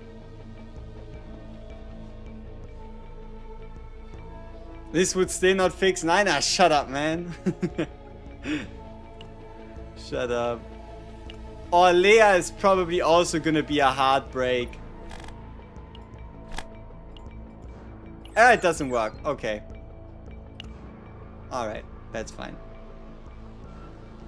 Level 70 units get this. Yeah, maybe. If you could epiphany purple cards, copy targets would be a bit different. Or even imagine if copy targets actually had unique epiphanies. That is the true pinnacle. Imagine if purple cards had unique epiphanies. That is my dream. I know it's the I know at the end of the day it probably won't be good for the game, but I would love to be able to epiphany purple cards and get 5 different versions. It would be terrible, but it would be lovely.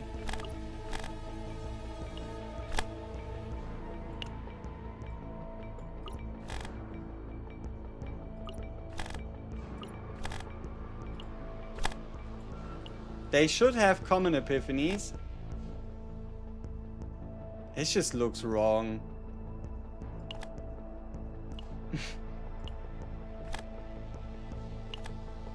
This just looks wrong. Surely the corruption mechanic would allow this.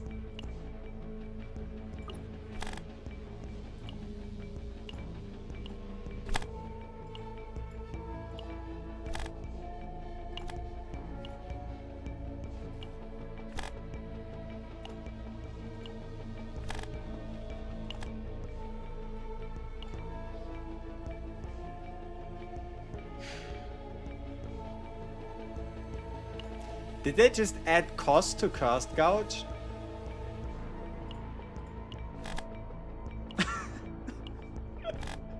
Did they just seriously add cost?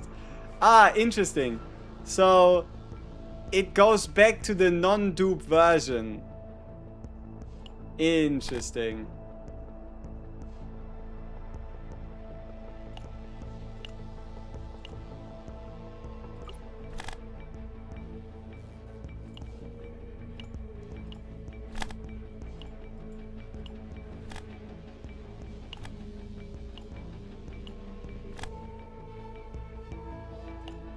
Which basically translates to this would be a lot stronger if this was real on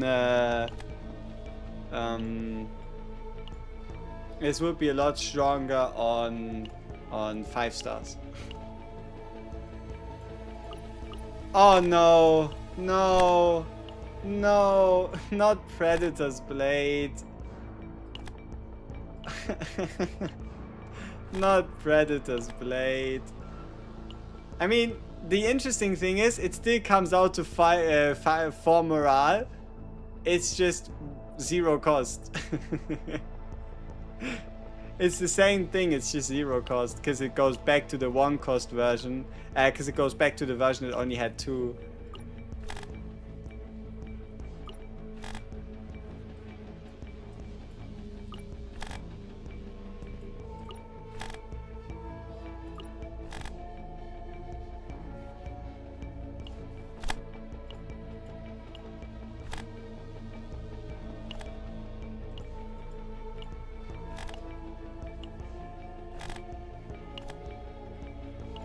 The best Shelter Strike. Next patch, no morals, no buffs, only 1 hit per turn, no draw, no AV, no client, no game. Yep, pretty much. But, okay, I mean, this was fun. But also very sad. Now I'm sad. How have I been live for 8 hours? Where did the time go? Didn't I say it was like 3 hours 20, like 20 minutes ago? The fuck? No wonder I'm starting to get a little hungry.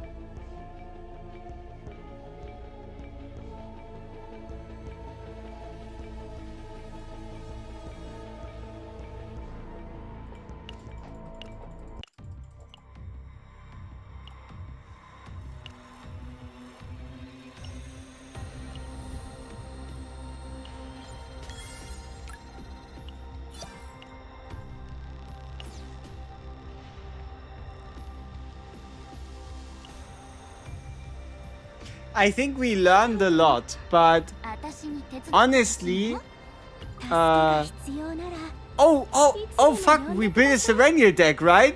But for what? We didn't even use it yet. We built a Serenia deck and we got so distracted by... Yeah, we were in the process of building a Serenia when somebody was like, hey yo, you can duplicate Eternal Hunger. And then it was like, wait, but what if I duplicate Eternal Hunger 3 times? What if I duplicate Eternal Hunger 4 times? What if I think back to Season 1? What is possible? Oh no! And then we went down this like mega rabbit hole, yeah. Yeah, I remember now. Well... Okay, let's actually do what we came here for. And that is, we're gonna kill this homing laser. Because I don't want to play Sortie, but I still want to feel good. So I'm going to waste a truly disturbing amount of resources just so I don't have to play Sortie.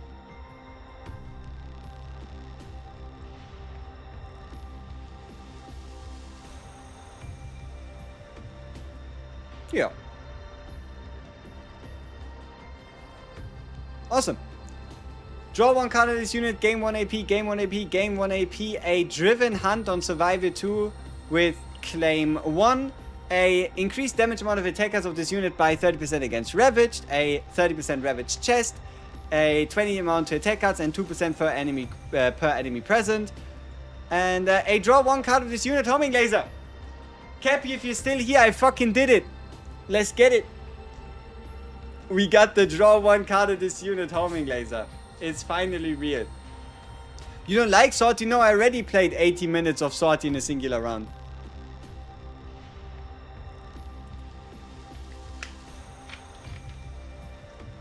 Yes, Dank Entity, it was you that got us to do this. Watching the stream, I got a rank 10 Sortie. How long will that last?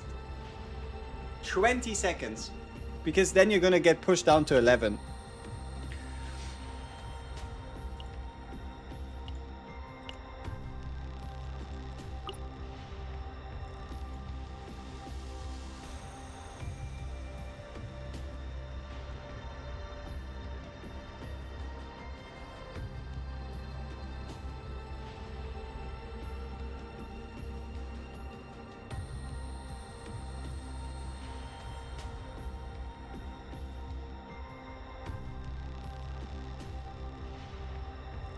Now I want a prismatic copy of Draw and Release.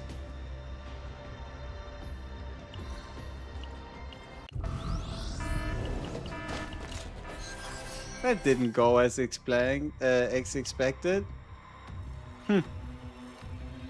Then my only solution clearly is getting an E7.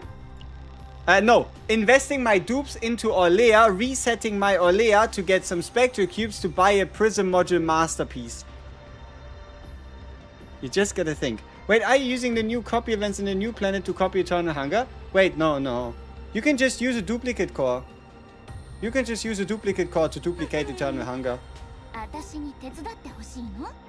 You could technically even get a triple Eternal Hunger deck. I'm just not too sure why you would ever want to do such a thing. You could. You could. Just don't know why you would. The reset is today, right? The monthly reset, yeah. Monthly reset is in 3 hours and 16 minutes. Oh, I'm gonna order myself a gigantic pizza. Yeah, I'm gonna order myself a ginormous family-sized pizza. Yeah, I earned myself that one after an 8-hour stream. Not to worry. 8-hour stream, I probably ordered the food while the food is on the way. I'll at least make 2 videos today, I think. Maybe I'm... Okay, help me think. Like, you gotta remember, I was there for day 1. I spent most of yesterday, if not almost everything yesterday, on just having to fucking drive and fly and walk and move and whatever around. So, what is it that we still need? I have a few things that I have in my mind that I know that we kind of need to do. But while I have you here, I might as well. So, I know that I want to do should you reset Orlea. It's going to be a talk about how strong is Orlea still, what would you do if you do reset her, something like that, right? Is it worth to reset Orlea? Because that's something that is possible.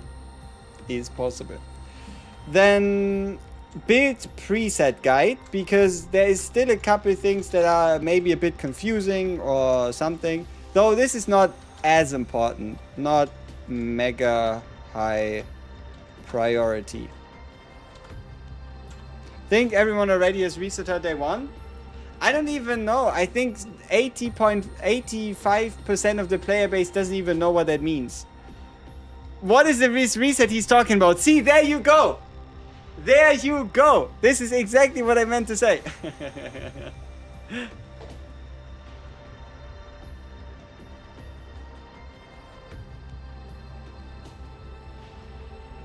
I currently have a 3 out of 3 copies save data. If I remove a duplicated card, would I be able to copy a new one, guys? Yes, but you cannot remove the original. It needs to be a card with the tag duplicated. Because if you remove the original, you will have to add it back in and re-epiphany it. But you wouldn't get a copy. Yeah.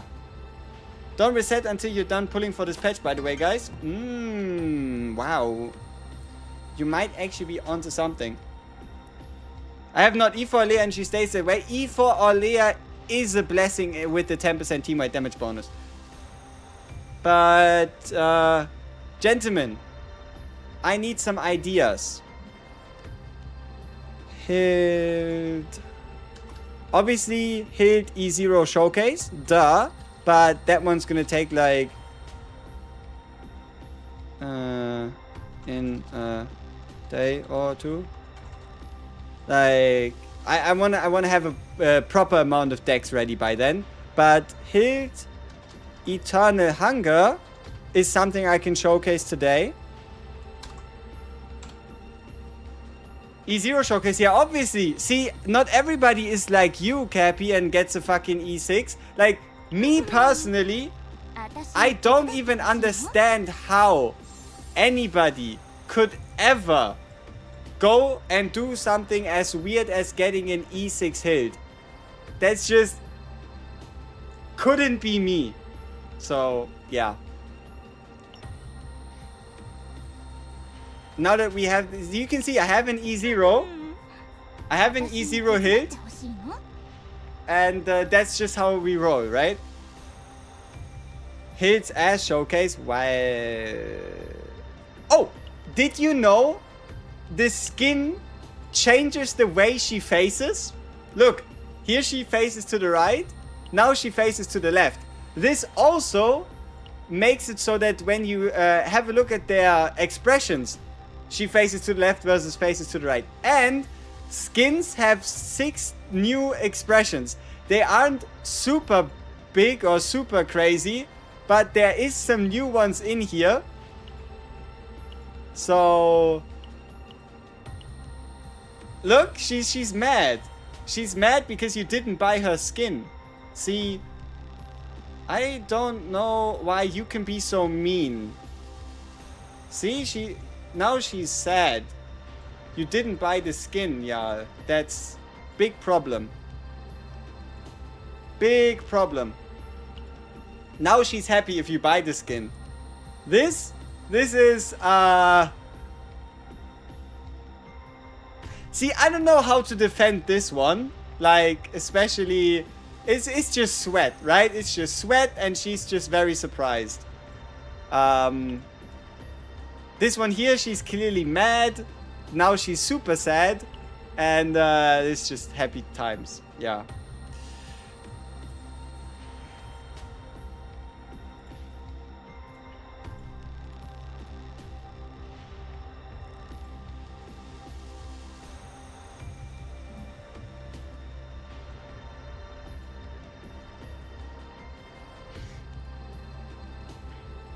Okay. Enough of that. We were brainstorming. Remember, gentlemen, we were brainstorming. Come on. Help a brother out.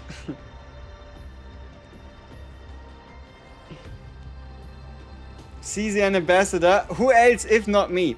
Isn't Owen a strong unit now that Morale is kept at 20?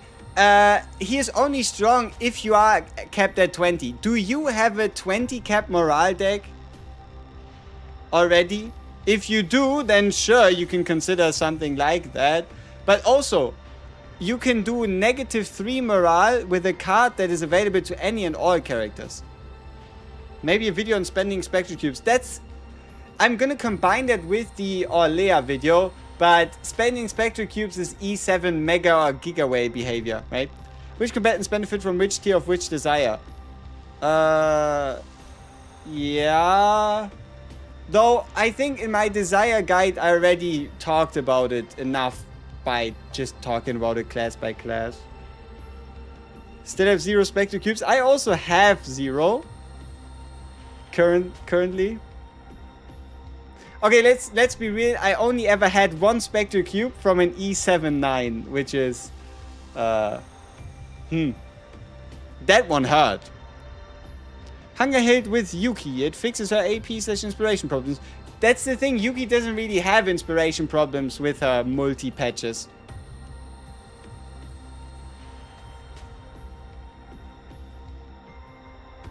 You got 2 from Alea and now you don't know what to do. Put one in Hugo E2. Grand Arrow the short showcase.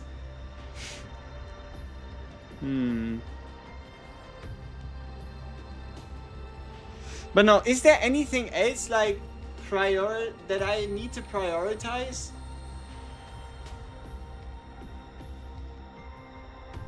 Like,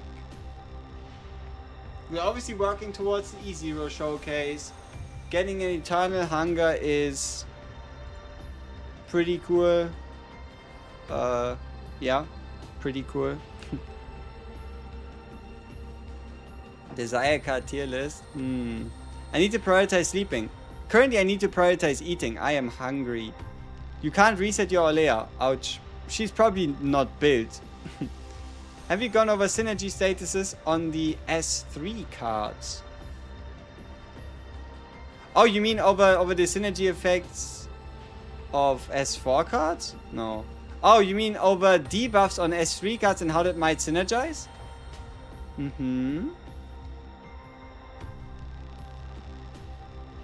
I don't use Orlea, so no need to give me the dupes I can give to someone else. Lol, who do I use?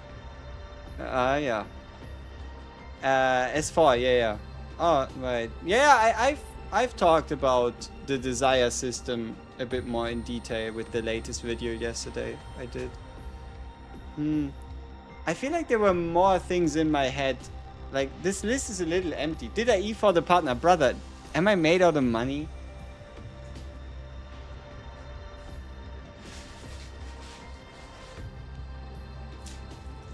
Obviously, I did not.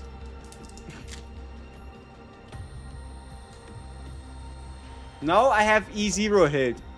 Don't let the people tell you something weird, Marcellus. I have E0 hit. Update the website with deck codes. Yeah, but that's not something I can do today or tomorrow.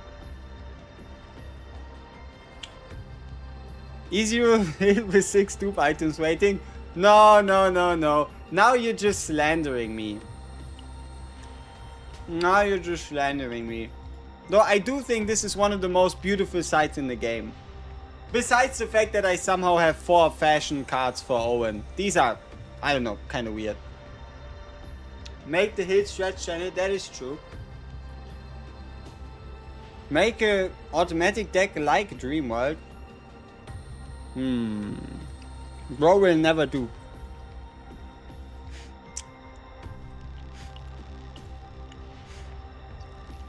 Yeah.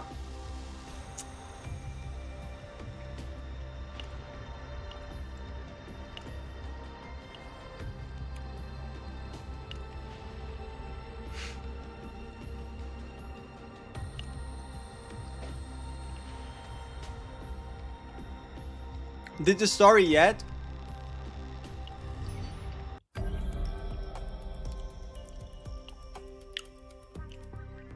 I don't believe I did.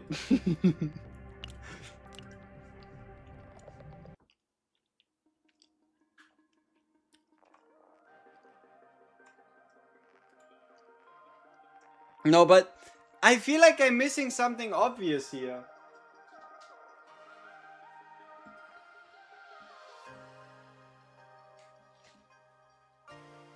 Kancho, 業務は大変ではありませんか？もしよければ私に少し手伝わせてください。あ、この書類じゃないですか？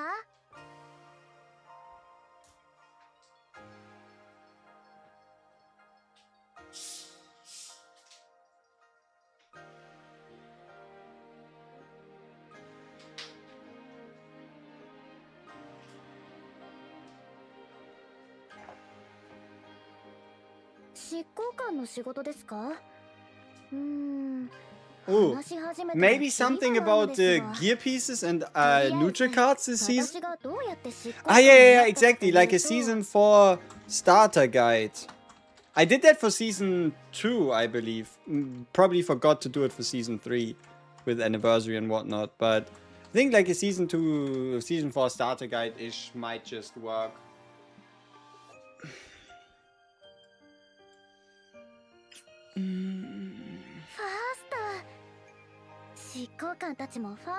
I recently managed to get 2 cubes and buy a Hugo. Last standard I didn't have. I don't like that much standard dupes. Yeah, that's totally fine. That's pretty awesome. Even though it's a bit more expensive. Though technically you could have waited until you, I guess, get Hugo and then buy 2 copies. But no, that's fine. Now you have Hugo. That's a benefit. It's a bonus.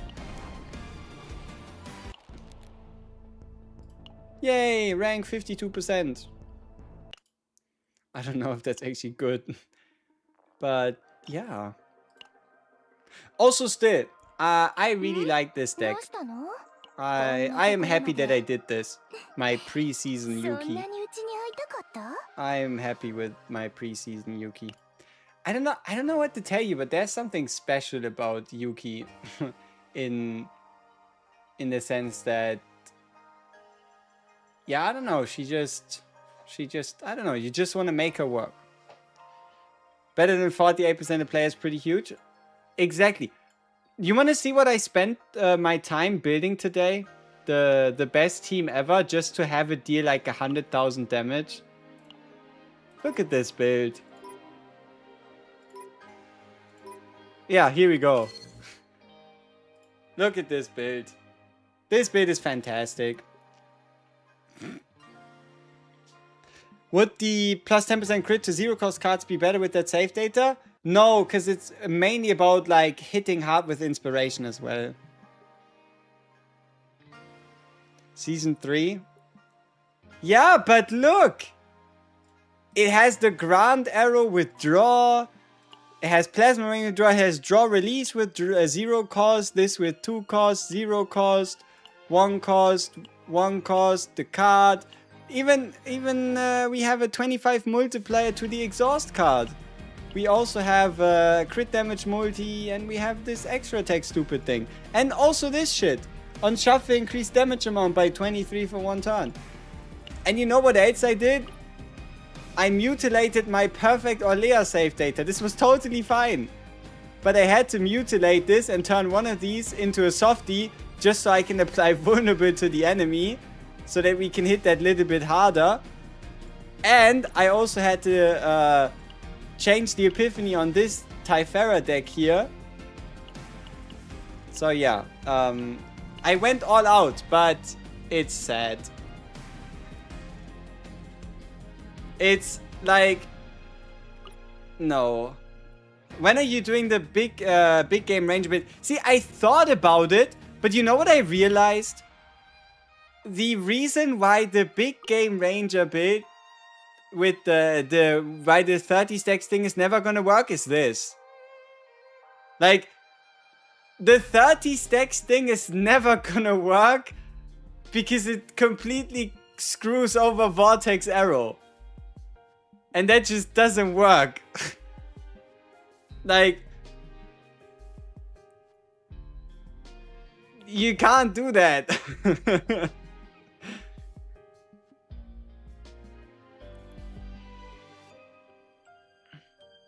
Shouldn't have unique for real. That as well, but I mean, if you pick up, oh, also we cut. In this case, we actually cut the big game ranger completely.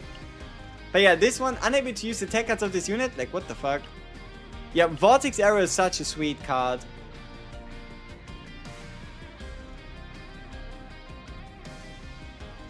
Wait, but how do you actually boost the damage amount of 0 in? Because it's like, what kind of multipliers do you have available for 0 in? Because it's like, this is hit of attack card. What does Orlea do? Next attack card used. Yeah, I mean, you know, 0 in would probably be the big ranger build if 0 in actually was getting buffed from these effects. Because could you imagine a 3500% base damage getting multiplied by all the Orlea and Typhara and all those buffs? You know, there is a teeny tiny chance that it actually does. But the only way you would then be able to reliably do it is Big Game Ranger 5. Because Big Game Ranger 5 would allow you to stack Orlea and Typhara stacks while getting 0 in stacks. So, unfortunately then though, you'd only get half of 2100. So you'd only get 1150. But that is still double of a Grand Arrow.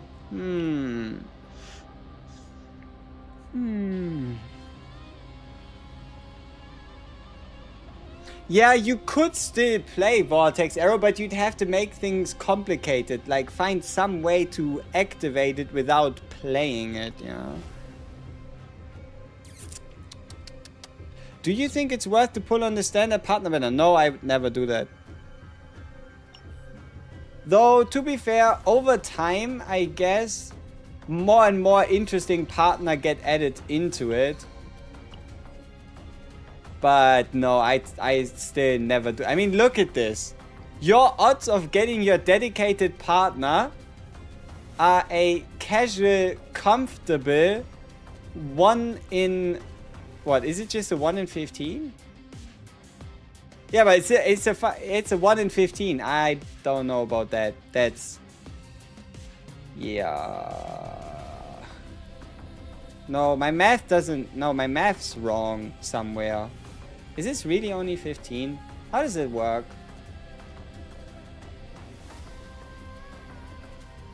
It can't be 15. What am I counting? 1 in 21. There we go. Whoops. Somehow 3 times 3 is 6. So, 1 in 21. That sounds like... Yeah, it's not gonna happen, boy. Yeah, I also haven't done a singular summon on this banner ever. On the... when there was the banner and it was on a discount... Like the discounted 50 pity guaranteed only 8 instead of 10 banner. That was actually something I did summon on. And we got ourselves a Marin in exchange, which wasn't bad. Should I build Rita or not worth it this season? Rita's always worth if you like her. If not, then throw her in the bin. That's the way it goes. You got a Tina and you got very happy. Hey, the Hugo partner. Not bad, not bad. But okay, are we getting another season in season 5? It is almost, it's very likely, but we have no confirmation. You got a second Gaia from the banner. Oof. You got a Scarlet. Damn. Scarlet I bought. Oh, not just Scarlet. If we look into my partners, I bought a Scarlet for 300, bought a Janet for 300,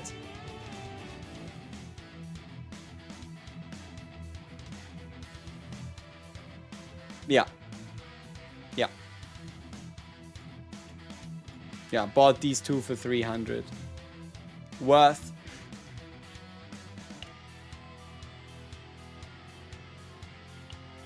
Is there anything different about Typhara expressions with her skin for gems?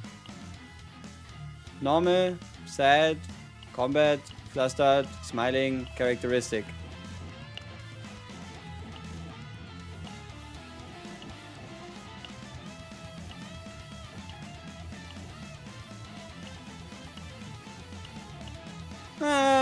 Maybe not. So I guess if you really want any special value, yeah, gotta get the cash in terms of expressions. Solaya for Hild, you could, but I'd only recommend it if you have multiple copies. Elskin. Male characters are non-existent since season 1, by the way. There is one in the works. Hello? Hello? Stop the slander. In the dev interview that we had with them, they said there's a male character, a singular one, that might arrive, I don't know, 8 months from now. Who knows? We might just get a male character next season. That's always the fun part. Is there a male character next season? Yes, no, maybe. Chaos Zero males. It is what it is. The skins, you can't use the skin in battle, no. It will be a fanboy. I don't know about that. Can't wait for the Rita Homeless skin. Ooh. Rita Homeless skin. It's actively hiding. I don't know if many people are gonna get that. You hope there'd be a male like Luke, like Judas, like a buff guy, like a strong man. Give us a guy with like a giant hammer. Maybe. They for the ZZZ formula. Put the main character right before the OP season agent. Catching you live. You're going to be on while I drive to work. AC Janus. I mean, okay. I can stay live a little longer just for you. But I intended to stop this like a while ago. I don't even know why we're still live, man. I looked at the clock. I was like, damn, 8 hours. That's enough. But apparently not. But yeah, so should you reset Olea, build preset guide, Hild E0 showcase, Hild Eternal Hunger, S4 starter guide. What else? What else is there? Is there anything else?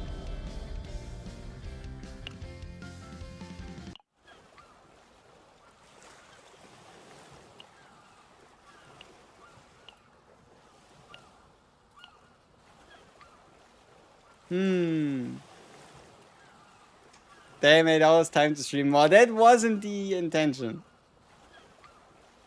No. Usually the giant hammer be a loli.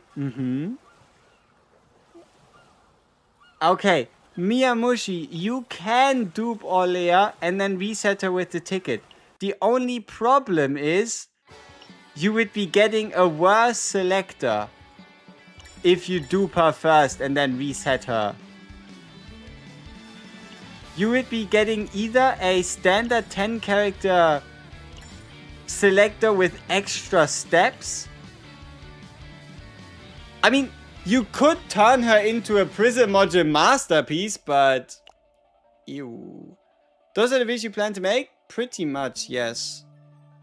But I ran out of ideas for now. Like, I thought we all could come together and you have something that like clearly needs to be done. But apparently not. Apparently we are all kind of clueless.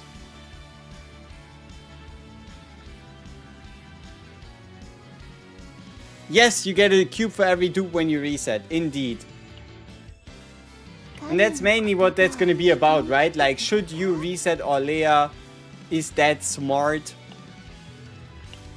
And if you do, what would you do with it? Like, for example, I could shift 2 dupes into, I don't know, Rin. I'm a bit sad that this didn't happen before. And that is because, hey, Bluebird, appreciate the follow. The reason why I'm sad that this didn't happen before, this Orlea reset thing, is look at this. Look at this store. You see what I see? Purchase limit 0 out of 2, memory code Luke. Yeah, exactly. And it also took an Omega dupe. So if I could have gotten it for free, then hey. How about you analyze the Arabella gameplay we saw on the stream? There's not too much that we are able to get from it, but okay, sure. Let's see if I can give you some wisdom. Whoops. Cooked. All right, let's see. EOS in 24 hours, no refunds. What the fuck is this? Interesting.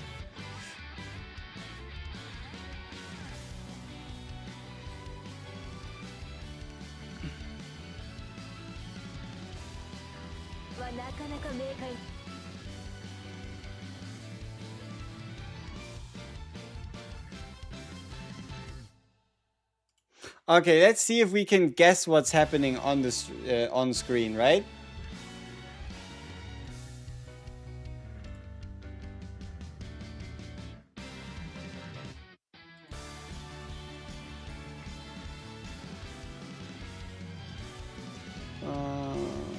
Okay, so what exactly is going on with the Arabella gameplay?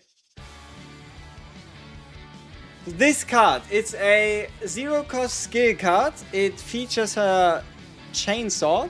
Obviously, we're currently looking at the card, right? This is very important. What else would we be looking at if not the card? There's something about a percentage bonus increase. Probably something like apply the enemy with a debuff. Based on the amount of debuffs they have, they take increased percentage damage from Arabella. And then it also, this is like the fracture break thing they talked about. Which means that whenever you trigger the fracture on anything, the enemy that has this fracture break debuff takes an additional stack of fracture. So this is just a fracture, no, this is the ionization arrow. So this is the 3 stacks of ionization. And this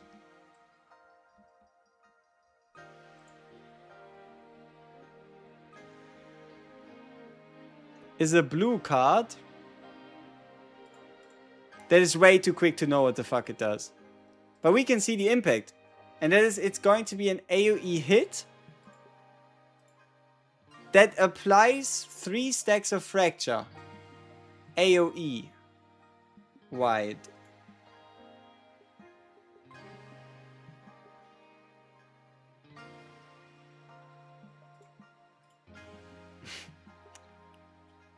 And then this one here is obviously our draw 3 AoE.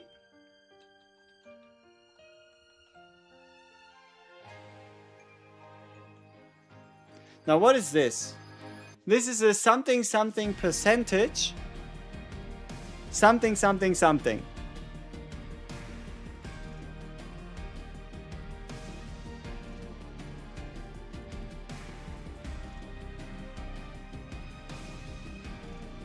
Okay, do you see this? This seems to have detonated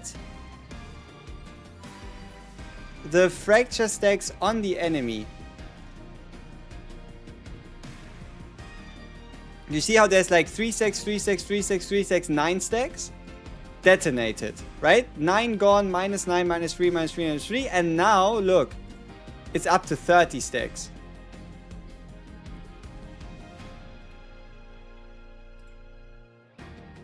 And then there's single target hit coming in as well. I think that's still the same card. The fuck is this shit? And then there's vulnerable, and then there's another stack. And then these 30 stacks are gone. Or these 9 stacks are from a different combatant. I don't know. But, yeah, this is going to be the fracture arrows. 3 stacks of fracture. 2 stacks, I mean. Then another 2 stacks. And another 2 stacks.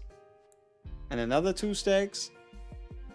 And I guess more stacks. And then now we're on 8.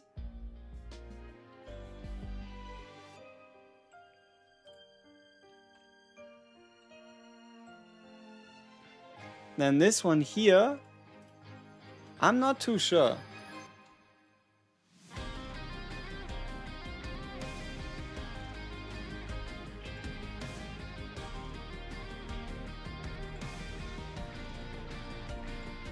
AoE damage, bunch of random hits, also activated the enemy fracture stacks.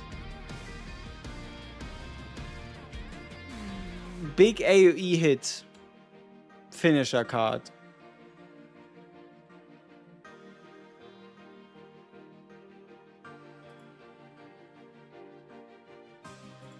Huh.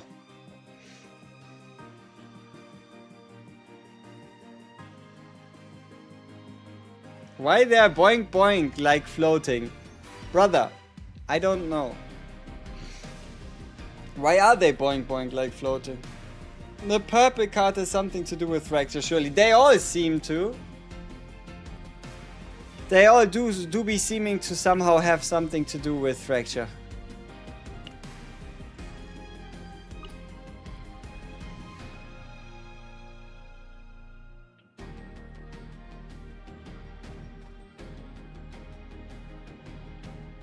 But yeah, in regards to like Fracture Eater, it's already part of, I guess.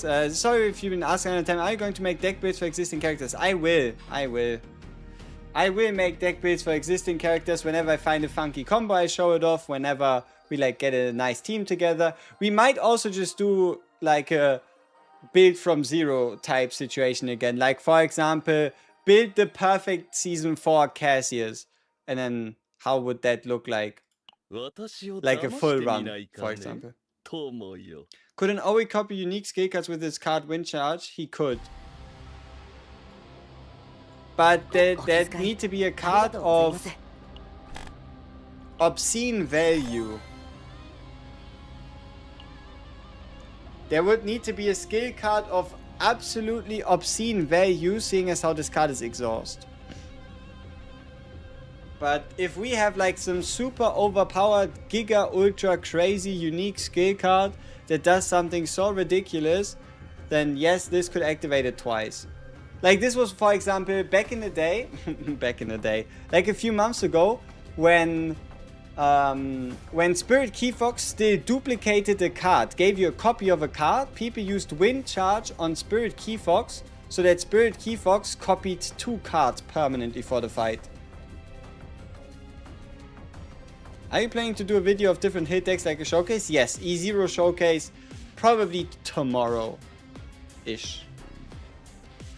A funky Scorch deck, that sounds interesting.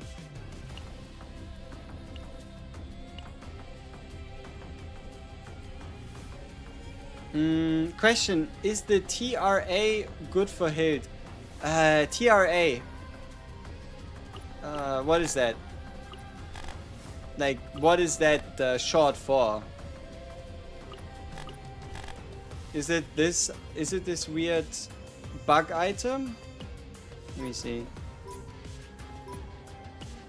No, that's Invader Observation Logs. Oh.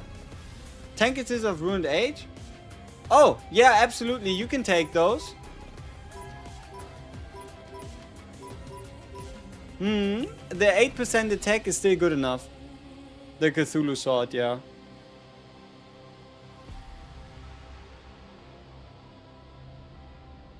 I don't sleep when he goes offline, he still grinds. Pretty much.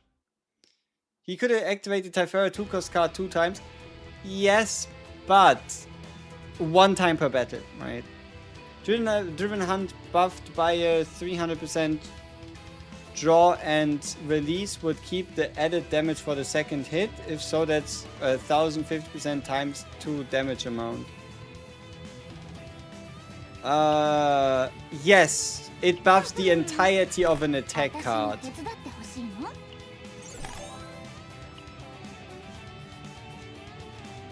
Like, no matter how many hits the next attack card of this unit has, all of them get buffed.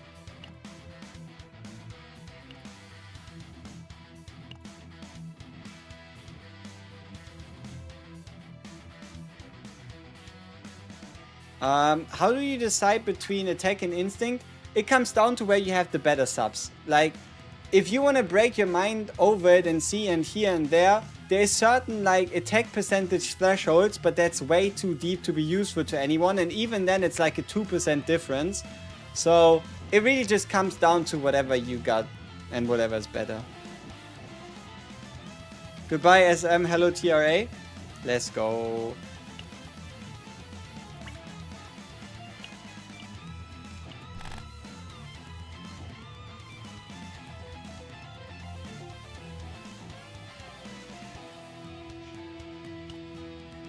This ego skill is still crazy. Like, I know we haven't seen much of an impact on it yet, but this is the important part. A character usually only ever has a weakness multiplier of 1.25. And Hild is the first character to just be like, yeah, well, how about we make that a 1.4, a 140%.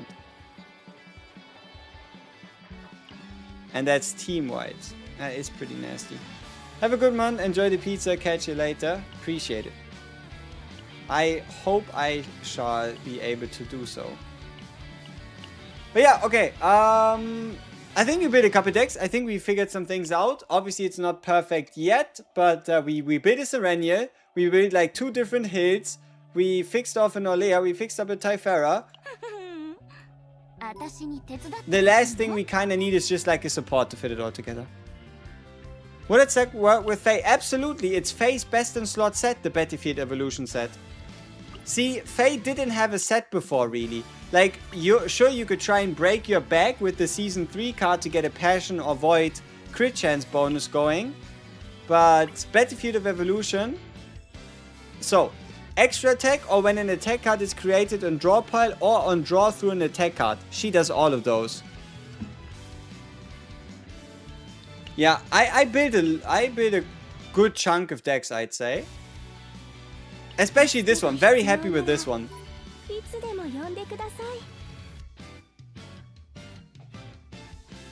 Like, especially the fact that we found this stupid thing. Especially the fact that we found this stupid card. Oh, and also obviously the double 60%, like the double 30% Ravage just feels good.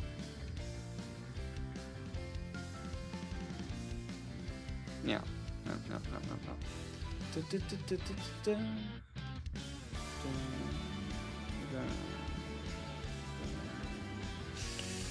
now the last thing I want to check is, can I build a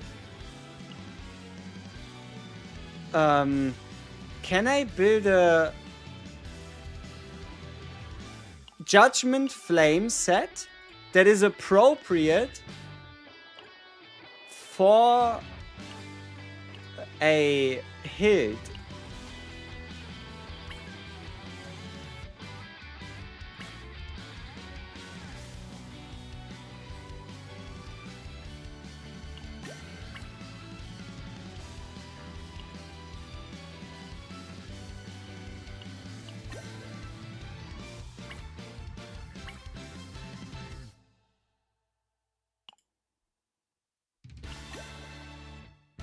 Could be worse. Holy shit.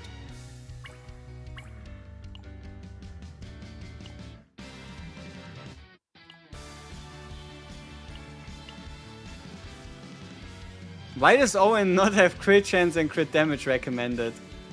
This is fucking with my mind.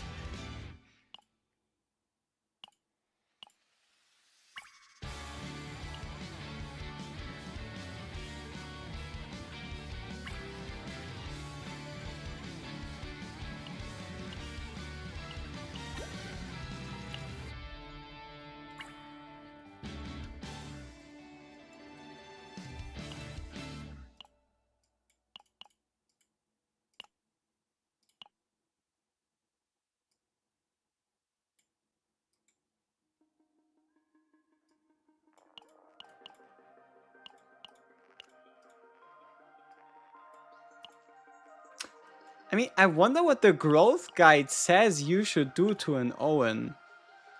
You know? How does that even look like? What does a growth guide have to say about an Owen?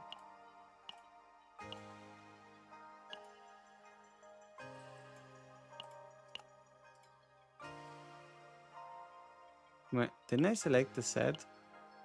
Could have sworn I did.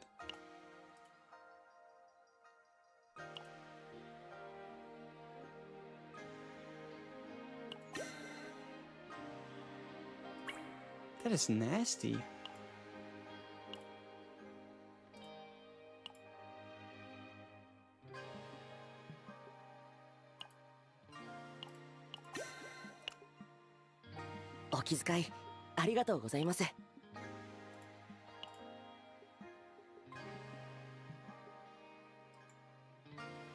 Okay, now just in case, let's quickly...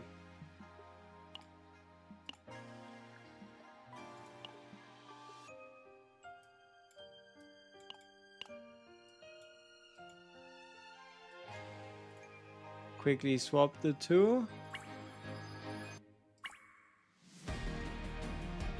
Wait, is there still a filter in here? No, it's just set filter.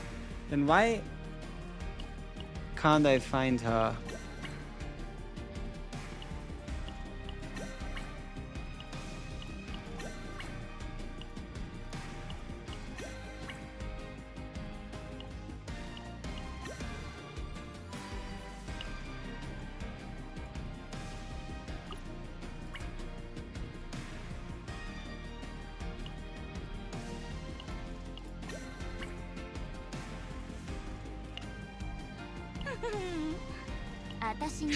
Okay.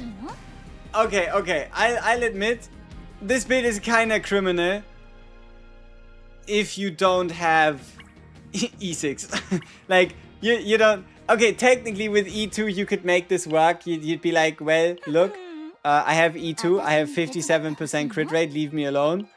Otherwise, I don't know.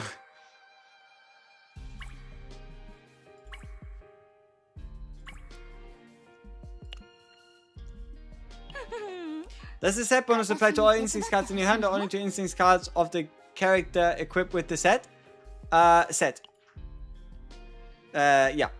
Sets. There are two sets that apply team-wide, and the only sets that apply team-wide are these two right here. It's going to be Glory's Reign and Starlight in Dreams. Those two are the only that apply team-wide. Number 1 is when you gain a shield through an ability, you buff counter and extra attack by up to 25%. And number 2 is a 15% ally teammate damage bonus when you exhaust it or create a skill card. Does this set only give you 2.5 morale? Yeah. You know, that used to be good.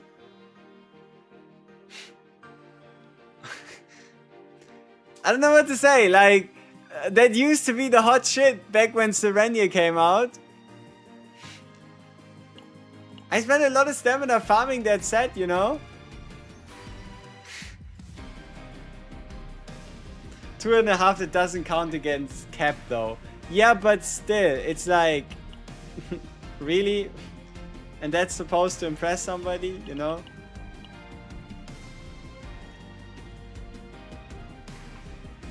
But yeah, it indeed only gives 2.5 morale stacks. Hit is disgusting. I'm doing 3rd boss on full scale offensive, reached 900k in turn 4. Oh, we did 900k turn 1.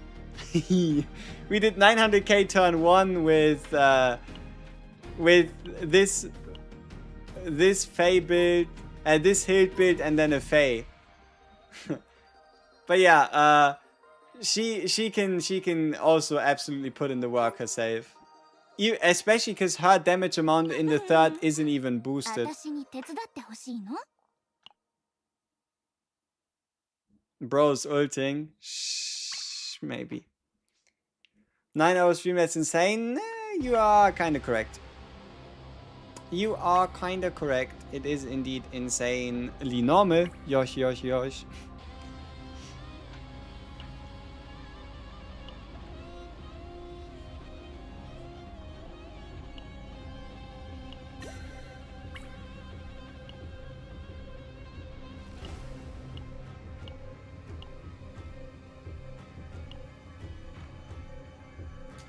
Oh, that piece is sweet. Where did that come from?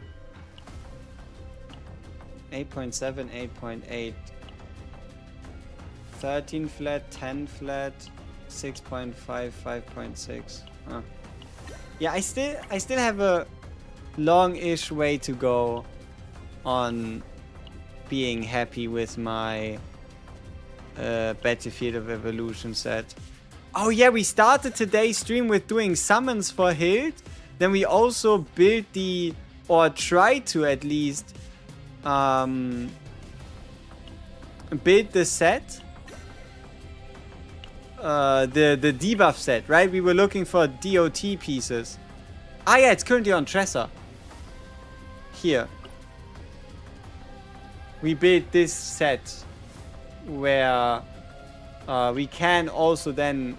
Yeah, and then this piece is currently on Faye. Yeah. So, this set is what we built earlier today in terms of the dot set. Unfortunately, it's only 32% dot. What is Wuva and Susui? I mean, Wuva is, I think, a different game, and Susui is probably a character from said game. Can you show your hunger deck 1 sec, please? Sure. Where are we? Hild. Save data. Hunger. Eternal hunger is making me hungry. Can you believe it? There you go. Would you build Hild with Cassius if you're a new player? 100%. Even if you're a veteran, you're gonna build Hild with Cassius. Cassius is the strongest support in the game at the moment. Just because of how easily and reliably he can apply and how much he can apply in terms of morale.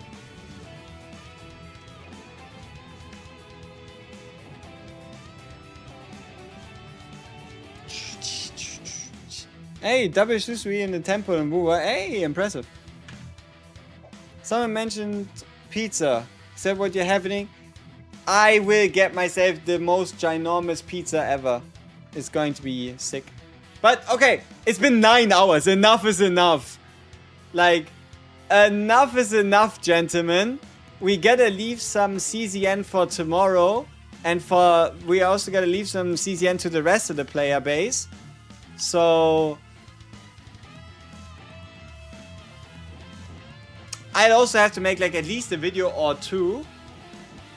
But yeah, appreciate all you tuning in. Been a pleasure as always. And yeah, I think that's what I'm gonna do. Order food. While food is on the way, I'll probably just relax and get food. And then, yeah, I don't know. Hogging all the CZN. Exactly. Like, nobody else was able to log in because we were doing stuff. So, thanks for sticking around. No problems, AC. No problem. Alright. We see each other tomorrow. And yeah, I'll make a stream tomorrow. And we'll also probably have like a video or two today. And then we'll figure out the rest. Appreciate you. Man, it's actually kind of... It's actually kind of useful. Like, imagine if I started my stream at 14 my time. Now it'd be 22 and I would probably go to bed. But because we started at 8:30 in the morning, it's only 5 p.m. It's only 5:30 p.m. The day is still half there. But no, appreciate you tuning in. Been a pleasure. And yeah, stay tuned for the YouTube. You'll get a video or two. Ciao, ciao.